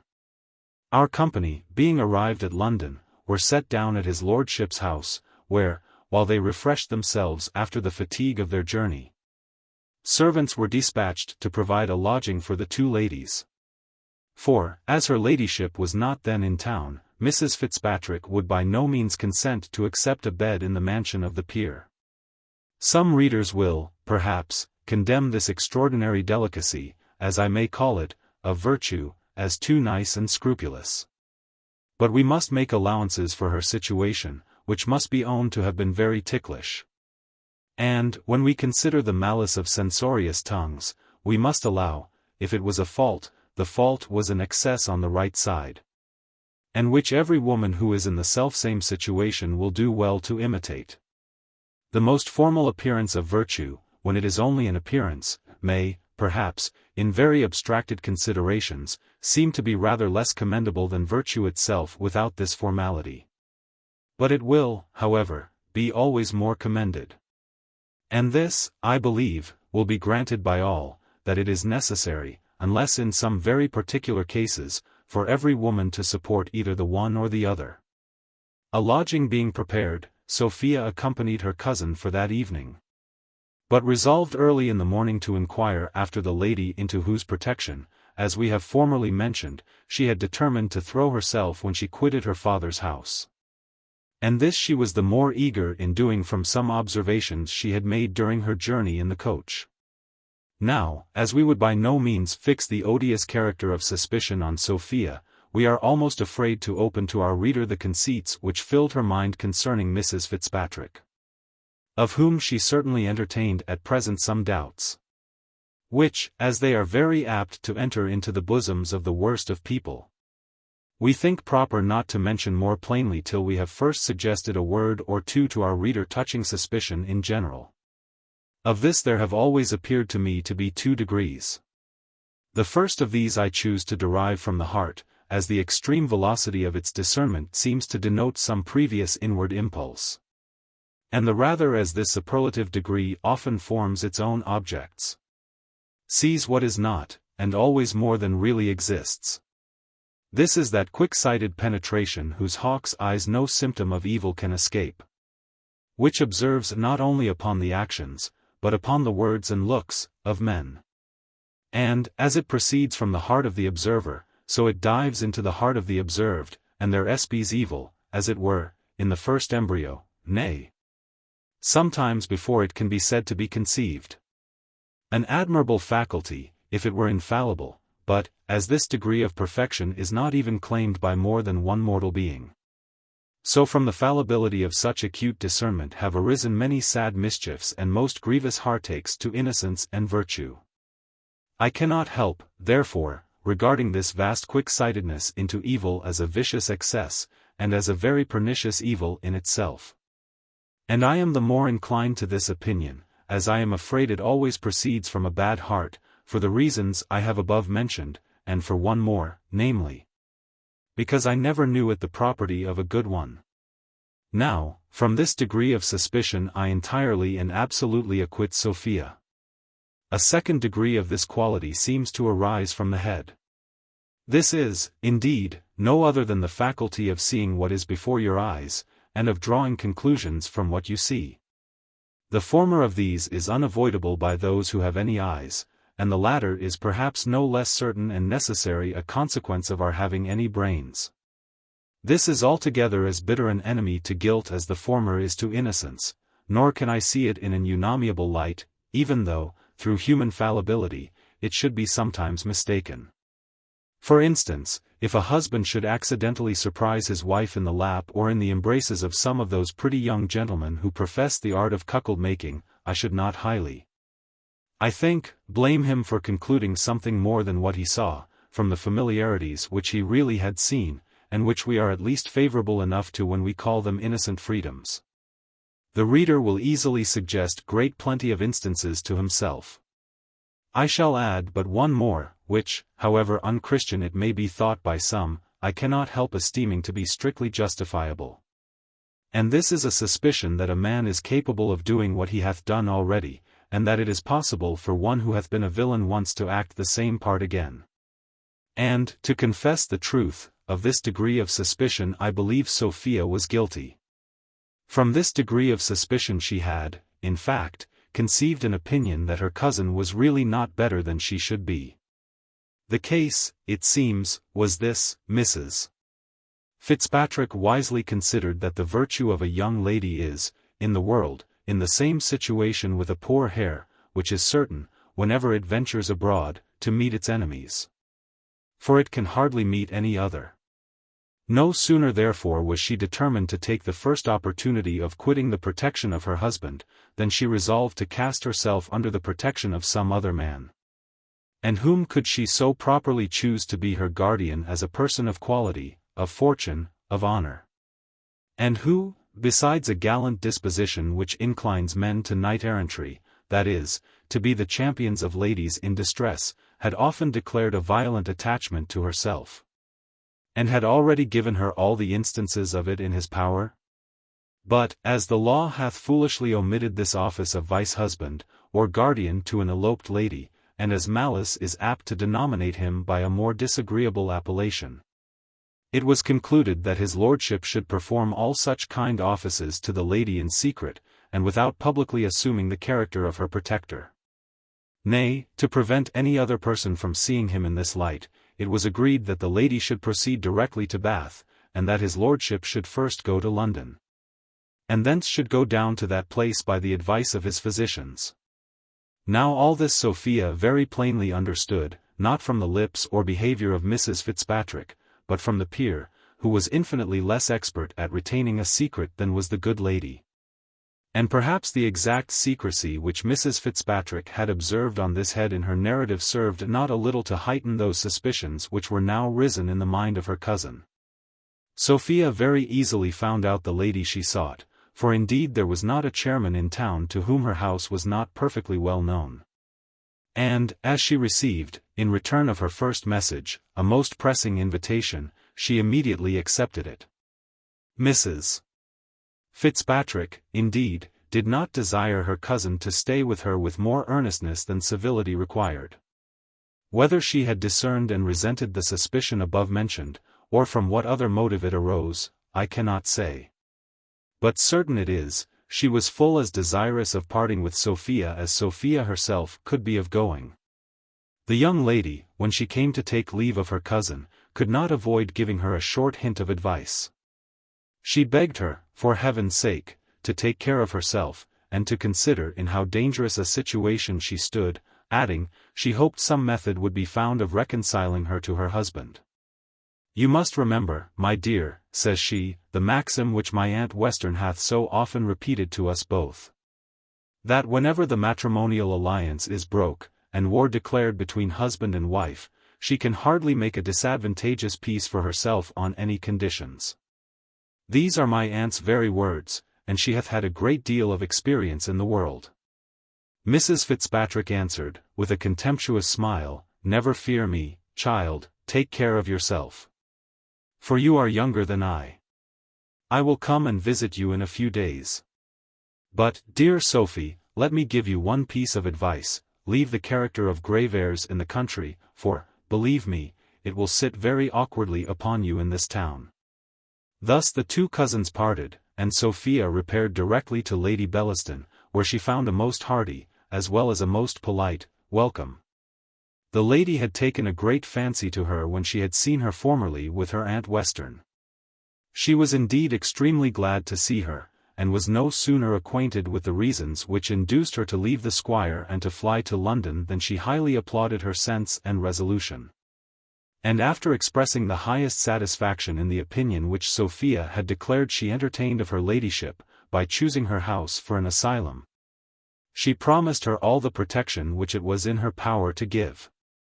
As we have now brought Sophia into safe hands, the reader will, I apprehend, be contented to deposit her there a while, and to look a little after other personages, and particularly poor Jones, whom we have left long enough to do penance for his past offences, which, as is the nature of vice, brought sufficient punishment upon him themselves. Book. Chapter 12. Containing the same individual time with the former. Chapter 1. Showing what is to be deemed plagiarism in a modern author, and what is to be considered as lawful prize. The learned reader must have observed that in the course of this mighty work, I have often translated passages out of the best ancient authors, without quoting the original, or without taking the least notice of the book from whence they were borrowed. This conduct in writing is placed in a very proper light by the ingenious Abbé Bannier, in his preface to his Mythology, a work of great erudition and of equal judgment. It will be easy, says he, for the reader to observe that I have frequently had greater regard to him than to my own reputation, for an author certainly pays him a considerable compliment, when, for his sake, he suppresses learned quotations that come in his way, and which would have cost him but the bare trouble of transcribing. To fill up a work with these scraps may, indeed, be considered as a downright cheat on the learned world, who are by such means imposed upon to buy a second time, in fragments and by retail, what they have already engrossed, if not in their memories, upon their shelves. And it is still more cruel upon the illiterate, who are drawn in to pay for what is of no manner of use to them. A writer who intermixes great quantity of Greek and Latin with his works, deals by the ladies and fine gentlemen in the same paltry manner with which they are treated by the auctioneers, who often endeavor so to confound and mix up their lots, that, in order to purchase the commodity you want, you are obliged at the same time to purchase that which will do you no service. And yet, as there is no conduct so fair and disinterested but that it may be misunderstood by ignorance, and misrepresented by malice, I have been sometimes tempted to preserve my own reputation at the expense of my reader, and to transcribe the original, or at least to quote chapter and verse, whenever I have made use either of the thought or expression of another. I am, indeed, in some doubt that I have often suffered by the contrary method, and that, by suppressing the original author's name, I have been rather suspected of plagiarism than reputed to act from the amiable motive assigned by that justly celebrated Frenchman. Now, to obviate all such imputations for the future, I do here confess and justify the fact. The ancients may be considered as a rich common, where every person who hath the smallest tenement in Parnassus hath a free right to fatten his muse.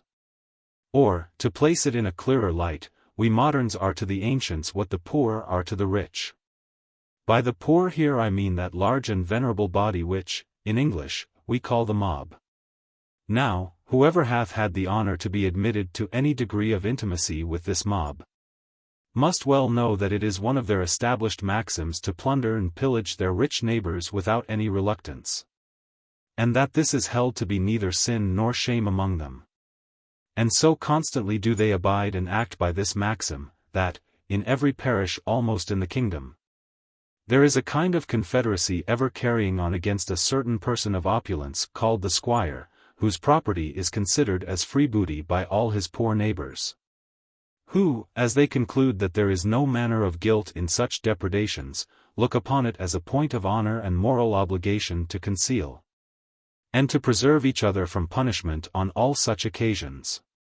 In like manner are the ancients, such as Homer, Virgil, Horace, Cicero, and the rest, to be esteemed among us writers, as so many wealthy squires, from whom we, the poor of Parnassus, claim an immemorial custom of taking whatever we can come at. This liberty I demand, and this I am as ready to allow again to my poor neighbors in their turn. All I profess, and all I require of my brethren, is to maintain the same strict honesty among ourselves which the mob show to one another. To steal from one another is indeed highly criminal and indecent. For this may be strictly styled defrauding the poor, sometimes perhaps those who are poorer than ourselves, or, to set it under the most opprobrious colors, robbing the spittle.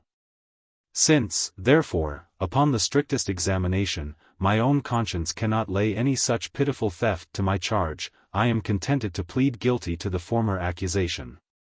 Nor shall I ever scruple to take to myself any passage which I shall find in an ancient author to my purpose, without setting down the name of the author from whence it was taken.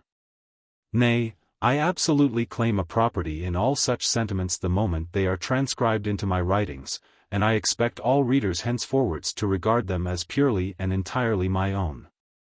This claim, however, I desire to be allowed me only on condition that I preserve strict honesty towards my poor brethren, from whom, if ever I borrow any of that little of which they are possessed, I shall never fail to put their mark upon it, that it may be at all times ready to be restored to the right owner.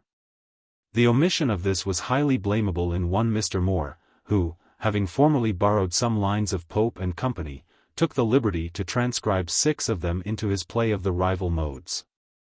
Mr. Pope, however, very luckily found them in the said play, and, laying violent hands on his own property, transferred it back again into his own works. And, for a further punishment, imprisoned the said Moore in the loathsome dungeon of the Dunciad, where his unhappy memory now remains, and eternally will remain. As a proper punishment for such his unjust dealings in the poetical trade. Chapter 2. In which, though the squire doth not find his daughter, something is found which puts an end to his pursuit.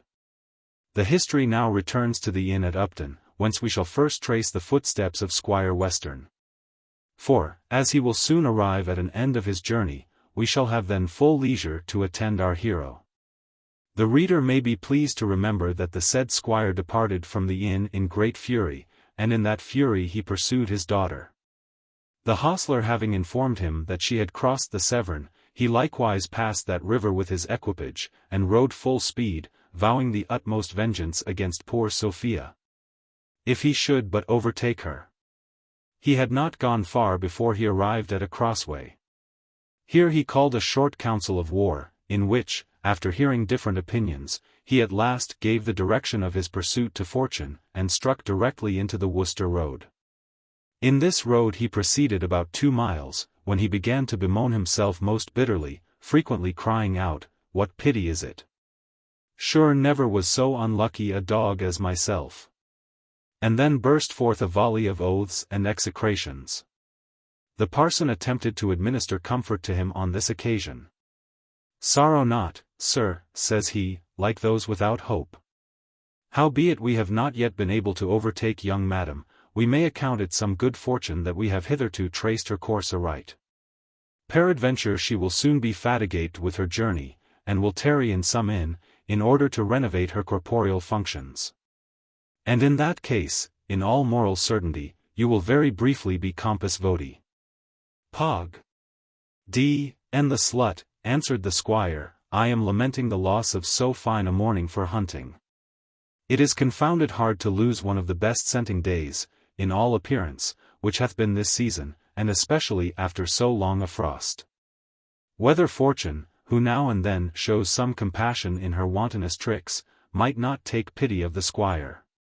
And, as she had determined not to let him overtake his daughter, might not resolve to make him amends some other way, I will not assert." But he had hardly uttered the words just before commemorated, and 2 or 3 oaths at their heels, when a pack of hounds began to open their melodious throats at a small distance from them. Which the squire's horse and his rider both perceiving, both immediately pricked up their ears, and the squire, crying, "She's gone, she's gone.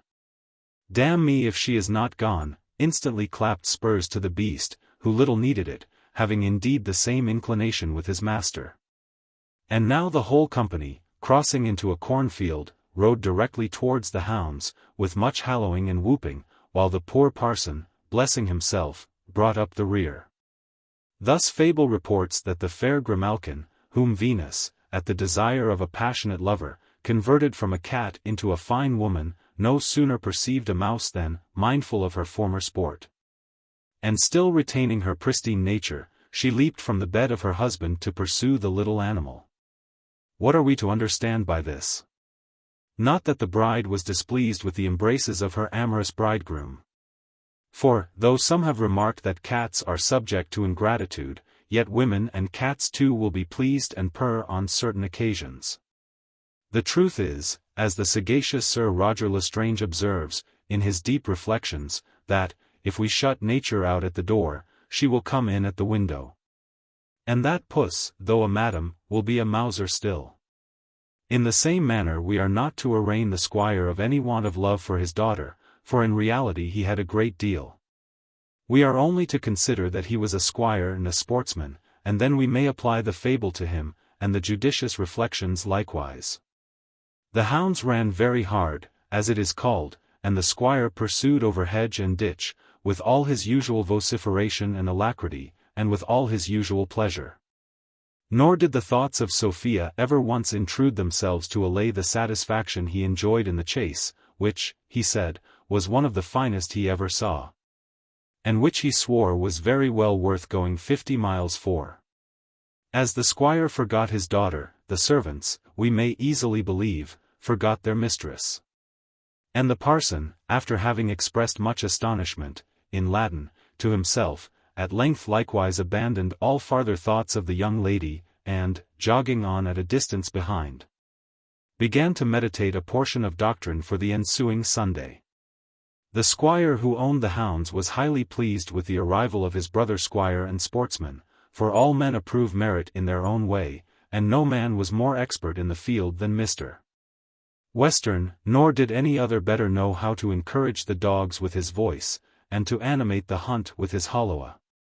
Sportsmen, in the warmth of a chase, are too much engaged to attend to any manner of ceremony, nay, even to the offices of humanity, for if any of them meet with an accident by tumbling into a ditch, or into a river, the rest pass on regardless, and generally leave him to his fate. During this time, therefore, the two squires, though often close to each other, interchanged not a single word. The master of the hunt, however, often saw and approved the great judgment of the stranger in drawing the dogs when they were at a fault, and hence conceived a very high opinion of his understanding, as the number of his attendants inspired no small reverence to his quality.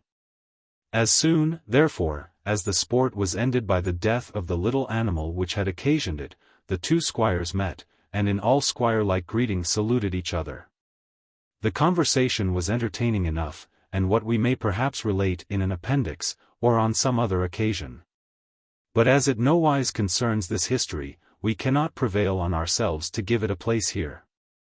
It concluded with a second chase, and that with an invitation to dinner. This being accepted, was followed by a hearty bout of drinking, which ended in as hearty a nap on the part of Squire Western. Our squire was by no means a match either for his host, or for Parson Supple, at his cups that evening. For which the violent fatigue of mind as well as body that he had undergone, may very well account, without the least derogation from his honor. He was indeed, according to the vulgar phrase, whistle drunk. For before he had swallowed the third bottle, he became so entirely overpowered that though he was not carried off to bed till long after, the parson considered him as absent. And having acquainted the other squire with all relating to Sophia, he obtained his promise of seconding those arguments which he intended to urge the next morning for Mr. Western's return. No sooner, therefore, had the good squire shaken off his evening, and began to call for his morning draught, and to summon his horses in order to renew his pursuit, than Mr.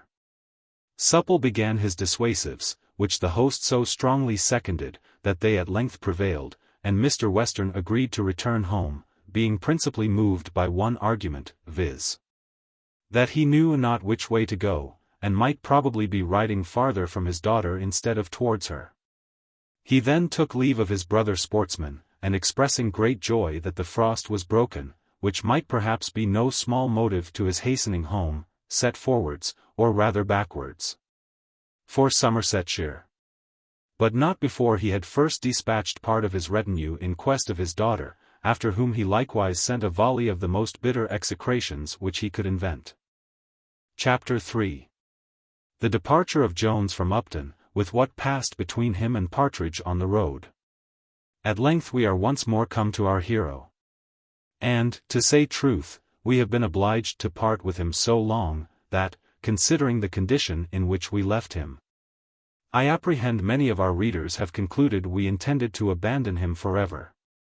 He being at present in that situation in which prudent people usually desist from inquiring any farther after their friends, lest they should be shocked by hearing such friends had hanged themselves. But, in reality, if we have not all the virtues, I will boldly say, neither have we all the vices of a prudent character. And though it is not easy to conceive circumstances much more miserable than those of poor Jones at present, we shall return to him, and attend upon him with the same diligence as if he was wantoning in the brightest beams of fortune. Mr. Jones, then, and his companion Partridge, left the inn a few minutes after the departure of Squire Western, and pursued the same road on foot. For the hostler told them that no horses were by any means to be at that time procured at Upton.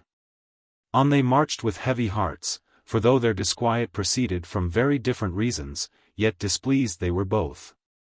And if Jones sighed bitterly, Partridge grunted altogether as sadly at every step. When they came to the crossroads where the squire had stopped to take counsel, Jones stopped likewise, and turning to Partridge, asked his opinion which track they should pursue. "Ah, sir," answered Partridge, "I wish your honor would follow my advice." "Why should I not?" replied Jones, "for it is now indifferent to me whither I go, or what becomes of me." "My advice, then," said Partridge, "is, that you immediately face about and return home. For who that hath such a home to return to as your honor, would travel thus about the country like a vagabond?" "I ask pardon," said Vox ea sola reperta est. "Alas!"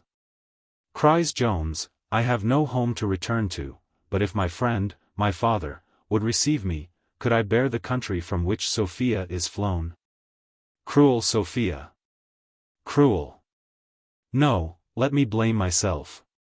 No, let me blame thee. Nation seize thee, fool, blockhead! Thou hast undone me, and I will tear thy soul from thy body." At which words he laid violent hands on the collar of poor Partridge, and shook him more heartily than an ague fit, or his own fears had ever done before. Partridge fell trembling on his knees, and begged for mercy, vowing he had meant no harm, when Jones, after staring wildly on him for a moment, quitted his hold, and discharged a rage on himself that, had it fallen on the other, would certainly have put an end to his being, which indeed the very apprehension of it had almost effected. We would bestow some pains here in minutely describing all the mad pranks which Jones played on this occasion, could we be well assured that the reader would take the same pains in perusing them.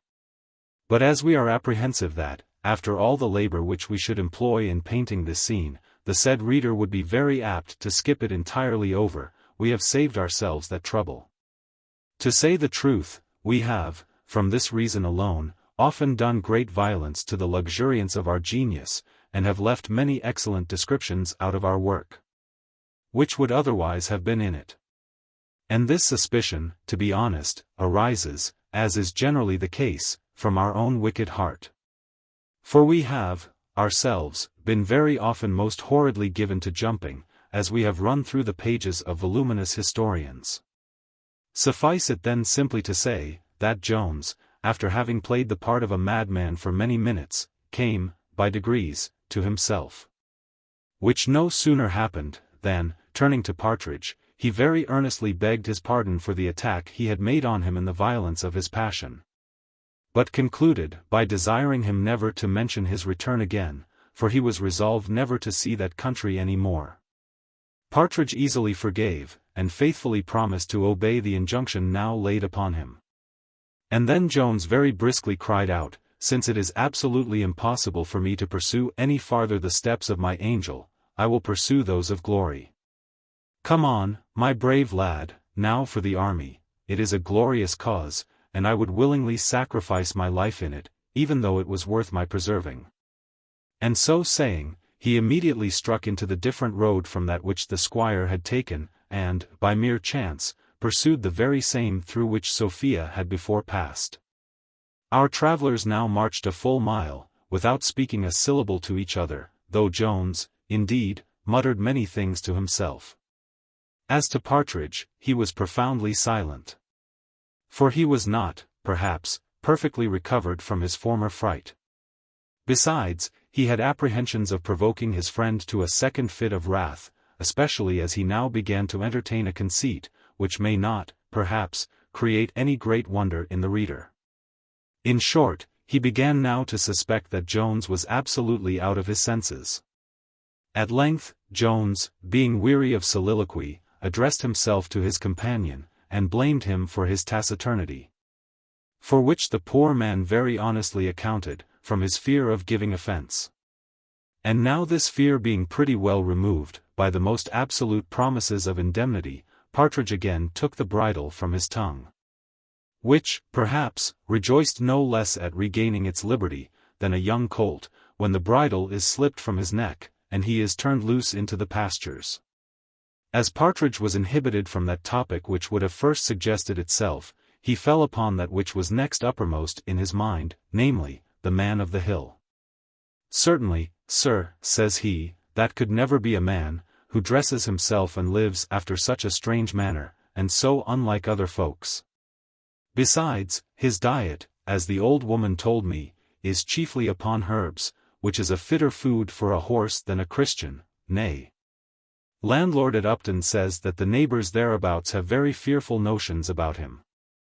It runs strangely in my head that it must have been some spirit, who, perhaps, might be sent to forewarn us, and who knows but all that matter which he told us, of his going to fight, and of his being taken prisoner, and of the great danger he was in of being hanged, might be intended as a warning to us, considering what we are going about? Besides, I dreamt of nothing all last night but of fighting, and methought the blood ran out of my nose, as liquor out of a tap. Indeed, sir, infandum, Regina, ubes renover dolorem. Thy story, Partridge, answered Jones, is almost as ill applied as thy Latin. Nothing can be more likely to happen than death to men who go into battle. Perhaps we shall both fall in it, and what then? What then, replied Partridge, why then there is an end of us, is there not? When I am gone, all is over with me. What matters the cause to me, or who gets the victory, if I am killed? I shall never enjoy any advantage from it. What are all the ringing of bells, and bonfires, to one that is 6 foot underground? There will be an end of poor Partridge. And an end of poor Partridge, cries Jones, there must be, one time or other. If you love Latin, I will repeat you some fine lines out of Horace, which would inspire courage into a coward. Dulce et decorum est pro patria mori. Mors id fugissum persequitur virum. Nec parsit imbellis juventi. Poplitibus, timidoque tergo. I wish you would construe them, cries Partridge, for Horace is a hard author, and I cannot understand as you repeat them. I will repeat you a bad imitation, or rather paraphrase, of my own, said Jones, for I am but an indifferent poet, who would not die in his dear country's cause. Since, if base fear his dastard step withdraws, from death he cannot fly, one common grave receives, at last, the coward and the brave. That's very certain, cries Partridge.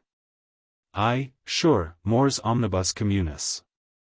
But there is a great difference between dying in one's bed a great many years hence, like a good Christian, with all our friends crying about us, and being shot today or tomorrow, like a mad dog. Or, perhaps, hacked in 20 pieces with the sword, and that too before we have repented of all our sins. O Lord, have mercy upon us. To be sure the soldiers are a wicked kind of people. I never loved to have anything to do with them. I could hardly bring myself ever to look upon them as Christians. There is nothing but cursing and swearing among them. I wish your honor would repent, I heartily wish you would repent before it is too late, and not think of going among them. Evil communication corrupts good manners. That is my principal reason. For as for that matter, I am no more afraid than another man, not I, as to matter of that. I know all human flesh must die, but yet a man may live many years, for all that. Why, I am a middle-aged man now, and yet I may live a great number of years. I have read of several who have lived to be above 100, and some a great deal above 100. Not that I hope, I mean that I promise myself, to live to any such age as that, neither. But if it be only to 80 or 90. Heaven be praised, that is a great ways off yet. And I am not afraid of dying then, no more than another man, but, surely, to tempt death before a man's time is come seems to me downright wickedness and presumption. Besides, if it was to do any good indeed, but, let the cause be what it will, what mighty matter of good can two people do? And, for my part, I understand nothing of it. I never fired off a gun above 10 times in my life, and then it was not charged with bullets. And for the sword, I never learned to fence, and know nothing of the matter. And then there are those cannons, which certainly it must be thought the highest presumption to go in the way of, and nobody but a madman. I ask pardon, upon my soul I meant no harm. I beg I may not throw your honor into another passion. Be under no apprehension, Partridge, cries Jones. I am now so well convinced of thy cowardice, that thou couldst not provoke me on any account. Your honor, answered he, may call me coward, or anything else you please. If loving to sleep in a whole skin makes a man a coward, non immunes ab illis malus summus. I never read in my grammar that a man can't be a good man without fighting. Vir bonus est cus consulta patrum, ca legis juraque servat. Not a word of fighting. And I am sure the scripture is so much against it, that a man shall never persuade me he is a good Christian while he sheds Christian blood. Chapter 4. The Adventure of a Beggarman. Just as Partridge had uttered that good and pious doctrine, with which the last chapter concluded, they arrived at another crossway, when a lame fellow in rags asked them for alms. Upon which Partridge gave him a severe rebuke, saying, every parish ought to keep their own poor. Jones then fell a laughing, and asked Partridge, if he was not ashamed, with so much charity in his mouth, to have no charity in his heart. Your religion, says he, serves you only for an excuse for your faults, but is no incentive to your virtue. Can any man who is really a Christian abstain from relieving one of his brethren in such a miserable condition? And at the same time, putting his hand in his pocket, he gave the poor object a shilling. Master, cries the fellow, after thanking him, I have a curious thing here in my pocket, which I found about 2 miles off, if your worship will please to buy it. I should not venture to pull it out to everyone, but, as you are so good a gentleman, and so kind to the poor, you won't suspect a man of being a thief only because he is poor. He then pulled out a little gilt pocketbook, and delivered it into the hands of Jones. Jones presently opened it, and, guess, reader, what he felt, saw in the first page the word Sophia Western, written by her own fair hand. He no sooner read the name than he pressed it close to his lips, nor could he avoid falling into some very frantic raptures, notwithstanding his company. But, perhaps, these very raptures made him forget he was not alone. While Jones was kissing and mumbling the book, as if he had an excellent brown buttered crust in his mouth or as if he had really been a bookworm, or an author who had nothing to eat but his own works, a piece of paper fell from its leaves to the ground, which Partridge took up, and delivered to Jones, who presently perceived it to be a bank bill.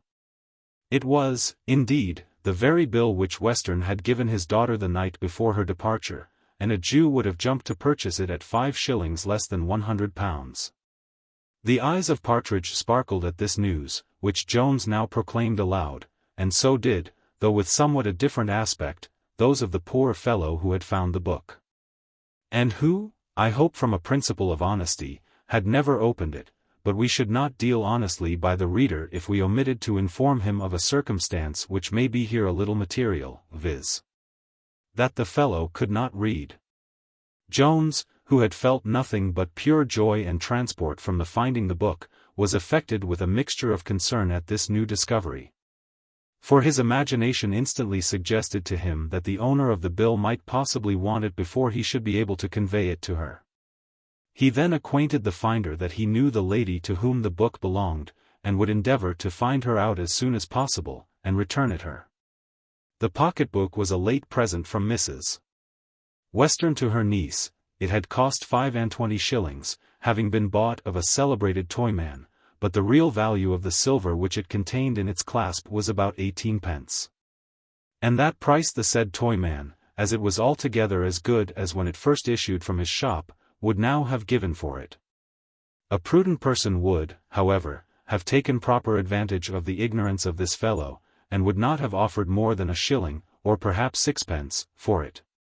Nay, some perhaps would have given nothing, and left the fellow to his action of trover, which some learned sergeants may doubt whether he could, under these circumstances, have maintained. Jones, on the contrary, whose character was on the outside of generosity, and may perhaps not very unjustly have been suspected of extravagance, without any hesitation gave a guinea in exchange for the book. The poor man, who had not for a long time before been possessed of so much treasure, gave Mr. Jones 1,000 thanks, and discovered little less of transport in his muscles than Jones had before shown when he had first read the name of Sophia Western. The fellow very readily agreed to attend our travellers to the place where he had found the pocketbook. Together, therefore, they proceeded directly thither, but not so fast as Mr. Jones desired. For his guide unfortunately happened to be lame, and could not possibly travel faster than a mile an hour. As this place, therefore, was at above 3 miles distance, though the fellow had said otherwise, the reader need not be acquainted how long they were in walking it. Jones opened the book 100 times during their walk, kissed it as often, talked much to himself, and very little to his companions. At all which the guide expressed some signs of astonishment to Partridge, who more than once shook his head, and cried, "Poor gentleman! Orandum est ut sit mens sana in corpore sano." At length they arrived at the very spot where Sophia unhappily dropped the pocketbook, and where the fellow had as happily found it. Here Jones offered to take leave of his guide, and to improve his pace. But the fellow, in whom that violent surprise and joy which the first receipt of the guinea had occasioned was now considerably abated, and who had now had sufficient time to recollect himself, put on a discontented look, and, scratching his head, said, he hoped his worship would give him something more. "Your worship," said he, "will, I hope, take it into your consideration that if I had not been honest I might have kept the whole." And, indeed, this the reader must confess to have been true. "If the paper there," said he, "be worth 100 pounds, I am sure the finding it deserves more than a guinea. Besides, suppose your worship should never see the lady, nor give it her, and, though your worship looks and talks very much like a gentleman, yet I have only your worship's bare word. And, certainly, if the right owner ben't to be found, it all belongs to the first finder. I hope your worship will consider of all these matters. I am but a poor man, and therefore don't desire to have all, but it is but reasonable I should have my share. Your worship looks like a good man, and, I hope, will consider my honesty, for I might have kept every farthing, and nobody ever the wiser. I promise thee, upon my honor," cries Jones, "that I know the right owner, and will restore it her." "Nay, your worship," answered the fellow, "may do as you please as to that. If you will but give me my share, that is, 1/2 of the money, your honor may keep the rest yourself if you please." And concluded with swearing, by a very vehement oath, that he would never mention a syllable of it to any man living. "Look'ee, friend," cries Jones, "the right owner shall certainly have again all that she lost, and as for any farther gratuity, I really cannot give it you at present. But let me know your name, and where you live, and it is more than possible you may hereafter have further reason to rejoice at this morning's adventure." "I don't know what you mean by venture," cries the fellow. "It seems I must venture whether you will return the lady her money or no. But I hope your worship will consider." "Come, come," said Partridge, "tell his honor your name, and where you may be found. I warrant you will never repent having put the money into his hands." The fellow, seeing no hopes of recovering the possession of the pocketbook, at last complied in giving in his name and place of abode. Which Jones writ upon a piece of paper with the pencil of Sophia. And then, placing the paper in the same page where she had writ her name, he cried out, "There, friend, you are the happiest man alive, I have joined your name to that of an angel." "I don't know anything about angels," answered the fellow, "but I wish you would give me a little more money, or else return me the pocketbook." Partridge now waxed wrath. He called the poor cripple by several vile and opprobrious names, and was absolutely proceeding to beat him, but Jones would not suffer any such thing, and now, telling the fellow he would certainly find some opportunity of serving him, Mr. Jones departed as fast as his heels would carry him, and Partridge, into whom the thoughts of the £100 had infused new spirits, followed his leader. While the man, who was obliged to stay behind, fell to cursing them both, as well as his parents. "For had they," says he, "sent me to charity school to learn to write and read and cast accounts, I should have known the value of these matters as well as other people." Chapter 5. Containing more adventures which Mr. Jones and his companion met on the road. Our travellers now walked so fast, that they had very little time or breath for conversation.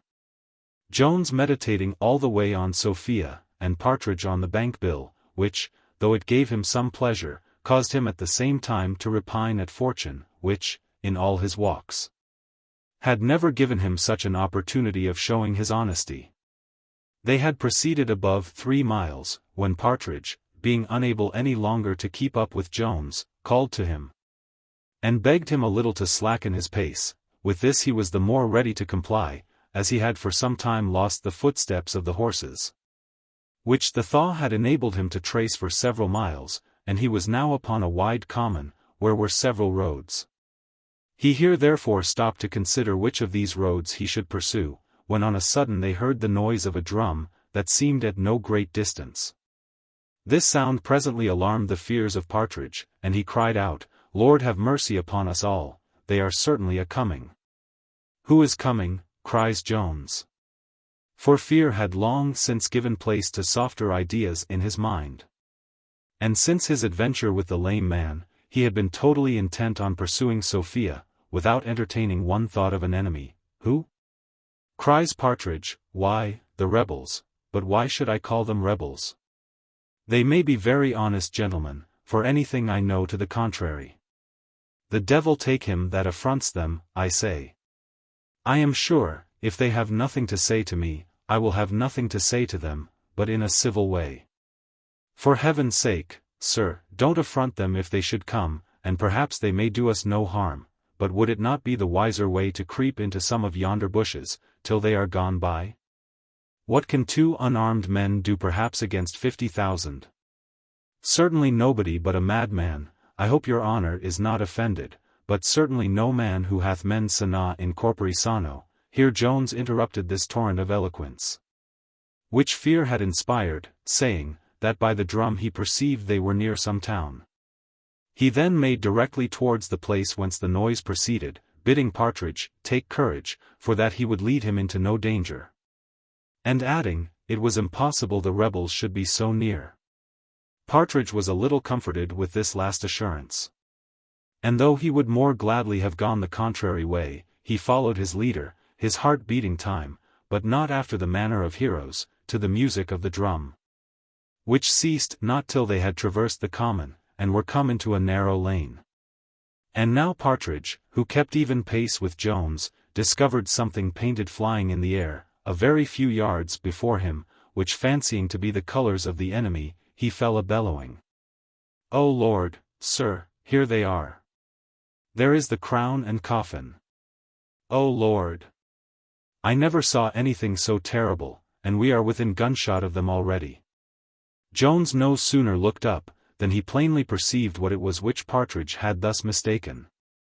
"Partridge," says he, "I fancy you will be able to engage this whole army yourself. For by the colors I guess what the drum was which we heard before, and which beats up for recruits to a puppet show." "A puppet show," answered Partridge, with most eager transport. "And is it really no more than that? I love a puppet show of all the pastimes upon earth. Do Good sir, let us tarry and see it. Besides, I am quite famished to death. For it is now almost dark, and I have not eat a morsel since 3 o'clock in the morning.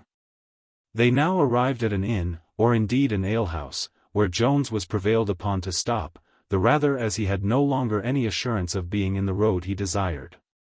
They walked both directly into the kitchen, where Jones began to inquire if no ladies had passed that way in the morning, and Partridge as eagerly examined into the state of their provisions. And indeed his inquiry met with the better success, for Jones could not hear news of Sophia. But Partridge, to his great satisfaction, found good reason to expect very shortly the agreeable sight of an excellent smoking dish of eggs and bacon. In strong and healthy constitutions love hath a very different effect from what it causes in the puny part of the species.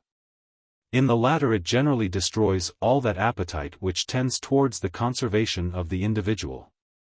But in the former, though it often induces forgetfulness, and a neglect of food, as well as of everything else. Yet place a good piece of well-powdered buttock before a hungry lover, and he seldom fails very handsomely to play his part. Thus it happened in the present case. For though Jones perhaps wanted a prompter, and might have travelled much farther, had he been alone, with an empty stomach. Yet no sooner did he sit down to the bacon and eggs, than he fell to as heartily and voraciously as Partridge himself. Before our travellers had finished their dinner, night came on, and as the moon was now past the full, it was extremely dark. Partridge therefore prevailed on Jones to stay and see the puppet show, which was just going to begin, and to which they were very eagerly invited by the master of the said show, who declared that his figures were the finest which the world had ever produced, and that they had given great satisfaction to all the quality in every town in England. The puppet show was performed with great regularity and decency. It was called the fine and serious part of the provoked husband. And it was indeed a very grave and solemn entertainment, without any low wit or humor, or jests, or, to do it no more than justice, without anything which could provoke a laugh. The audience were all highly pleased. A grave matron told the master she would bring her 2 daughters the next night, as he did not show any stuff. And an attorney's clerk and an exciseman both declared, that the characters of Lord and Lady Townley were well preserved, and highly in nature. Partridge likewise concurred with this opinion. The master was so highly elated with these encomiums, that he could not refrain from adding some more of his own. He said, the present age was not improved in anything so much as in their puppet shows, which, by throwing out Punch and his wife Joan, and such idle trumpery, were at last brought to be a rational entertainment. I remember, said he, when I first took to the business, there was a great deal of low stuff that did very well to make folks laugh, but was never calculated to improve the morals of young people, which certainly ought to be principally aimed at in every puppet show. For why may not good and instructive lessons be conveyed this way, as well as any other? My figures are as big as the life, and they represent the life in every particular, and I question not but people rise from my little drama as much improved as they do from the great. I would by no means degrade the ingenuity of your profession, answered Jones, but I should have been glad to have seen my old acquaintance Master Punch, for all that. And so far from improving, I think, by leaving out him and his merry wife Joan, you have spoiled your puppet show. The dancer of wires conceived an immediate and high contempt for Jones from these words. And with much disdain in his countenance, he replied, very probably, sir, that may be your opinion. But I have the satisfaction to know the best judges differ from you, and it is impossible to please every taste. I confess, indeed, some of the quality at Bath, 2 or 3 years ago, wanted mightily to bring Punch again upon the stage. I believe I lost some money for not agreeing to it. But let others do as they will. A little matter shall never bribe me to degrade my own profession, nor will I ever willingly consent to the spoiling the decency and regularity of my stage, by introducing any such low stuff upon it. Right, friend, cries the clerk, you are very right. Always avoid what is low. There are several of my acquaintance in London, who are resolved to drive everything which is low from the stage. Nothing can be more proper, cries the exciseman, pulling his pipe from his mouth. I remember, added he, for I then lived with my lord, I was in the footman's gallery, the night when this play of the provoked husband was acted first. There was a great deal of low stuff in it about a country gentleman come up to town to stand for Parliament man. And there they brought a parcel of his servants upon the stage, his coachman I remember particularly, but the gentleman in our gallery could not bear anything so low, and they damned it. I observe, friend, you have left all that matter out, and you are to be commended for it. Nay, gentlemen, cries Jones, I can never maintain my opinion against so many. Indeed, if the generality of his audience dislike him, the learned gentleman who conducts the show might have done very right in dismissing Punch from his service.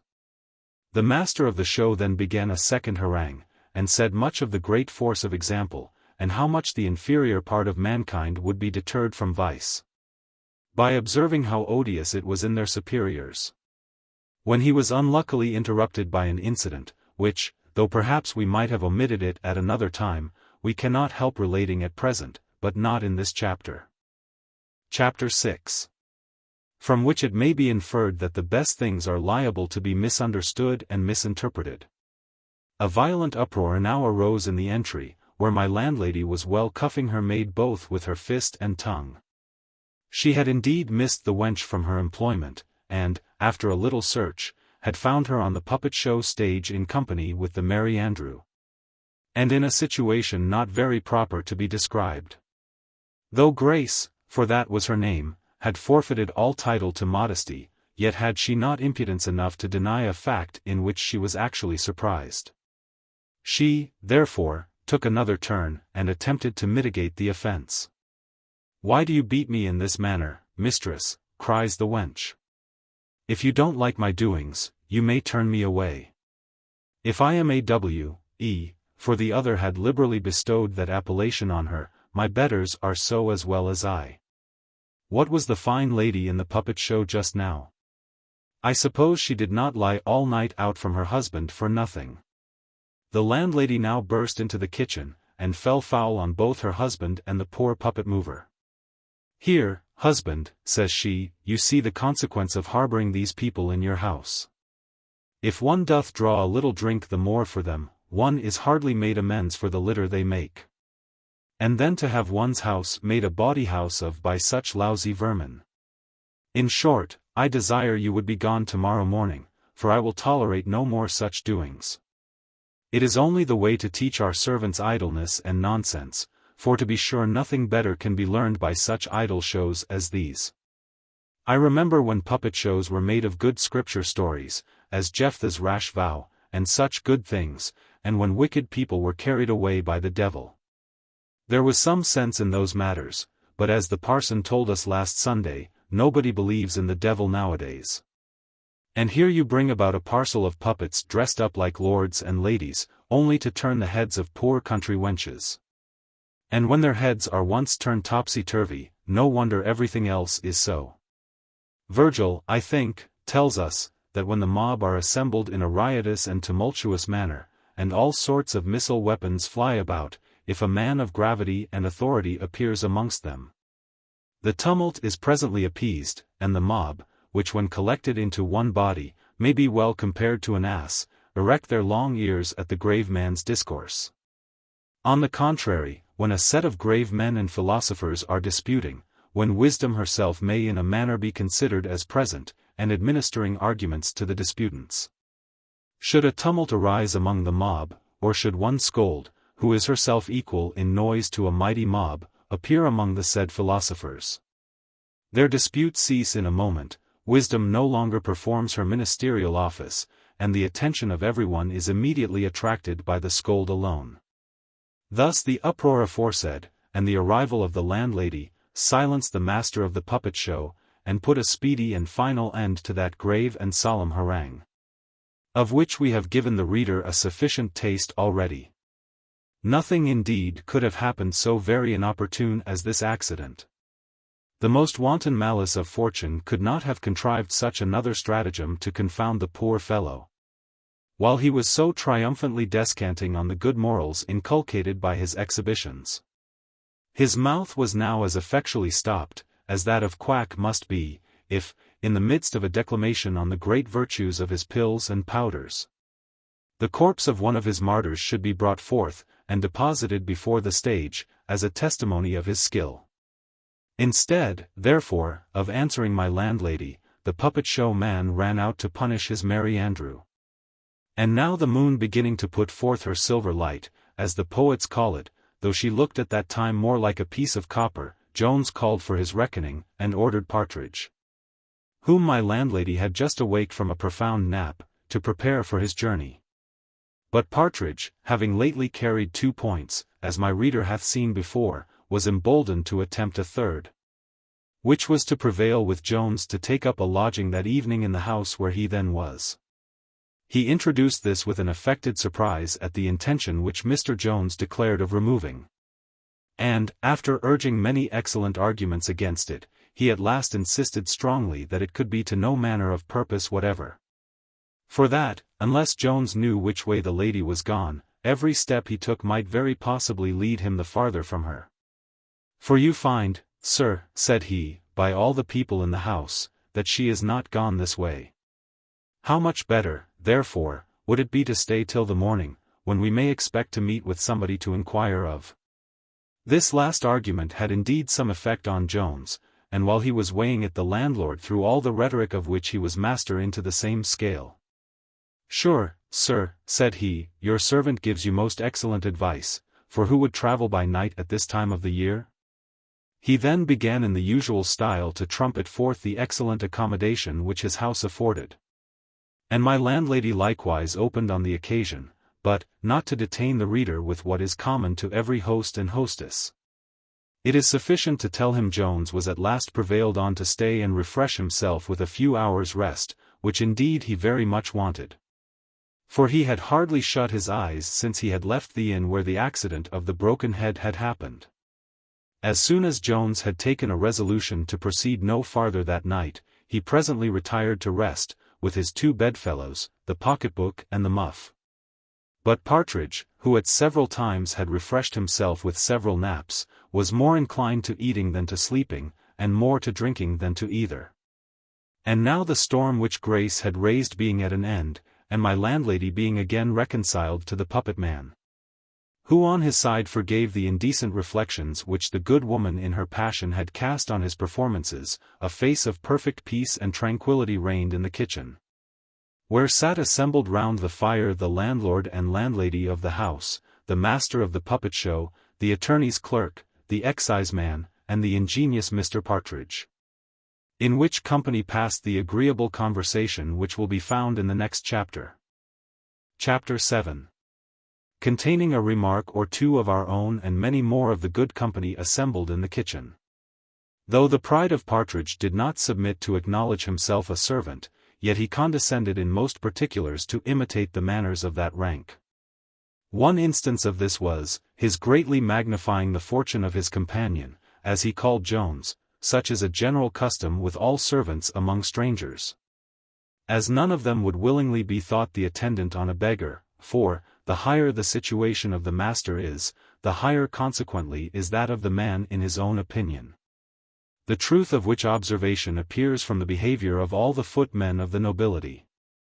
But, though title and fortune communicate a splendor all around them, and the footmen of men of quality and of estate think themselves entitled to a part of that respect which is paid to the quality and estate of their masters, it is clearly otherwise with regard to virtue and understanding. These advantages are strictly personal, and swallow themselves all the respect which is paid to them. To say the truth, this is so very little, that they cannot well afford to let any others partake with them.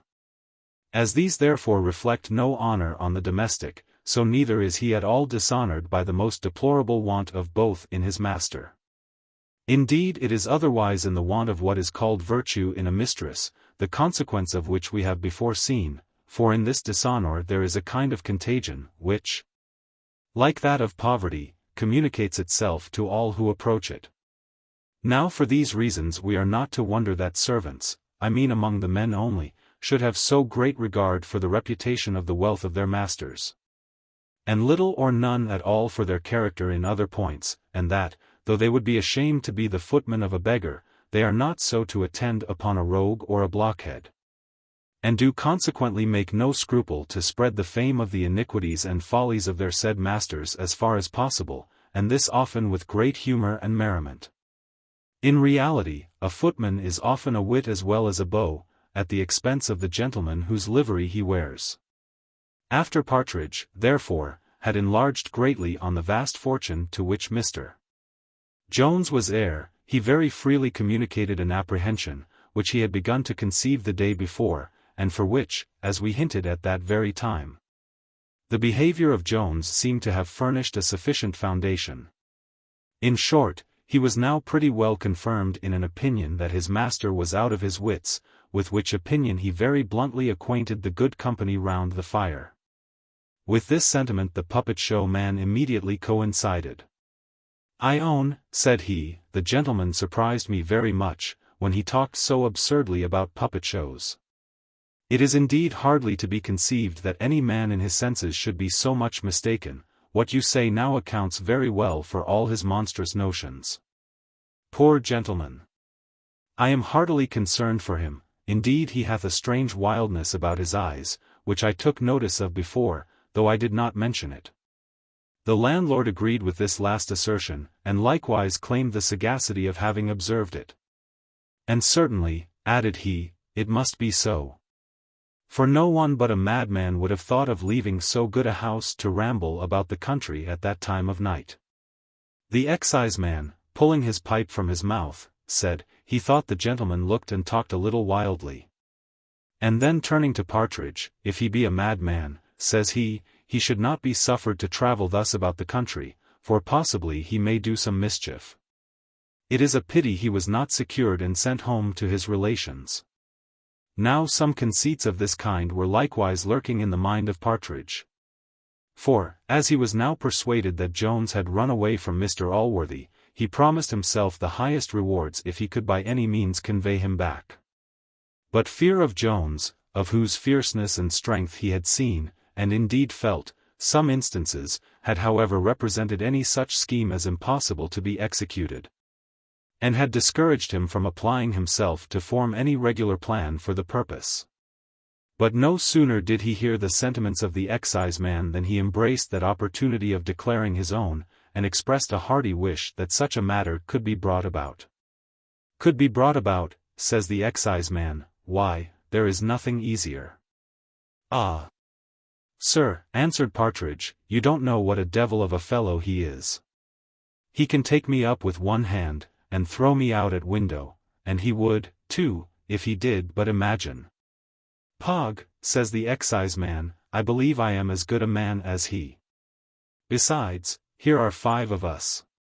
"I don't know what 5, cries the landlady, "my husband shall have nothing to do in it. Nor shall any violent hands be laid upon anybody in my house. The young gentleman is as pretty a young gentleman as ever I saw in my life, and I believe he is no more mad than any of us. What do you tell of his having a wild look with his eyes? They are the prettiest eyes I ever saw, and he hath the prettiest look with them, and a very modest civil young man he is.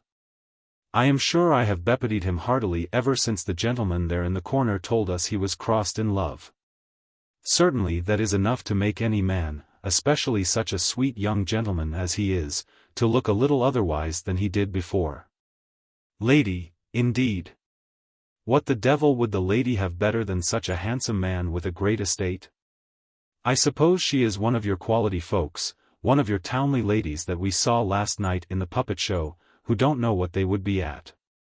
The attorney's clerk likewise declared he would have no concern in the business without the advice of counsel. "Suppose," says he, "an action of false imprisonment should be brought against us, what defense could we make? Who knows what may be sufficient evidence of madness to a jury? But I only speak upon my own account, for it don't look well for a lawyer to be concerned in these matters, unless it be as a lawyer. Juries are always less favorable to us than to other people. I don't therefore dissuade you, Mr. Thompson, to the exciseman, nor the gentleman, nor anybody else." The exciseman shook his head at this speech, and the puppet show man said, madness was sometimes a difficult matter for a jury to decide. For I remember, says he, I was once present at a trial of madness, where 20 witnesses swore that the person was as mad as a March hare. And 20 others, that he was as much in his senses as any man in England. And indeed it was the opinion of most people, that it was only a trick of his relations to rob the poor man of his right. Very likely, cries the landlady.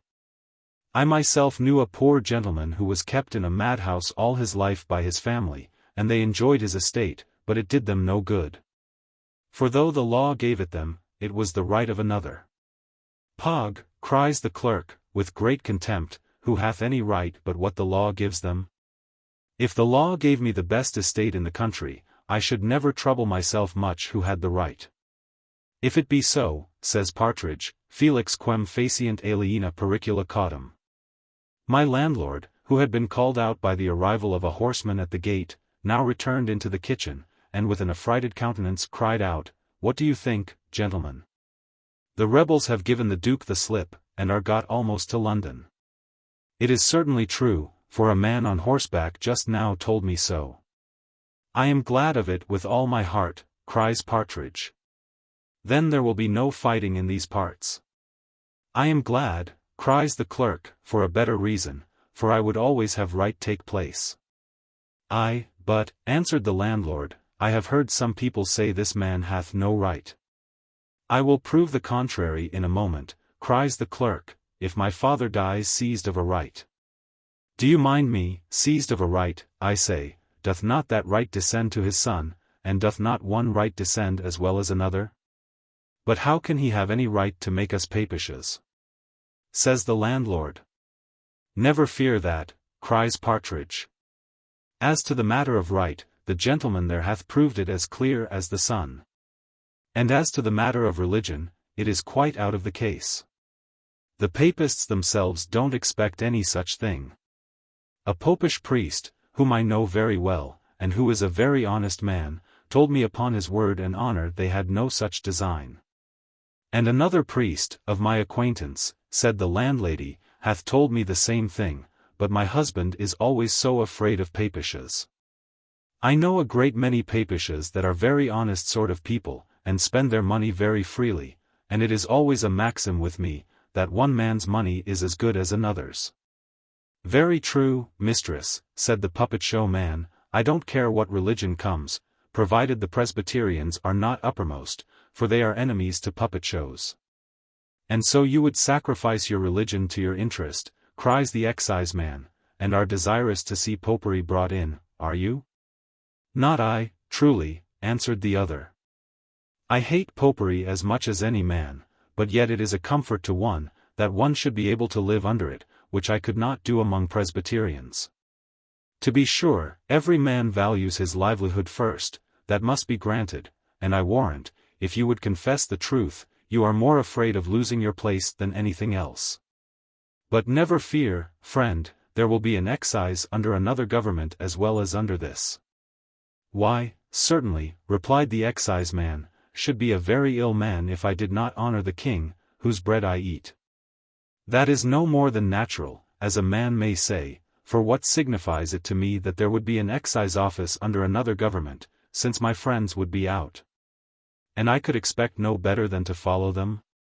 No, friend, I shall never be bubbled out of my religion in hopes only of keeping my place under another government, for I should certainly be no better, and very probably might be worse.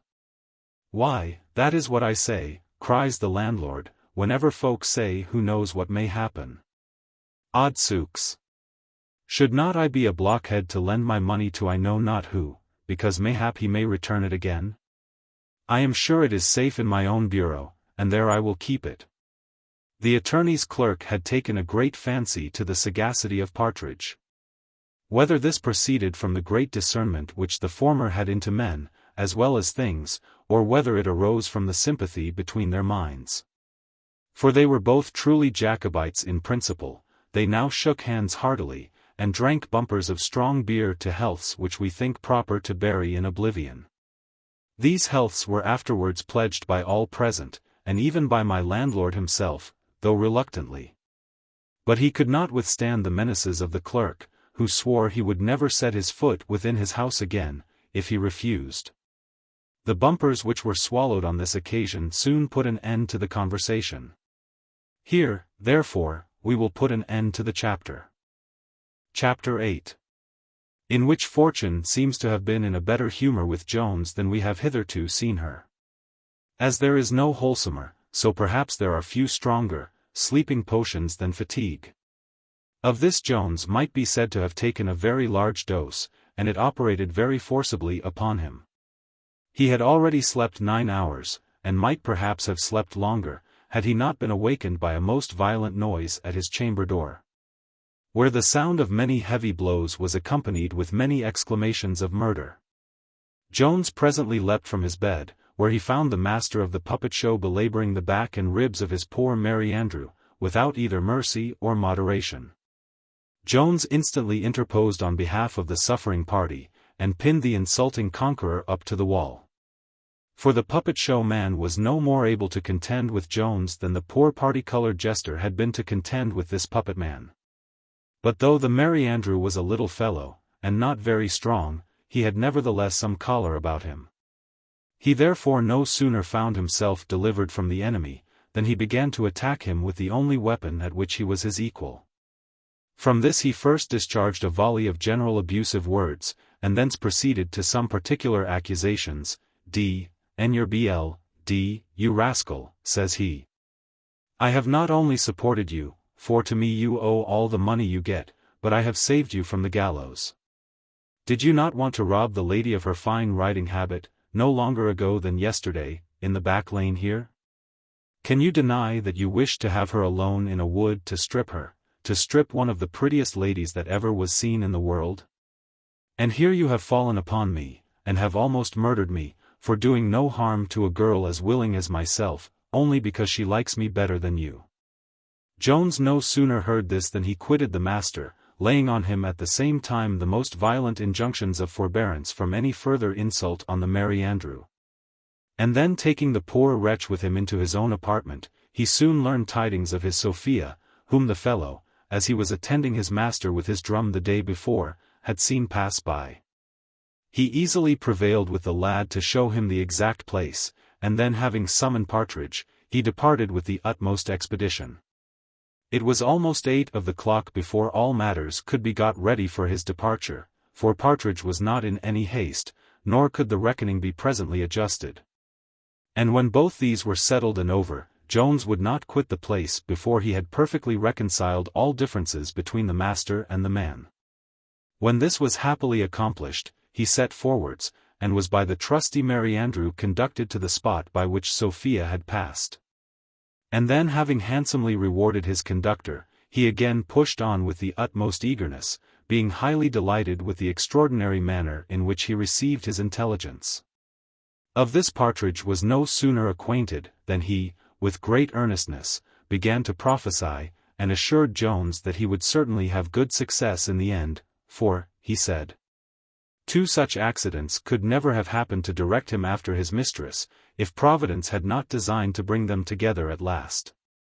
And this was the first time that Jones lent any attention to the superstitious doctrines of his companion. They had not gone above 2 miles when a violent storm of rain overtook them. And, as they happened to be at the same time in sight of an alehouse, Partridge, with much earnest entreaty, prevailed with Jones to enter, and weather the storm. Hunger is an enemy, if indeed it may be called one, which partakes more of the English than of the French disposition, for, though you subdue this never so often, it will always rally again in time. And so it did with Partridge, who was no sooner arrived within the kitchen, than he began to ask the same questions which he had asked the night before. The consequence of this was an excellent cold chine being produced upon the table, upon which not only Partridge, but Jones himself, made a very hearty breakfast. Though the latter began to grow again uneasy, as the people of the house could give him no fresh information concerning Sophia. Their meal being over, Jones was again preparing to sally, notwithstanding the violence of the storm still continued, but Partridge begged heartily for another mug. And at last casting his eyes on a lad at the fire, who had entered into the kitchen, and who at that instant was looking as earnestly at him, he turned suddenly to Jones, and cried, "Master! Give me your hand, a single mug shan't serve the turn this bout. Why, here's more news of Madame Sophia come to town. The boy there standing by the fire is the very lad that rode before her. I can swear to my own plaster on his face." "Heavens bless you, sir," cries the boy, "it is your own plaster sure enough. I shall have always reason to remember your goodness, for it hath almost cured me." At these words Jones started from his chair, and, bidding the boy follow him immediately, departed from the kitchen into a private apartment. For, so delicate was he with regard to Sophia, that he never willingly mentioned her name in the presence of many people. And, though he had, as it were, from the overflowings of his heart, given Sophia as a toast among the officers, where he thought it was impossible she should be known. Yet, even there, the reader may remember how difficultly he was prevailed upon to mention her surname. Hard therefore was it, and perhaps, in the opinion of many sagacious readers, very absurd and monstrous, that he should principally owe his present misfortune to the supposed want of that delicacy with which he so abounded. For, in reality, Sophia was much more offended at the freedoms which she thought, and not without good reason, he had taken with her name and character, than at any freedoms in which, under his present circumstances, he had indulged himself with the person of another woman. And to say truth, I believe honor could never have prevailed on her to leave Upton without her seeing Jones, had it not been for those two strong instances of a levity in his behavior, so void of respect, and indeed so highly inconsistent with any degree of love and tenderness in great and delicate minds. But so matters fell out, and so I must relate them, and if any reader is shocked at their appearing unnatural, I cannot help it. I must remind such persons that I am not writing a system, but a history, and I am not obliged to reconcile every matter to the received notions concerning truth and nature. But if this was never so easy to do, perhaps it might be more prudent in me to avoid it. For instance, as the fact at present before us now stands, without any comment of mine upon it, though it may at first sight offend some readers, yet, upon more mature consideration, it must please all. For wise and good men may consider what happened to Jones at Upton as a just punishment for his wickedness with regard to women, of which it was indeed the immediate consequence. And silly and bad persons may comfort themselves in their vices by flattering their own hearts that the characters of men are rather owing to accident than to virtue.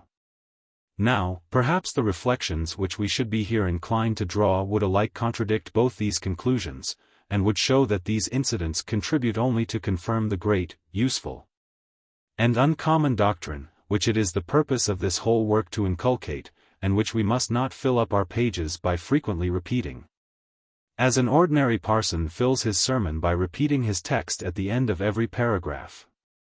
We are contented that it must appear, however unhappily Sophia had erred in her opinion of Jones, she had sufficient reason for her opinion. Since, I believe, every other young lady would, in her situation, have erred in the same manner.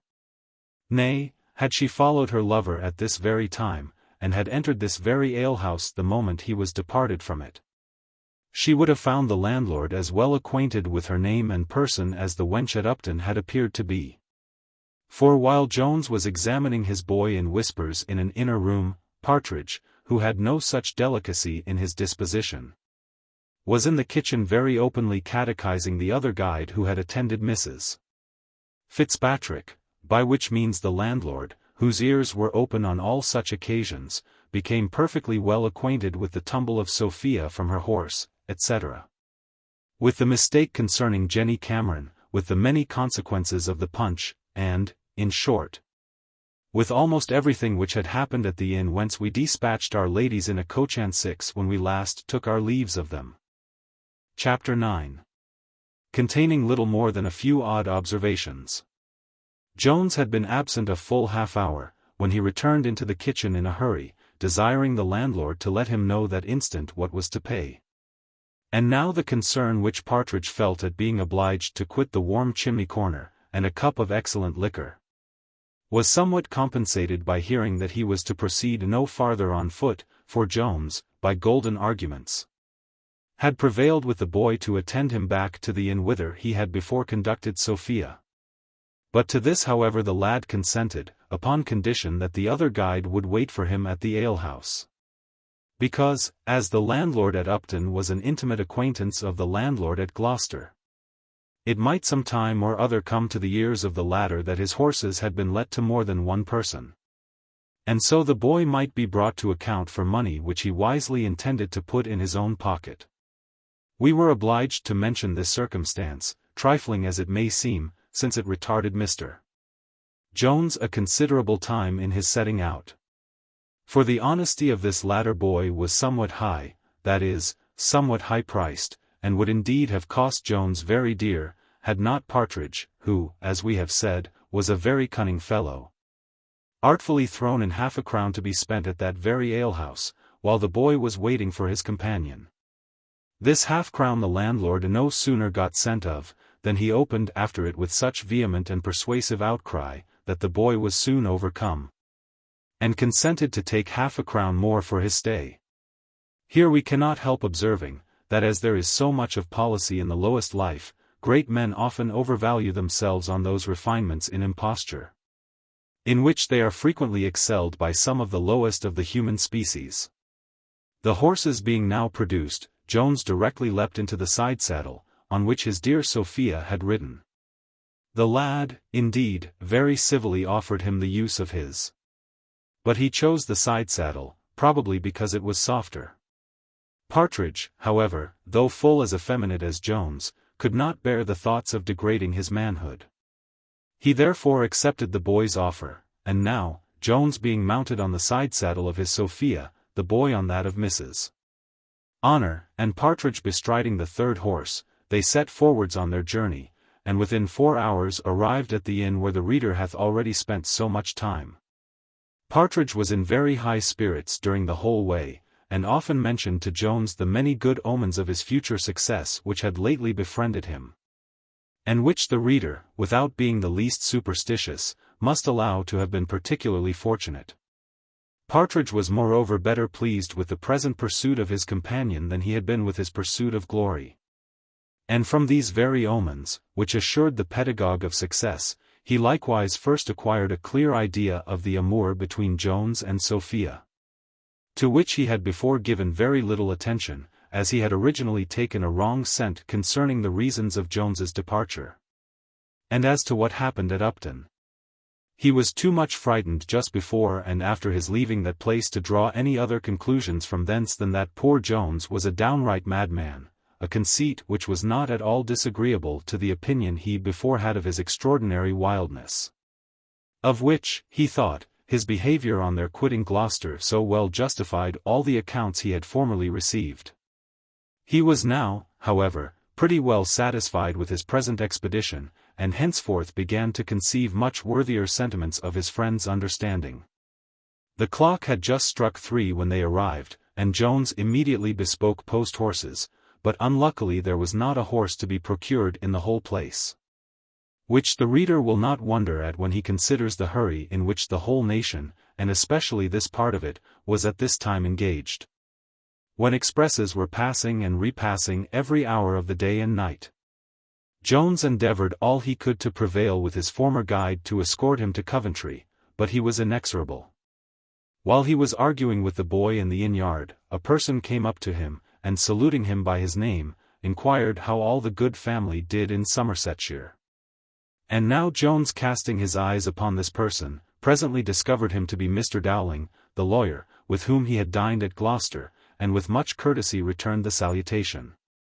Dowling very earnestly pressed Mr. Jones to go no further that night, and backed his solicitations with many unanswerable arguments, such as, that it was almost dark, that the roads were very dirty, and that he would be able to travel much better by daylight, with many others equally good, some of which Jones had probably suggested to himself before.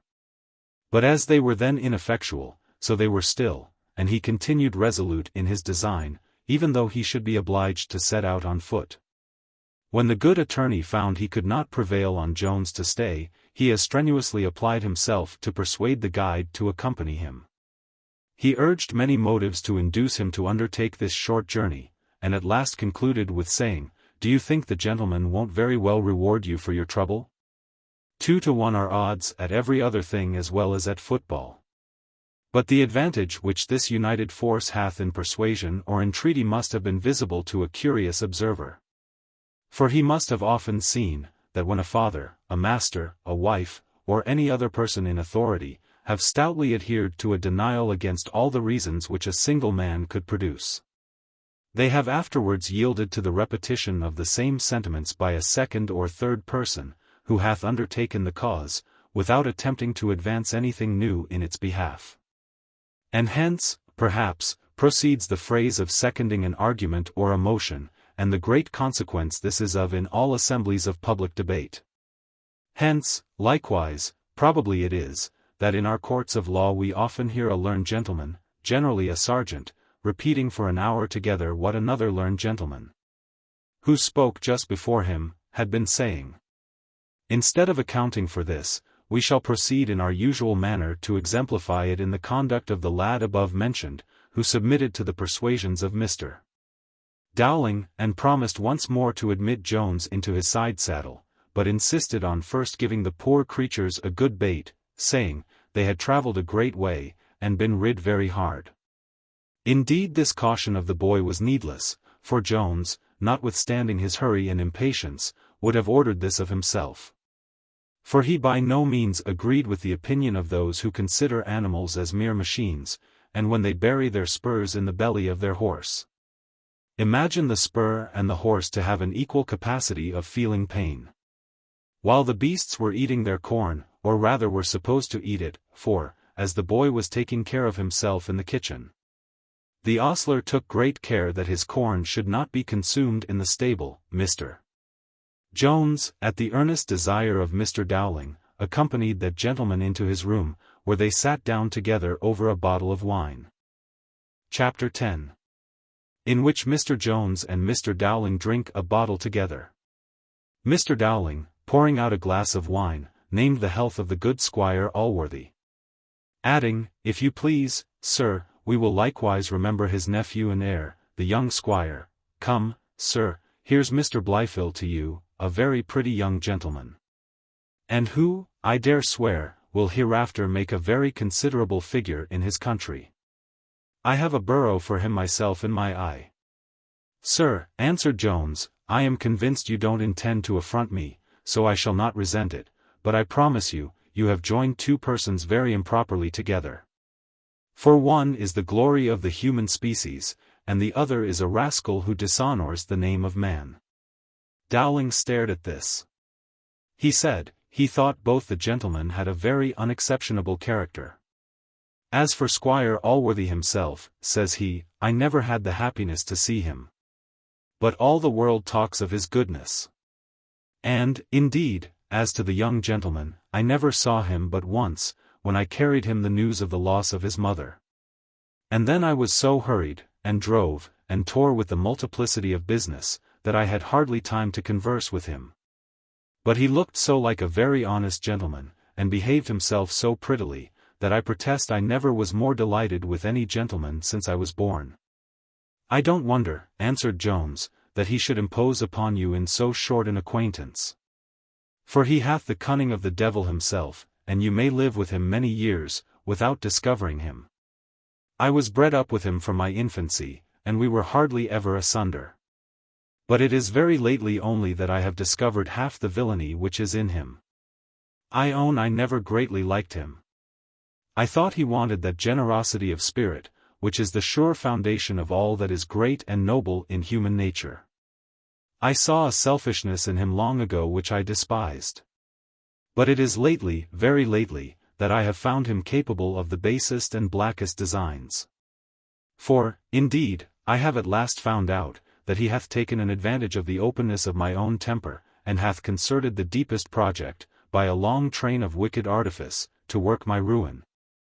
Which at last he hath effected." "I, cries Dowling, "I protest, then, it is a pity such a person should inherit the great estate of your uncle Allworthy." "Alas, sir," cries Jones, you do me an honor to which I have no title. It is true, indeed, his goodness once allowed me the liberty of calling him by a much nearer name. But as this was only a voluntary act of goodness, I can complain of no injustice when he thinks proper to deprive me of this honor. Since the loss cannot be more unmerited than the gift originally was. I assure you, sir, I am no relation of Mr. Allworthy. And if the world, who are incapable of setting a true value on his virtue, should think, in his behavior to me, he hath dealt hardly by a relation, they do an injustice to the best of men, but I ask your pardon, I shall trouble you with no particulars relating to myself. Only as you seem to think me a relation of Mr. Allworthy, I thought proper to set you right in a matter that might draw some censures upon him, which I promise you I would rather lose my life than give occasion to. I protest, sir, cried Dowling, you talk very much like a man of honor. But instead of giving me any trouble, I protest it would give me great pleasure to know how you came to be thought a relation of Mr. Allworthy's, if you are not. Your horses won't be ready this half hour, and as you have sufficient opportunity, I wish you would tell me how all that happened. For I protest it seems very surprising that you should pass for a relation of a gentleman, without being so. Jones, who in the compliance of his disposition, though not in his prudence, a little resembled his lovely Sophia, was easily prevailed on to satisfy Mr.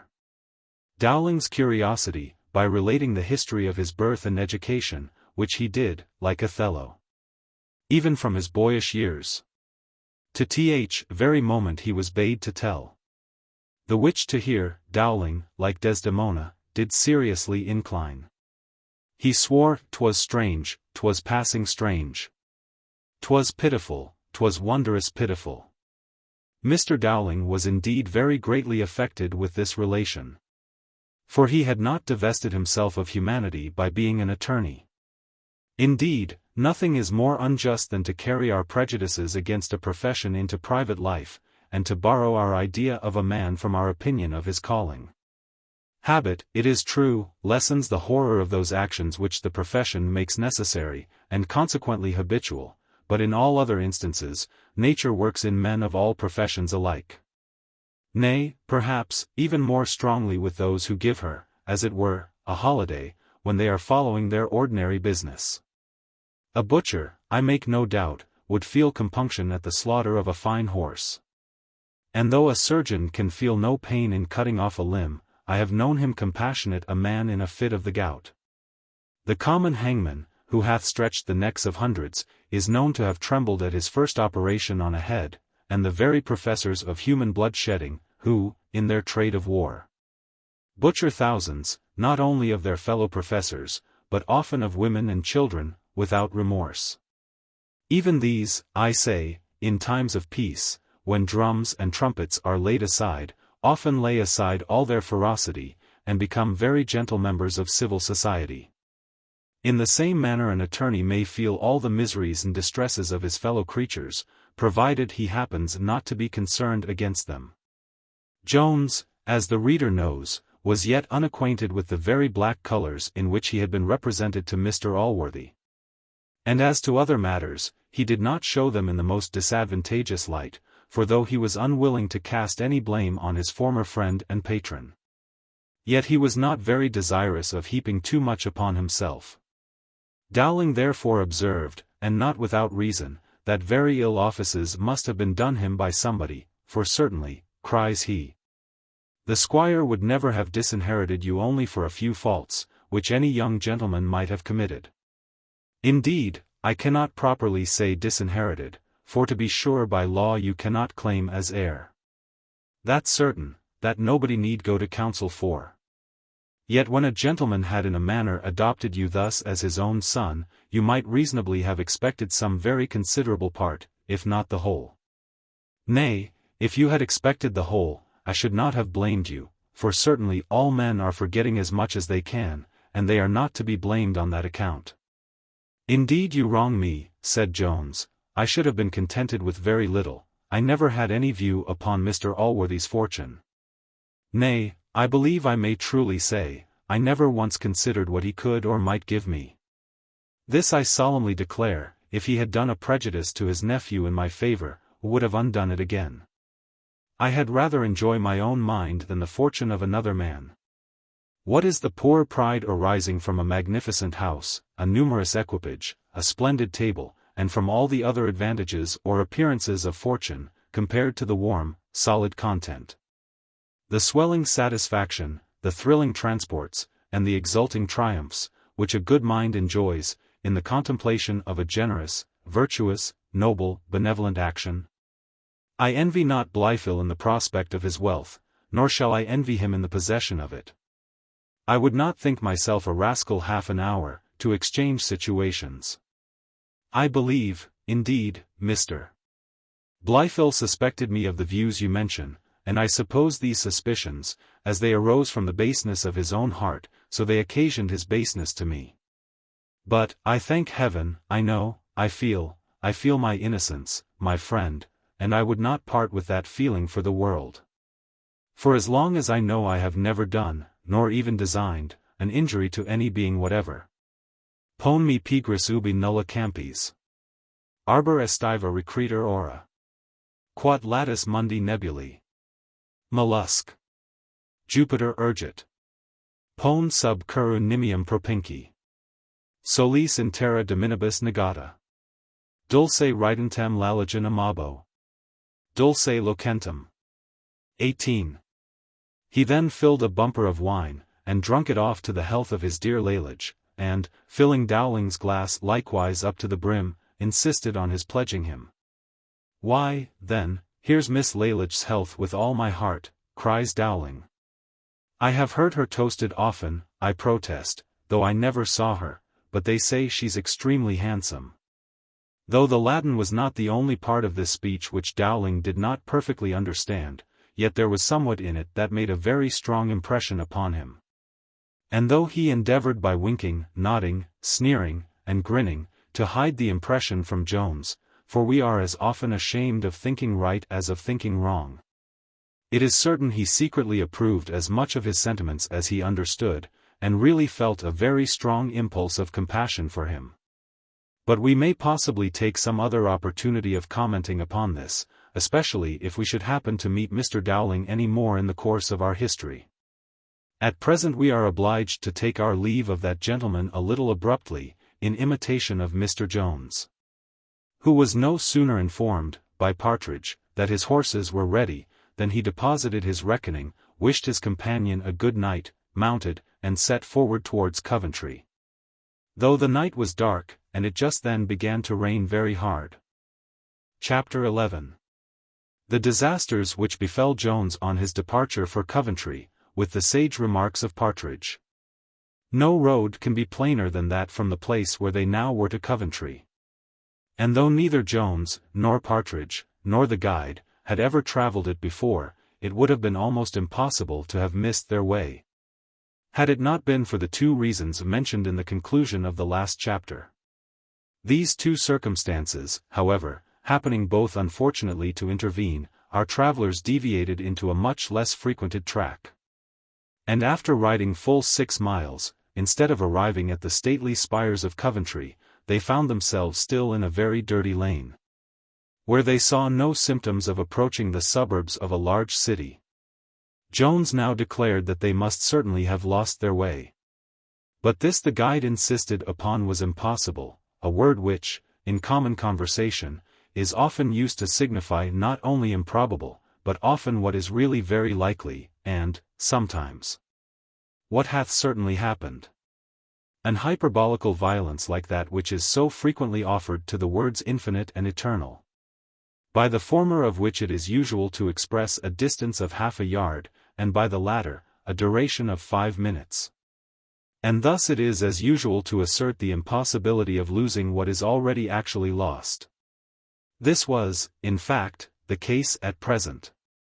For, notwithstanding all the confident assertions of the lad to the contrary, it is certain they were no more in the right road to Coventry, than the fraudulent, griping, cruel, canting miser is in the right road to heaven.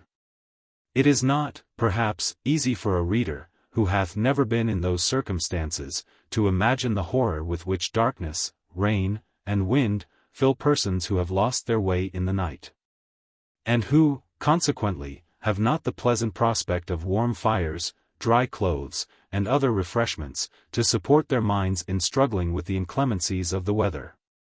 A very imperfect idea of this horror will, however, serve sufficiently to account for the conceits which now filled the head of Partridge, and which we shall presently be obliged to open.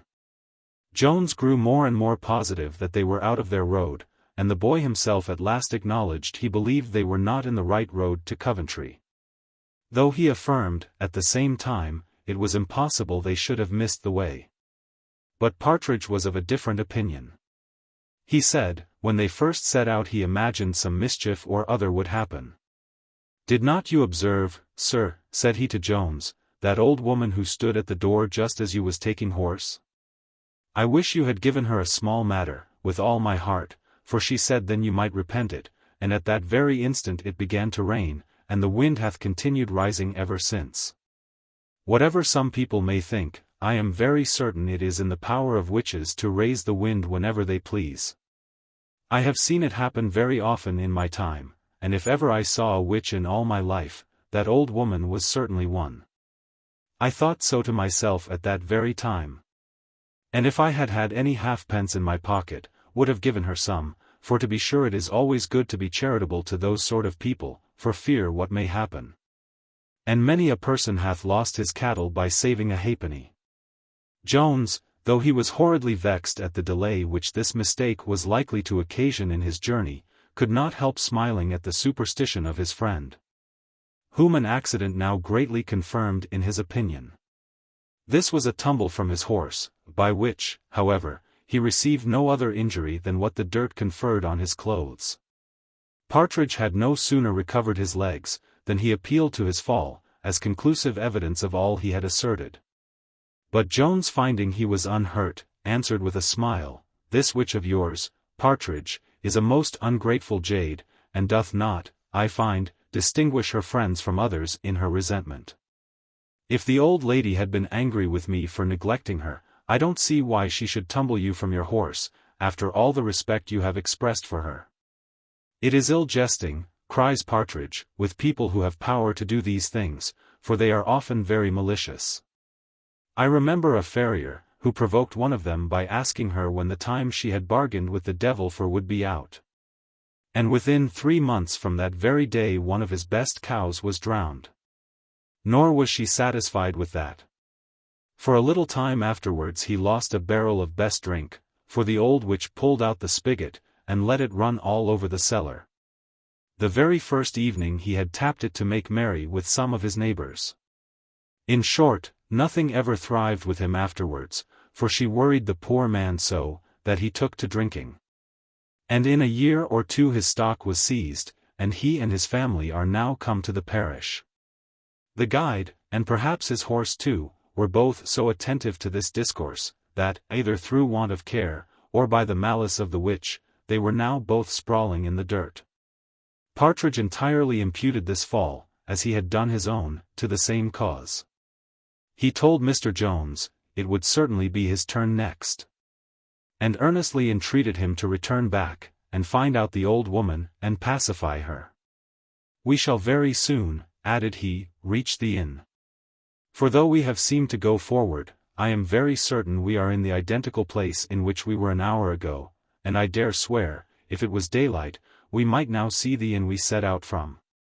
Instead of returning any answer to this sage advice, Jones was entirely attentive to what had happened to the boy, who received no other hurt than what had before befallen Partridge, and which his clothes very easily bore, as they had been for many years inured to the like. He soon regained his side saddle, and by the hearty curses and blows which he bestowed on his horse, quickly satisfied Mr. Jones that no harm was done. Chapter XII relates that Mr. Jones continued his journey, contrary to the advice of Partridge, with what happened on that occasion. They now discovered a light at some distance, to the great pleasure of Jones, and to the no small terror of Partridge, who firmly believed himself to be bewitched, and that this light was a jack-with-a-lantern, or somewhat more mischievous. But how were these fears increased, when, as they approached nearer to this light, or lights as they now appeared, they heard a confused sound of human voices. Of singing, laughing, and hallooing, together with a strange noise that seemed to proceed from some instruments, but could hardly be allowed the name of music.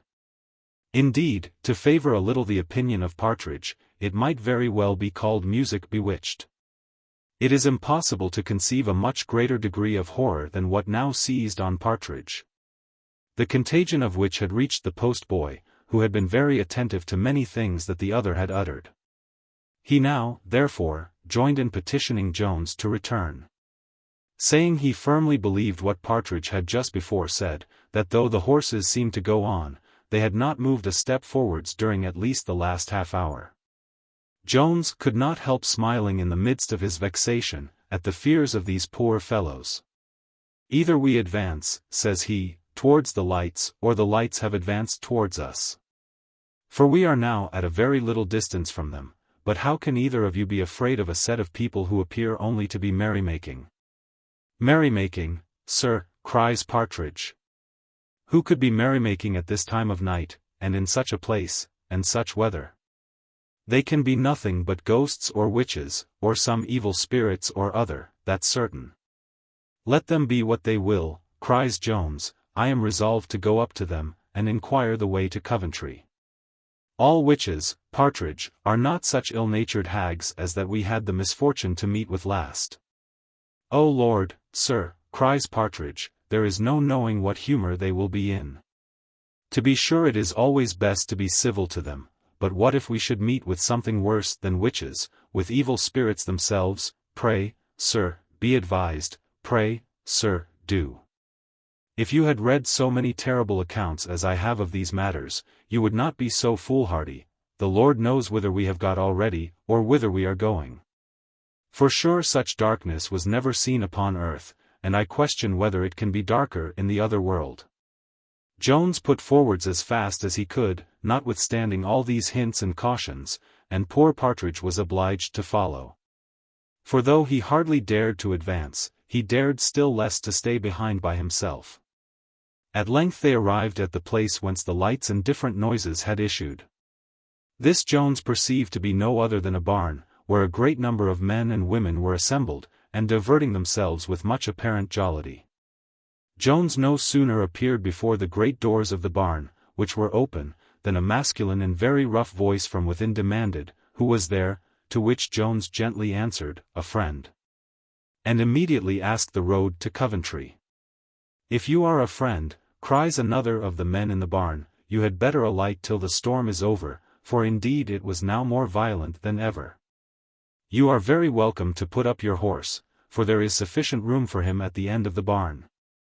"You are very obliging," returned Jones.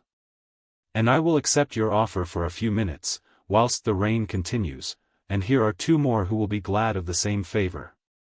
This was accorded with more goodwill than it was accepted, for Partridge would rather have submitted to the utmost inclemency of the weather than have trusted to the clemency of those whom he took for hobgoblins.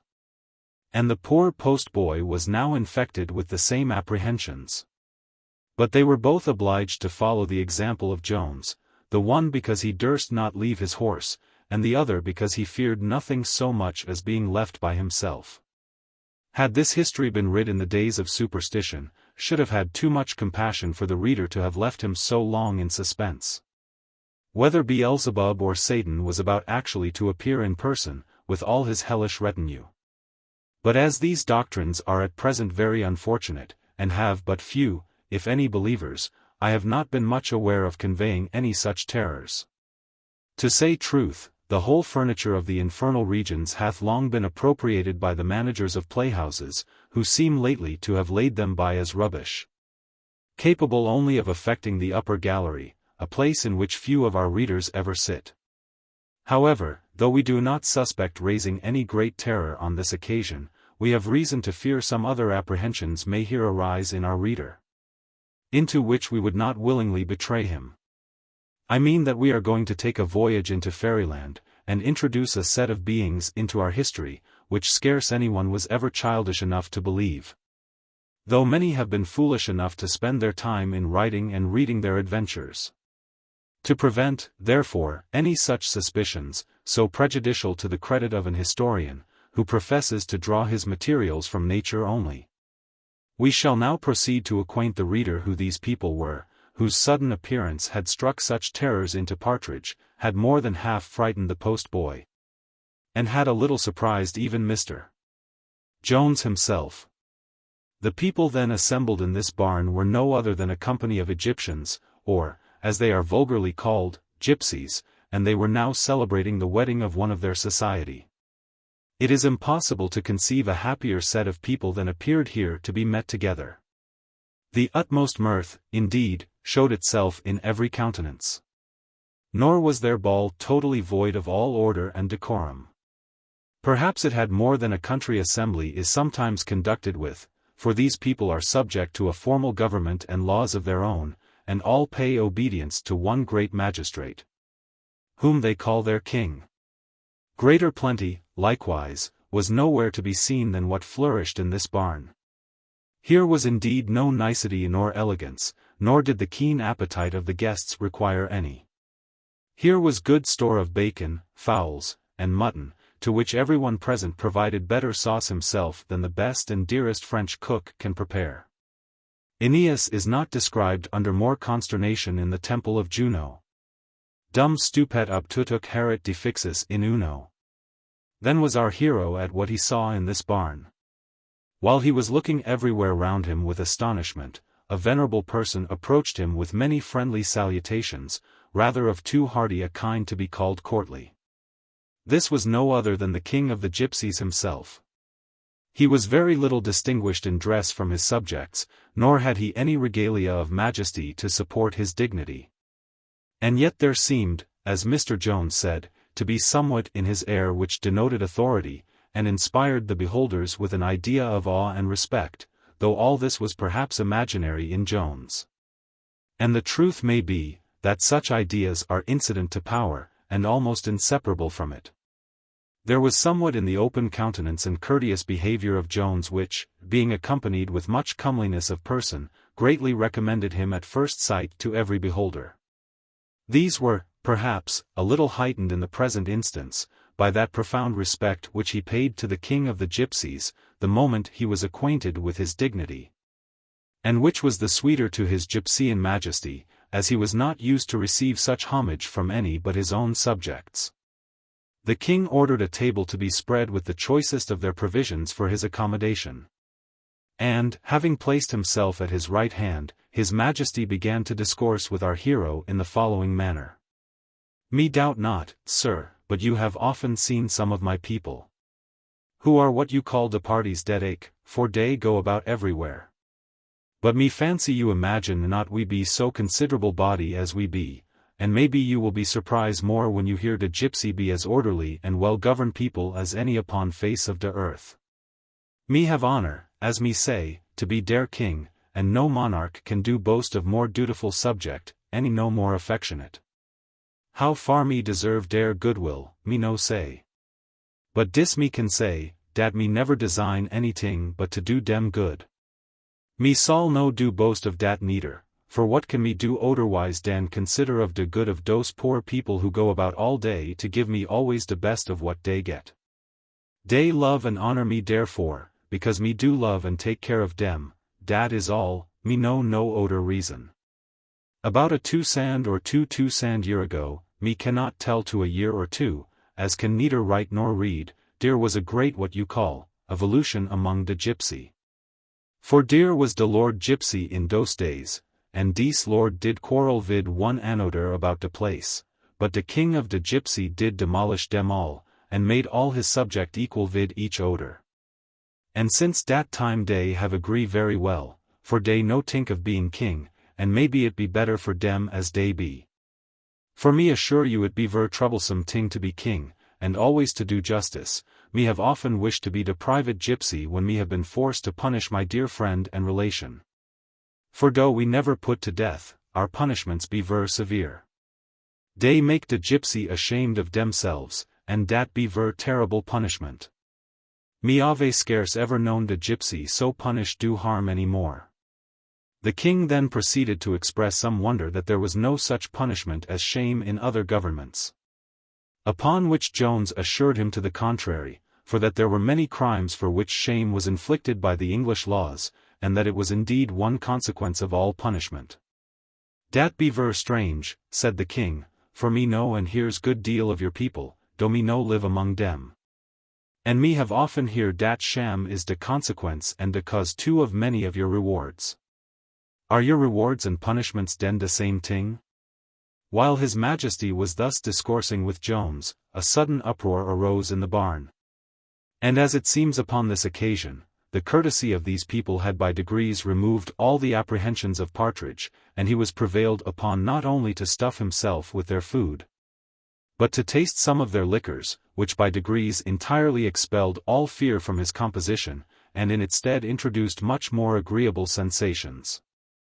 A young female gypsy, more remarkable for her wit than her beauty, had decoyed the honest fellow aside, pretending to tell his fortune. Now, when they were alone together in a remote part of the barn, whether it proceeded from the strong liquor, which is never so apt to inflame inordinate desire as after moderate fatigue, or whether the fair gypsy herself threw aside the delicacy and decency of her sex, and tempted the youth Partridge with express solicitations. But they were discovered in a very improper manner by the husband of the gypsy, who, from jealousy it seems, had kept a watchful eye over his wife, and had dogged her to the place where he found her in the arms of her gallant. To the great confusion of Jones, Partridge was now hurried before the king, who heard the accusation, and likewise the culprit's defense, which was indeed very trifling. For the poor fellow was confounded by the plain evidence which appeared against him, and had very little to say for himself.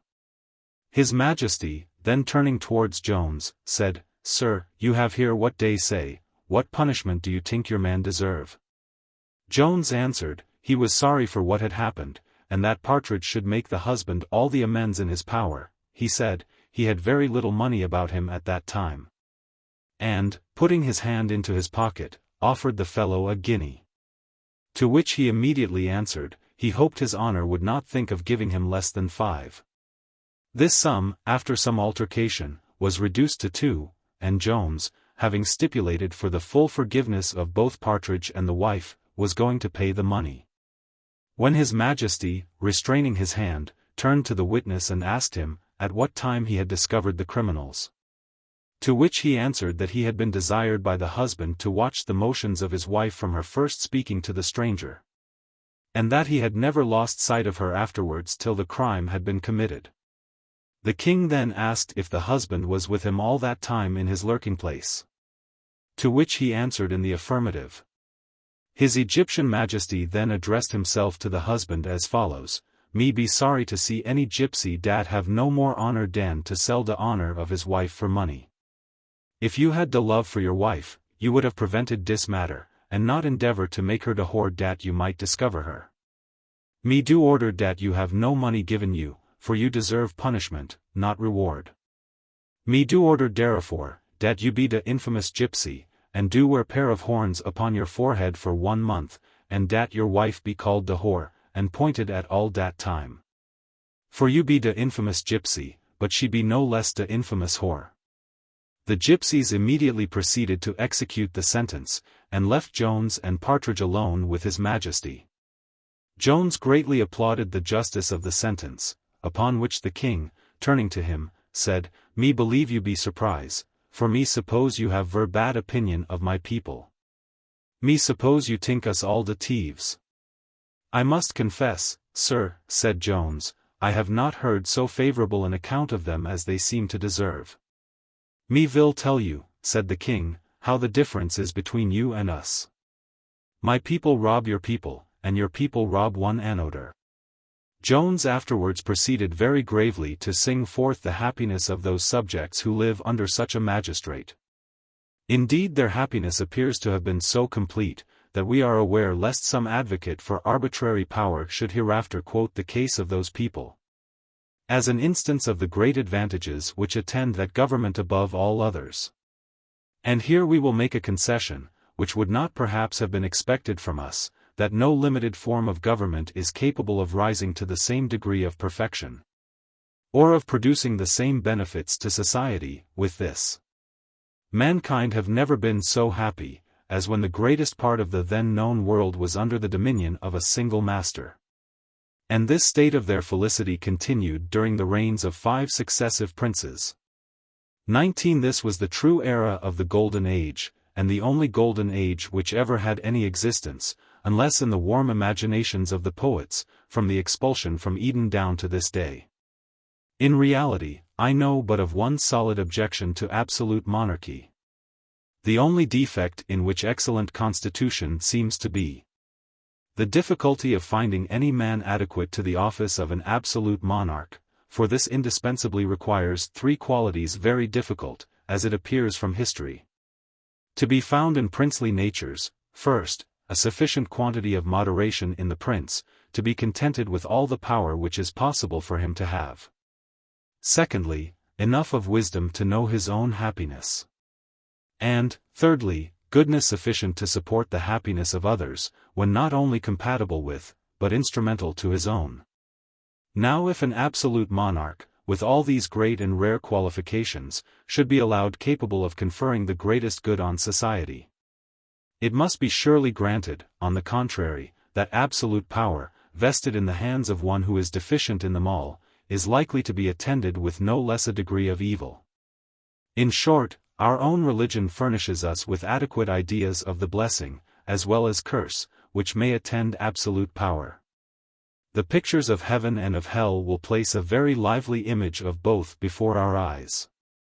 For though the prince of the latter can have no power but what he originally derives from the omnipotent sovereign in the former, yet it plainly appears from Scripture that absolute power in his infernal dominions is granted to their diabolical ruler.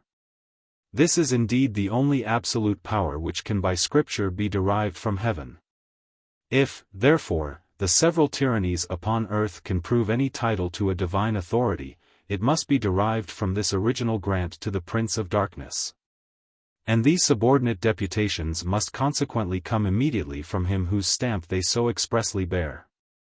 To conclude, as the examples of all ages show us that mankind in general desire power only to do harm, and, when they obtain it, use it for no other purpose, it is not consonant with even the least degree of prudence to hazard an alteration. Where our hopes are poorly kept in countenance by only 2 or 3 exceptions out of 1,000 instances to alarm our fears, in this case it will be much wiser to submit to a few inconveniencies arising from the dispassionate deafness of laws, than to remedy them by applying to the passionate open ears of a tyrant. Nor can the example of the gypsies, though possibly they may have long been happy under this form of government, be here urged. Since we must remember the very material respect in which they differ from all other people, and to which perhaps this their happiness is entirely owing, namely, that they have no false honors among them, and that they look on shame as the most grievous punishment in the world. Chapter 13. A dialogue between Jones and Partridge. The honest lovers of liberty will, we doubt not, pardon that long digression into which we were led at the close of the last chapter, to prevent our history from being applied to the use of the most pernicious doctrine which priestcraft had ever the wickedness or the impudence to preach. We will now proceed with Mr. Jones, who, when the storm was over, took leave of his Egyptian Majesty, after many thanks for his courteous behavior and kind entertainment, and set out for Coventry. To which place, for it was still dark, a gypsy was ordered to conduct him. Jones having, by reason of his deviation, travelled 11 miles instead of 6, and most of those through very execrable roads, where no expedition could have been made in quest of a midwife, did not arrive at Coventry till near 12. Nor could he possibly get again into the saddle till past 2, for post-horses were now not easy to get. Nor were the hostler or post-boy in half so great a hurry as himself, but chose rather to imitate the tranquil disposition of Partridge, who, being denied the nourishment of sleep, took all opportunities to supply its place with every other kind of nourishment, and was never better pleased than when he arrived at an inn, nor ever more dissatisfied than when he was again forced to leave it. Jones now travelled post, we will follow him, therefore, according to our custom, and to the rules of Longinus, in the same manner. From Coventry he arrived at Daventry, from Daventry at Stratford, and from Stratford at Dunstable, whither he came the next day a little after noon, and within a few hours after Sophia had left it.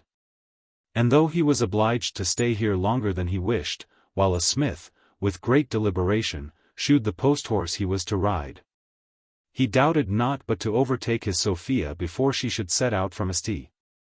Albans, at which place he concluded, and very reasonably, that his lordship would stop and dine. And had he been right in this conjecture, he most probably would have overtaken his angel at the aforesaid place.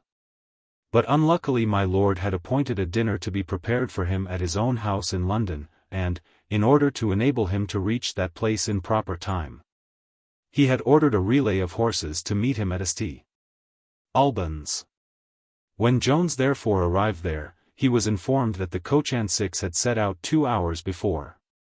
If fresh post-horses had been now ready, as they were not, it seemed so apparently impossible to overtake the coach before it reached London, that Partridge thought he had now a proper opportunity to remind his friend of a matter which he seemed entirely to have forgotten. What this was the reader will guess, when we inform him that Jones had eaten nothing more than 1 poached egg since he had left the alehouse where he had first met the guide returning from Sophia. For with the gipsies he had feasted only his understanding. The landlord so entirely agreed with the opinion of Mr. Partridge, that he no sooner heard the latter desire his friend to stay and dine, than he very readily put in his word, and retracting his promise before given of furnishing the horses immediately, he assured Mr. Jones he would lose no time in bespeaking a dinner, which, he said, could be got ready sooner than it was possible to get the horses up from grass, and to prepare them for their journey by a feed of corn. Jones was at length prevailed on, chiefly by the latter argument of the landlord, and now a joint of mutton was put down to the fire. While this was preparing, Partridge, being admitted into the same apartment with his friend or master, began to harangue in the following manner. Certainly, sir, if ever man deserved a young lady, you deserve young Madam Western, for what a vast quantity of love must a man have, to be able to live upon it without any other food, as you do? I am positive I have eat 30 times as much within these last 24 hours as your honor, and yet I am almost famished. For nothing makes a man so hungry as traveling, especially in this cold raw weather. And yet I can't tell how it is, but your honor is seemingly in perfect good health, and you never looked better nor fresher in your life. It must be certainly love that you live upon. And a very rich diet too, Partridge, answered Jones. But did not fortune send me an excellent dainty yesterday? Dost thou imagine I cannot live more than 24 hours on this dear pocket-book? Undoubtedly, cries Partridge, there is enough in that pocket-book to purchase many a good meal. Fortune sent it to your honor very opportunely for present use, as your honor's money must be almost out by this time. What do you mean? Answered Jones. I hope you don't imagine that I should be dishonest enough, even if it belonged to any other person, besides Miss Western. Dishonest? Replied Partridge, Heaven forbid I should wrong your honor so much. But where's the dishonesty in borrowing a little for present spending, since you will be so well able to pay the lady hereafter? No, indeed, I would have your honor pay it again, as soon as it is convenient, by all means, but where can be the harm in making use of it now you want it? Indeed, if it belonged to a poor body, it would be another thing. But so great a lady, to be sure, can never want it, especially now as she is along with a lord, who, it can't be doubted, will let her have whatever she hath need of. Besides, if she should want a little, she can't want the whole, therefore I would give her a little. But I would be hanged before I mentioned the having found it at first, and before I got some money of my own, for London, I have heard, is the very worst of places to be in without money. Indeed, if I had not known to whom it belonged, I might have thought it was the devil's money, and have been afraid to use it. But as you know otherwise, and came honestly by it, it would be an affront to fortune to part with it all again, at the very time when you want it most. You can hardly expect she should ever do you such another good turn, for fortuna nunquam perpetuo est bona. You will do as you please, notwithstanding all I say. But for my part, I would be hanged before I mentioned a word of the matter. By what I can see, Partridge, cries Jones, hanging is a matter non lunge alienum a scivoli studius. You should say alienus, says Partridge, I remember the passage, it is an example under communis, alienus, immunis, various casibus servient. If you do remember it, cries Jones, I find you don't understand it. But I tell thee, friend, in plain English, that he who finds another's property, and wilfully detains it from the known owner, deserves, in foro conscientia, to be hanged. No less than if he had stolen it. And as for this very identical bill, which is the property of my angel, and was once in her dear possession, I will not deliver it into any hands but her own, upon any consideration whatever, no. Though I was as hungry as thou art, and had no other means to satisfy my craving appetite. This I hope to do before I sleep. But if it should happen otherwise, I charge thee, if thou wouldst not incur my displeasure forever, not to shock me any more by the bare mention of such detestable baseness. I should not have mentioned it now, cries Partridge, if it had appeared so to me, for I'm sure I scorn any wickedness as much as another, but perhaps you know better. And yet I might have imagined that I should not have lived so many years, and have taught school so long, without being able to distinguish between fas et nefas. But it seems we are all to live and learn. I remember my old schoolmaster, who was a prodigious great scholar, used often to say, Polymatite cry town is my daskalon. The English of which, he told us, was, that a child may sometimes teach his grandmother to suck eggs. I have lived to a fine purpose, truly, if I am to be taught my grammar at this time of day. Perhaps, young gentlemen, you may change your opinion, if you live to my years, for I remember I thought myself as wise when I was a stripling of 21 as I am now. I am sure I always taught alienus, and my master read it so before me. There were not many instances in which Partridge could provoke Jones, nor were there many in which Partridge himself could have been hurried out of his respect. Unluckily, however, they had both hit on one of these.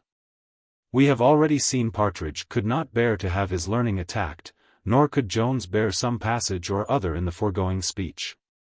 And now, looking upon his companion with a contemptuous and disdainful air, a thing not usual with him, he cried, Partridge, I see thou art a conceited old fool.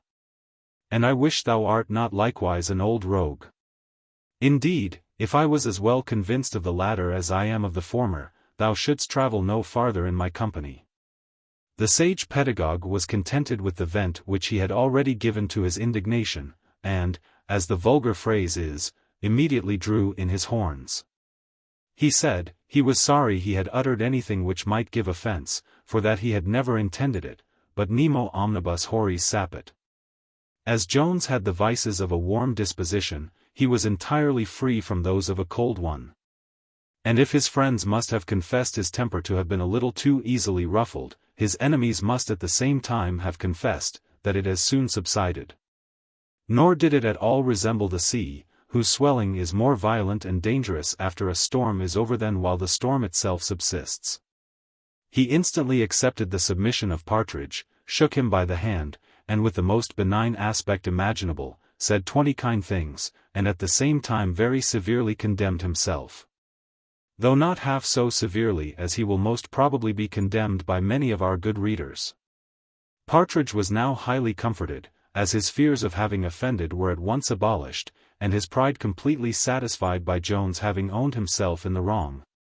Which submission he instantly applied to what had principally nettled him, and repeated in a muttering voice, to be sure, sir, your knowledge may be superior to mine in some things. But as to the grammar, I think I may challenge any man living.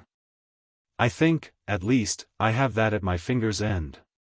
If anything could add to the satisfaction which the poor man now enjoyed, he received this addition by the arrival of an excellent shoulder of mutton, that at this instant came smoking to the table. On which, having both plentifully feasted, they again mounted their horses, and set forward for London. Chapter 14. What happened to Mr. Jones in his journey from St. Albans? They were got about 2 miles beyond Barnet, and it was now the dusk of the evening, when a genteel-looking man, but upon a very shabby horse, rode up to Jones, and asked him whether he was going to London. To which Jones answered in the affirmative. The gentleman replied, "I should be obliged to you, sir, if you will accept of my company, for it is very late, and I am a stranger to the road."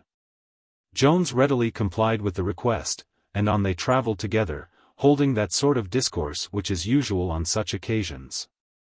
Of this, indeed, robbery was the principal topic, upon which subject the stranger expressed great apprehensions, but Jones declared he had very little to lose, and consequently as little to fear. Here Partridge could not forbear putting in his word.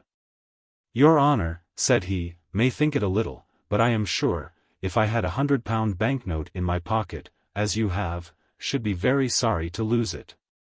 But, for my part, I never was less afraid in my life, for we are 4 of us, and if we all stand by one another, the best man in England can't rob us. Suppose he should have a pistol, he can kill but one of us, and a man can die but once. That's my comfort, a man can die but once. Besides the reliance on superior numbers, a kind of valor which hath raised a certain nation among the moderns to a high pitch of glory." There was another reason for the extraordinary courage which Partridge now discovered. For he had at present as much of that quality as was in the power of liquor to bestow. Our company were now arrived within a mile of Highgate, when the stranger turned short upon Jones, and pulling out a pistol, demanded that little banknote which Partridge had mentioned. Jones was at first somewhat shocked at this unexpected demand. However, he presently recollected himself, and told the highwayman, all the money he had in his pocket was entirely at his service. And so saying, he pulled out upwards of 3 guineas, and offered to deliver it, but the other answered with an oath, that would not do. Jones answered coolly, he was very sorry for it, and returned the money into his pocket. The highwayman then threatened, if he did not deliver the banknote that moment, he must shoot him, holding his pistol at the same time very near to his breast. Jones instantly caught hold of the fellow's hand, which trembled so that he could scarce hold the pistol in it, and turned the muzzle from him. A struggle then ensued, in which the former wrested the pistol from the hand of his antagonist, and both came from their horses on the ground together, the highwayman upon his back, and the victorious Jones upon him. The poor fellow now began to implore mercy of the conqueror, for, to say the truth, he was in strength by no means a match for Jones. "Indeed, sir," says he, "I could have had no intention to shoot you, for you will find the pistol was not loaded. This is the first robbery I ever attempted, and I have been driven by distress to this." At this instant, at about 150 yards distance, lay another person on the ground, roaring for mercy in a much louder voice than the highwayman. This was no other than Partridge himself, who, endeavoring to make his escape from the engagement, had been thrown from his horse, and lay flat on his face, not daring to look up, and expecting every minute to be shot.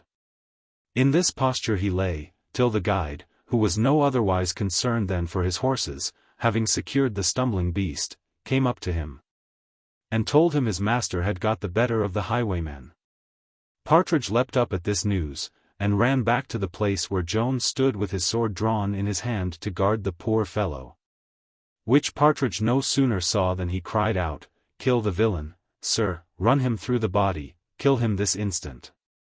Luckily, however, for the poor wretch, he had fallen into more merciful hands. For Jones, having examined the pistol, and found it to be really unloaded, began to believe all the man had told him, before Partridge came up, namely, that he was a novice in the trade, and that he had been driven to it by the distress he mentioned, the greatest indeed imaginable, that of 5 hungry children, and a wife lying in of the 6th, in the utmost want and misery. The truth of all which the highwayman most vehemently asserted, and offered to convince Mr. Jones of it, if he would take the trouble to go to his house, which was not above 2 miles off, saying, that he desired no favor, but upon condition of proving all he had all alleged. Jones at first pretended that he would take the fellow at his word, and go with him, declaring that his fate should depend entirely on the truth of his story. Upon this the poor fellow immediately expressed so much alacrity, that Jones was perfectly satisfied with his veracity, and began now to entertain sentiments of compassion for him. He returned the fellow his empty pistol, advised him to think of honester means of relieving his distress, and gave him a couple of guineas for the immediate support of his wife and his family. Adding, he wished he had more for his sake, for the £100 that had been mentioned was not his own. Our readers will probably be divided in their opinions concerning this action. Some may applaud it perhaps as an act of extraordinary humanity, while those of a more saturnine temper will consider it as a want of regard to that justice which every man owes his country. Partridge certainly saw it in that light. For he testified much dissatisfaction on the occasion, quoted an old proverb, and said, he should not wonder if the rogue attacked them again before they reached London. The highwayman was full of expressions of thankfulness and gratitude. He actually dropped tears, or pretended so to do. He vowed he would immediately return home, and would never afterwards commit such a transgression. Whether he kept his word or no, perhaps may appear hereafter. Our travellers having remounted their horses, arrived in town without encountering any new mishap.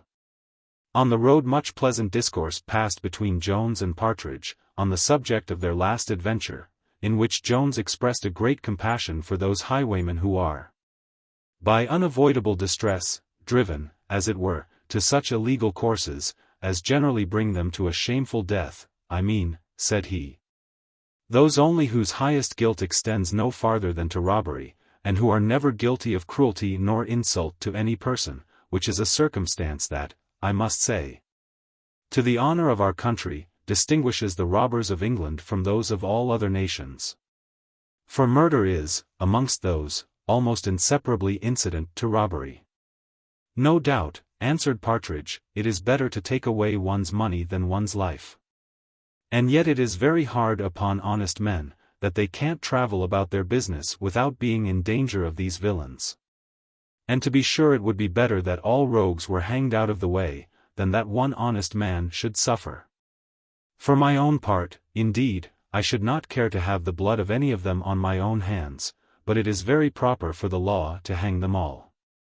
What right hath any man to take sixpence from me, unless I give it him? Is there any honesty in such a man? No, surely, cries Jones, no more than there is in him who takes the horses out of another man's stable, or who applies to his own use the money which he finds, when he knows the right owner. These hints stopped the mouth of Partridge. Nor did he open it again till Jones, having thrown some sarcastical jokes on his cowardice, he offered to excuse himself on the inequality of firearms, saying, 1,000 naked men are nothing to one pistol. For though it is true it will kill but one at a single discharge, yet who can tell but that one may be himself? Book. Chapter 13. Containing the space of 12 days. Chapter 1. An invocation.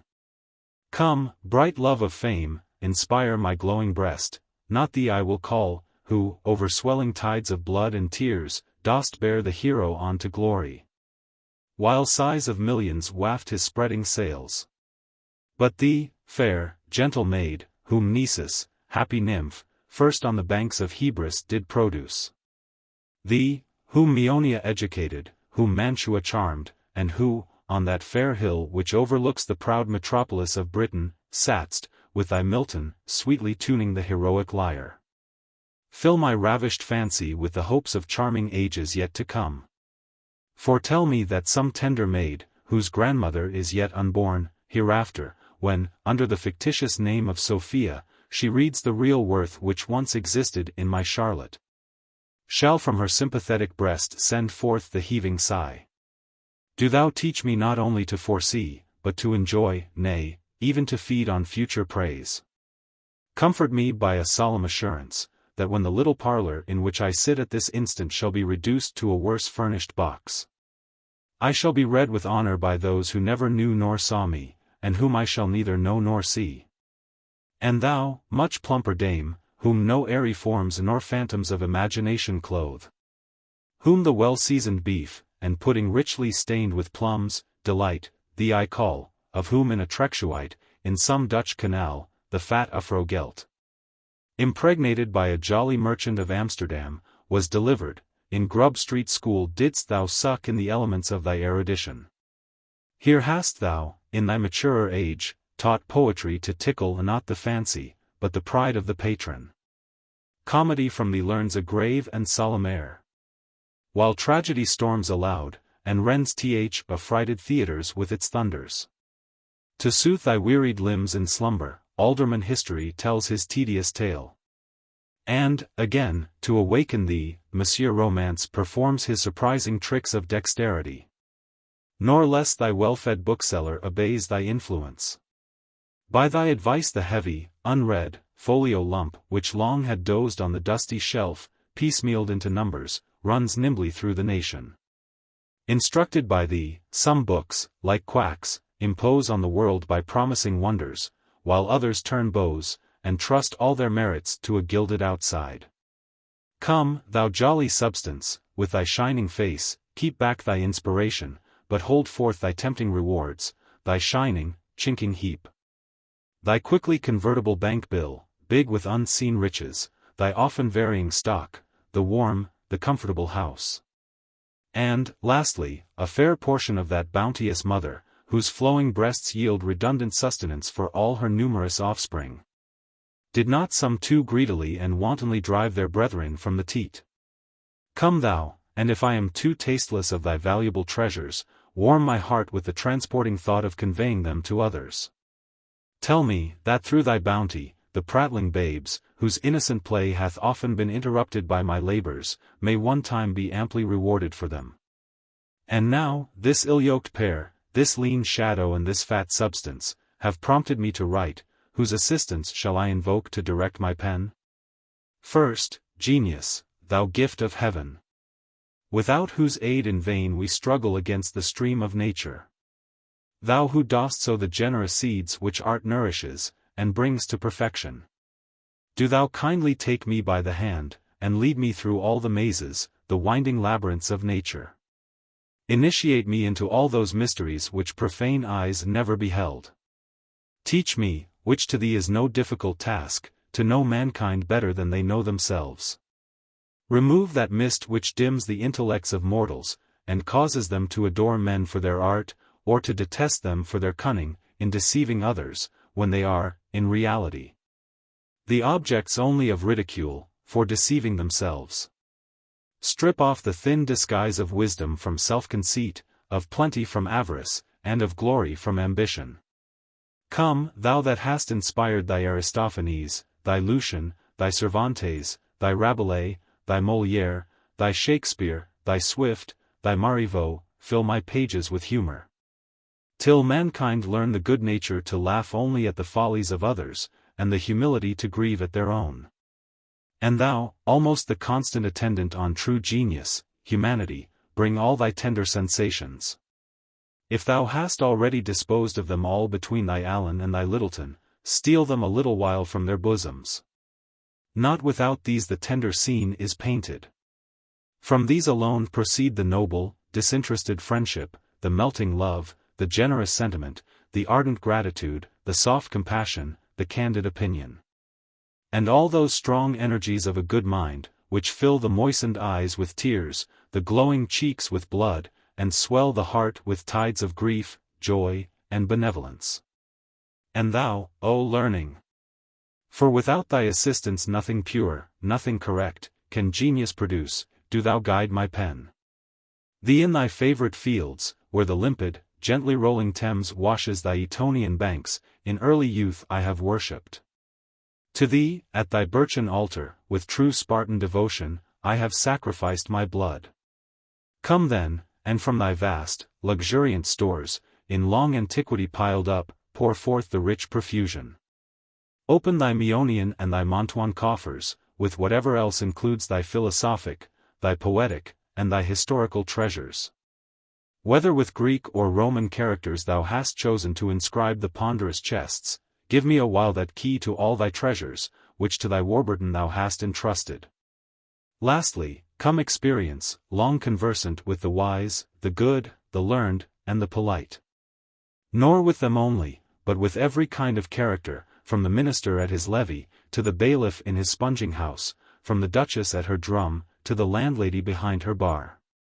From thee only can the manners of mankind be known, to which the recluse pedant, however great his parts or extensive his learning may be, hath ever been a stranger. Come all these, and more, if possible, for arduous is the task I have undertaken, and, without all your assistance, will, I find, be too heavy for me to support.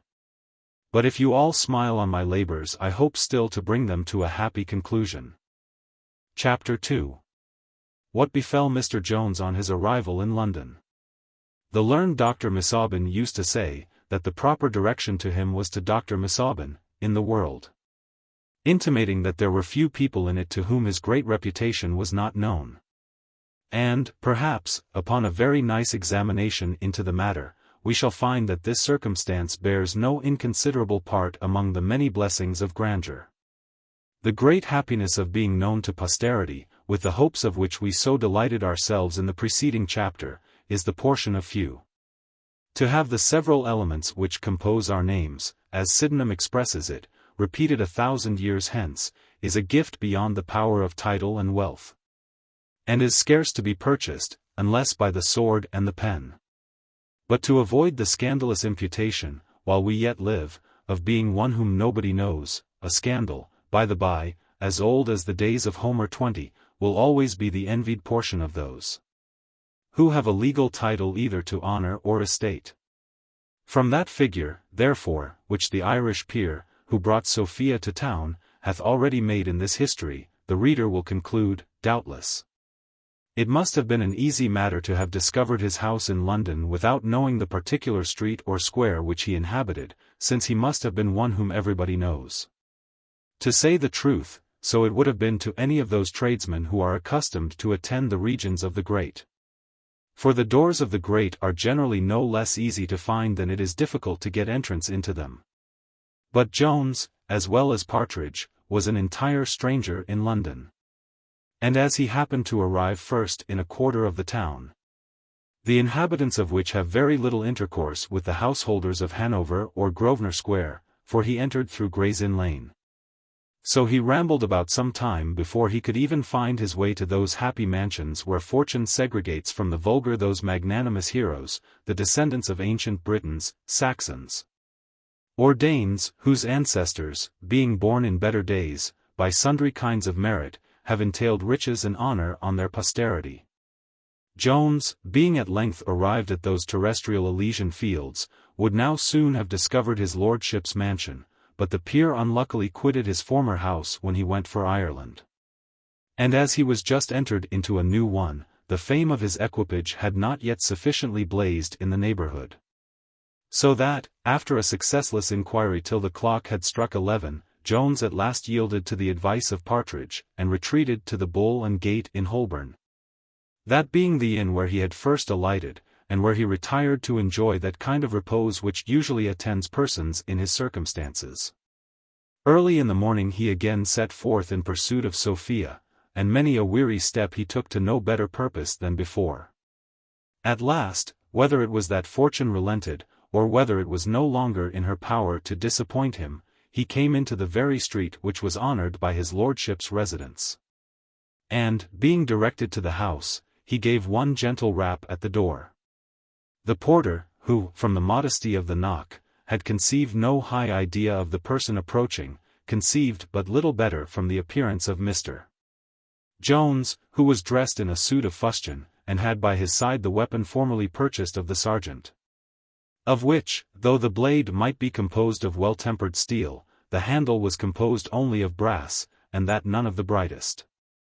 When Jones, therefore, inquired after the young lady who had come to town with his lordship, this fellow answered surlily, that there were no ladies there. Jones then desired to see the master of the house, but was informed that his lordship would see nobody that morning. And upon growing more pressing, the porter said, he had positive orders to let no person in, but if you think proper, said he, to leave your name, I will acquaint his lordship. and if you call another time you shall know when he will see you."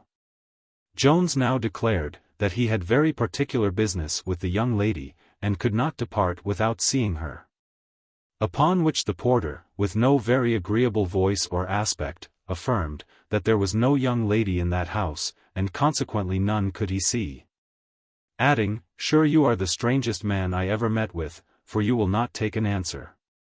I have often thought that, by the particular description of Cerberus, the porter of hell, in the 6th Aeneid, Virgil might possibly intend to satirize the porters of the great men in his time. The picture, at least, resembles those who have the honor to attend at the doors of our great men. The porter in his lodge answers exactly to Cerberus in his den, and, like him, must be appeased by a sop before access can be gained to his master." Perhaps Jones might have seen him in that light, and have recollected the passage where the Sibyl, in order to procure an entrance for Aeneas, presents the keeper of the Stygian avenue with such a sop. Jones, in like manner, now began to offer a bribe to the human Cerberus, which a footman, overhearing, instantly advanced, and declared, if Mr.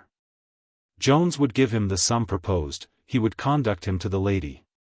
Jones instantly agreed, and was forthwith conducted to the lodging of Mrs. Fitzpatrick by the very fellow who had attended the ladies thither the day before. Nothing more aggravates ill success than the near approach to good.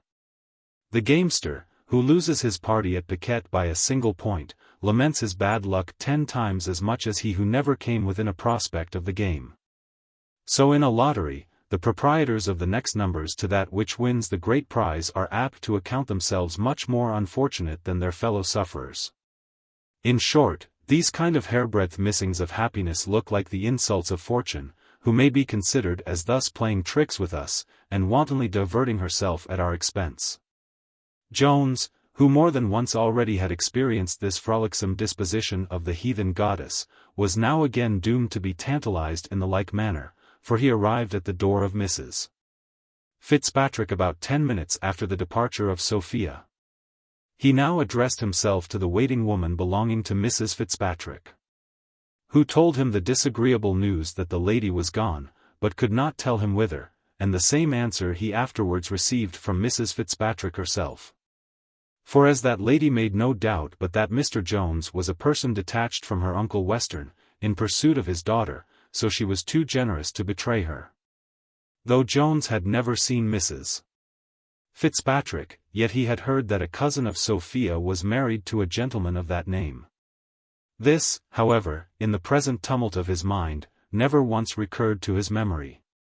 But when the footman, who had conducted him from his lordship's, acquainted him with the great intimacy between the ladies, and with their calling each other cousin, he then recollected the story of the marriage which he had formerly heard. And as he was presently convinced that this was the same woman, he became more surprised at the answer which he had received, and very earnestly desired leave to wait on the lady herself. But she as positively refused him that honor. Jones, who, though he had never seen a court, was better bred than most who frequented, was incapable of any rude or abrupt behavior to a lady. When he had received, therefore, a peremptory denial, he retired for the present, saying to the waiting woman, that if this was an improper hour to wait on her lady, he would return in the afternoon, and that he then hoped to have the honor of seeing her. The civility with which he uttered this, added to the great comeliness of his person, made an impression on the waiting woman, and she could not help answering, "Perhaps, sir, you may." And, indeed, she afterwards said everything to her mistress, which she thought most likely to prevail on her to admit a visit from the handsome young gentleman, for so she called him.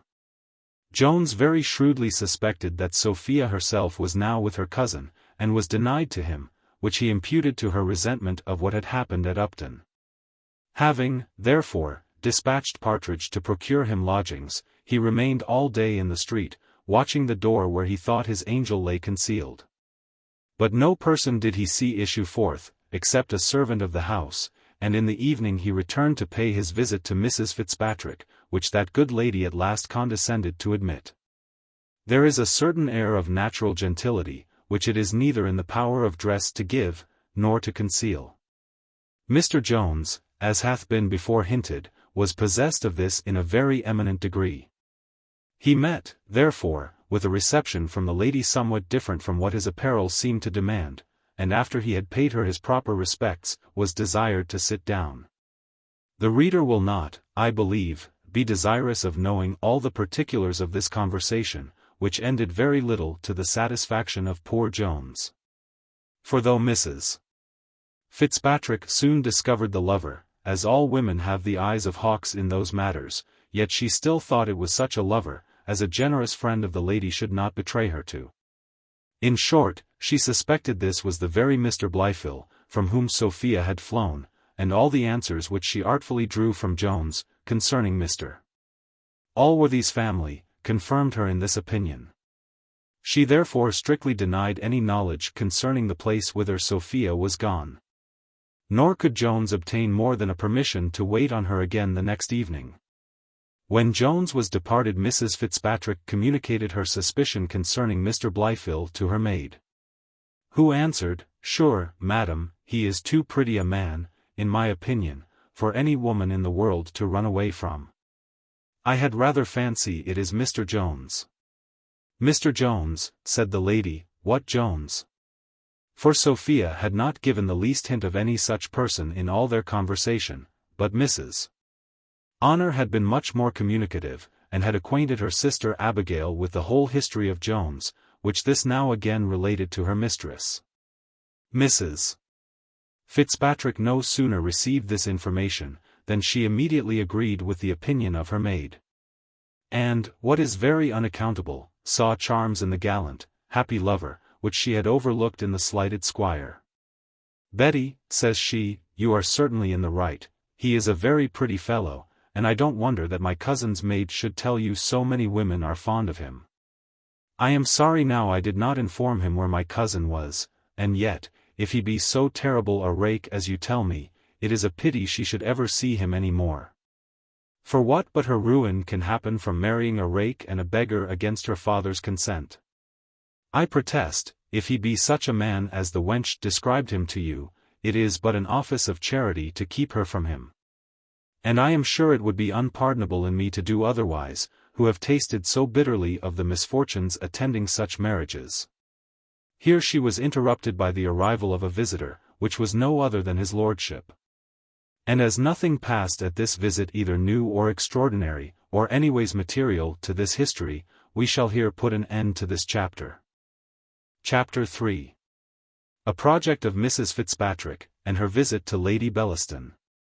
When Mrs. Fitzpatrick retired to rest, her thoughts were entirely taken up by her cousin Sophia and Mr. Jones. She was, indeed, a little offended with the former, for the disingenuity which she now discovered. In which meditation she had not long exercised her imagination before the following conceit suggested itself. That could she possibly become the means of preserving Sophia from this man, and of restoring her to her father, she should, in all human probability, by so great a service to the family, reconcile to herself both her uncle and her Aunt Western. As this was one of her most favorite wishes, so the hope of success seemed so reasonable, that nothing remained but to consider of proper methods to accomplish her scheme. To attempt to reason the case with Sophia did not appear to her one of those methods, for as Betty had reported from Mrs. Honor, that Sophia had a violent inclination to Jones, she conceived that to dissuade her from the match was an endeavor of the same kind, as it would be very heartily and earnestly to entreat a moth not to fly into a candle. If the reader will please to remember that the acquaintance which Sophia had with Lady Bellaston was contracted at the house of Mrs. Western, and must have grown at the very time when Mrs. Fitzpatrick lived with this latter lady, he will want no information, that Mrs. Fitzpatrick must have been acquainted with her likewise. They were, besides, both equally her distant relations. After much consideration, therefore, she resolved to go early in the morning to that lady, and endeavor to see her, unknown to Sophia, and to acquaint her with the whole affair. For she did not in the least doubt, but that the prudent lady, who had often ridiculed romantic love, and indiscreet marriages, in her conversation, would very readily concur in her sentiments concerning this match, and would lend her utmost assistance to prevent it. This resolution she accordingly executed. And the next morning before the sun, she huddled on her clothes, and at a very unfashionable, unseasonable, unvisitable hour, went to Lady Bellaston, to whom she got access. Without the least knowledge or suspicion of Sophia, who, though not asleep, lay at that time awake in her bed, with Honor snoring by her side. Mrs. Fitzpatrick made many apologies for an early, abrupt visit, at an hour when, she said, she should not have thought of disturbing her ladyship, but upon business of the utmost consequence. She then opened the whole affair, told all she had heard from Betty, and did not forget the visit which Jones had paid to herself the preceding evening. Lady Bellaston answered with a smile, "Then you have seen this terrible man, madam, pray, is he so very fine a figure as he is represented? For Etoff entertained me last night almost 2 hours with him. The wench I believe is in love with him by reputation." Here the reader will be apt to wonder, but the truth is, that Mrs. Etoff, who had the honor to pin and unpin the Lady Bellaston, had received complete information concerning the said Mr. Jones, and had faithfully conveyed the same to her lady last night, or rather that morning, while she was undressing. On which accounts she had been detained in her office above the space of an hour and a half. The lady indeed, though generally well enough pleased with the narratives of Mrs. Etoff at those seasons, gave an extraordinary attention to her account of Jones, for Honor had described him as a very handsome fellow, and Mrs. Etoff, in her hurry, added so much to the beauty of his person to her report, that Lady Bellaston began to conceive him to be a kind of miracle in nature. The curiosity which her woman had inspired was now greatly increased by Mrs. Fitzpatrick, who spoke as much in favor of the person of Jones as she had before spoken in dispraise of his birth, character, and fortune. When Lady Bellaston had heard the whole, she answered gravely, "Indeed, madam, this is a matter of great consequence.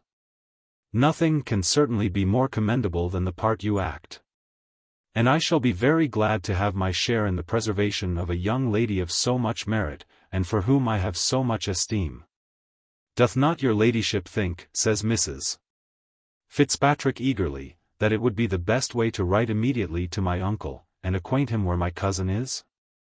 The lady pondered a little upon this, and thus answered, "Why, no, madam, I think not. D. Western hath described her brother to me to be such a brute, that I cannot consent to put any woman under his power who hath escaped from it. I have heard he behaved like a monster to his own wife, for he is one of those wretches who think they have a right to tyrannize over us. And from such I shall ever esteem it the cause of my sex to rescue any woman who is so unfortunate to be under their power. The business, dear cousin, will be only to keep Miss Western from seeing this young fellow, till the good company, which she will have an opportunity of meeting here, give her a proper turn. If he should find her out, madam, answered the other, your ladyship may be assured he will leave nothing unattempted to come at her.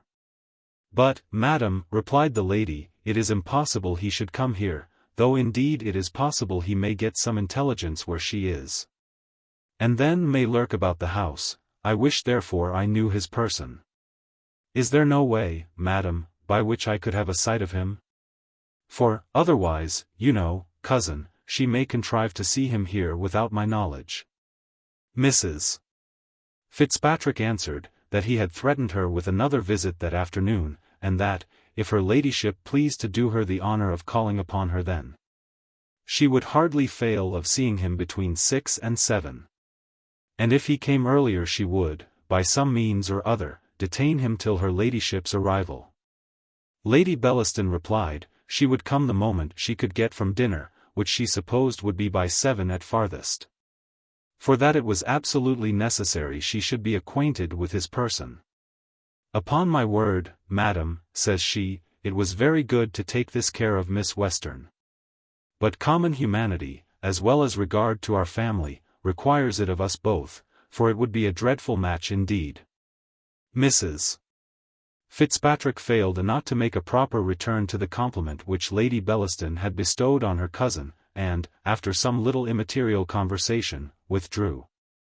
And, getting as fast as she could into her chair, unseen by Sophia or Honor, returned home. Chapter 4. Which consists of visiting. Mr.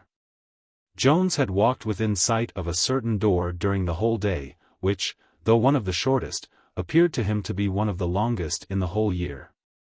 At length, the clock having struck 5, he returned to Mrs. Fitzpatrick, who, though it was a full hour earlier than the decent time of visiting, received him very civilly. But still persisted in her ignorance concerning Sophia.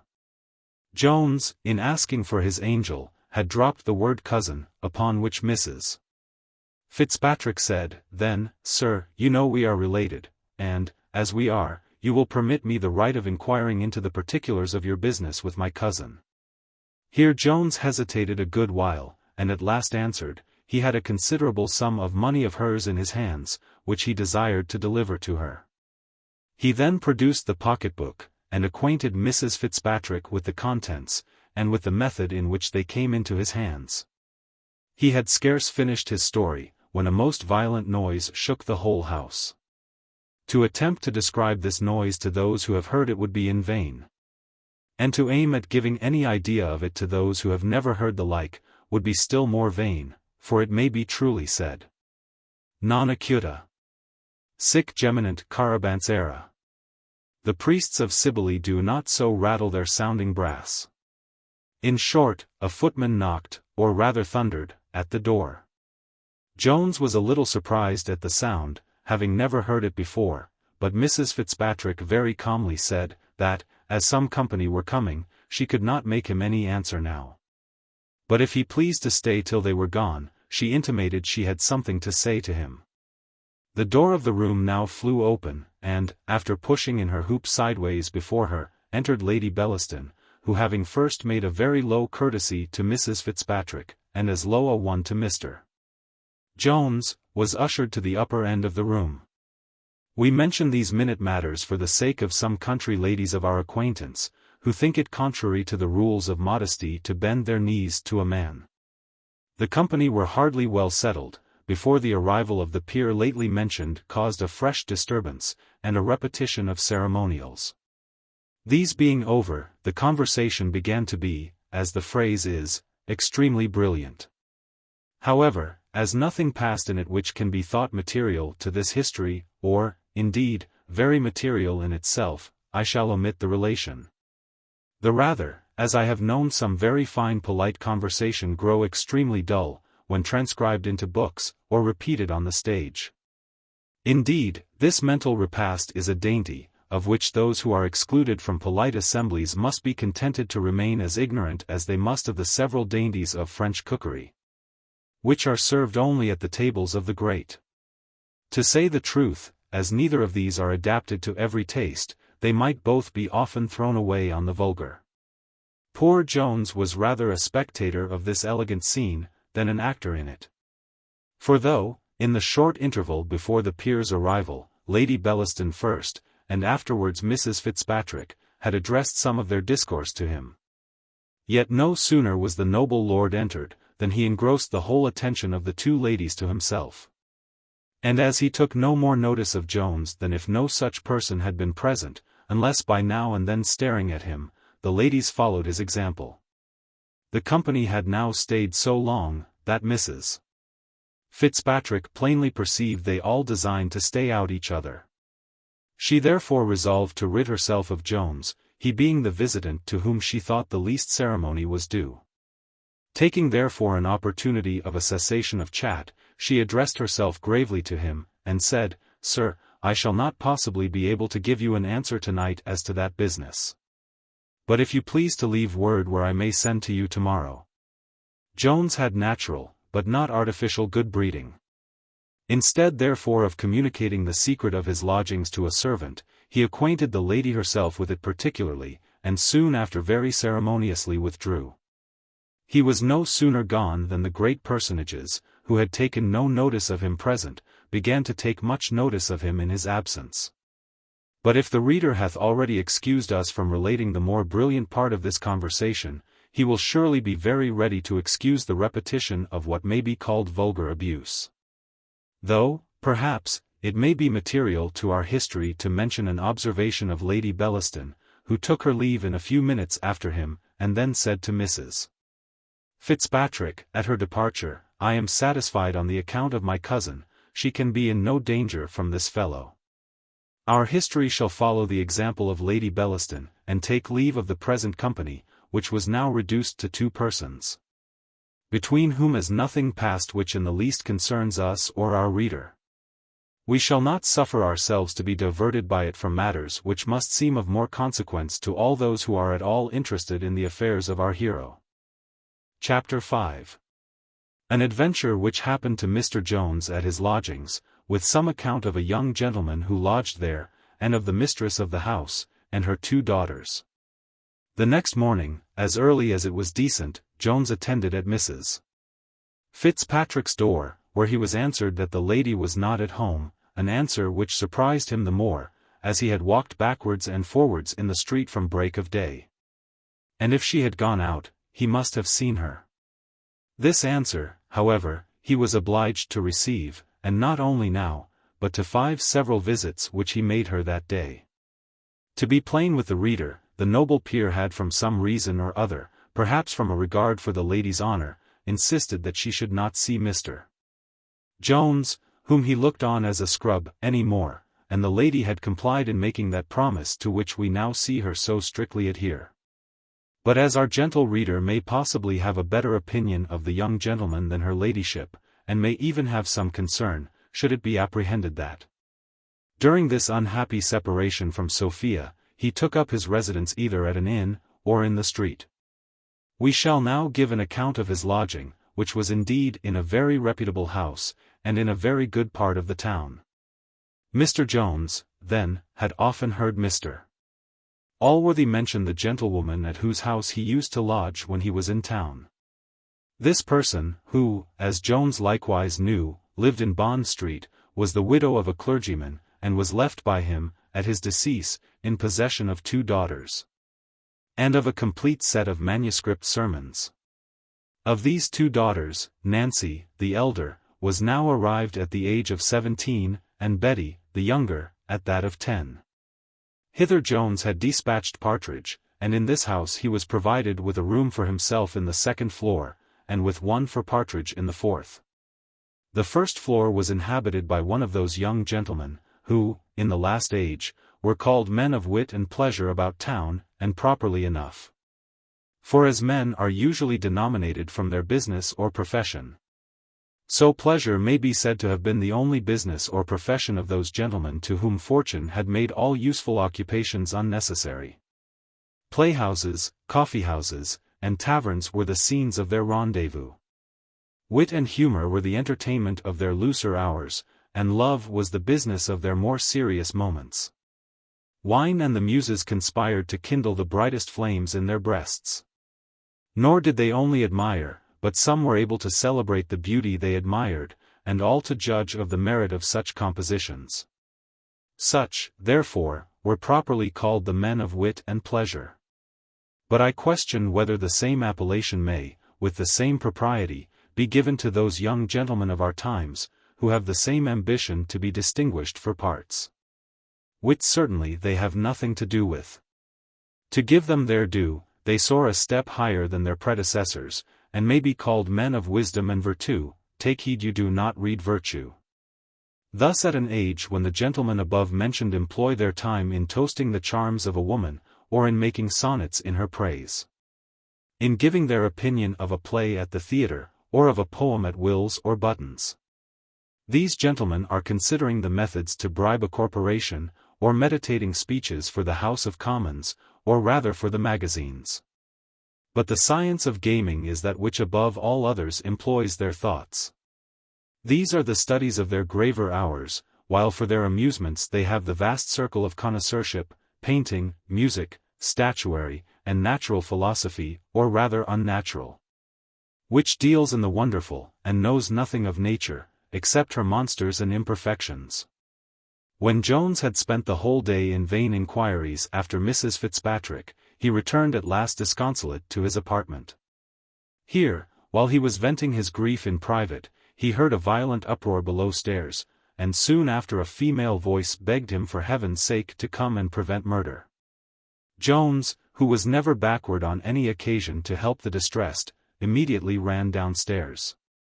When stepping into the dining room, whence all the noise issued, he beheld the young gentleman of wisdom and virtue just before mentioned, pinned close to the wall by his footman. And a young woman standing by, wringing her hands, and crying out, "He will be murdered! He will be murdered!" And, indeed, the poor gentleman seemed in some danger of being choked, when Jones flew hastily to his assistance, and rescued him, just as he was breathing his last, from the unmerciful clutches of the enemy. Though the fellow had received several kicks and cuffs from the little gentleman, who had more spirit than strength, he had made it a kind of scruple of conscience to strike his master, and would have contented himself with only choking him. But towards Jones he bore no such respect. He no sooner therefore found himself a little roughly handled by his new antagonist, than he gave him one of those punches in the guts which, though the spectators at Brodin's amphitheatre have such exquisite delight in seeing them, convey but very little pleasure in the feeling. The lusty youth had no sooner received this blow, than he meditated a most grateful return, and now ensued a combat between Jones and the footman, which was very fierce, but short. For this fellow was no more able to contend with Jones than his master had before been to contend with him. And now, fortune, according to her usual custom, reversed the face of affairs. The former victor lay breathless on the ground, and the vanquished gentleman had recovered breath enough to thank Mr. Jones for his seasonable assistance. He received likewise the hearty thanks of the young woman present, who was indeed no other than Miss Nancy, the eldest daughter of the house. The footman, having now recovered his legs, shook his head at Jones, and, with a sagacious look, cried, "Oh D—N—me, I'll have nothing more to do with you. You have been upon the stage, or I'm D—nably mistaken." And indeed we may forgive this his suspicion. For such was the agility and strength of our hero, that he was, perhaps, a match for one of the first-rate boxers, and could, with great ease, have beaten all the muffled 21 graduates of Mr. Broughton's school. The master, foaming with wrath, ordered his man immediately to strip, to which the latter very readily agreed, on condition of receiving his wages. This condition was presently complied with, and the fellow was discharged. And now the young gentleman, whose name was Nightingale, very strenuously insisted that his deliverer should take part of a bottle of wine with him. To which Jones, after much entreaty, consented, though more out of complaisance than inclination, for the uneasiness of his mind fitted him very little for conversation at this time. Miss Nancy likewise, who was the only female then in the house, her mamma and sister being both gone to the play, condescended to favor them with her company. When the bottle and glasses were on the table, the gentleman began to relate the occasion of the preceding disturbance. "I hope, sir," said he to Jones, "you will not from this accident conclude that I make a custom of striking my servants. For I assure you this is the first time I have been guilty of it in my remembrance, and I have passed by many provoking faults in this very fellow before he could provoke me to it. But when you hear what hath happened this evening, you will, I believe, think me excusable. I happened to come home several hours before my usual time, when I found 4 gentlemen of the cloth at whist by my fire. And my hoyle, sir, my best hoyle, which cost me a guinea, lying open on the table, with a quantity of porter spilt on one of the most material leaves of the whole book. This, you will allow, was provoking. But I said nothing till the rest of the honest company were gone, and then gave the fellow a gentle rebuke, who, instead of expressing any concern, made me a pert answer. That servants must have their diversions as well as other people. That he was sorry for the accident which had happened to the book, but that several of his acquaintance had bought the same for a shilling, and that I might stop as much in his wages, if I pleased. I now gave him a severer reprimand than before, when the rascal had the insolence to, in short, he imputed my early coming home to, in short. He cast a reflection, he mentioned the name of a young lady, in such a manner that incensed me beyond all patience, and, in my passion, I struck him. Jones answered, that he believed no person living would blame him. For my part, said he, I confess I should, on the last mentioned provocation, have done the same thing.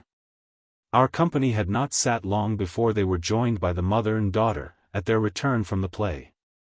And now they all spent a very cheerful evening together. For all but Jones were heartily merry, and even he put on as much constrained mirth as possible. Indeed, half his natural flow of animal spirits, joined to the sweetness of his temper, was sufficient to make a most amiable companion. And notwithstanding the heaviness of his heart, so agreeable did he make himself on the present occasion, that, at their breaking up, the young gentleman earnestly desired his further acquaintance. Miss Nancy was well pleased with him, and the widow, quite charmed with her new lodger, invited him, with the other, next morning to breakfast. Jones on his part was no less satisfied. As for Miss Nancy, though a very little creature, she was extremely pretty, and the widow had all the charms which can adorn a woman near 50. As she was one of the most innocent creatures in the world, so she was one of the most cheerful. She never thought, nor spoke, nor wished any ill, and had constantly that desire of pleasing, which may be called the happiest of all desires in this, that it scarce ever fails of attaining its ends, when not disgraced by affectation. In short, though her power was very small, she was in her heart one of the warmest friends. She had been a most affectionate wife, and was a most fond and tender mother. As our history doth not, like a newspaper, give great characters to people who never were heard of before, nor will ever be heard of again, the reader may hence conclude that this excellent woman will hereafter appear to be of some importance in our history. Nor was Jones a little pleased with the young gentleman himself, whose wine he had been drinking. He thought he discerned in him much good sense, though a little too much tainted with town foppery. But what recommended him most to Jones were some sentiments of great generosity and humanity, which occasionally dropped from him, and particularly many expressions of the highest disinterestedness in the affair of love. On which subject the young gentleman delivered himself in a language which might have very well become an Arcadian shepherd of old, and which appeared very extraordinary when proceeding from the lips of a modern fine gentleman. But he was only won by imitation, and meant by nature for a much better character.